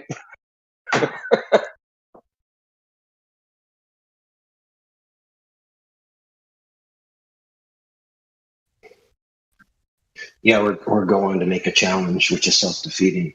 So after being shown this measurement that's 2 orders of magnitude off, which met his burden of proof that he would accept, and he denied, he then said, I challenge anyone to come to my floor that I laid the tile and see if it's flat or not. So I said, I accept your challenge. Will you accept a result that's 2 orders of magnitude off? I didn't hear any. Game, set, match. Yeah, I mean, that guy, he didn't blow his foot off. He blew his leg off. Because he's like a typical Glober. They think that any analysis of the evidence is going to end up on their favor, so they'll say anything. So it was, to him, that was like, yeah, I'll get these flat earthers. I'll keep this really empirical and really objective. So I'll use this example, not realizing that objective and empirical is our argument.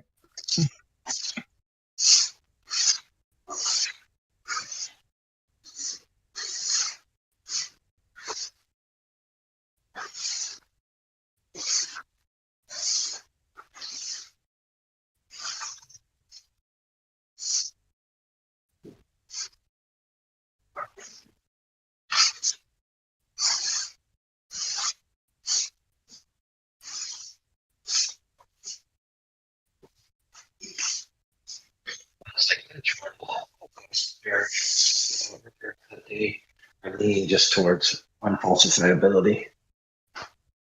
They want to make the globe unfalsifiable, but they simultaneously want to make the flat Earth proposition unfalsifiable. So that way we both just have unfalsifiable propositions that we believe in. And now we're all equals and everything's square and can all shake hands and love each other and sing kumbaya.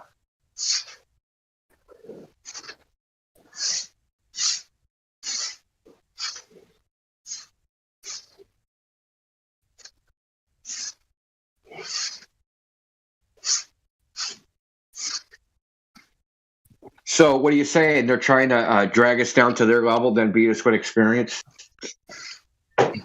Yeah. Well, it's like if you can't beat them, join them. But they have to make us join them. So it's like if you can't beat them, make them join you somehow.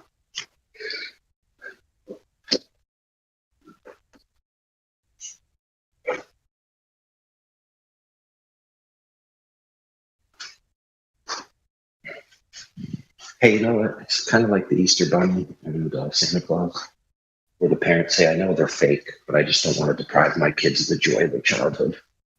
So I know the globe isn't real, but it's fun for kids.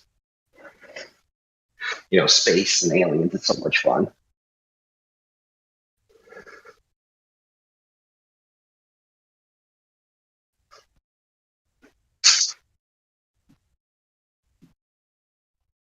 Yeah, it's harmless, right? It's just harmless. It's harmless to teach your kids not to trust their parents. It's absolutely harmless. It has no effect.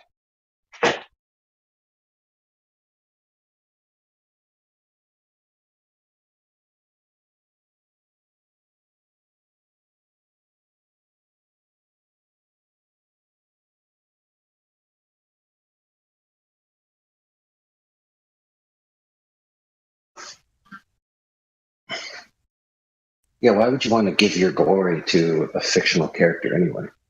It's like I worked hard to earn the money for the presents for my child. Why would I then give credit to somebody else? I know it's an odd thing. It might be interesting to, I mean, for someone like, to do some sort of social study on kids' attitude towards parents pre and post Santa, right? Before and after they discover that Santa isn't real, how they feel about their parents. And like, if we could do it, this would be awesome. Like attitudes of relationships of children with their parents before people started telling their kids that Santa was real. Like, I don't know when it started. I'm pretty sure it started like somewhere in the very early 1900s. From my understanding is the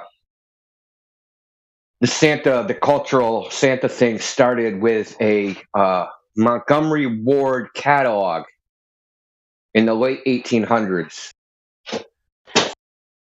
That started like the tradition of giving presents and all that stuff. Is a catalog idea? Yeah, Montgomery Ward. It used to be like a Sears kind of. Yeah, I remember Montgomery Ward. Yeah, for sure.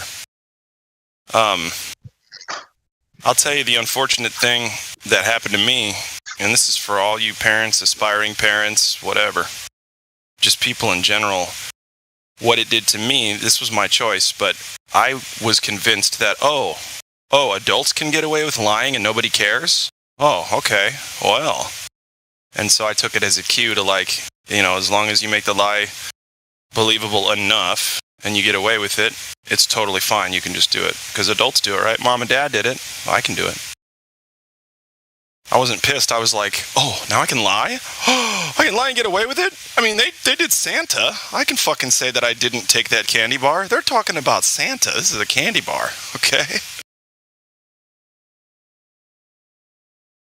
Needless to say, I don't lie as much anymore.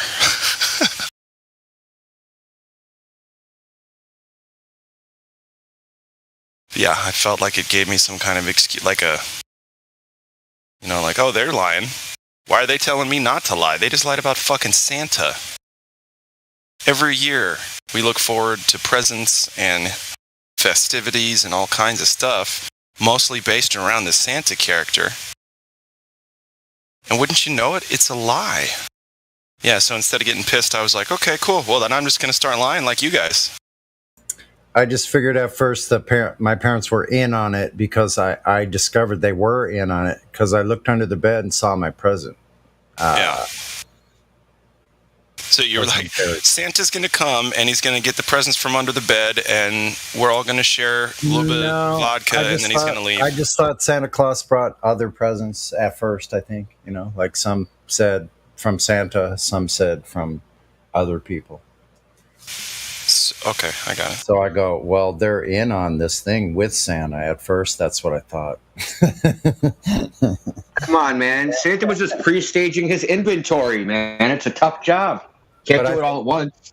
But I think not very long after that, once I saw the present under the bed, I'm like, I connected the dots, and I'm like, that's bullshit. There ain't no Santa. Like, I would have heard him. That's what I thought. I would have heard him. Like, I don't know what they're talking about. It's like the globe. They say it's a globe. I don't see the globe when I go outside and play. So, where is it? Oh, it's just too big for you to ever. Too big and too smart. The globe is too big and too smart for you, little kid. It's going so fast that you don't feel it at all. Shut up and sit back down, Sonny. Well, just remember what the proof you demanded when you were a child for what the globe was to dig to China.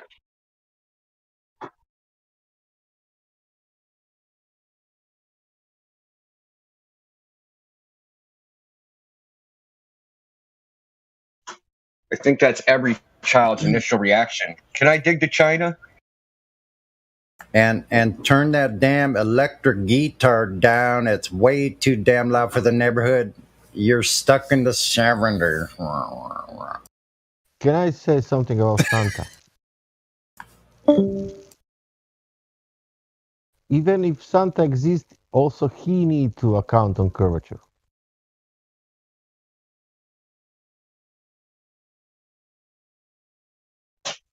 Are you saying he has to dip his sleigh? I saw how he's flying. What was So he Rudolph has to be like tipped down. You got to tip that ruby note, flashing red notes down a little bit. down or level? I don't know. That's a good question. You could test this with real reindeers. Test to see if they dip for the curvature in some way. I'd say there's probably more documentation about Santa Claus than actually the globe.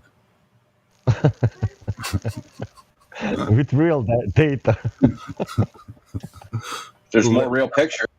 There's more literature about Santa Claus than there is about the globe.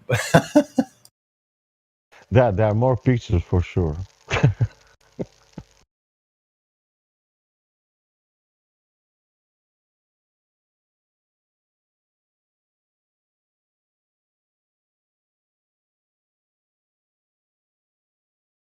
Well, I mean, Santa goes with the globe, like, because he lives in the North Pole, right? Oh yeah. So it kind of goes together, like the story. Yeah, that's true. That's true. They don't say the north center of the plane.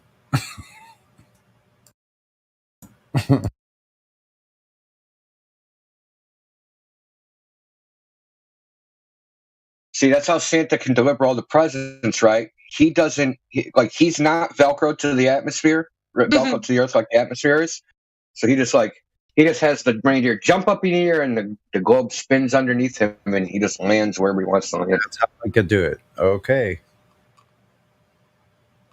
As reasonable as most of the globe explanations, I would say. It fares pretty well. But only Santa using that method. Only Santa. Well, which is more ridiculous? The ground, you jump up in the air and the ground spins underneath you at 1,000 miles per hour, or you're going around the globe at 17,000 miles per hour.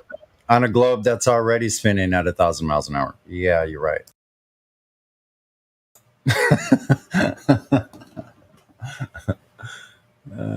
Remember, like these claims are so divorced from normal human experience. I don't think people realize them. It's the big number problem. Like once you start saying numbers that are of a certain size, you can't conceptualize them anymore, and they all sound the same, right? 100,000 is the same as a million, is the same as a billion, is the same as a trillion. Like the Leaky Soyuz guy yesterday was saying, like, oh, and the large scale. I said, well, when has anybody operated in any way in the larger scale? Oh, you can't. Okay, thanks. I rest my case. Yeah. Everybody go home. Lunchtime.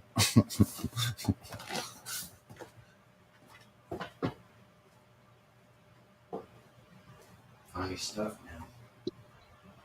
I saw Leaky rage quit another server about a half hour ago. Jesus.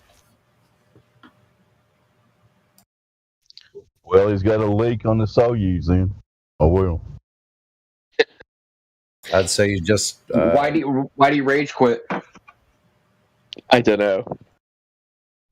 Was it a flat Earth server? It was David's truth server. Oh boy. He rage quit there? Yeah. Wow. Calling everyone anti-Semitic, I think, and things like that. Said he's going to report everyone to Discord. Wow, he became like one of those? Oh my gosh. See, that's like a Semite from like northern Syria or something. That's like the switch got flipped, man, like short circuit.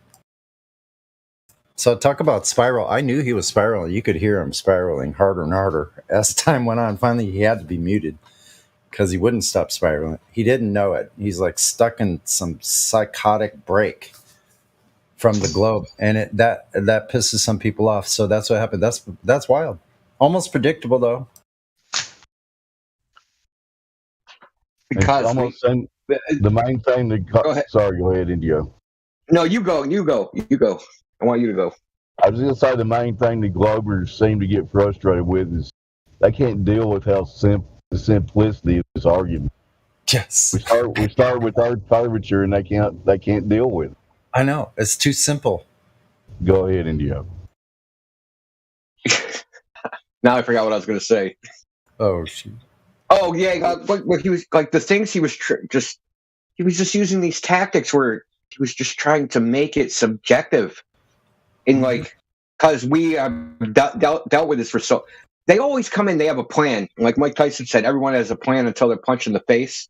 He had a plan when he came in here. He got punched in the face.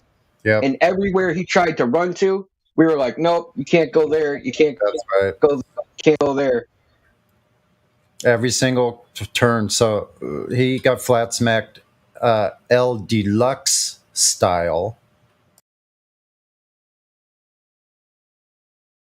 Yeah. You know, and it wasn't like we were just like, oh, well, you can't go there because we said so. We were, at least me personally, I explained to him, like, okay, you're going down this road, and I'm going to tell you why going down this road doesn't tell us anything, and it's pointless. And I had to do that like 4 times. Like, okay, yeah, well, we're going to talk about what astronauts think or what this person thinks, or like that doesn't tell us anything. Yeah, all the bazillions of ways you could prove a globe. He couldn't think of one the entire time, even when he had the floor for 15 minutes himself. Nobody interrupted him. Oh, that 15 minutes was hilarious. Yeah. I was the only one that interrupted him during that period. I got reprimanded by Elbow. I backed off. It's no big deal. It's everyday occurrence. Hey, Jenny. Hey. Unfortunately, I did a goober move. I spilled some water on my desk, and it's like I did a mad dash lifting up all my papers and shit. So anyway, how you guys doing? All right, don't worry. I broke a whole 1 gallon jar, a gallon jug of good organic apple juice. I spent $10 and broke it. Ooh, it could have been worse. Could have been pickles, man. No, just like now it's the second day, and I'm just now getting the stickiness up off the floor. Oh, it's horrendous. Jenny, when you spilled the water, did it turn into a ball? Well, a funny thing. All right, so my desk is actually one of those card tables, and somebody who used it, I bought it used, right? So, well, I probably won't ever do that again because there's like a little tiny like area where it's like a divot, kind of a large. I don't know what other word you'd use. So when all my water spilled, you know, because water always seeks its level. It just went to the middle of the damn table. I'm like, cool, this gives me time to mess with my papers and dry them off. So I just now got done drying off the table because the water was contained. It didn't go nowhere. Water is just great, you know. Somebody else would have been like, oh, I better hurry up and get that. But I knew when I saw that, I'm like, I know what's going on because I knew that was already there like that. Safety measure. All right, so that was kind of off topic, but not really. It's a real life lesson application of how water always seeks its level. And you can't do that on a ball. Man, I ought to make a... Ooh, I need to make a personal note about that. For in real life application, talking to somebody, you know. You never know. There's supposed to be gravity, the magic of gravity happening right now as we speak. I don't know. We all know that just works whenever they need it to work. When they decide to cherry pick the heliocentric theory, well, what they like to call a model, but we all know you cannot do that.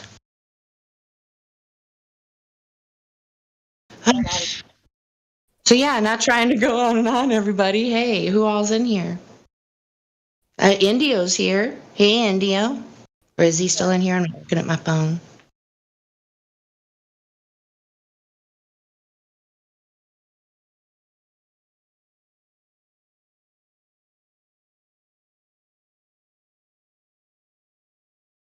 Wow. Hi, Jenny. No one else is saying it, so I'll say hi. Say hi. Yeah. Hello. Hello. So yeah, those crickets were brought to you by Just Jen. Yep. But yeah, it's that simple, about water.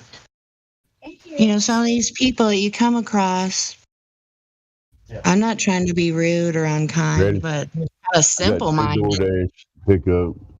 You What's need up? to see. Hang on.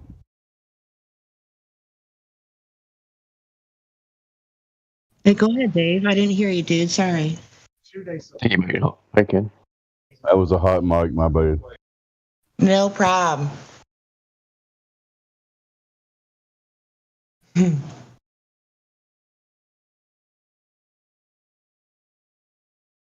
So, what has been the discussion today? Anything in particular?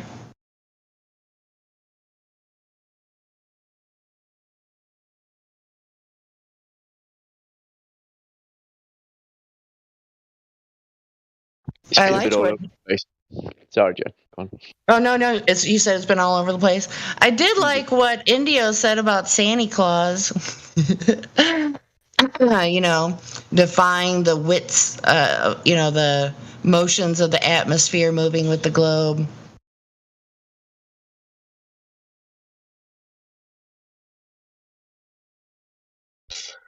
Yeah, they seem to be linked a little bit. Well, you got that NORAD satellite Santa tracker. Oh yeah. Does Santa navigation use satellites, or is it all ground based? I don't know. I know NORAD tracks them because you never want to know if like the Russians might have like snuck a nuke onto a sleigh. They'll like deliver it to New York City. Wow. With a bow on it.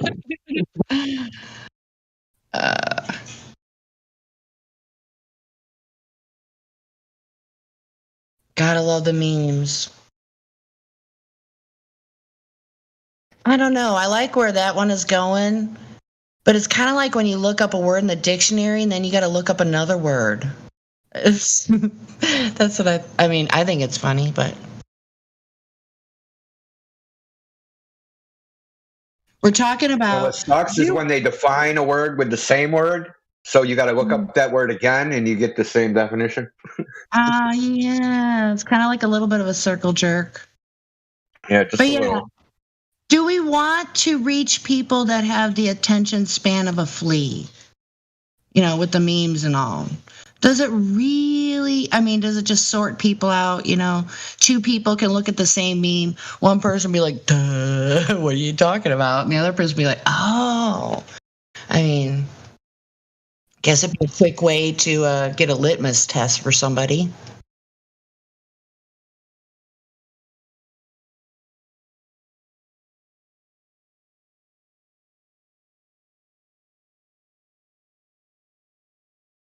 Oh, now you're talking. I like that one you just posted, the last one. That is great. I would love to see it rain upside down. That would be so cool. Gravity in action. Yeah, memes are entry level. I'd agree to that, sure.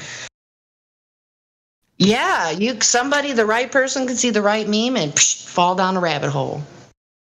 Then you don't see him for 3 days. I guess it depends on how good the meme is. But that one, I've never seen that one. I got to take that one. There's a really old one from a long time ago where it had two pictures, one of what the Earth looks like from the moon and then vice versa. And it pointed out the size difference. So that's something most people don't think about because they don't know what the heliocentric theory says. So it said something about that it should be 4 times larger in the sky. Yeah, it should be. Now you bring that up, I was thinking have you ever heard a Glober adequately answer that or even try to answer it? I don't think I've ever heard a Glober address that at all. That's an old meme, like from 4 years ago at least. Yeah, so we should have at least 20 different excuses. So what's one of the excuses? I wouldn't mind hearing an excuse over that one. That would be really cool.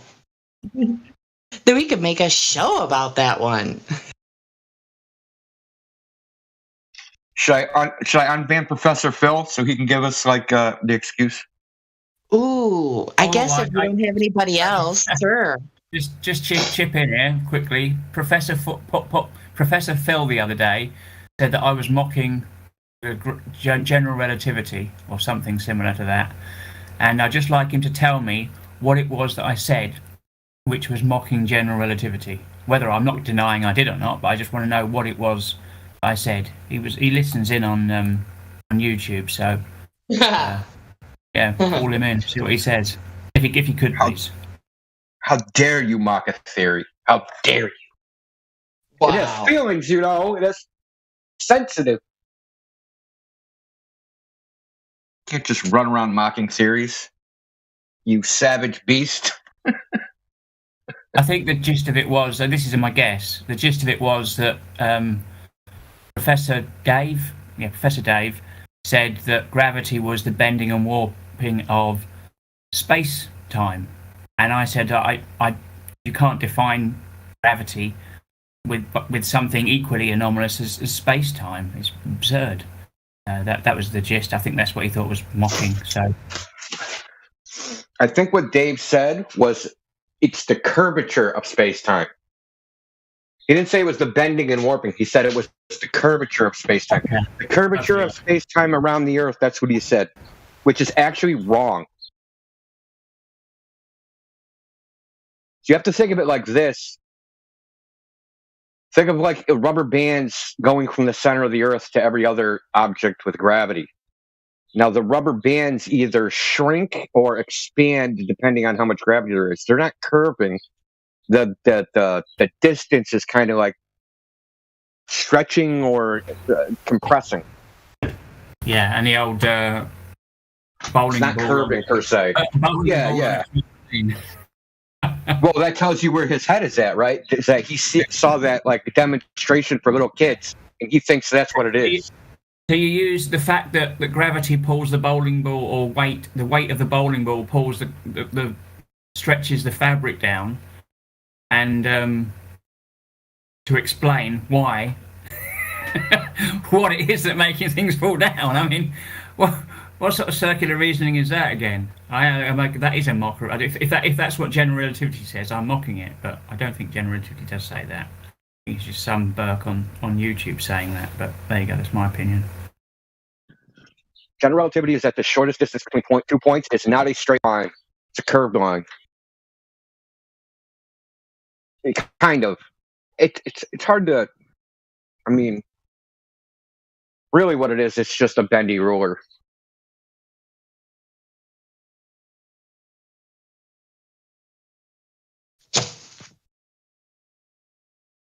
Basically, it's like this. The more massive an object is, if you had a ruler that was 1 foot, that ruler would get shorter and shorter and shorter.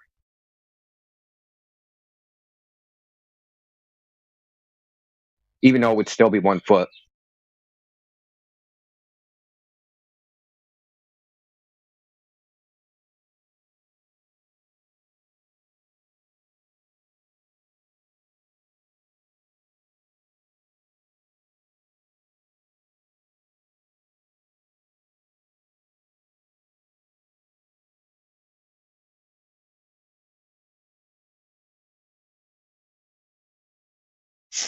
Think about it like this: the closer, according to them, the closer you are to an object, the greater the gravitational force. So what they're saying is, so I have an object, right? So I magically increase the mass of this object. That distance would shrink, so it would make me closer, right? So because now I'm closer in a distance, now there's more force. It's not actually, I'm physically closer. I'm closer in the sense of mathematically closer, I guess. Time slows down as well when you get greater mass. Yeah.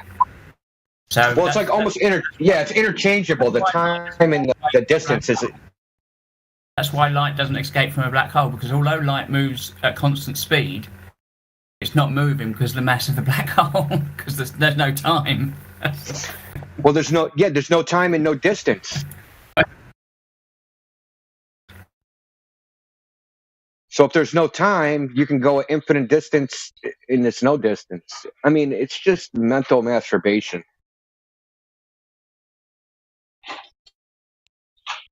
So if you're in a black hole and you turned on a flashlight, to you, that light would go off away from you. But from an outside observer, it would just look like it's standing still.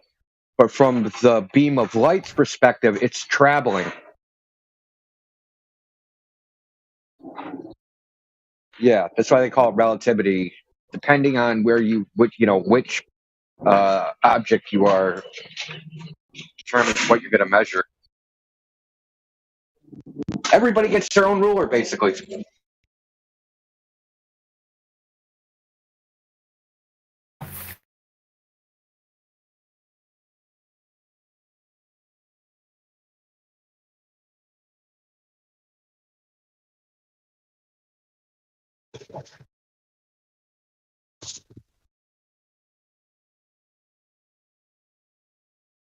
I personally identify as a ruler that's 1 mile long, but it's only 12 inches.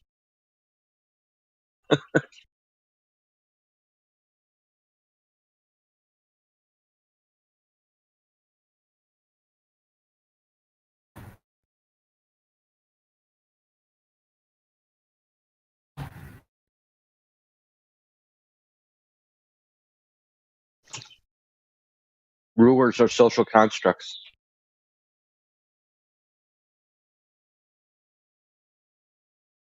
But everything's a social construct these days, isn't it?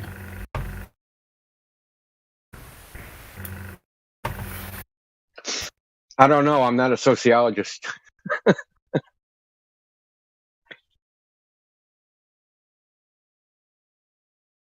I seen a meme the other day. It was like they're like this girl and dude. They're in a pouring rainstorm. They're drenched, and she's like, "Is it raining?" He's like, "I don't know. I'm not a meteorologist." Oh.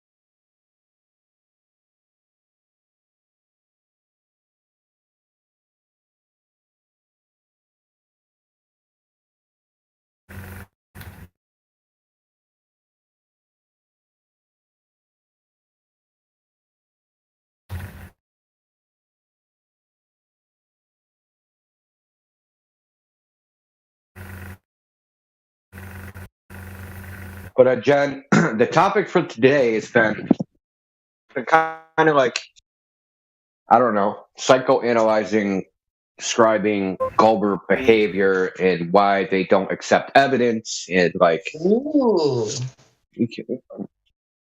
Basically contrasting and comparing like our let's call it let's say mental state, right? The way we think about things, what we accept as evidence versus what they accept as evidence, plus what we do in like when we're presented with like so-called gold evidence versus what they're presented, the way they act versus the way we act.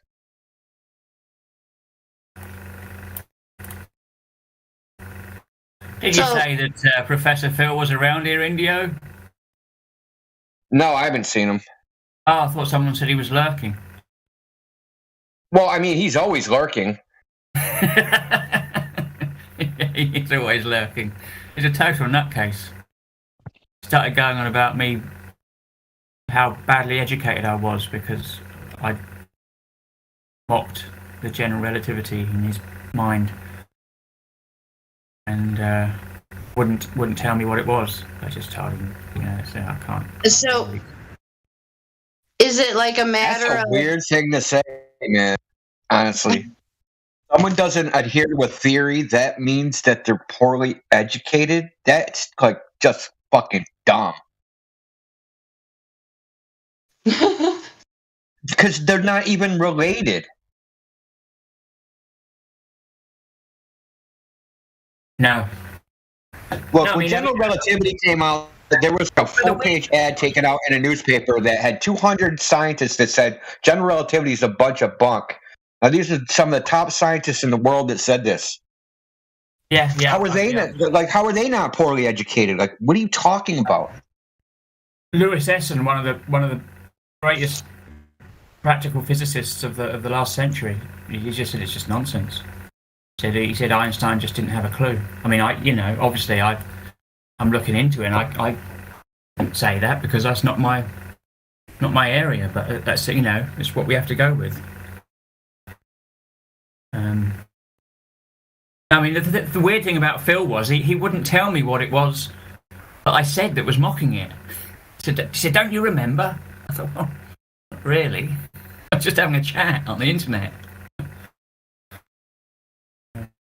What about how they consider a source of evidence reliable? I mean, they trust NASA, we don't. So, doesn't that make it a little more simpler when you think of it like that? I mean, I love talking about like the psychology of it and stuff. I'm sorry I missed that.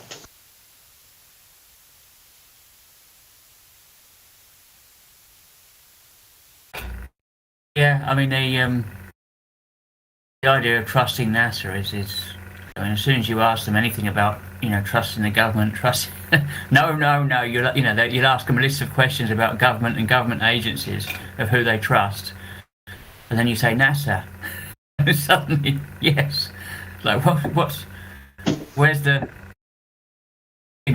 where's the change here? I don't know.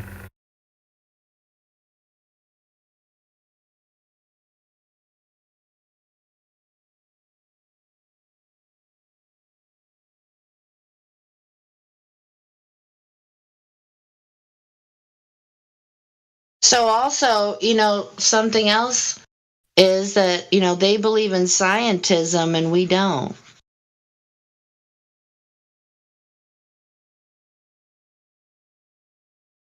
I mean, you don't need science to figure out that the Earth's shape and all.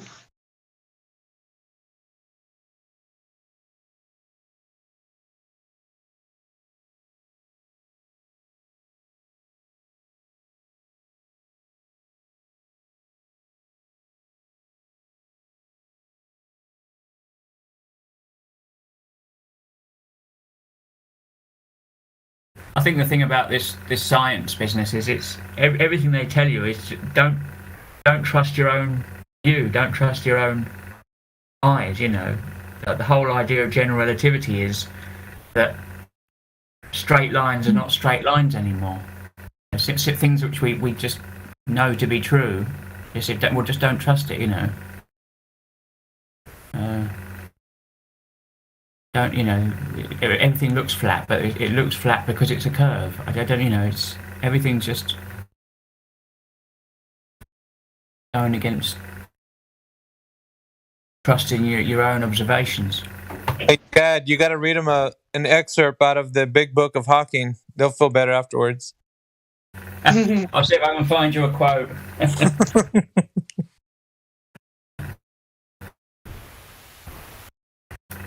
What's going on, Mickey? Hey, how's it going, Jenny? Good, good. For you guys that don't know, Chad's got the Big Book of Hawking. It's got his famous quote, so he might razzle dazzle the Globers that come in here, because this is the kind of information. I wouldn't mind hearing a few if he's got it out. I mean. We should start calling them the anti-zeteticists. They're against zetetic principles. Am I wrong? They're anti-zetetic. Yeah, Zetetic. That's the Zetetic. Is it Zetetic Science? It's a book on the flat Earth. Right. It's based on. No, it's like Sammy Robotham and all those guys. William Carpenter. Those guys that. Here's a good one. This is from the Stephen Hawking's A Brief History of Time. It's talking about the arrow of time. I used to have that book. It's absolutely hilarious. It says, when one tried to unify gravity with quantum mechanics, one had to introduce the idea of imaginary time. Imaginary time is indistinguishable from directions in space. Oh boy. Good stuff, man. Hey Jenny, did you use your portion of imaginary time today? Did you use up your portion yet? I haven't. I'll have to put it to good use. Yes. How far along, yes, is everybody doing with their imaginary time portion? How do you work that out even in your head? Yeah, you Man, don't. I think I gotta hear that again, Chad. That's just try that one more time. I gotta let that marinate a little more.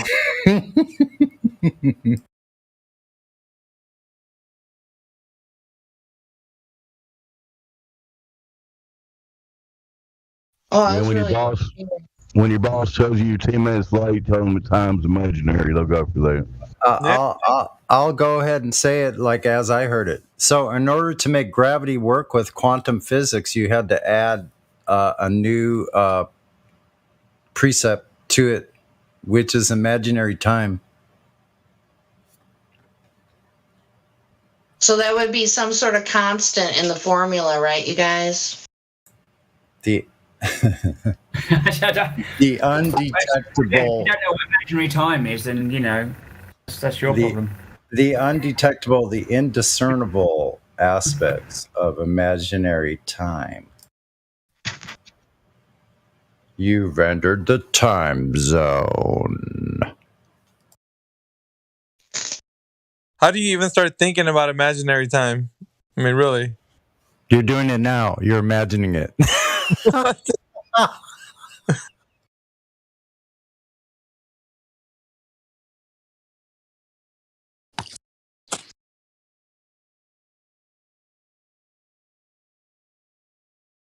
Everything you're imagining right now about imaginary time, that's what's imaginary time is. Everything you can imagine about it.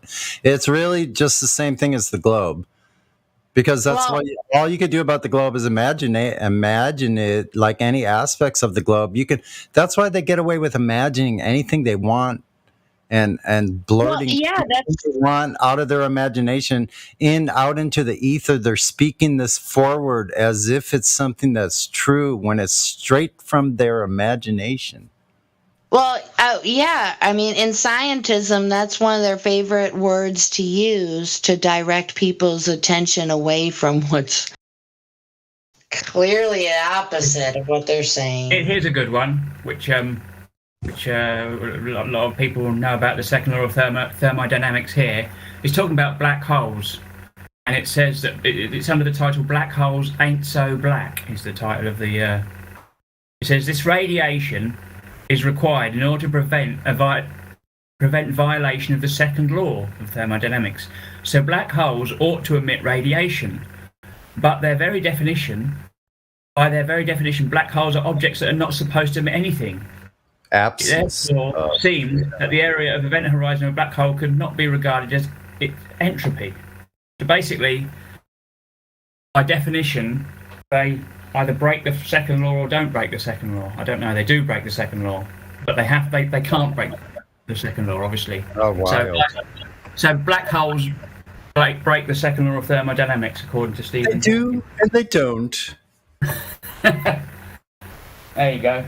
What would you say? Will you marry her? Either she will or she won't. You do it. I don't know, man. Like,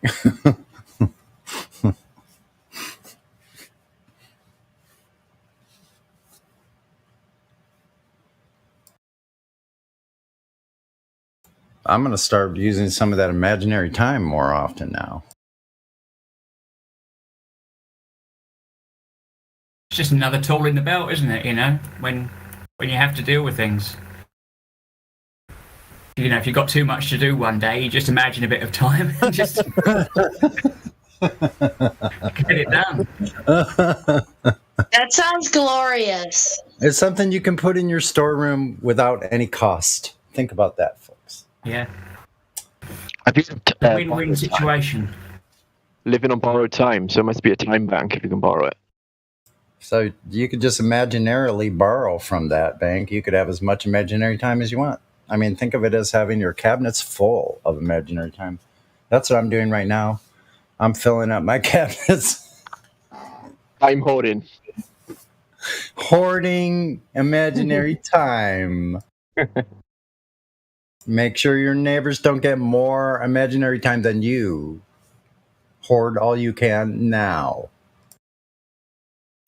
Beat the rush. I've been investing my imaginary time in quite wisely. Sorry, I didn't mean to take that way down. Oh, boy. More coffee. More coffee, eh? Where are the Globers at, Miggy? Did you run them all off, Miggy? They were in here a while ago. There was one in here earlier. I missed them.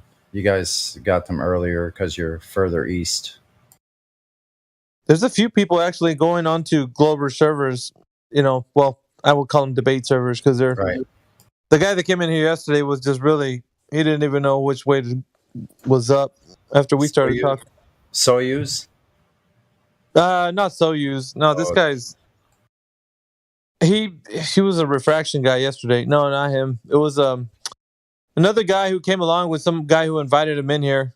I didn't know. I didn't get his name, but I was on with him about because he was definitely sure he was gonna be able to tell us how you can detect measure the curvature of the Earth. And oh yeah, you remember? You never really got to it. No, it was before I came on this morning. Mm-hmm. Then he started telling how you can do it with the horizon. And I'm like, I'm not interested in that right now. I want you to tell me how they figured it out. Because for at least 1,000 years, we know that the Earth has this curvature that they've basically given the knowledge to everybody learning this. So how did they figure it out? Well, you can go to the beach or something. Like you started going on about how you can do it measuring the horizon. I'm like, I'm not asking how you can do it. Do you know how they've done it? Yes or no? And he never really got to that question because it's damning to his case. So, and being as that he was running out of gas, he's like, well, I don't know how they done it. Well, that's the point. So you're taking that you don't know and then believing the story they told you and then going out into the ocean or whatever and looking at a horizon and then saying, oh, I'm staring at a globe. You're not doing that. And there's no way. I like to point out it would be the documented direct measurement that would most likely have some kind of a Nobel Prize or something attached to it. It would be easy to find. I try to help them in that area because, if this was such a thing, that's where it would be found. Well, it would be an awarded something that was proven. It would be used as a reference, as a table for everything else after it because of that curvature. I mean, it would be a knockdown win for the globe if it was something that was already measured and you could present it to someone. But because of the fact that it's not, they're at a loss. So it's already game over at that point. So I mean, this guy was full of himself about like how he's going to talk about how you can measure the curvature of the Earth with the horizon, and I didn't let him go to that point because he didn't even know if they've even measured it to be a globe or not. So he didn't even have that much. Yet he was the one that was going to tell me how you can measure the Earth if he didn't even know how to measure it in the first place. Yeah, You better get back there and tell me how they figured it out, and then come and tell me how you did it. Otherwise, why would you think it's a globe? Why are you going to stare at the beach and the horizon and then say, well, let's figure this out and I can tell you how it's a globe? Well, you wouldn't have that information put into your mind in the first place if somebody had told you. Exactly. Well, and then there's something interesting coming up. Recently, a Glober asked me, what would you accept as a measurement of curvature? And I said two things. First, you have to find drop over distance. That has not been found yet. Once that is found, then you measure it from point A to point B. But first you have to find the drop over distance, and we can't find that. Yep. That's why it would make sense that it was never measured, because it doesn't exist. Right, you can't measure something that... Yep. That's the reason why. But you always got to get them to that point where their mind is being challenged and they're thinking of like, how can I think about this, And then you're like, you can't. That is the point. Right. When you reach the point where you can't think of any other thing that you can think of, that's where you should be like, wait a minute, there isn't any evidence, right? And be real and say that you don't have evidence, and that's when you should say, I don't know. They usually go into space right then and there, and that's exactly the moment that they conceded to the previous point. They want to ignore that point. They're conceding that we are right by avoiding it going to the sky or the sun. Well, here's the thing, though. It's a foregone conclusion. I already know it's a globe. Let me show you how I know it's a globe. And I'm like, no, I'm not going to let you take me to what you think you're going to do. First, you can tell me how we know it's a globe and who done the measurements. And if you don't know that, why am I going to listen to you tell me, well, you're going to go out and look on the horizon for? I don't care. You got to first tell me how this was done, the origin of the source of information. And if that information is true, that's going to lend credence to what you're going to do right now. And if you can't do that, then by God, you don't have anything. You've got a belief in your mind. And everything would follow just like it's supposed to if it lined up with reality along those steps that you're taking to determine is the curvature does it exist in reality at all. So there would be ways to know this. There would be step-by-step ways that you would know this. It would be easy. That's the glaring issue. Whenever we come in contact with these guys and they're like asking them about the curvature and the measurement, they're like, well, you can just go out into the beach. I'm like, I don't care what you're saying about how you done it. That's any Joe Blow can say how they done something. I want to know where this information came from, why you think it's a globe, to even be trying to measure the thing, because you obviously heard it from somewhere. And where did that information come that made you understand that it's a globe? Because either you know or you believe. Only two choices: you know or you believe. You must have you must have called Kozliki Soyuz just came back in deafened and self-deafened and server muted. He came back in. And here's the thing, though. The concession will happen. It will happen, or else what they're going to be doing is just preaching. And I don't want to hear preaching. You're going to bring the evidence. You're going to tell me how you know. And then once we get to the point that let's just say you talked about Eratosthenes, or I don't even care. Whatever it is that you figured out, and then you tell me this is the measurement and here it is. Then you can tell me, hey, this is how I done it. Maybe that's how they showed us, and this is how I'm going to tell you how I know. That makes logical sense and it follows.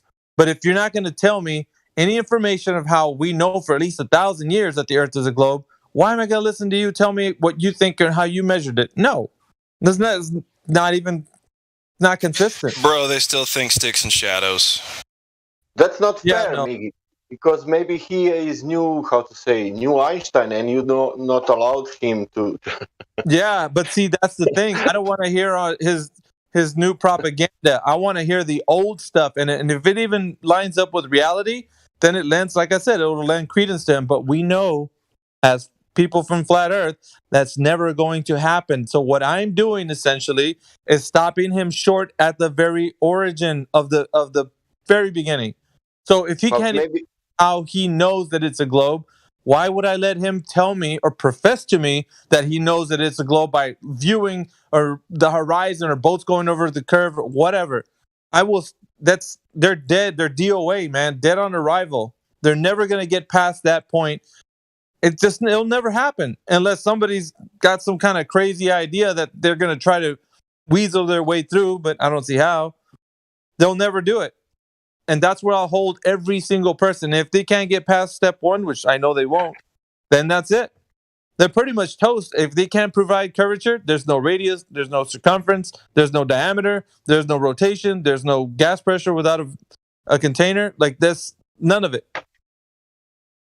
They got to get drop over. You're right, and they got to get drop over distance. That's the thing. It's like, hey, curvature. Yeah. Okay, is curvature a 4-letter word? Okay, then let me give a different 4-letter word. Drop. I'm telling you guys. I mean, I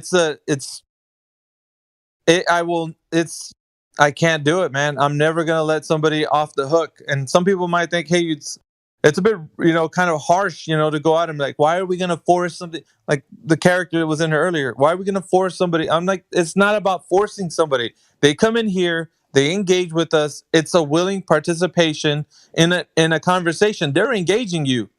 They want to know, so it's a curiosity, right? So now you're going to lay it out to them. This is how it is. Now, if you can't deal with it, that's your business. But you came in here, you wanted to speak about it, and this is the truth. And your ignorance is the reason why you are continuing to believe that the Earth is a globe. That's your business. Or can I say, or also only pointing out, only that things. We have this information, this, and this, and nothing else from us. Of course, we can be, but these are the points, and we will not move from here till we don't get the answers. If we get the answers, like it could be something. Let's imagine something that somebody said, look at this, and that every of us make a doubt about that. I don't know what is that, but let's say that somehow it's like, oh, look at this, I didn't thought about this, It could be something like that. Well, but it's not. A lot of them come in here with their questions. Like today, there was a supposed flat earther who was talking about like where the edge is, and then there was an actual glober that came in talking about the edge.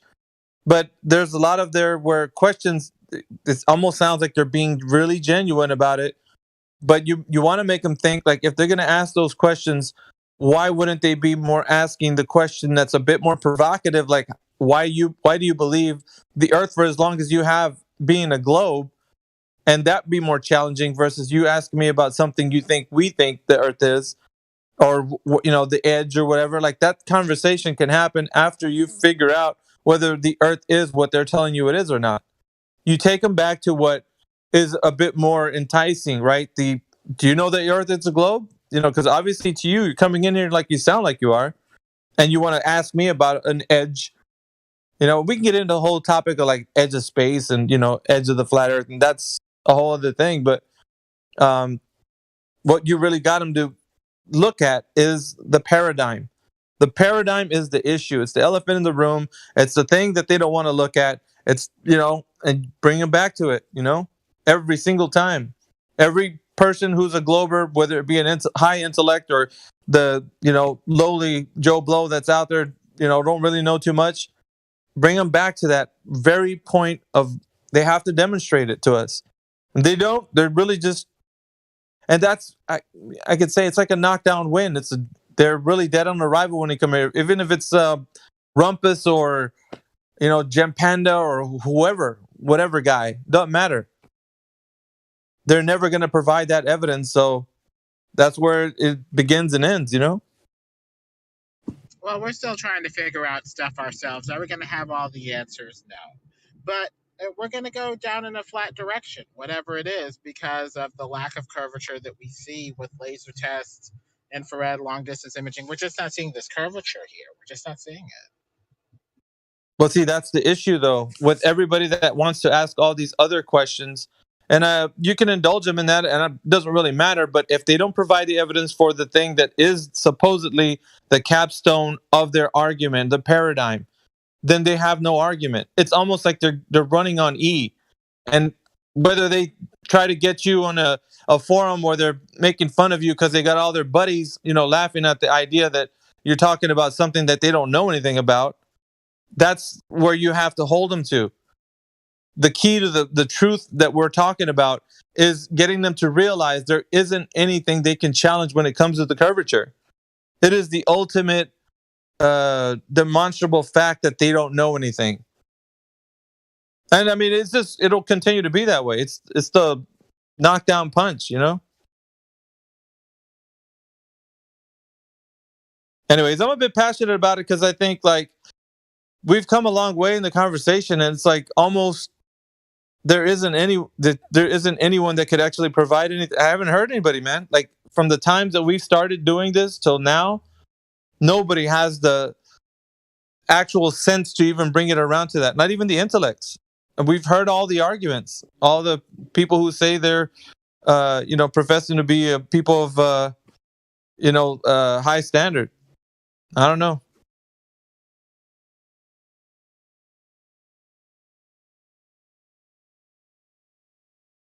It's always the big issue, I guess, that when we speak to them.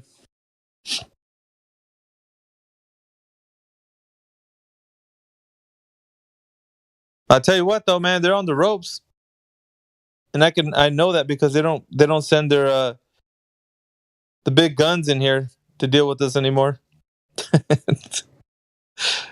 They don't do it. Well, moving into the next phase of Flat Earth for me is just dealing with the weird thought processes that made us think it was a globe in the first place. The flaws in reasoning, the errors in logic and stuff like that, where we could go in a flatter direction, easily with the exact same observations that they're making, just, with a different interpretation. I think phase, 2 or 3 or whatever for me would just be working on the flaws in the thinking process and seeing how it could work with, something flatter. Hey, Lemon, where do you think it really began with us, all of us? What age group? Elementary?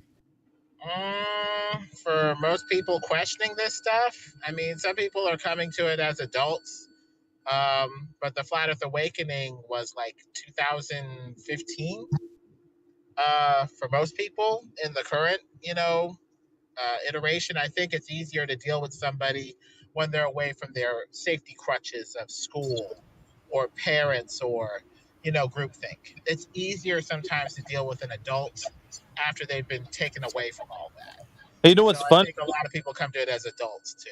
There was 2 younger people that came in here, and it sounded like they were fairly young, like 20s or something. So I think most of them already were teenagers when we first started this thing, and now they're adults. So That's true. that's what it feels that way, right? Like some of the ones that are stepping in here, like in their 20s, like maybe they had time to mull it over, and the seed that was planted back then. Now, Yeah, already for 5 years more Yep. even. because Yeah, I'm that's seeing a pattern. Like the people that have been joining are like, it sounds like they're in their 20s. They're the younger group. That's true. Yep. So probably the majority of the people that heard it altogether, like, I don't know if you would exclude us out of that group, but the ones that were hearing about it, in the greatest numbers, may have been that group of teenagers back 5, 6, 7 years ago when they were teenagers. Now they're in their 20s, 25. True. Yeah. How the time flies. I mean, I told my sons, even though I didn't know how to tell them, I told them 5 years ago when I found out. They thought I was nuts. I'm still here talking about it 5 years later, though, and pointing them to videos and things. And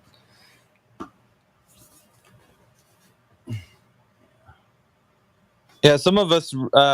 Did we ever get on any shows? Any of us on here? I know Lemon. I think once, right? I did a couple debates on McToon and stuff like that online and stuff back then. But Yeah, I you think you had a lot of views. You went on FTFE, didn't you, at one time?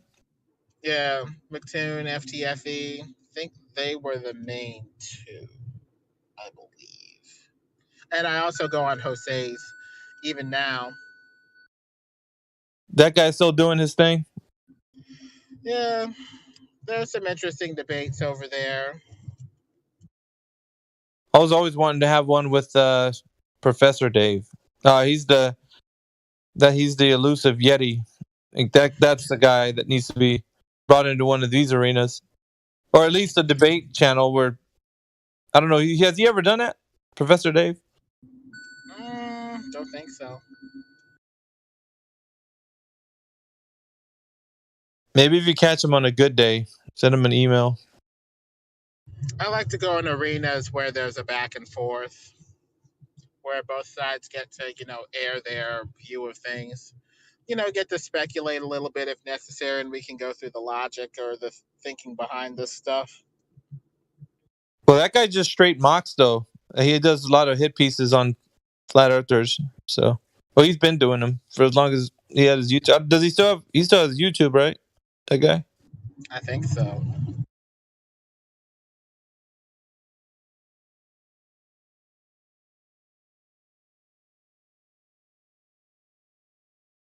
We got a couple of people that just joined our channel. It looks like Conrad. Welcome to the group. And we have Cheeto Shipwreck. What's up, guys? And Parker also. And Parker, yeah. And Conrad, yeah, we've heard from him quite a bit, actually, in the last couple of days. Yeah. Not from 111, though. What's up with 111? I haven't heard him talk. He's been in here for a while. It's not muted. Oh.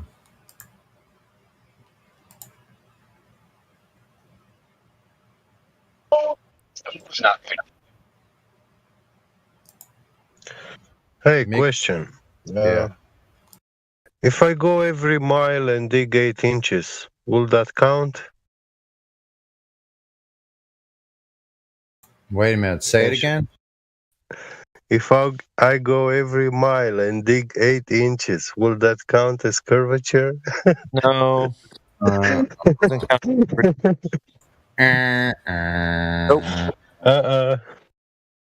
Okay, but if I take the ratio of the arc curvature, of 8 inches per mile squared, I can reduce that to like 1 foot squared, and I create a shape, a concave shape with that arc curvature. And I put it level on the ground. And then if I put a ball on that concave shape, because it has the arc curvature the same with the Earth, the ball should stay wherever I put that ball. It shouldn't roll downhill. Correct?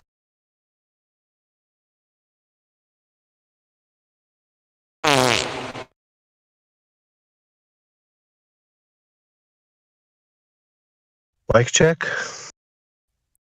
Oh no! This is.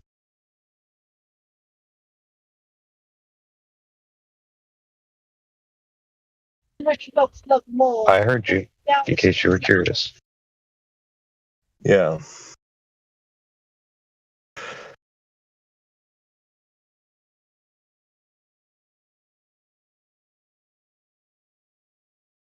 Or, yes, maybe even a 10-meter square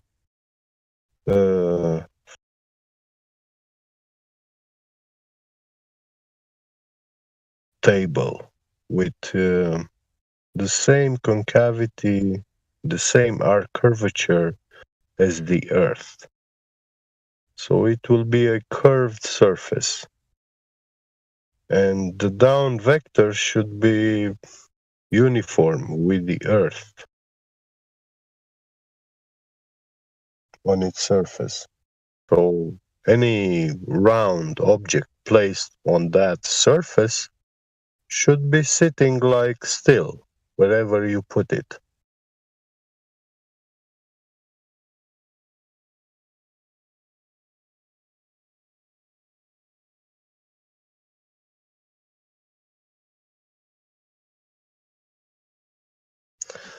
I mean, I know there will be like 100 of a millimeter, but that's very easy to machine. It's very easy to do. And we can make it even glass surface, like very, very polished. What's up, guys? It's Quandale Dingle here.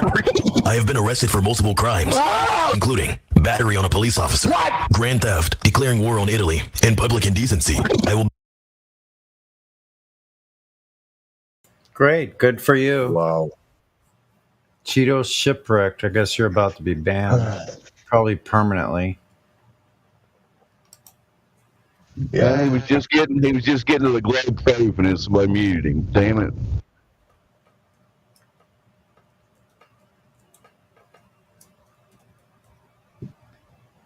Can't touch this. Da-na-na-na. Can't touch this. You can't touch it. Yeah, ego. Da-na-na-na.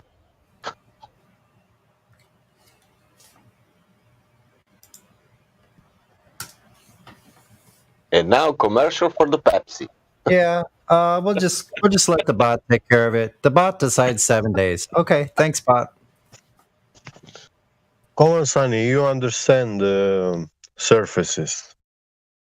Curvature. Understand what? I'm sorry.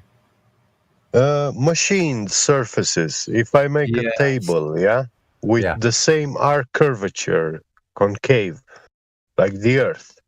Mm-hmm. Like the globe is supposed to be, you mean?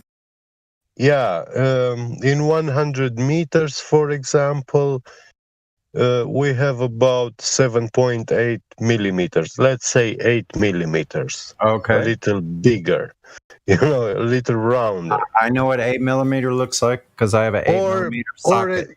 There we go. Or 7. We make the ball bigger than it is a little bit. 7 millimeters. Gotcha. Yeah. 7 millimeters in 100 meters. Now, in 10 meters, that should be 0.7 millimeters. Gotcha. No, actually, 7 millimeters? Yeah, 0.7. There's already a problem there. There's already So it will be almost 1 millimeter drop in 10 meters. Mm-hmm. So the concavity of this surface rises only 0.7 millimeters. Yeah, so it's curved. Would have to be curved in accordance with this as well. Your plate that you are on, that you rotate parts on, would need to conform with this curvature as well. If you had like a machine like I used to operate, the column weighed 11,500 pounds. If you have that much weight moving and you have it changing angles, then whatever tolerances are there between surfaces, which is usually a molecule or two of oil, and that's it. Well, don't worry, Sonny. I mean, this surface table, like 10 meters wide, we can make it with this arc curvature, even of glass, And we can polish the surface of that glass, and it will be perfectly with the same arc curvature as the Earth, but it will be a concave surface. So now we put it, we level it, on the ground, and when you put a ball on this surface, I say it will go downhill. Yep. But it We have shouldn't. just a little admin here. We have some HPAL here with no roles. He's server muted. Anyone else want to speak before we give HPAL a chance? Doesn't look like there is. Anyone new? Saw a couple earlier and they dipped already. Yeah. Go on. Unless Parker has something to say. Parker, anything to say? Okay, no problem. Hey, Oh, now someone how, changed well, their name. how do I go about learning about physics? You know, like taking physics classes when they're going to be like using the globe model. Won't they be in a physics class? Do they use the globe model, or does that not really play a part? Depends on what you're doing in physics. Well, it's just classical physics 1 and 2. I'll be taking in the fall.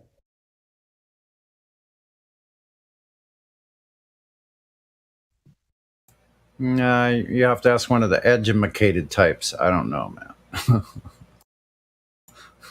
Yeah, I'm not an academician, but that will be like mechanics and the Newtonian, Yeah, I don't know. electricity, and physics of light. I don't know if the globe Earth is in any of that at all. Now there's someone named Huey. Was that the same person? It's Huey. Hoppy. Can you speak, Huey? Hello, Huey.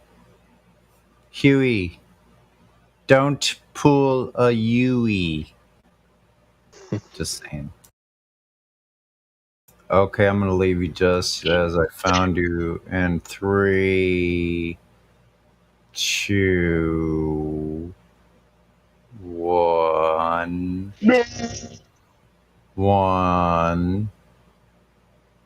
1. Okay. Gave you a chance. 1/2, 1/4.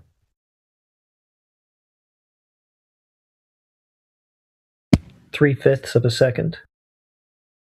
8 inch per mile square. Mm-hmm.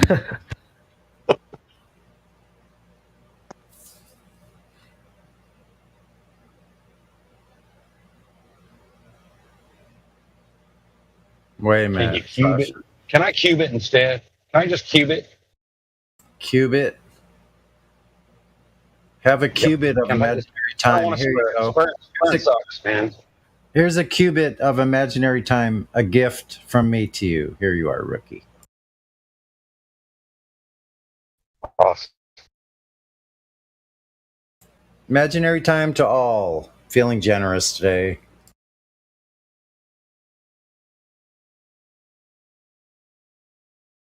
Hey, Indio, what are you going to do with your imaginary time today? I bet he's going to get the wind blown on him for some of his time.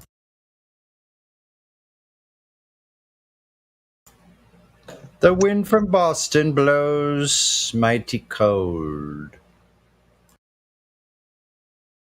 The best thing to do is to ban the space-time. Banned. If something's still a theory, banned. Yeah. Last I heard, they stopped calling something a theory once it's proven.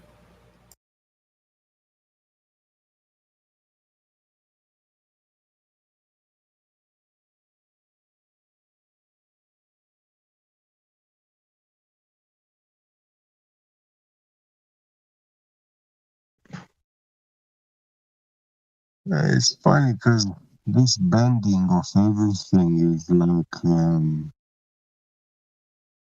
it has some sort of religious connotation, like worshipping when you bow, you know. So when you believe these things, can be bent, you accept to blindly believe that something that's impossible to be bent, you can actually bend it. Yeah. So we could get rid of the things that are indiscernible, undetectable, not experienced by anyone, by any means. We could just throw those in the round file. Like along with all that junk mail you get in your mailbox every week. That's where it needs to go.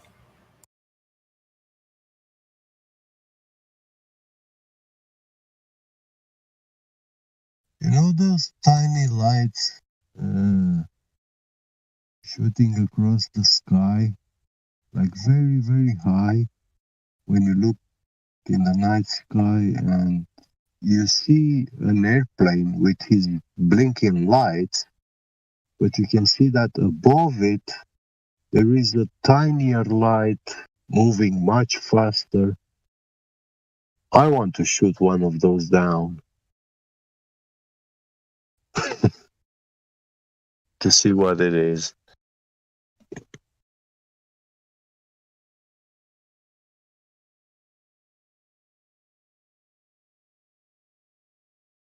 I'm pretty sure those are military airplanes.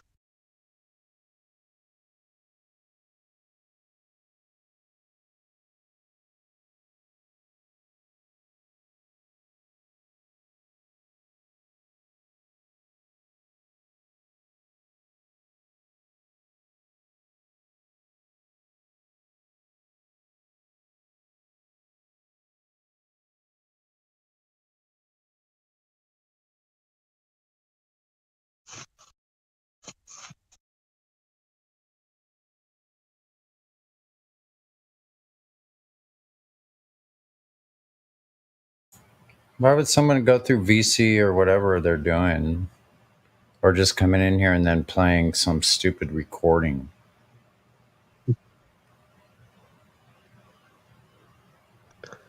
Who did that? Oh, a while back, someone named Cheeto Shipwreck, who I banned. I must have missed that one.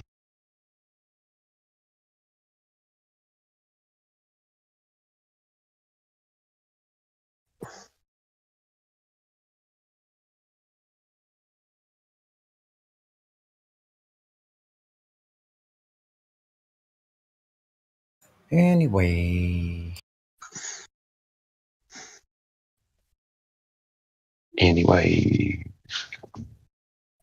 What's it?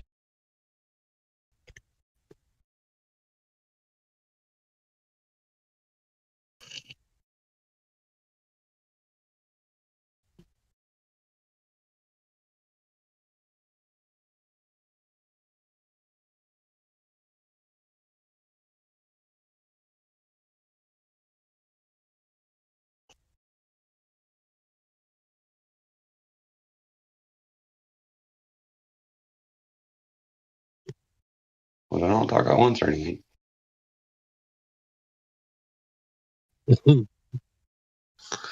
Yeah.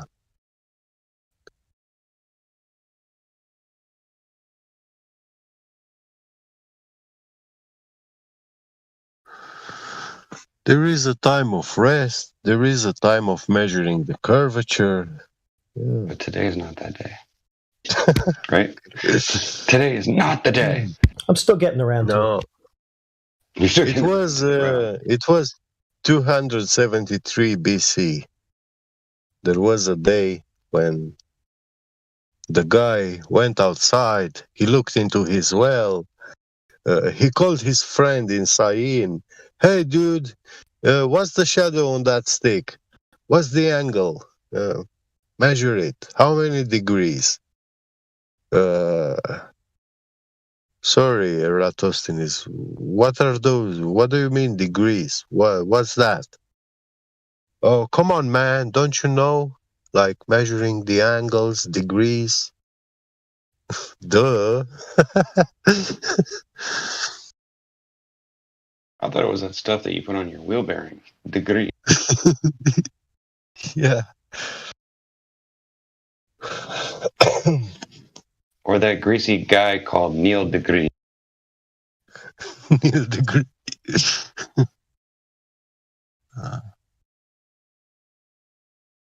And then, when he saw his body couldn't make it, then Eratosthenes took his magic camel and tuk. He took the desert to the camel's foot, and he saw that the magic camel's foot matches 1 meter, and so he figured out he traveled 800 kilometers from Alexandria to Syene. The first accurate measurement among 2 cities ever done.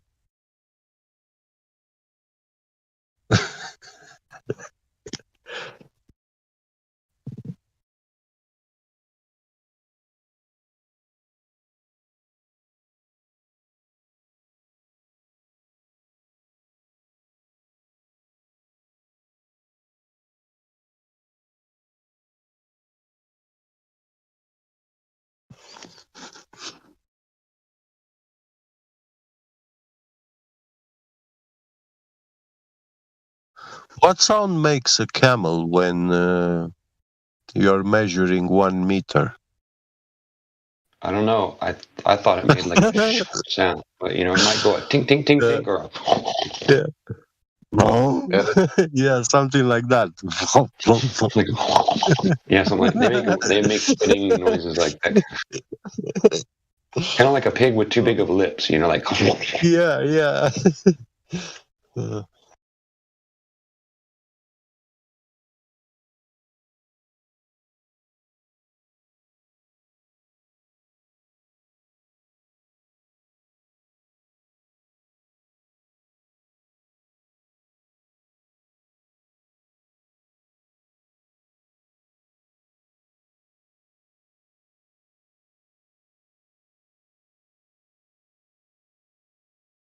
Well, you know, a imaginary dead man, you can make fun of him because he's not gonna turn himself into the grave. Imaginary? You know, when you An imaginary dead man is. It's okay to pick on him if he's dead, but only if he's imaginary.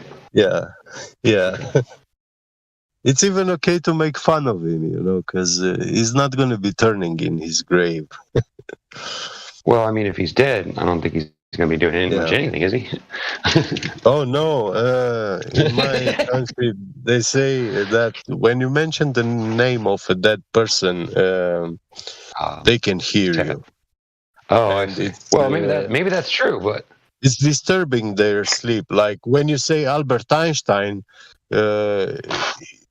he's fully aware that you spoke his name, you know, and it's disturbing his peaceful rest, you know. That's an interesting way of looking at it. Yeah. I don't know if I agree with it, but okay. Yeah. That's a strange one.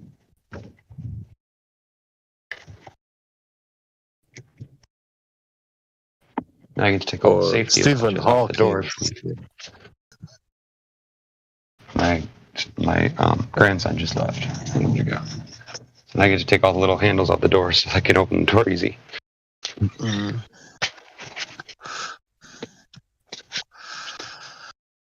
And if the person is alive and you mention his name, then he starts having hiccups, you know. Oh, no. Really? Yeah. So when you have I know a woman in church that used to faint every time somebody would say, "Praise Jesus." It seemed like she did anyway. Oh. Like somebody would get up and say, "Praise Jesus," and she'd pass that every time. And me and my brothers would just laugh because we knew she was faking it, or at least we were convinced. So one day she bumped her head, and then we had to agree that she probably wasn't faking it, but we still thought it was crap. It's like, how do you faint from just hearing God's name? Like, come on, man. Like, it never happened to me. That was just a joke, by the way. It wasn't meant to be serious. So don't take it that way, okay? Yeah, of course. You offended Don't me. worry. Good, I had to defend some.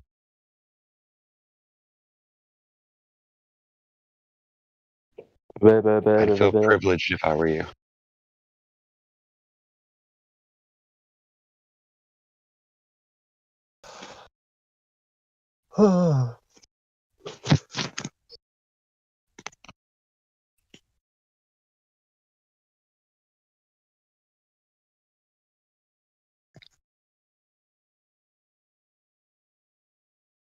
Impossible.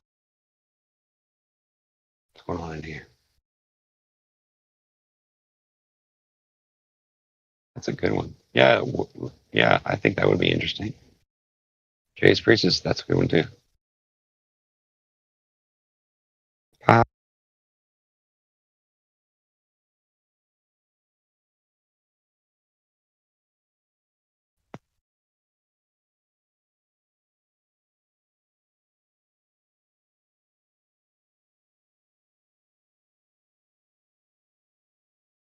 Don't go to cookouts.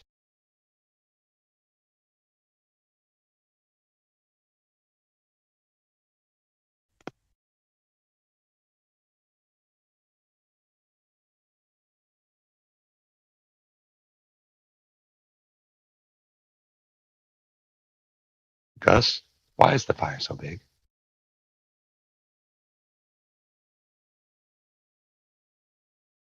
Every year, Gus, you come to my house.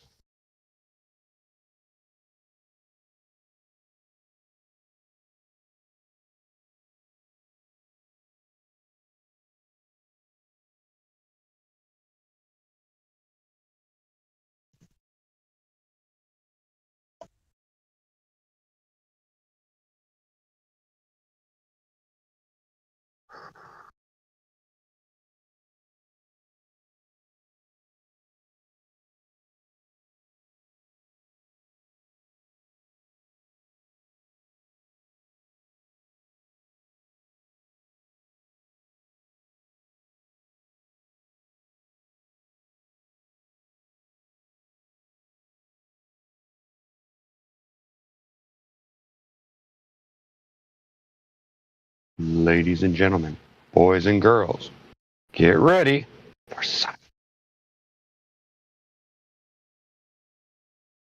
and the Space Force.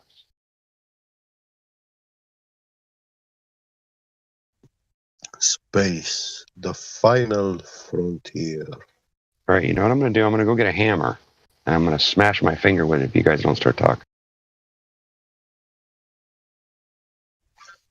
Space, the imaginary Nobody talk. frontier. Yeah, shh. Why not? He's going to do it. Shh, quiet.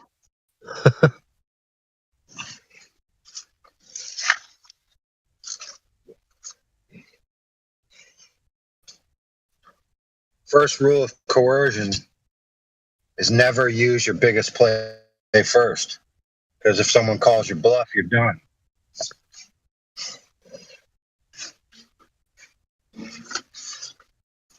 So you're under the impression I wouldn't Imagine hit my house with a hammer? making believe. Where's the evidence? What are you going to do? Hit the door with the hammer and then scream? Where's the proof that you actually hit your finger? Well, if I was going to do it, I'd probably record it, and you could watch it live. Ah, you mean broadcast it? Because if you record it, how could I watch it live? All right, smart ass. I don't know. You sound a lot like a NASA employee at that point. I'll record it and you can watch it Stop live. blowing my ride, damn it. Shh, no one's supposed to know about that secret. No, stop.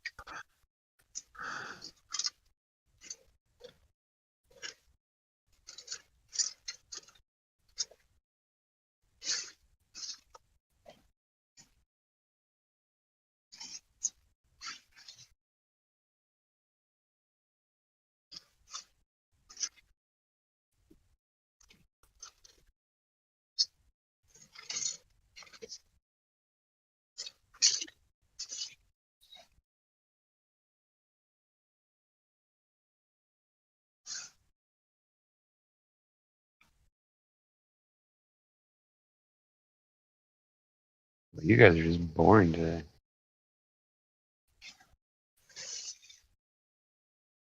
You guys have no idea how strong the power of belief is. You can have all the answers to everything. You can be the world's greatest genius, unfound.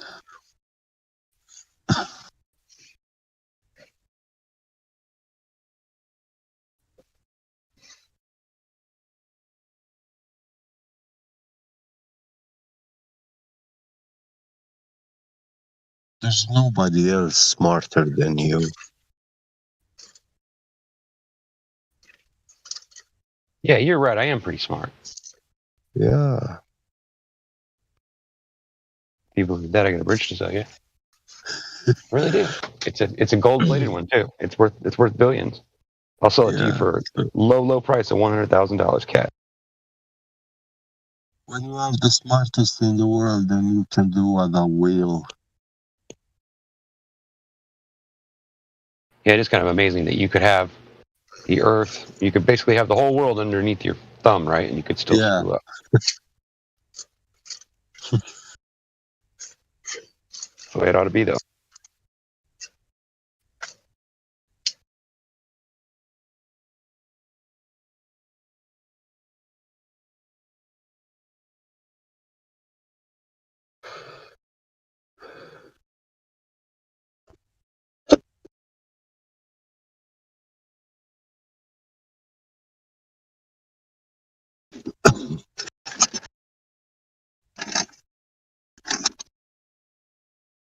Being wrong.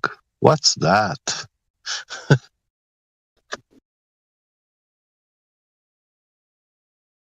It's been so long.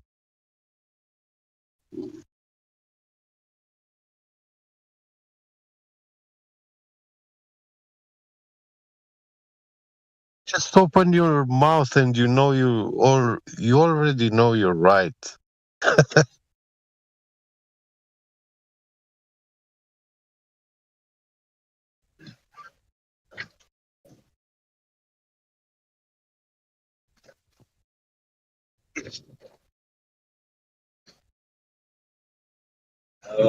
Did anybody talk to Minty yet? No. I haven't.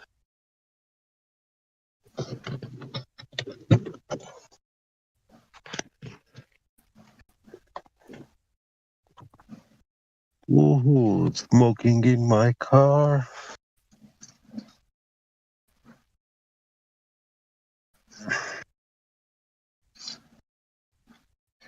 All right, Mr. Minty, if you're listening, I don't know if you've spoken on the stream yet, but if you want to, you can.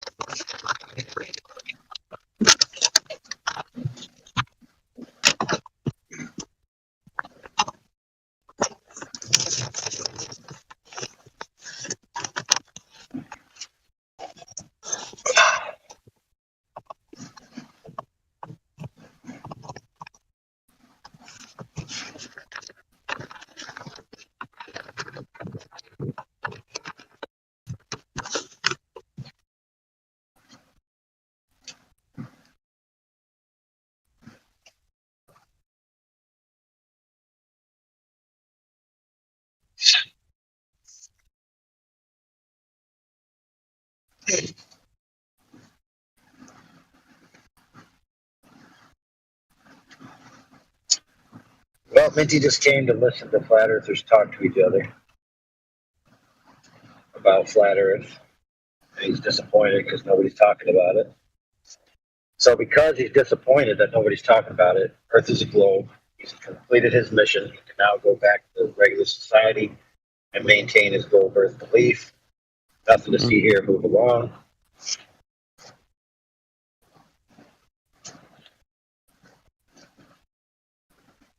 Interesting. Well, and that's what a lot of them do here. They come to give Flat Earth a fair shake, quote unquote. That way, they could say, yeah, I looked into it. I even went to this Discord. Yeah, I gave it a shot. No biggie. It was a big waste of my time. Earth's still a globe. The government's still great. Everything from the mainstream is cool.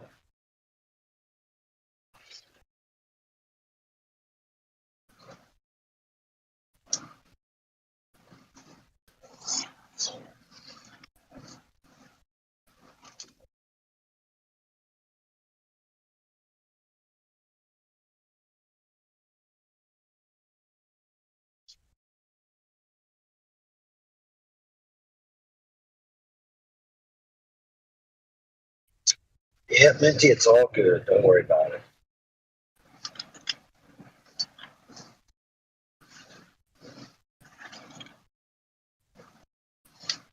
Problem, Minty, with the globe is that they created a model with an Achilles heel that's 4 feet wide and easy to hit with an arrow.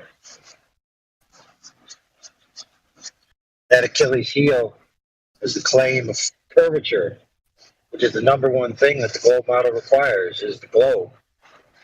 And the number one thing that a globe requires is curvature. It's a unique kind of shape, claiming that something's a sphere. It means it has to have a 360-degree curvilinear surface at all times. Now, of course, you can minus topology, mountains, valleys, whatever. Obviously, those aren't going to follow a curve perfectly. But what should follow the curve is water. Everything they say about the globe model is true, then that means that water is adhering to the exterior of a ball, and it's conforming to the shape of that ball by equilibrium of forces that they claim exist. That being said, if you just prove that water isn't curving, you destroy their entire model. That's the end of that. So what you do is you say, let's see, how could I decide if there's curvature on this water? Well, maybe I can measure it. So what's a sufficient measuring mechanism? Well, let's see, what could, it's got to be a sufficient amount. So how about 25 miles? That seems good. How much curve drop should be there? Well, over 400 feet. Okay, so is that sufficient enough to measure to see if it's there or not? Yeah, seems like it. So let's take a laser, using a laser transit method, which is you have a height at one end and you have a height at the other. Right, so let's just say 6 feet on one side, 6 feet on the other. And if I can hit that with a laser, then that means that 400 feet isn't there. So lo and behold, you take the laser out, you shoot it, you hit your target, and the hump of Earth with curved water isn't in between point A and point B, and you've disproven heliocentric model immediately and in totality.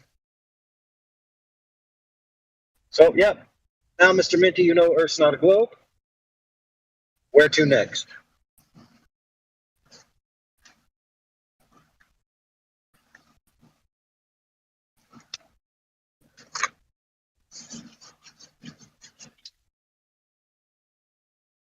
That's the problem with falsification of a proposition. If you give yourself a logical contingency that's easily accessible to be falsified, and somebody falsifies it, then you're done. It's the end of that story.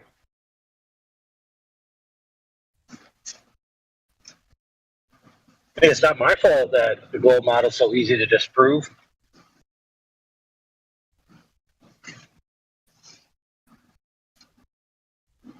Nor is it my fault that so many people bought it.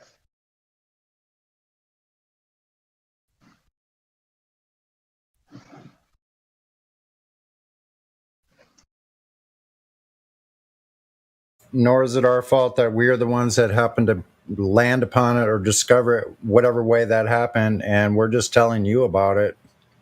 It's not our fault either. We didn't plan it this way either.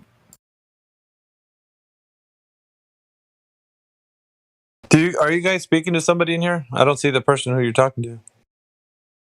Now we're just talking to ourselves. Oh.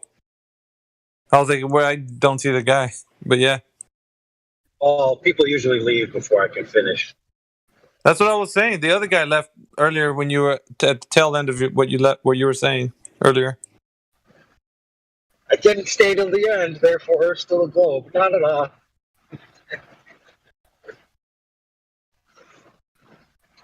Or by golly, if we don't answer a question, we might get a bad report.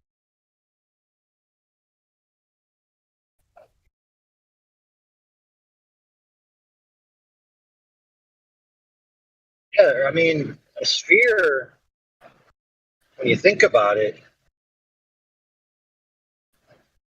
especially a sphere model in the sense of the Earth, it's easy to disprove. It's like one of the easiest things to disprove. I mean, try disproving that a flat surface is a stop sign, like we were talking about earlier, right? The logical contingencies aren't as easily accessible. If the exterior perimeter is shaped like a hexagon or whatever, an octagon, a pentagon, whatever. Since you don't have access to the perimeter necessarily, I mean, it'd be harder to prove. But if you require a 360-degree curvilinear surface, which water must adhere to, and you can just go measure some water and disprove it, and I mean, it's a gimme at that point.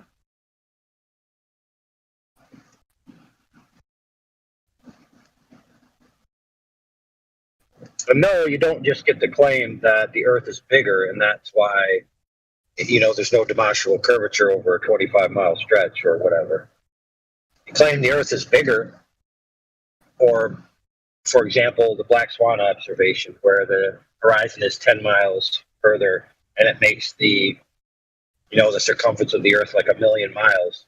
And you just say, oh, well, maybe it's that big. No, you don't just get to do that, because you're missing the point that you can't just inflate the ball that you're standing on and then all the orbits and trajectories and paths of all the flights in the sky maintain according to heliocentrism. No, that's not how it works. That would make everything on a small circle on top of the big globe. So still it destroys heliocentric model, no matter what.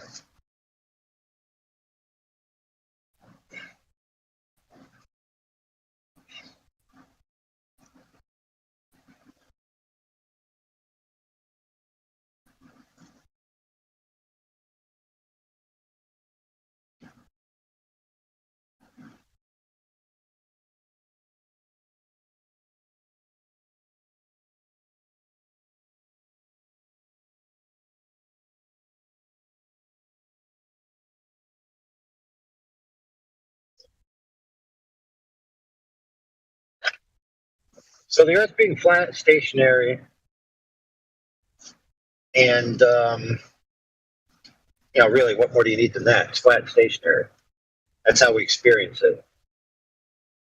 So anything else is an extraordinary claim. Everywhere I go, it's flat and stationary, and down is down. Yet they want to tell me everywhere I go, it's curving and moving, and down is inwards, relative to another inwards, which is relative to a center of a ball floating in space. Nobody experiences that. Yet they want to make the flat Earth proposition as if it's silly. How is it silly? It's literally the base axiom of experience across human experience for millennia.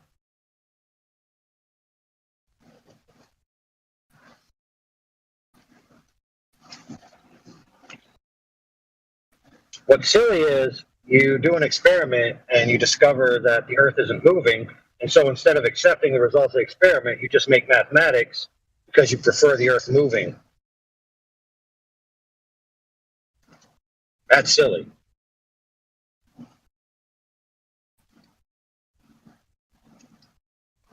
Oh, you say these were men of science. They were doing science. Sciencey science, right? No, wrong.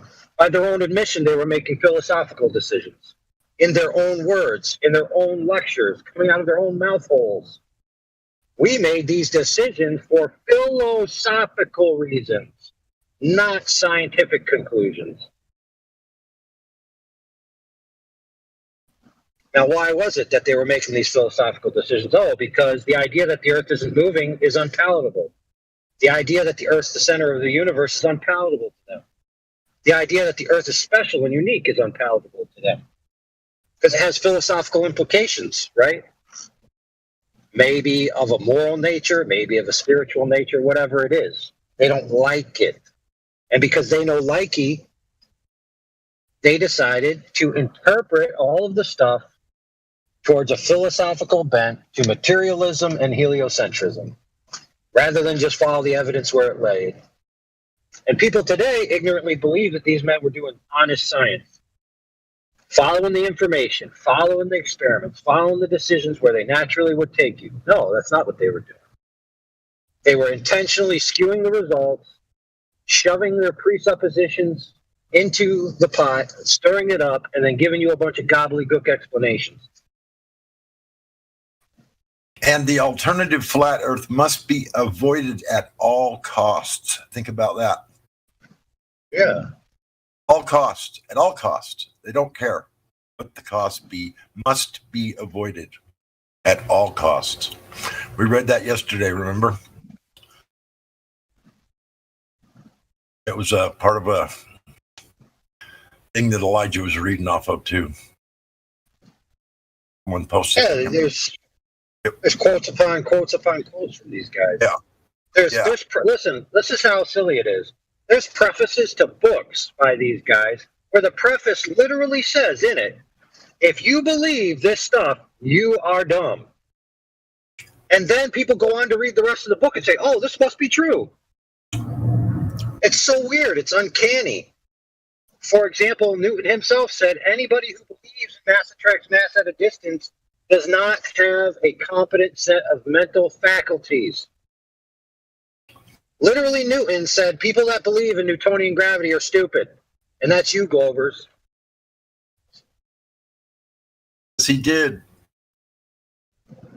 But that's okay, because in your minds, you can escape to Einsteinian gravity, right? So you can hold Newtonian when you need it and Einsteinian when you need it, and you need both, even though one supersedes the other. Now, why do you need both? That's an interesting question. Well, that's because Newton, with his astute mind, recognized very quickly that his theory led to the necessity of an infinite universe. Right? Now, that's a problem for various philosophical reasons, but it's also a problem because if you have infinite stars, then you have infinite light. And if you have infinite light, then you have daylight 24 hours a day. Now, anybody with a rational brain could recognize that that ain't true, so he had to throw his theory out. In fact, it's called Olber's paradox. So then what did you need? Well, you need an expanding universe. So they came up with this idea of an expanding universe. And they came up with these rules, and with Einstein relativity, they had the speed of light being the constant, which nothing could go faster than. Because even in a relativistic framework, you need a base to measure all the relativity off of, right? Problem is, they need the universe to be accelerating faster than the speed of light in order to match observations that they claim is the universe accelerating and expanding into nothing. So they can't even maintain coherence in their own assertions. So what do you have to do? You have to make up an accelerant in the universe that can push things faster than the speed of light, right? So you just make it up. You just do some math. You say 5 minus 1 equals 4. Therefore, I have 4 dark matter units. It's nonsense. Well, Olber's paradox was about the amount of light that's in the universe just now. If there was that many stars in the universe, I thought you said something different. The universe is something different. Yeah, if there was an infinite amount of light coming at you from all directions, then it'd be daylight at all times. It should be sort of like a twilight all the time at night, just by the light in the sky. Sorry, I thought I unmuted it. It took me ages to unmute it. I just thought that he said something different. I was just going to clarify. Nope. So what you do is if you take the center point, just call it the Earth, and then you draw valences around the Earth, circles, concentric circles going outwards, and you put stars on them, and then you do it with the inverse square law. The actual amount of stars in the next one balance out. So you basically have, light coming at you at all times from every direction, everywhere. So if an infinite universe was true with an infinite amount of stars, then you would have essentially daylight all the time.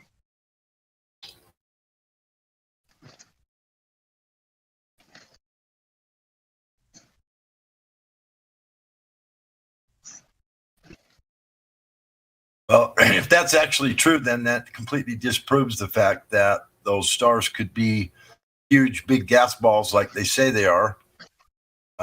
Because if those concepts are true, then the only way that we don't have daylight all day long is because those stars are little tiny things. They aren't these big, huge, giant light and heat producing fusion balls.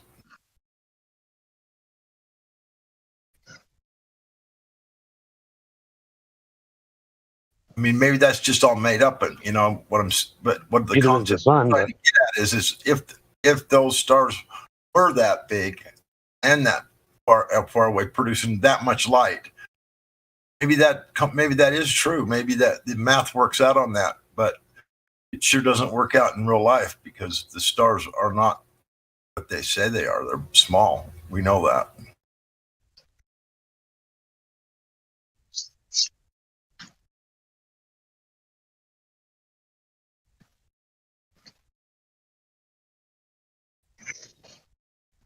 Yeah, like where's the evidence? Where's the proof and evidence that stars are suns? You know, from what I gather, I see one sun in the sky and then a bunch of stars. They seem to be different things. Completely. Colors too. Completely different things, man. For fuck's sake, by miles.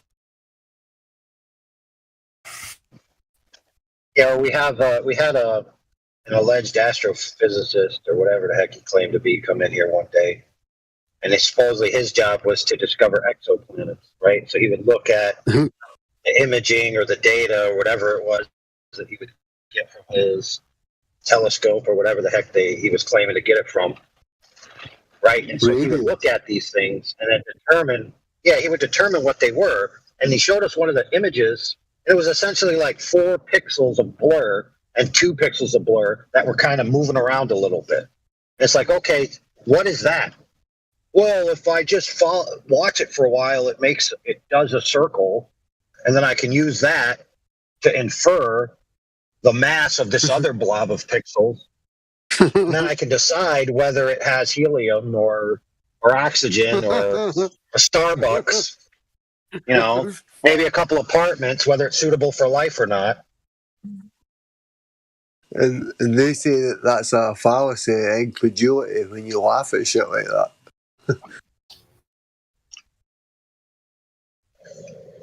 Yeah, well, all he's doing is he's taking ratios, right? So he has a ratio because those 4 pixels to the 2 pixels is a ratio.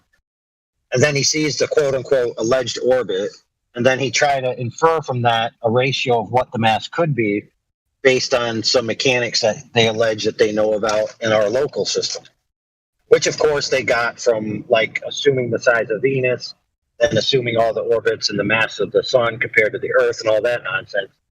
And basically, when we took them back and back and back to where are these base assumptions that they're applying to these pixels in the sky, he basically had to admit that they got it all from a bunch of inferences in the first instance. And then they just presupposed and applied it to another thing. But at the same time, he wants to tell you that it's an exoplanet that could or could not be habitable.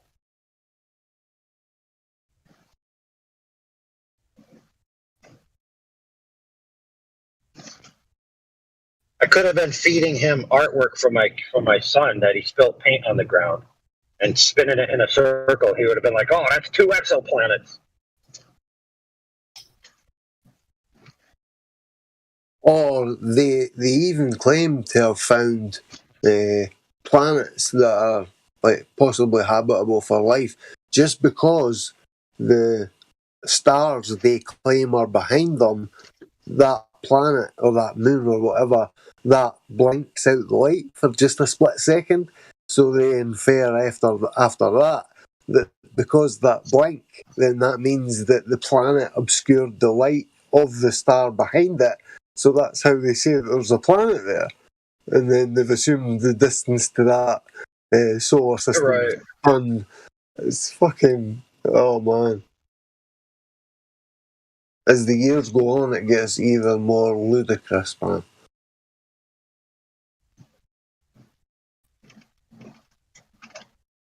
you seen what the mainstream is doing with Egyptian history as of recently? They're saying it goes back 22 or 23,000 years now, and that they had all these kings and that the Sumerian demigods and the Egyptian had gods and demigods too. Now it's all mainstream. Now they're putting it, and they're putting all these new. They got this big, huge museum over there. It just keeps getting packed with new artifacts. I knew that was coming. You want to know how I know? Yeah. So someone's making some really cool artifacts, and they're popping them out about one a month or so. This big museum's getting just filled up with all this new artifacts and all this new history and new writings that they chiseled out of whatever archaeologists. Yeah, but you want to know how I knew that was coming? How? Very interesting. So check it out. So Redbox, right, where you go and you pick up movies. You ever seen one of them? Yeah.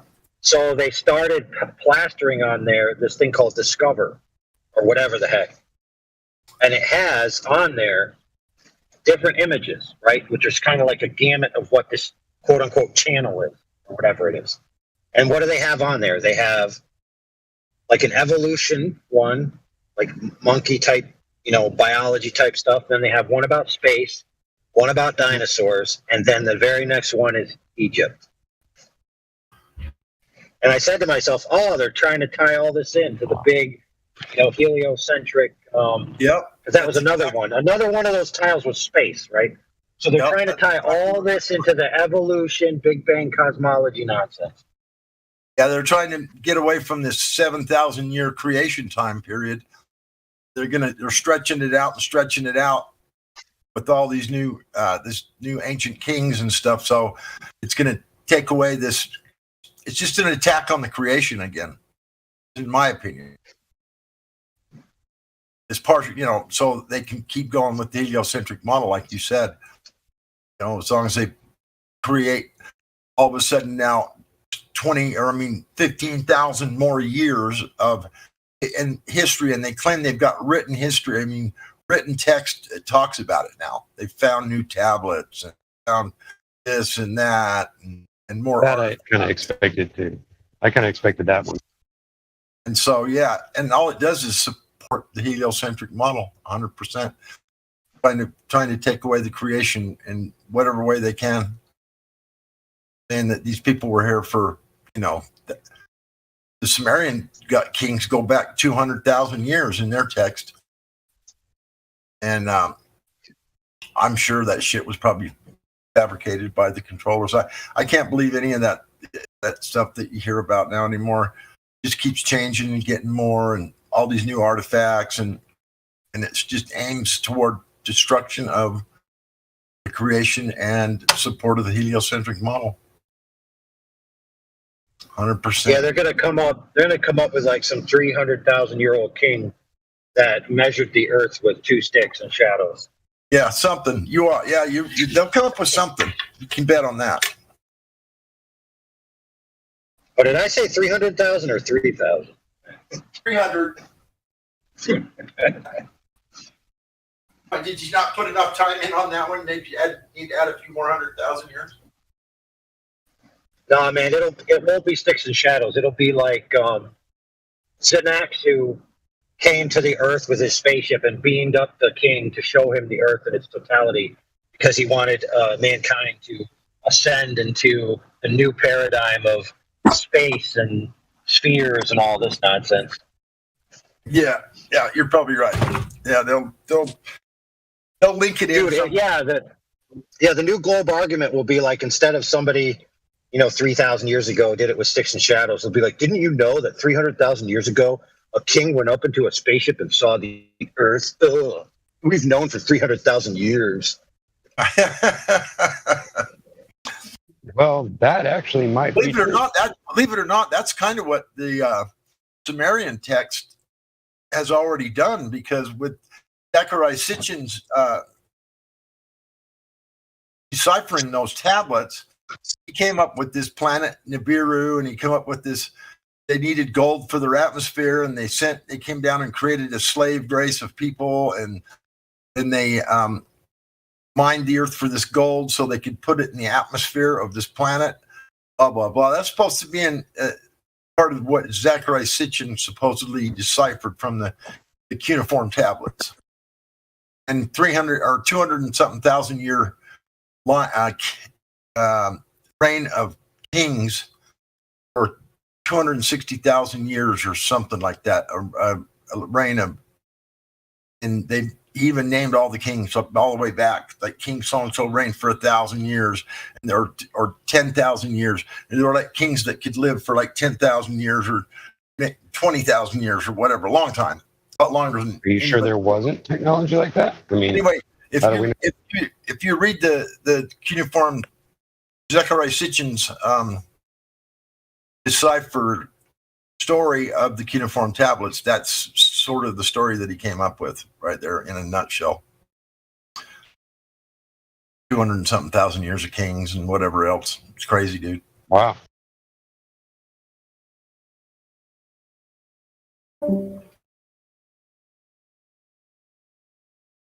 Now it's just kind of all going. The lights are turning on in my head, going bing, bing. Oh, I see. Because I've come to learn that these artifacts that are supposedly being found are not just being found; they're being manufactured.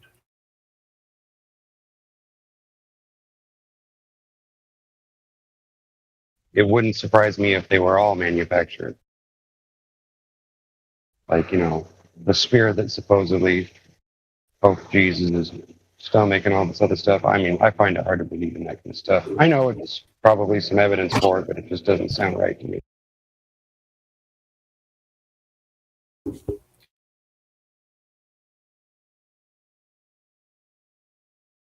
Yeah. Anyway, just all in support, I think, of the heliocentric model. I think they're up in their game. Battle against this flat Earth.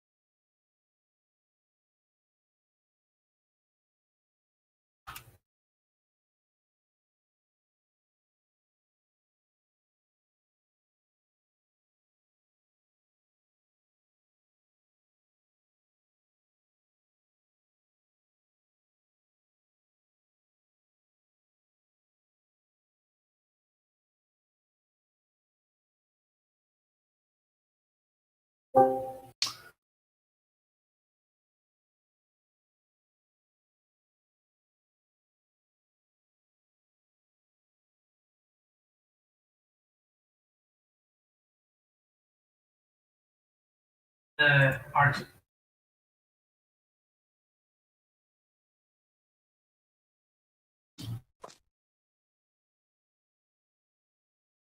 Here's a little something for you all to take a gander at. Is where I got some of this stuff, this ideas that what they're doing. This is a new thing out, Archaeology Answers. New evidence suggests 22,000 BC origins of ancient Egypt. They show all this real space age looking buildings, and like the Nile was just, and Thoth, the guy that wrote the Emerald Tablets, is standing there with a scroll in his hands, and all this totally fantastical, just fantasy craziness, man.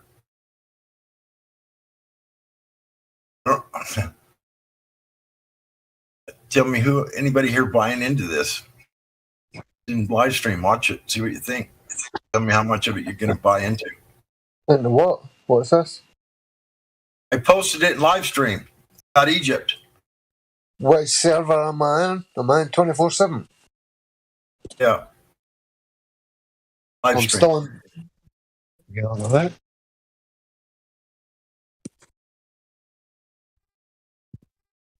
Anyway, we were just talking. I just think this is an assault on the heliocentric model, trying to take away the creation with all this new.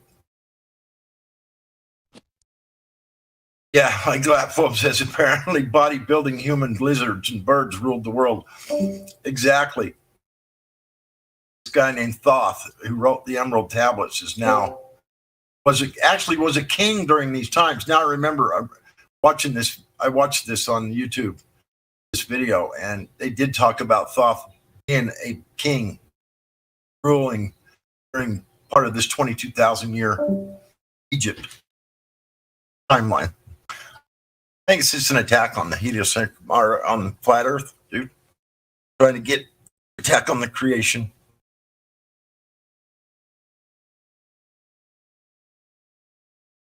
Mods? Are there any mods? No. Does anybody have any intel? Any curiosity on Skygazer getting Cogdis? No, I don't. I'm not sure I can look. That's his home. That's his home from home. I've banned him from the server like 3 times over a year. He was pretty incoherent yesterday. Yeah.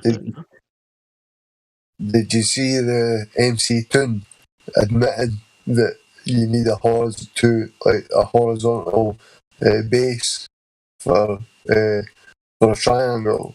Did you see it? When he got busted, you could see him looking side to side. He was like under complete pressure. Has anyone seen it?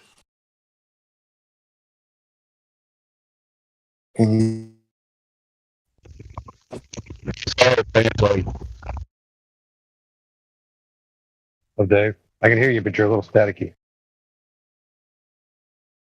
What's that? Just tell Pants how I saw it. I said it.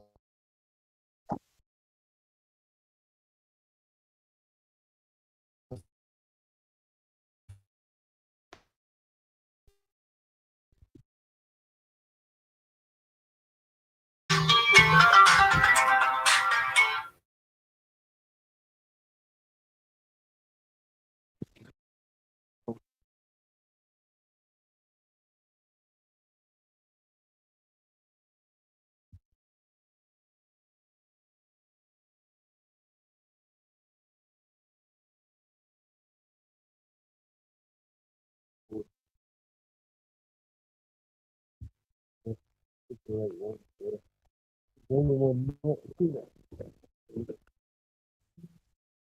know you're talking. I see your mic lighting up, but I can't hear anything you're saying.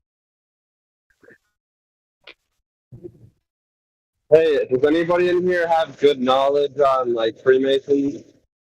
Trying to figure out about the Western Star Masons. If anybody knows anything about them, please share. Western Star is the female. Or the females. There's all the women of that's I know that much. What else do you want to know? Like, it depends on what you want to know. That's I know a weird, little bit. because I have there's a Western Star Lodge in my hometown, and That's probably what it is. mostly men. It's mostly men though. Oh, really? Well, I think it's the Eastern Stars that are the girls, but maybe the Western Stars is some other derivative of that for guys. I don't know. That makes me wonder. I don't know. But I know that they call the girl, the women, the wives of the Freemasons, they're called the Order of the Eastern Star.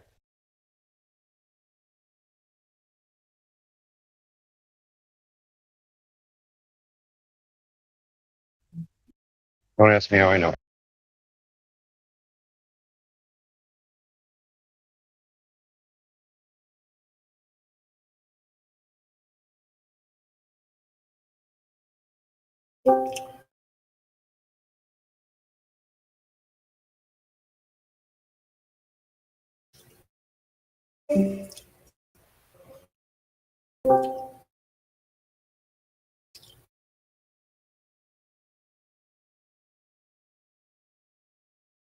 Right, check. Mic check. Mic check. I can hear you better now. You're still not very loud, but I can hear you better now. Oh, You hear me? better now? Is that better? Yeah, I can hear you, man. Is that better? Sounds good to me, man. Yeah, it's better. Because I've not got my headphones, man. I'm just talking into the iPad. It's almost loaded up. It's in live stream. It'll open up in 30 seconds. Oh man, MC Toon's face. You can see him under pressure. I keep thinking I'm disconnected. Can you still hear me? Yeah, man. Yeah, because after, like, see when I hear beeping, like people are joining, even though the beeps is for no reason, man. There's no one joining, but it seems like it kicks me out of the room and I don't hear anything and I can't speak.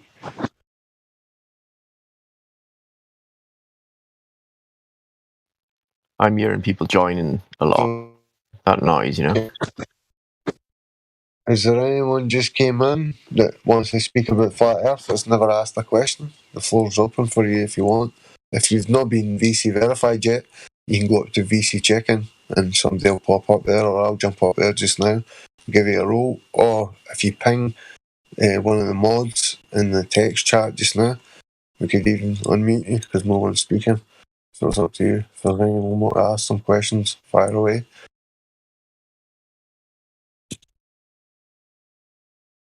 I don't know.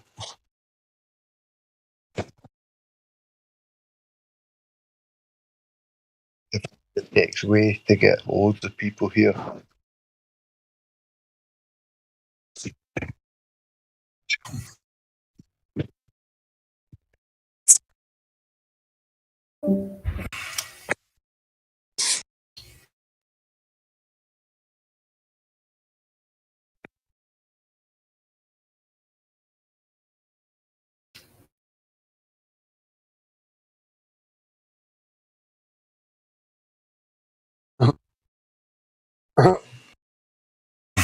Yeah.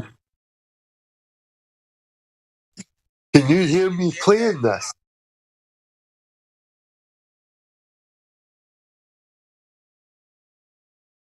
Can see when I'm playing that video just now, can you hear my audio coming through from the video? Or can you only hear me? Anyone? Can only hear you. Oh shit. Fuck. Must have like an individual. Is anyone else watching that video just now? Yeah, I'm watching. I'm halfway through. Seriously, you have to assume a flat earth. And then it digs it even deeper, man. It's fucking hilarious.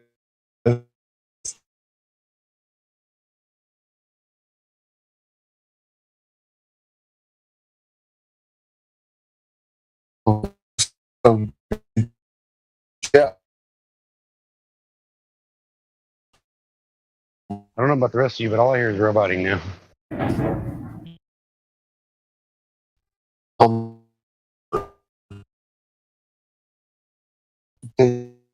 Just what?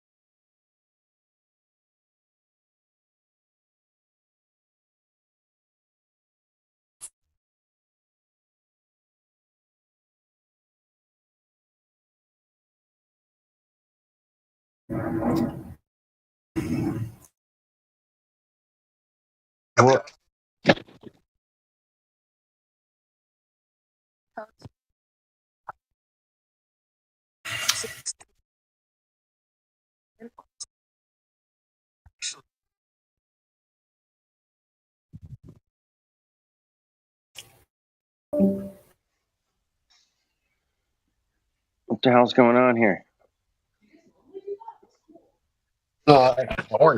Same thing that's always going on in here when you come in here and ask that question. Nothing, obviously. Sorry, but I couldn't help myself. I usually jump in when there's nothing going on. Exactly.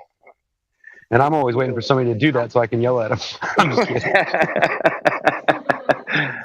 AI, have you looked at the video on live stream voice text just now of MC Toon? Not yet. Take a look at that. That's fucking hilarious, man. Let me see. What do you got? He blatantly just walks right into it, man. And then you can see it in his face. He's like a deer and 12 headlights. That's awesome. Hey, I was wondering if I should account for a Coriolis on my golf swing, man. I was wondering about that. Well, bro, there was a video on YouTube about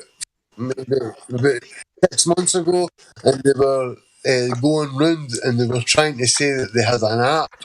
They were basically trying to promote an app, and it helps. They were going with golf clubs, and they were basically telling them that it would improve their fucking whatever their shit, their size, and it would cost. And they were trying. It was like an exuberant price. It was like a crazy price. I'm sure they were asking for it, but it was just like a start. I gotta find that video, man. It's not on Facebook, man. It's on Facebook. All right, check it out. Well, I've not been on Facebook for about a year, bro.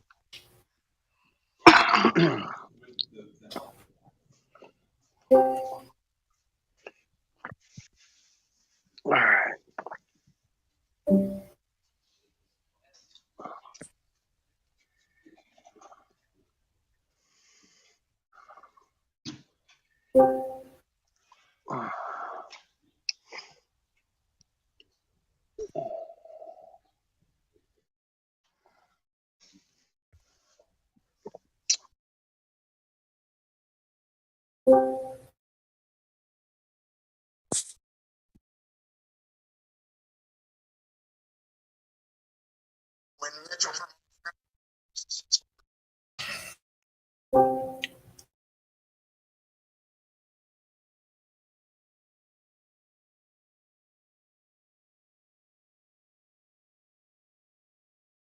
And then.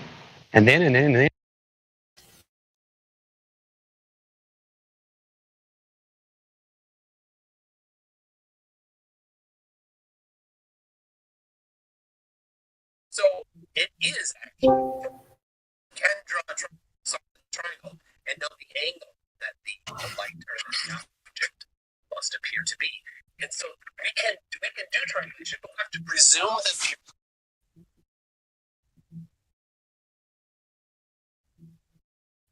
I guess that's better than assuming, right? Hey, Panto, you there? Oh. There's a new guy in here, Suave. If you want to try to talk to him. There's a new guy here. What? His name's Suave, like Rico Suave. Suave, right? Rico Suave.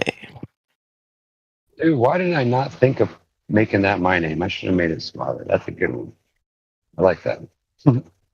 Ever since I played that silly golf game on, what was it? Dreamcast or something, whatever it was, or Xbox 360 or whatever it was. Suave, yes.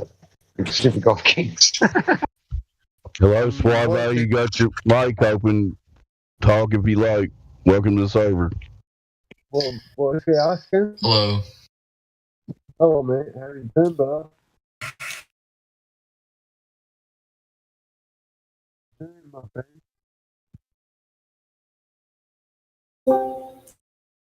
Can you hear me? Your mic's cutting out a little bit, Panto. Try to reconnect or something. Well, can you hear me?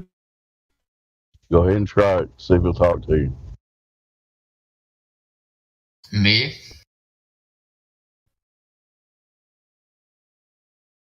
I was going to let Panto talk to you, but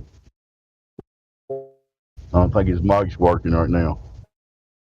I'm driving. Somebody else talk to the new person, please.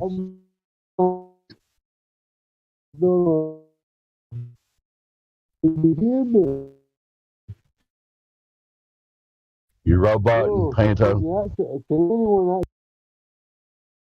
No, you're muffled and roboting.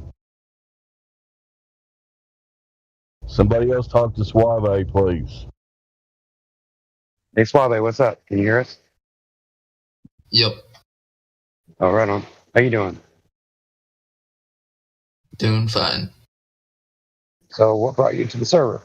If I can ask you, even if you got asked that before. I'm just here what to brings listen. you?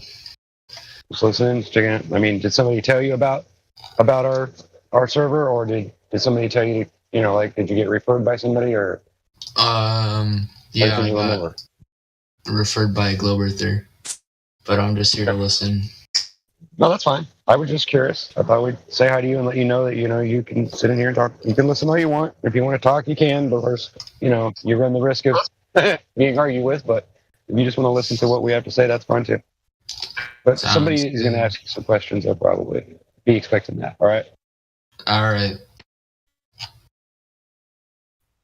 Yeah, like what do you think so far? Can you hear me now, folks? Yeah, you're coming through Can good. anyone fucking... I now it doesn't sound like you're coming up. The guy that joined the... So, how did you find the server, bro? Like, how did you get the link? I got sent it by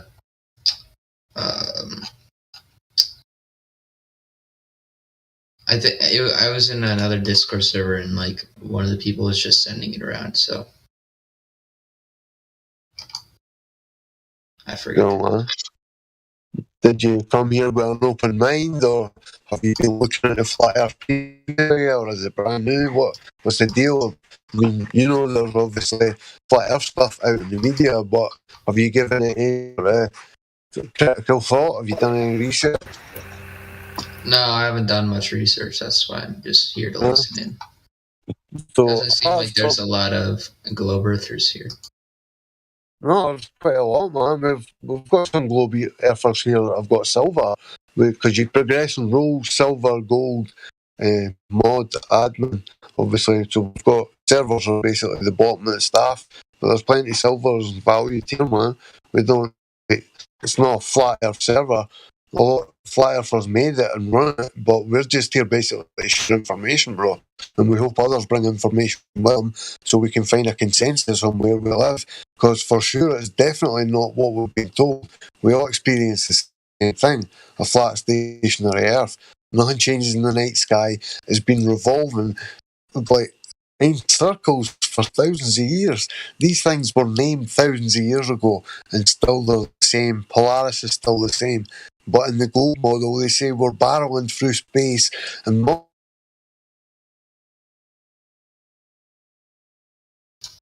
Yeah, I'm aware that I'm taking physics right now, and I like the course, and I don't know too much about astronomy or anything like that, so I'm not gonna like do any arguments because I don't really know what I'm talking about. But that's why I'm just gonna. I don't know if there's some other people here that like have arguments, so I'm just here to listen, man. I'm not. It's good to listen to the other side, I guess. It's open-minded of you. Thanks. And luckily for you, my friend, the shape of the Earth is not an astronomy question. Neither is it a physics question. It's a what is question. It's either curved or it isn't. And if you go out there and measure that it's not curved, then it's not curved. It's that simple. Whoa. Did you get that question, boys? Did you not hear? I just formulated that whole question. Did you not get it? No, Yeah, you're still cutting out, Panto. Sorry, man. I thought you could hear me, man, and I laid it all out, and then I never heard anything.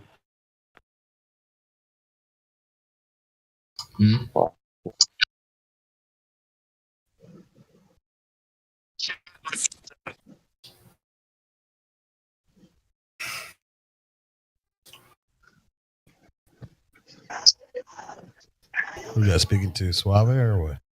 Yeah. So the moral of that story that I just told you, Suave, is that you don't have to self-deprecate and be like, oh, this is a job for physicists, or this is a job for astronomers, or this is a job for scientists. I'm too, low on the ladder to make decisions about the shape of the Earth. Well, the shape of the Earth is a simple proposition. Either it's curved or it isn't. It's really that simple. And it's well within your faculties to determine that. You don't need extraneous degrees or appeals to some kind of scientific norm or consensus. Forklift, Tucson 4000. Conrad, are you trying to do your math test live on the air? Oh, shit. Oh, I'm not muted. I'm at work. I just had to page a forklift. My bad. I'm sorry, guys.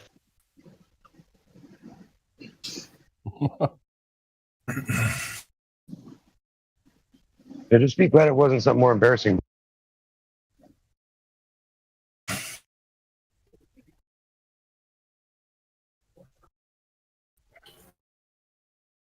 Well, he should be embarrassed. He's a forklift driver, right? He's not a physicist or a scientist or an astronomer, right? Like those smarty pants dudes that tell you the Earth's the globe. I don't drive forklift. I'm a CNC machine operator. Technically, a CNC machinist. To be That's even worse. So you push buttons. Hey. I'm not pushing any buttons right now. I'm not doing anything, actually. Oh, no. Here we go. Yeah, but I'm pushing your buttons. Busted. I don't think it's hard to push anybody's buttons, is it? Really? Like everybody has their button, right?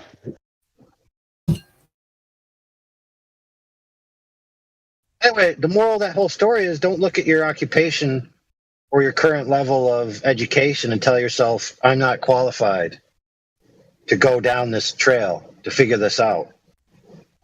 Yeah, that's like saying you're not qualified for 5th grade math when they give you a circle on a piece of paper and tell you to figure out the radius, the circumference, and the, whatever, the volume and whatever else. The Earth's not so big you can't do the exact same thing with.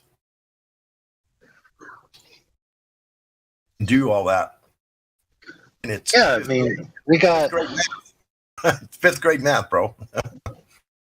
Yeah, we got a husband and a wife. They did it with their minivan over a flat desert. And then we have another dude and his chick. They got on some snowmobiles over an icy lake with some flashlights. And then we got another couple of dudes that did it with some lasers that they purchased. Another dude did it with 3 different colored lights at 3 different distances. Right, so it's well within the grasp of essentially the common person. Even if they feel that they can't do it, they could just follow somebody else's methodology to just confirm it for themselves. What's that?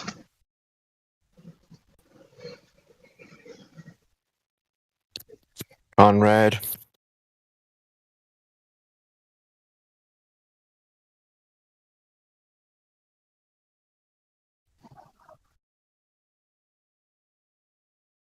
Yeah, so Suave, this proposition is attainable.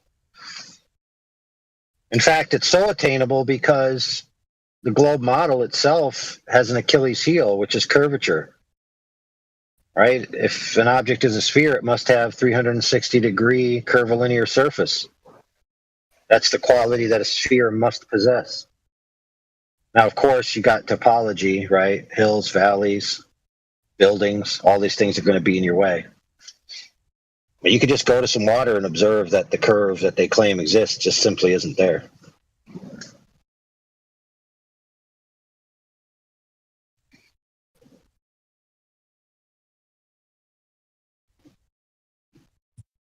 You could accomplish that before the month is out. Yeah, I hear you. Now, most people will want to get you into the realm of speculation and talking about models and talking about phenomenon in the sky and talking about all these inferences and logical presuppositions that require a globe Earth in order for it to work, like eclipses and all this blah, blah nonsense, right? The fundamental question is the thing you're standing on a ball? That's the question. Not interpretations of what phenomena in the sky is doing. Now, the thing you're standing on is tangibly accessible to you, right? You could do something about it. Tangible means you can hold it in your hand, which means you can't do that to some of them things up in the sky. Makes a whole lot of difference. Yeah, sure. They have elegant arguments, don't get me wrong. They usually start off like this. If the Earth was a ball, then such and such and so and so. See, the thing is that they start out with that if. That's the thing they need to prove in the first instance before all their logic that comes after can follow. Instead, so how would you prove? You just say, is it a ball? Not if, is. Then you walk out with your laser or your whatever device you're going to use for your long distance observation and get your feet wet. Get on the Earth. Measure it. It's not hard to do. You know, these people that think you got to be a scientist is crazy. You're making some really good points.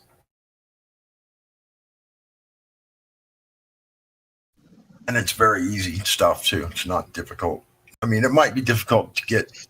I guess the difficult part would be having a few extra bucks to go for a little road trip to the beach, or to buy a camera for $500 or whatever if you're really into it, and you could spend a little extra money. But well, it's really that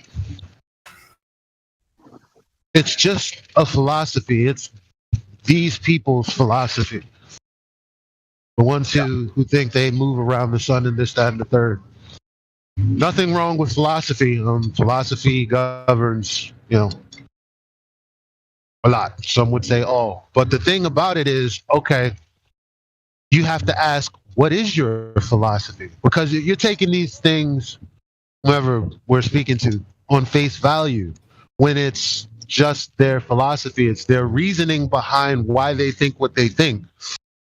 So one would think that the next logical question is, well, what is the justification for your philosophy? Yeah. That's all we're asking. I'll be right back.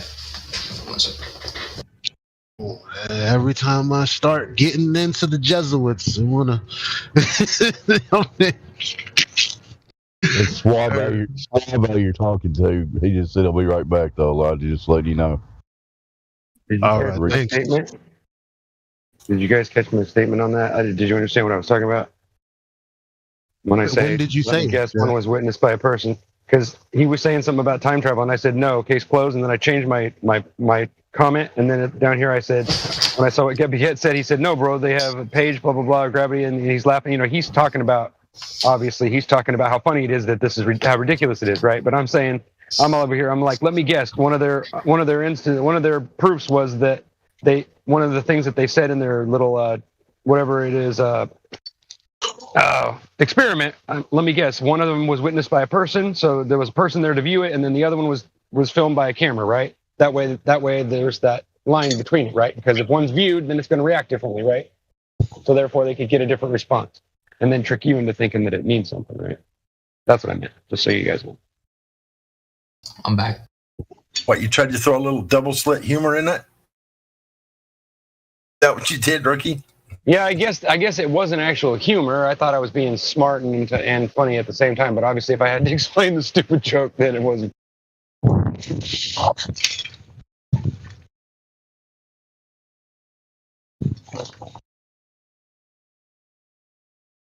Okay.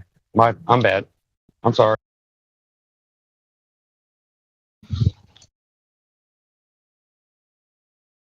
All right, Elijah. Suave said he's back if you want to talk to him. I mean, all I had was that point. That you have to understand that it's just someone else's philosophy. So, especially when people ask, well, why would they lie? Well, first of all, what is the lie?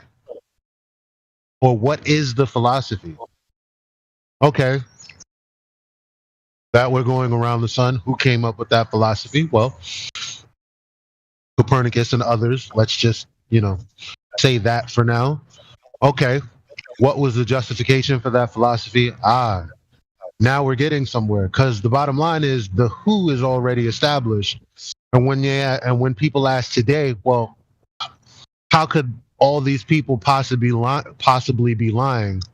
What you're really wondering is, how could the reach of all this knowledge be so great if it isn't true?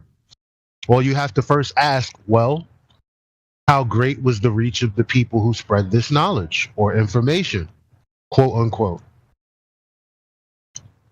So that answers that question. Then it's like, okay, well, what is your philosophy and how have you justified it? That's the question that should be asked. I can tell you the answer is there was no justification, but that's really up to you to decide, seeing as that the history is there for all of us to learn.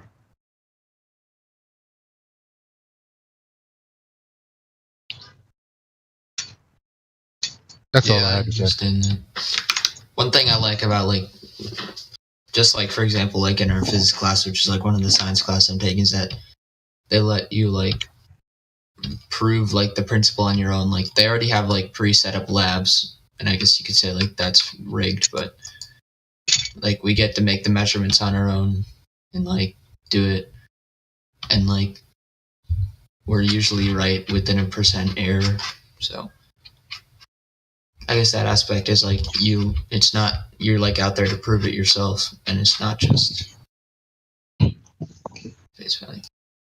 Yeah. Are you talking about chemistry measurements, or are you talking about just calculations? Physics measurements. Oh. Speed of light? No, like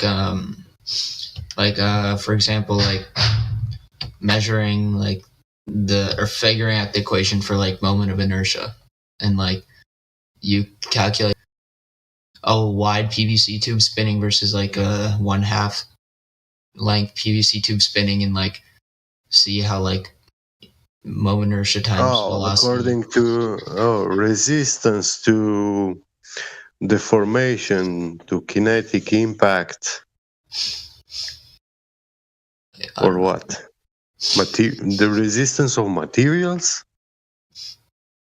like to move, yeah, or like, yeah. That's what it comes down to, is just figuring the resistance. Yeah, but how do you measure that then? I guess, well, like one of the common things is like for like figuring out like the sphere inertia versus the cylinder inertia. I'm pretty sure. Yeah, actually, in that term, it was given like in terms of inertia, because like we didn't have time to calculate that. I mean, I can pull up like the old labs, but generally it's just like the moment of, or like the time needed using the same force for like a PVC pipe twice the size of another PC pipe is exactly twice the time, and so like there's a direct relationship there. Relation to what? Like you're not giving enough information. Yeah, sorry. I mean, I don't know it like that well, so maybe not.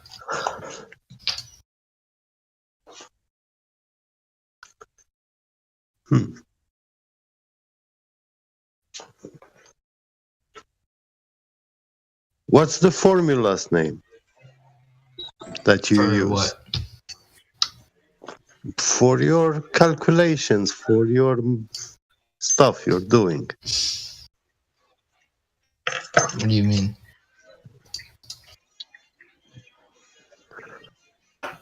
It's physics, yeah? Yeah. Well, we're like making the formula. Yeah, is it mechanics? It's you are like, making the formula. Yeah, with the data given, or like we're proving the formula.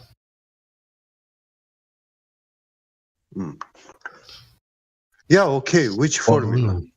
Math is a language. So yeah, when you say proving the formula, are you Like, using? Like, for example, like I guess like the most recent one. Here, let me just pull it up.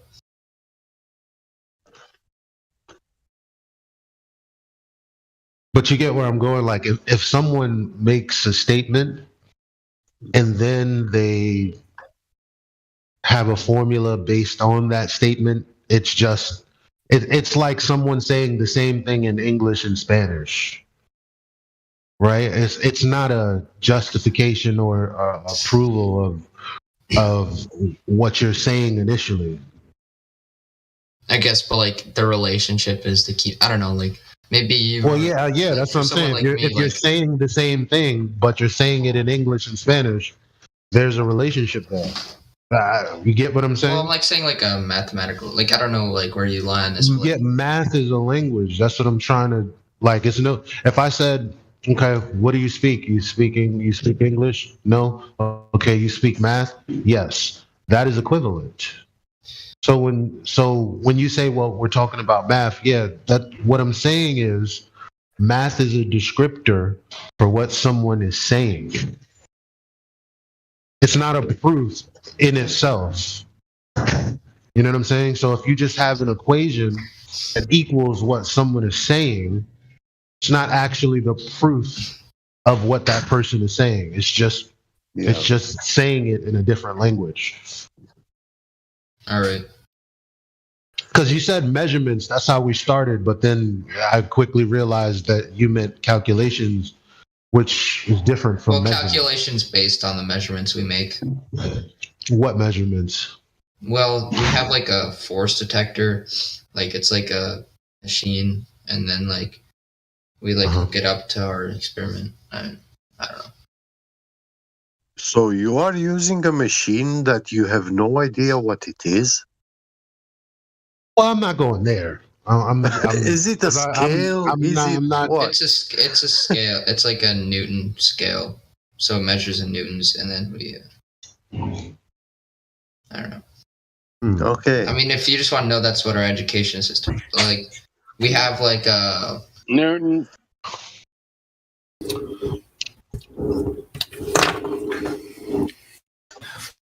City was spinning PVC tubes, one twice as big as the other, and they were detecting the amount of friction and force it took. They're measuring it somehow with some device. Is that correct? Moment of inertia, not friction. Well, yeah. So they're just doing lab. Just in the lab. Just was talking about a lab test. He was just giving an example that what he did in school, how they proved a formula for how much energy it took to spin a PVC tube twice as big as the other one. It took twice. The time, because like the time or whatever took twice as much. Right. Yeah. So you should be quite an expert in Newton's laws of motion, then. I mean, the class is like called AP Physics 1, and so it's like introductory. Well, you don't get to this part of physics without going through Newton's laws of motion. Yeah. Yeah. So you should be an expert into it already. I wouldn't call myself an expert. Sorry, my keyboard's really. So you're like, not... I know like there's like like equations like LW and then like 1/2 AT squared plus VIT, and like there's equations you can derive from it, but like I'm not like an expert, and I wouldn't like, I don't know, you probably know more about them than I do. I have memories from childhood.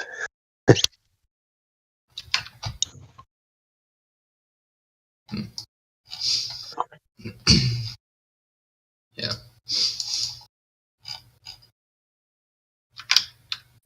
Are you in high school? Like yeah. They offer like introductory college courses in high school where I am. So yeah. So weird. I was doing this like in 6th and 7th grade. What you guys do now when you are like 17, 18.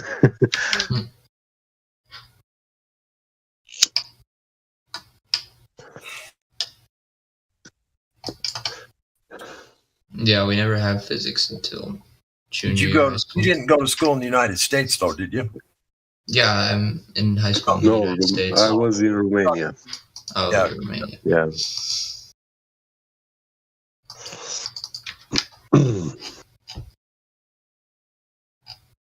Funny how different countries have such different curriculums, different levels. Yeah. When I was in 5th grade, one of my neighbors moved to Germany with his mother, and he had to go to school in Germany. And when he got here, they put him like in 8th grade in comparison to us, because we've learned much more things than they do here. So yeah, it was funny.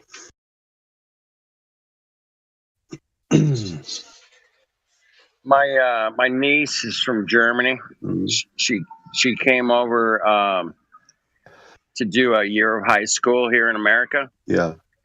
and she in her high school she did like I think it was 10th grade there. She was the #1 English student in the entire school. Yeah, nice. I was like, "Oh, you fucking baby, you kick ass!" Yeah, I was like, "Holy shit, I love that, man." So, yeah, she learned English the real way, and these people Yeah. here in America, they don't learn it right, Anyway, I thought that was fun. I've learned German language, the grammar, and I tell you honestly, it was very easy for me to learn and understand English language. It was much easier than German. So, yeah. Yeah, It's very simplified, English in comparison to German. Yeah. No doubt, yeah. Yeah. So that Is Suave still there? Suave is still here, man. Our young When you guys running through the 3 points, I can't do it right now. he's still here. Ask him when somebody measured curvature anytime in history. Go. Well, Suave's in high school, man. I mean, he's getting fed a lot of information, man, right now. And this is a different server for different information. That, we love empirical evidence, man. That's what we like around here. Hey. Empirical How evidence. you doing? Something we can prove. Good to see you. Good to see you. Good to see you. How you been? It's so good to see you. My friend used to tell me. Right. You know it's good to see So me. good.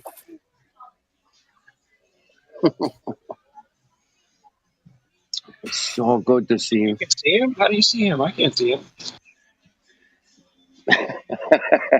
I have video, television, phone.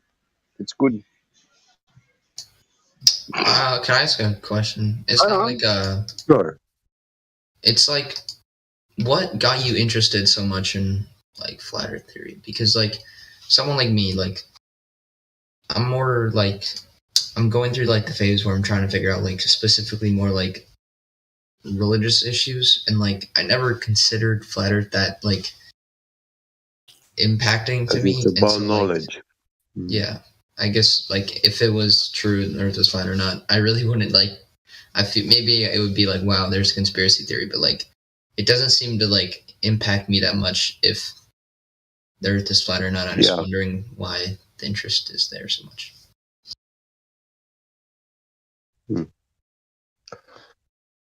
Well, in that case, it'd probably be a lot easier for you to analyze our evidence that we have and take a real critical look at it without, having such a massive attachment to the globe. That's kind of what I'm hearing, is that you don't have this, not invested in the globe model like 100% at this point. I mean, I would say I'm like, I believe it to be true 100%, but like, I don't have any like psychological reasons to believe in it. Like, that's what I'm saying. So like, psychological. If someone like comes out tomorrow, like, oh wow, big sham, turns out the Earth is flat, we have pictures of it, and I would just be like, dang, that's super cool. I wouldn't be like upset. I wouldn't be like overjoyed. I'd just be like, that's really cool, and I just go on with my life, Mm-hmm. Like, well,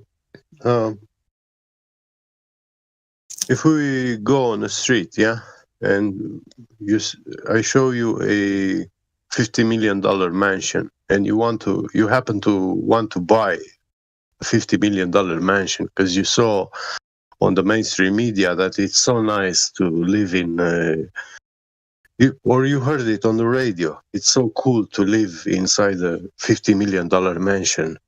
And I tell you, look, I sell you this $50 million mansion, I describe you the rooms, and I tell you, in the living room there is a couch with 3 stains on it and stuff, And we go inside, and you see there is no living room, there is no couch with 3 stains on it. So you'll be saying, dude, you're lying to me,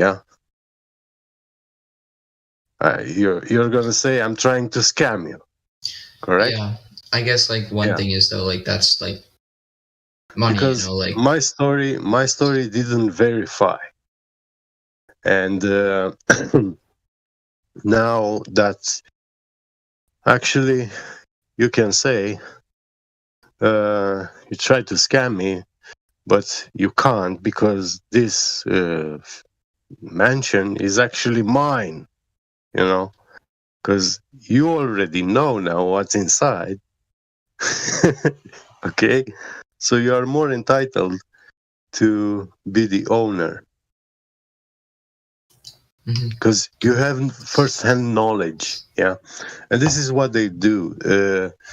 They hide the world. They make you confirm that you believe that the world is a sphere, when it's actually quite the opposite. And when you say that, they acknowledge that you don't know where you live, you are just here, but this place is not yours. Because if it was yours, then you will have first-hand knowledge about it. And the funny thing is, they teach you how to deny the first-hand knowledge. They teach you all about this curvature, that you cannot see it no matter how high you go in the sky, and they can fake the curvature, They use fisheye lenses. They show you a couple of pictures, which you can see them only on commercial ads, LCD screens, monitors, That's the only place where you can see the world like that. But you never experience it in that way. Yeah. All right. If the globe is falsified, that means that all that nonsense story that they've told goes away. There's only one ground that can be walked on, and only one place where there's air to breathe, and that's here. Then the next point, and it's all flat. The next point. It should be a very nice point for you because in school you are already start learning to measure things, and do firsthand experience. So they tell you that you are spinning. When you are spinning, you are actually in a constant acceleration reference frame. Yep. But the problem is you cannot feel that acceleration. Yep.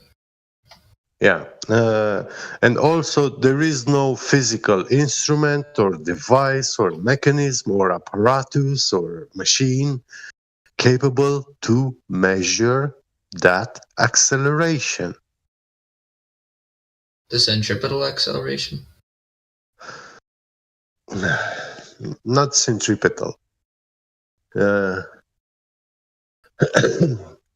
you have a arm which is rotating, yeah? Mm-hmm. Yeah. That arm, it's spinning with 1 revolution a second or 1,000 revolutions per second, yeah? You have that arm is in a constant accelerating reference frame. When you are on a merry-go-round and it's spinning, you will feel that it pushes you outside of it. It's like it wants to throw you away from the merry-go-round. Yeah, you have to hold your seat. Correct? Yeah. Yeah. So if you spin the merry-go-round very, very fast, you will not be able to hold yourself, and you will be flying off of it. It will throw you away, literally.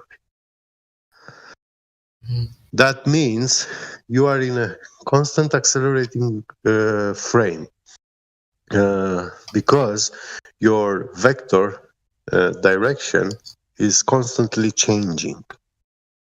Your tangent velocity. Yeah. Yeah. So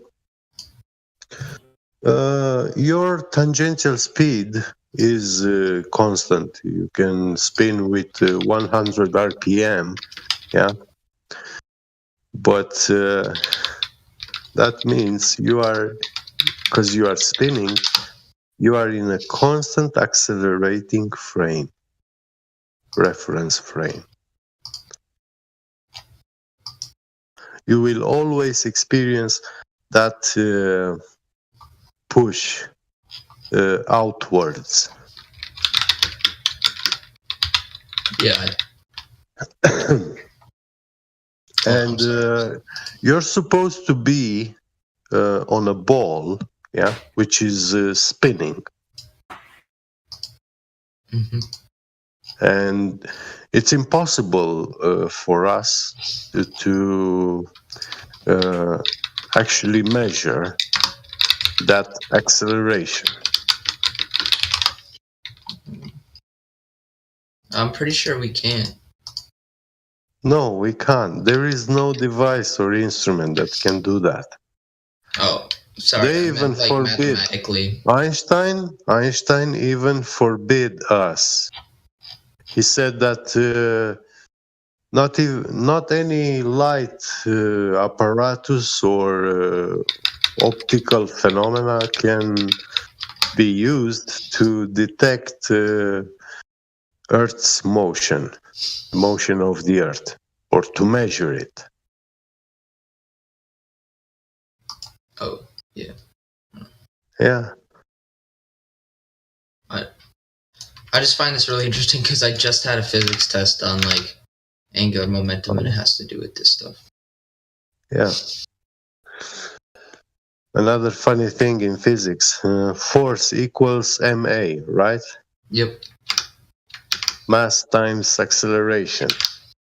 Yeah, the sum of When all you forces. look up, when you look up the definition of mass, it's resistance to acceleration. And now you multiply the resistance to acceleration with the acceleration. Are you sure that's what that is? That's what mass means? Yeah.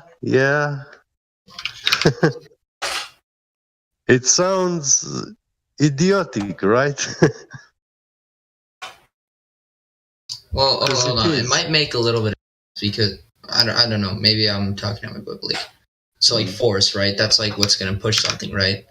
And so Yeah. like, if something is accelerating, right? And so it's like going, but like it has a larger mass, right? Then like the total force needed to push it, since it has a larger resistance to mass, is going to have to be greater, right? That seems to make sense to me. So I don't know if it's Well, the mass is the resistance to acceleration. And the force is the resistance to acceleration times acceleration. yeah. So if you have more resistance to acceleration or more mass, you're going to need a larger total amount of force in that system, right? So the resistance to the acceleration, well, it's the weight. Yeah. I don't know. I'm not understanding. It's fine. Yeah. Why is weight? Why is the mass actually defined as the resistance to acceleration?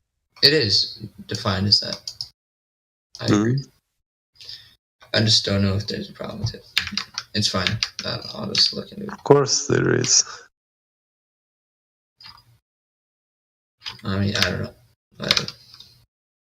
I have to. My dad made brownies, so I have to go to catch them. But I guess I'll come back in here later to. I don't know. Thanks, though. Yeah, sure. Take your time. Is there like Do come back. I mean, alright. I'm just wondering where all the like. Do you have like a citation place, like for all the stuff? I recommend you search. Here we go. Yeah, QE. I found it. Flat Earth debates. Oh. All right. If you should be able, you should find in QE's channel in his videos where he's talking about this. And he also provides you there with all the educational website .edu. Yeah. Thank you. Universities and stuff. You're welcome.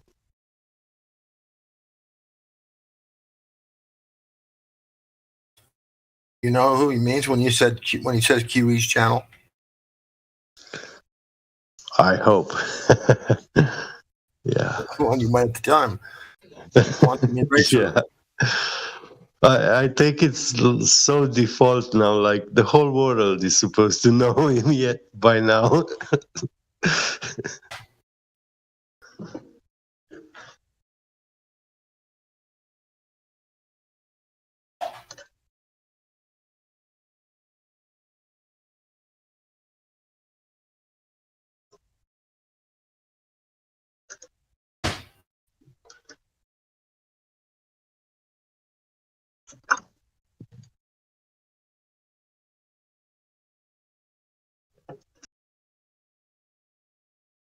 Hey, he seemed very, very sincere to, actually look into this stuff though. That was pretty cool. With what stuff? Which stuff?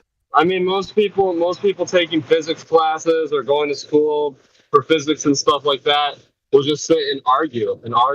But he was actually listening to you. He's trying to understand what you're saying. Yes. He was curious about information and arguments. Yeah, but I think he was a little bit intimidated to ask all the questions because, you know.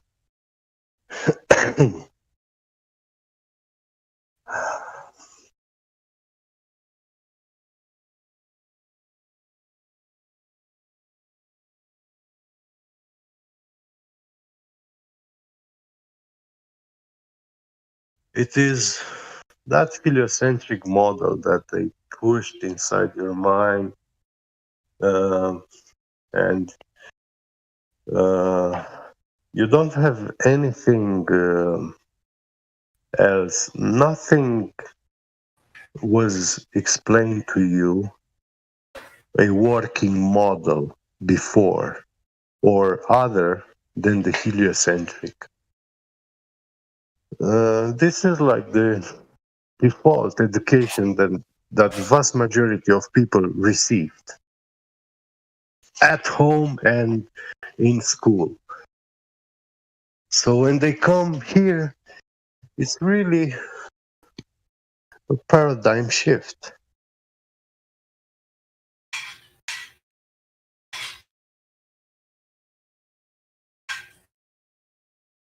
And to top that up, you don't even need to search Flat Earth on YouTube or Google. They explain it in these heliocentric documentaries, pseudo-scientific documentaries, yeah, with universe, with governing forces, how the stars work, what they are, black holes, you know. And people, they really don't have any other reference frame. That's all they have.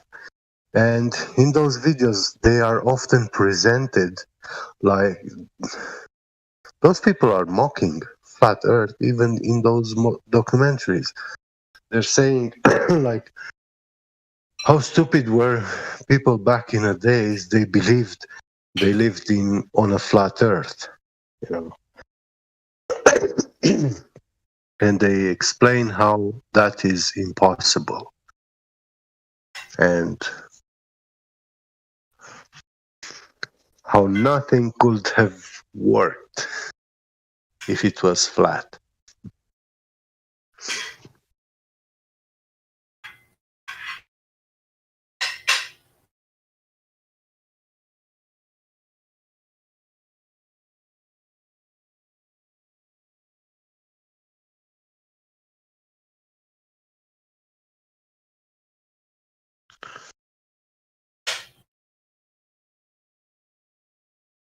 With the model, with the heliocentric model or without it, they have no clue where they are.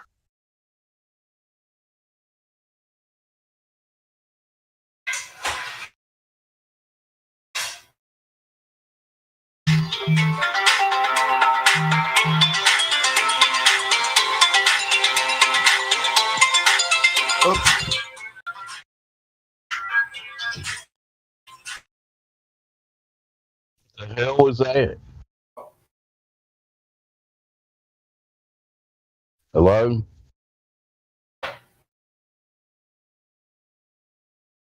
Anybody there? My mic not working. It was God Rockin's mobile phone. Hey, Dave. Oh. I didn't know what the hell it was. Yeah. Any new people in here yet?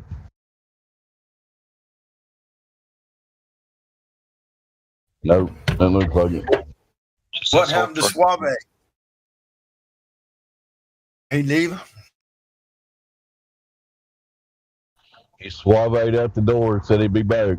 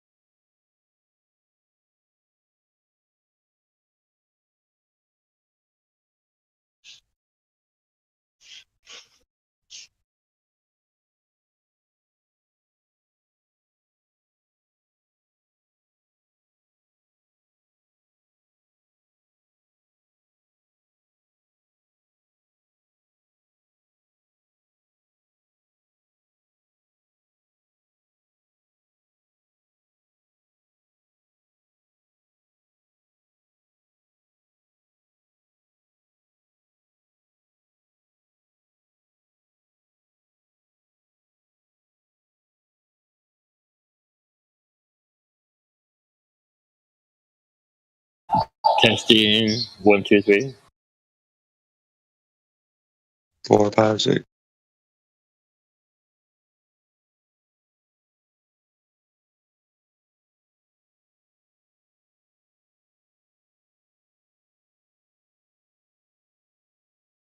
Loud and clear, Godric. Any curvature in California, did I? No, but I'm figuring that most of these Glovers that come in here are atheists. Am I right?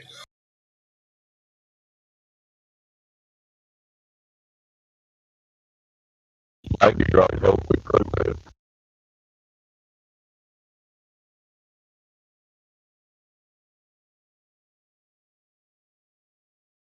I mean, technically they believe in Helios, but I mean, I don't know. It seems like a religion to me. They believe in something, you know.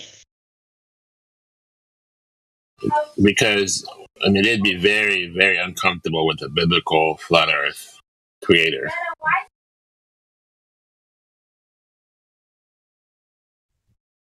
Yeah, I love that shit, but they don't like it to be talked about in here very much.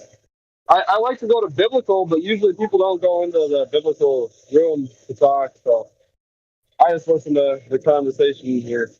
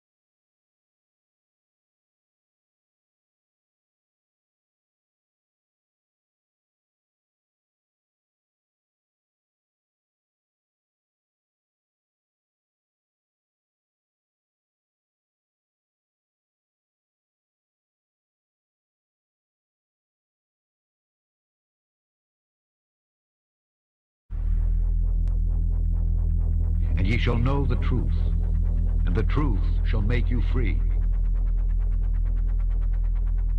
Welcome back to Smarter Every Day. Now, a lot of the pictures you see from the International Space Station come from the cupola on the inside here, right? So the cupola is on node 3, is that correct? Node 3. Node 3. All right, so this is astronaut Don Pettit.